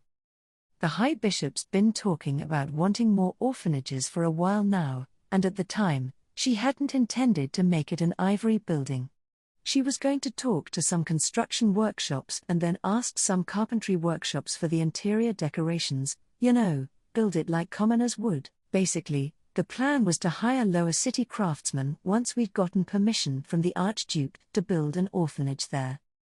Yeah, I can't even imagine starting something like this before you've secured permission from above. Benno's story made sense to me. You couldn't move forward with a big project like this without the Archduke's permission. But in that case, how had things turned out like this? I crossed my arms, encouraging Benno to continue, and he looked up at the sky, a distant look in his eyes as though he was remembering the day it all happened. Lady Rosemine mentioned this all to the Archduke, hoping to get his permission, and the very same day they used some kind of magic to build the entire monastery. Then, they ordered us to have it furnished quickly enough that the orphans can live there and start work in the workshop by the harvest festival. Now that's just crazy talk. Everything's crazy when you deal with nobles. The guildmaster and I are representatives for this just because we happen to be eating at the Italian restaurant as its financiers. If you want to be a representative too, just go and ask Lady Rosemine. Really? I exclaimed, leaning forward. Getting myself recognized as a representative would make the greedy looks on all the other foremen's faces disappear in an instant. Benno nodded with a grin. Yep. We're still openly recruiting representatives to help pay the Carpentry Guild and the Construction Guild for their work ahead of time. There's a lot of money we've got to scrape up, since the deadline's so tight. Never mind. Forget it. That's too much for me. My workshop needed to be saving for winter prep, so we didn't have any cash to dump on other guilds. Big stores like the Otmar Company and the Gilberta Company were in another league from us when it came to investment power, and while spending this money would be the easiest way for me to establish the Ingo workshop as having the High Bishop's exclusive business, it just wasn't a feasible option for me. Guess I've just got to prove myself with the quality of my work instead. For now, I'll stay at Hassa and do what I can there. And so, I moved to Hassa with Annika and stayed in the under-construction monastery, focusing on work all the while. Craftsman after craftsman came to the monastery, and since I stayed there from start to finish, I ended up learning all of their names and faces. Since so many Ehrenfest workshops were being mobilized, there were quite literally crowds of workers at a time, with even carpenters from neighboring cities and towns coming over. It really was a shockingly large-scale job. We weren't quite able to finish in a single month, but the monastery was ultimately furnished without any significant problems. As far as I was concerned, the Ingo workshop had done a good enough job that nobody could accuse us of having lost the High Bishop's exclusive business. With the job done, the Gilberta Company's apprentice Lee Hurl, Lutz, came over to ask about winter handiwork. Ingo, sorry to bring this up right after the monastery business, but can I place an order for some more work? He asked, bringing us the usual request from the High Bishop. Annika beamed and puffed out her chest with pride, her grey eyes practically shining. See? What did I say? It's all fine. You haven't been dropped at all. The job request was a huge relief, especially now that the Leehurls could relax and focus on work. We soon finished up the winter handiwork preparations for them, at which point Lutz came to us with yet another job from the High Bishop. This time, it had to do with improving the printing press. She wants me to talk to the priests actually doing the work in the orphanage workshop and then make improvements based on their input. I've got her exclusive business for sure, I declared, bringing the work order to the Carpentry Guild. But the guild representative's suspicious look didn't change even as he glanced over the sheet. Doesn't the fact that the printing press needs to be improved mean that you didn't do a good enough job the first time? Nah, the first job was to get the bare minimum of parts together to make it work. We were planning to improve it from the start. Just like the monastery, it had been a job where time was of the essence. But explaining that didn't change the doubt in everyone's eyes. The guild representative raised an eyebrow as he looked between my determined glare and the work order. Say what you will, but this is still an improvement job. Try getting a signature saying that you have her exclusivity once you get this done. Then nobody can doubt you.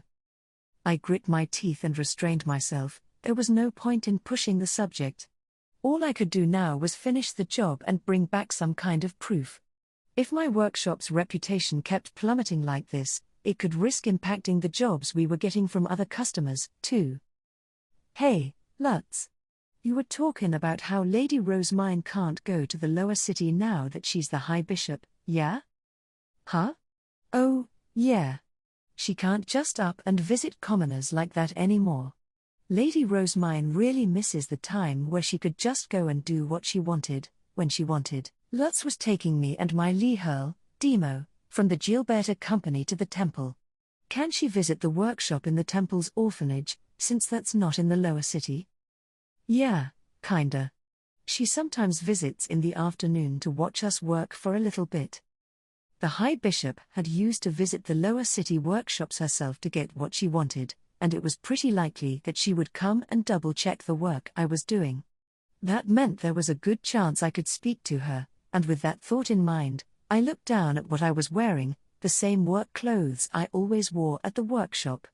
There was nothing else I could really wear, considering that I was going to work, but something told me that it wouldn't be a great idea to meet the High Bishop like this. It's already kinda bad for a foreman to be walking around the north part of the city. Ingo, what are you looking at your clothes for? Lutz asked curiously. I raised my head. He didn't seem to know the position that the Ingo workshop was in, though there wasn't much helping that. Merchants would usually go to the Merchants Guild rather than directly to the carpentry workshops. Don't sweat it, I replied. I was just thinking about this job. There wasn't any point in me talking about my crappy circumstances to someone who didn't know about them. Once we reached the temple, I looked up at the gate. There was a grey priest standing there, serving as a guard. Lutz shrugged, then went over to talk to him. Nolte, this is Ingo the Gutenberg and his apprentice, Demo, here to improve the printing press. Lady Rosemine has permitted their entry. Hello, Lutz. Gil told me about this visit. You may pass.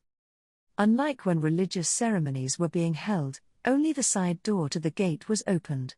We passed through, and the air around us changed in an instant. The busy clamor of the city faded as we were enveloped in an abrupt silence that pronounced each footstep. It was so quiet that I hesitated to say anything at all as we walked to the boys' dorm where the workshop was. Ingo, Lutz said, his tone and attitude changing the instant we were inside the temple. We invited you here to improve the printing press, but the esteemed Lady Rosemine wishes for you to first discuss matters with the Grey Priests, basing your improvements on what they believe will make it easier to use. He sounded just like the priests in the temple. The fact that a kid who wasn't even 10 years old could change his tone so suddenly left me stunned.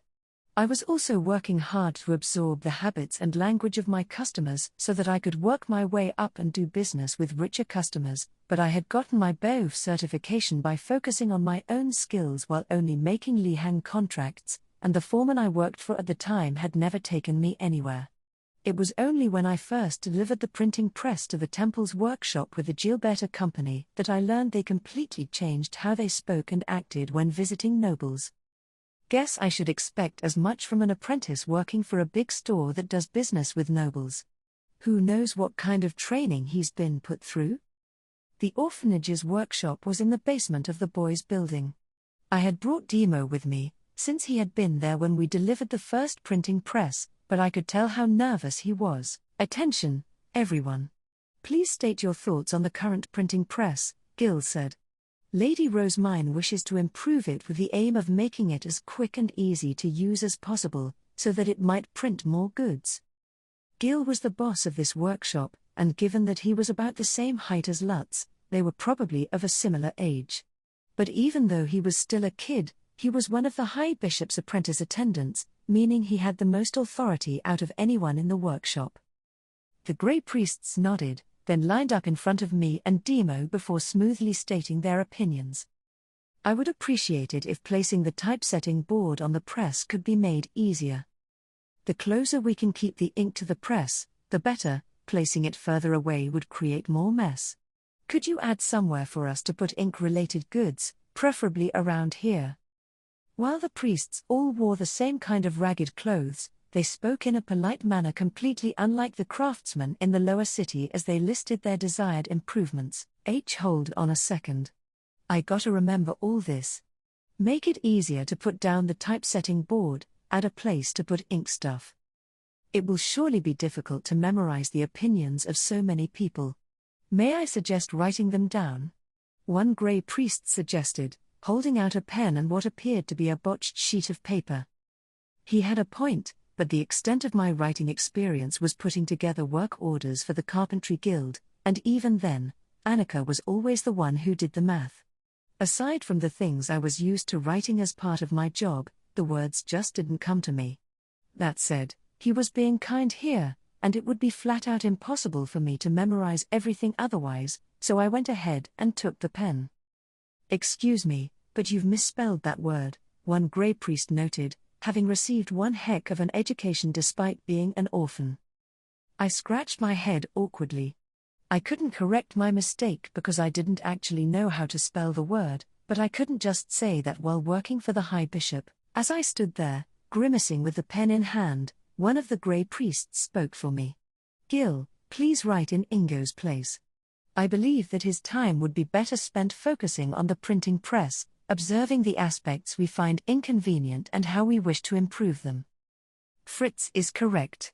Please practice using the printing press yourself, Gil said, snapping me back to reality as he took the pen and paper from me. I knew that the Grey Priest named Fritz had helped me out, knowing that I couldn't write properly. I raised a hand to express my thanks. He nodded with a smile and whispered something to Gil, who then turned to another Grey Priest. Bartz, please prepare the printing press and go through the process with Ingo and Demo. The writing shall be done by Fritz. Understood. That brief exchange made it clear that the workshop wasn't being run entirely by Gil. There were adult Grey Priests helping out as well, which made a lot of sense considering that he was still a child. In lower city workshops, only those with technical skills and experience were allowed to become foremen, so inexperienced kids without a good grasp on the work that needed to be done were never put in charge of anything. It was weird to me that the adults in the orphanage's workshop obeyed Gil and Lutz when they themselves were stronger and more experienced. This is apparently just how things are in noble society, but damned if it doesn't still feel weird. Ingo, Demo, this is the typesetting board, and this is how you print using the press, the priest named Bartz explained. Demo and I both tried it out ourselves.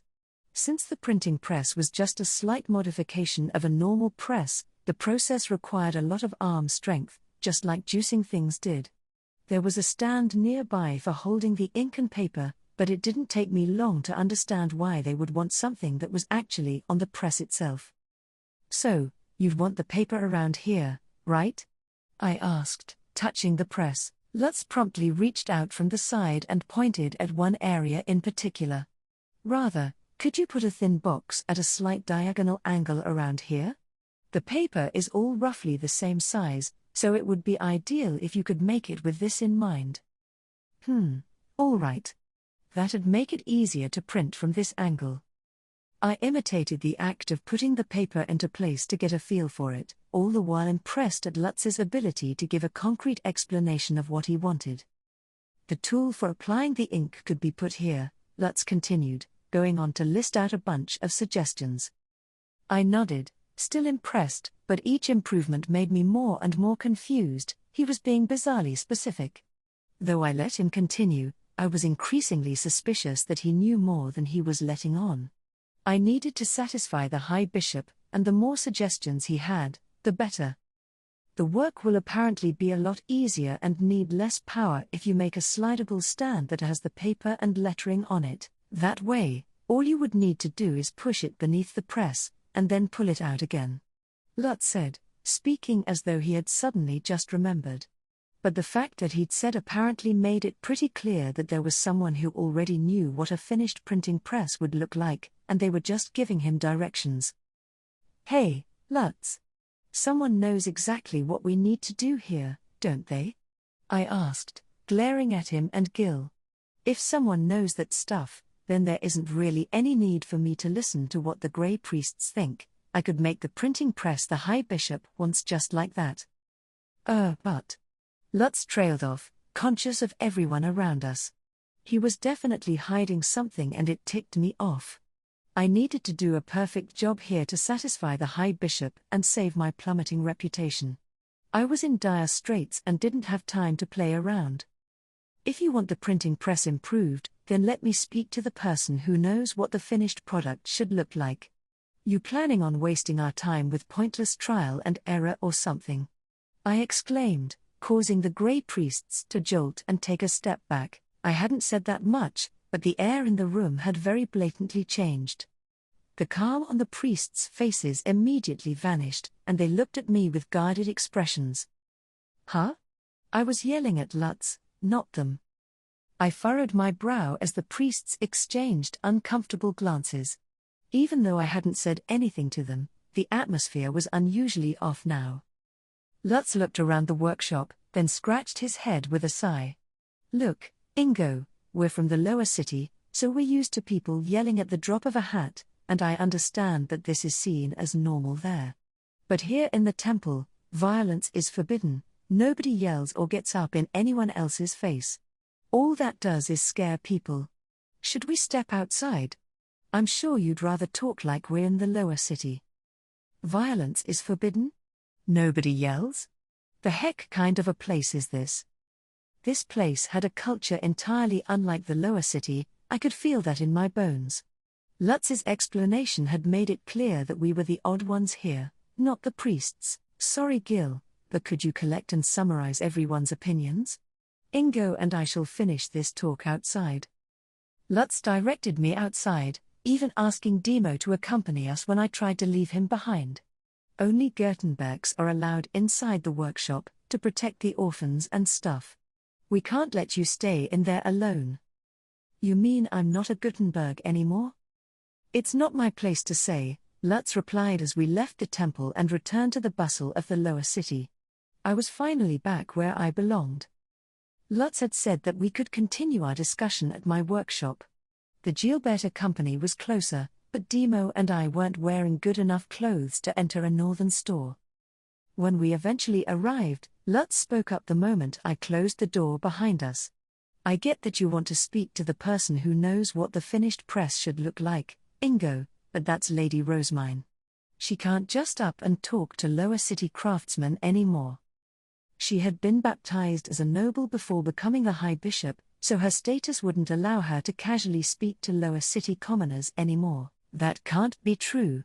You've been speaking to the High Bishop. And you said that she visits the workshop every now and again. I shouted, hitting the table. Lutz raised an eyebrow. And that's true. But, what, do you think a craftsman's going to be treated the same as a merchant from the Gilberta company who's used to dealing with nobles? I dunno what's ticking you off so much, but the temple's full of nobles, status decides everything there. Plus, Gil's an attendant of the High Bishop. He's basically her representative in the temple, not someone that a craftsman like you can just yell at for being unreasonable, he said with a sigh. All you should have done was smile and write down the opinions you were given. You're lucky the High Bishop isn't a more heartless noble, otherwise you could have been punished for your insolence.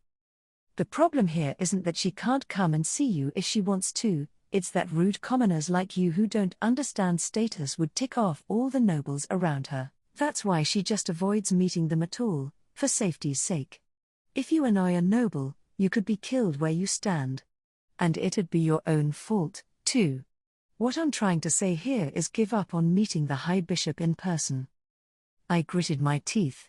I get that I messed up there, I didn't know how things worked in the temple. But I can't back down that easily. I need to improve the printing press so that my workshop doesn't get shut down, I said, explaining to Lutz that its reputation had been plummeting ever since the monastery job.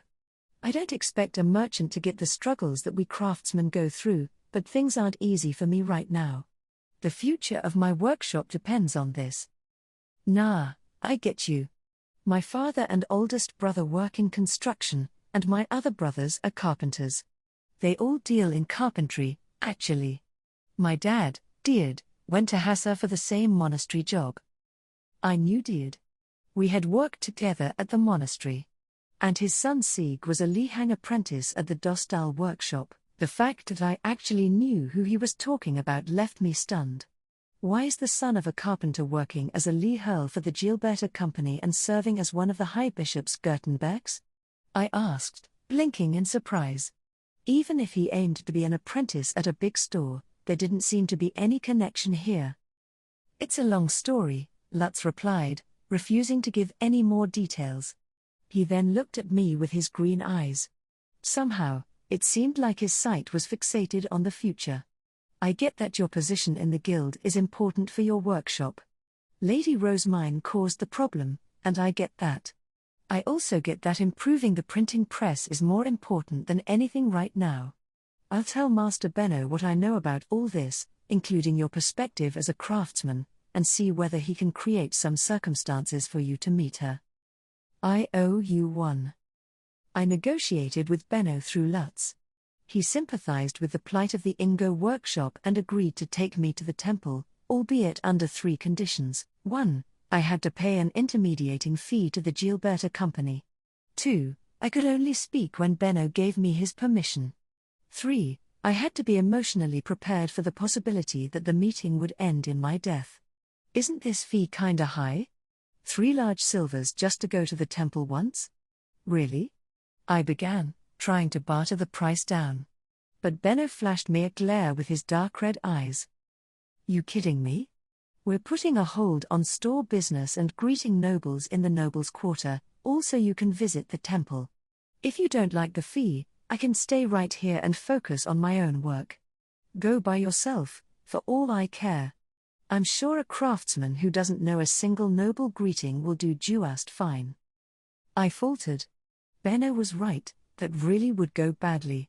I didn't know how to deal with nobles at all. All right. I'll pay. Happy now? Gar.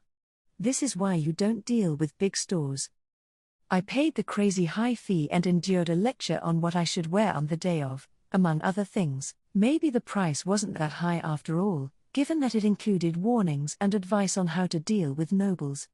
I wasn't sure why that last condition was part of the deal, but getting a chance to meet the High Bishop was certainly more important. And so, I steeled my resolve and headed to the temple, accepting the likelihood that this might be the last thing I ever did. Phew. It's finally over. Once I exited the temple, having been looked over by knights and priests from head to toe in that stifling room, I let out a sigh of relief. As I looked over the familiar lower city, the tension drained from my body. I had finally secured the contract saying that I had the High Bishop's exclusive business, the thing I had been agonizing over since the monastery job was first mentioned. I've got to get back and talk to the others about this. When I had originally brought up that our workshop might have lost the High Bishop's exclusivity, both Annika and my Lihurls had responded with optimism, but I knew they must have been just as worried on the inside. Her new order was something pretty weird. She wanted me to discuss my work with smiths, but that was something to think about later. Right now, I just wanted to tell them what had happened and put an end to all the worrying. But while I was enjoying my brief repose, Benno shot me a look, starting to unslick his hair. Idiot. Nothing's over yet. In fact, this is where the actual problems start.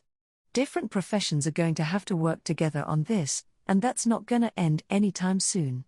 You're gonna be sharing this work from here on out. Nah, that can't be right. This is just a one-off. The High Bishop had only brought up this crazy idea because she was a noble who didn't know how craftsmen worked. No other customers would suggest we do anything that was this much of a pain. Everything would be fine as long as we could survive this one job. Lutz shook his head. Come on. Do you really think Lady Rosemine's gonna do this once and then never again? No. Now she's gonna think this is normal and do it every time. You might as well expect every job you have from now on to involve you working with people from other professions, he said, a world-wise look on his face. Those were the words of someone who knew Rosemine a lot better than I did. As the worry suddenly started rushing back to me, Benno slapped me on the back. But now that you've accepted it, you've got no choice but to keep it up. You'll need to talk to the Merchants Guild and all the other guilds involved, then drop by Zach and Johann's workshops to introduce yourself. You should head to the Smiths tomorrow, and I'll send out a meeting request to the Guildmaster for you. If you sent one, it wouldn't even get read in time for the delivery date. All right. Benno listed a bunch of things that I needed to do all at once, but I didn't really understand the groundwork that merchants always did. He must have noticed that from the way I was blinking at him, because he glared at me with narrowed eyes. Get your head in the game, Ingo. You've got to finish all this before the Smiths are due back in the temple. This is something you'd normally have to do on your own without me. This sure is a big mess now, Benno said, crossing his arms. But even then, I still hadn't truly realized how bad things really were. It wasn't until I was running around the city to greet everyone involved that I finally understood. We finally completed that cursed Hassa job that required us to mobilize every carpentry and construction workshop in the city, and now you're starting some other grand mess? The Guildmaster exclaimed. A printing press built through the cooperative efforts of workshops from entirely different professions. Enough. Settle this matter among the other experts with your grand title, whatever it was. Don't get me involved with this. His desperation to not get involved was what finally made me understand what an unthinkable mess I had gotten myself wrapped up in.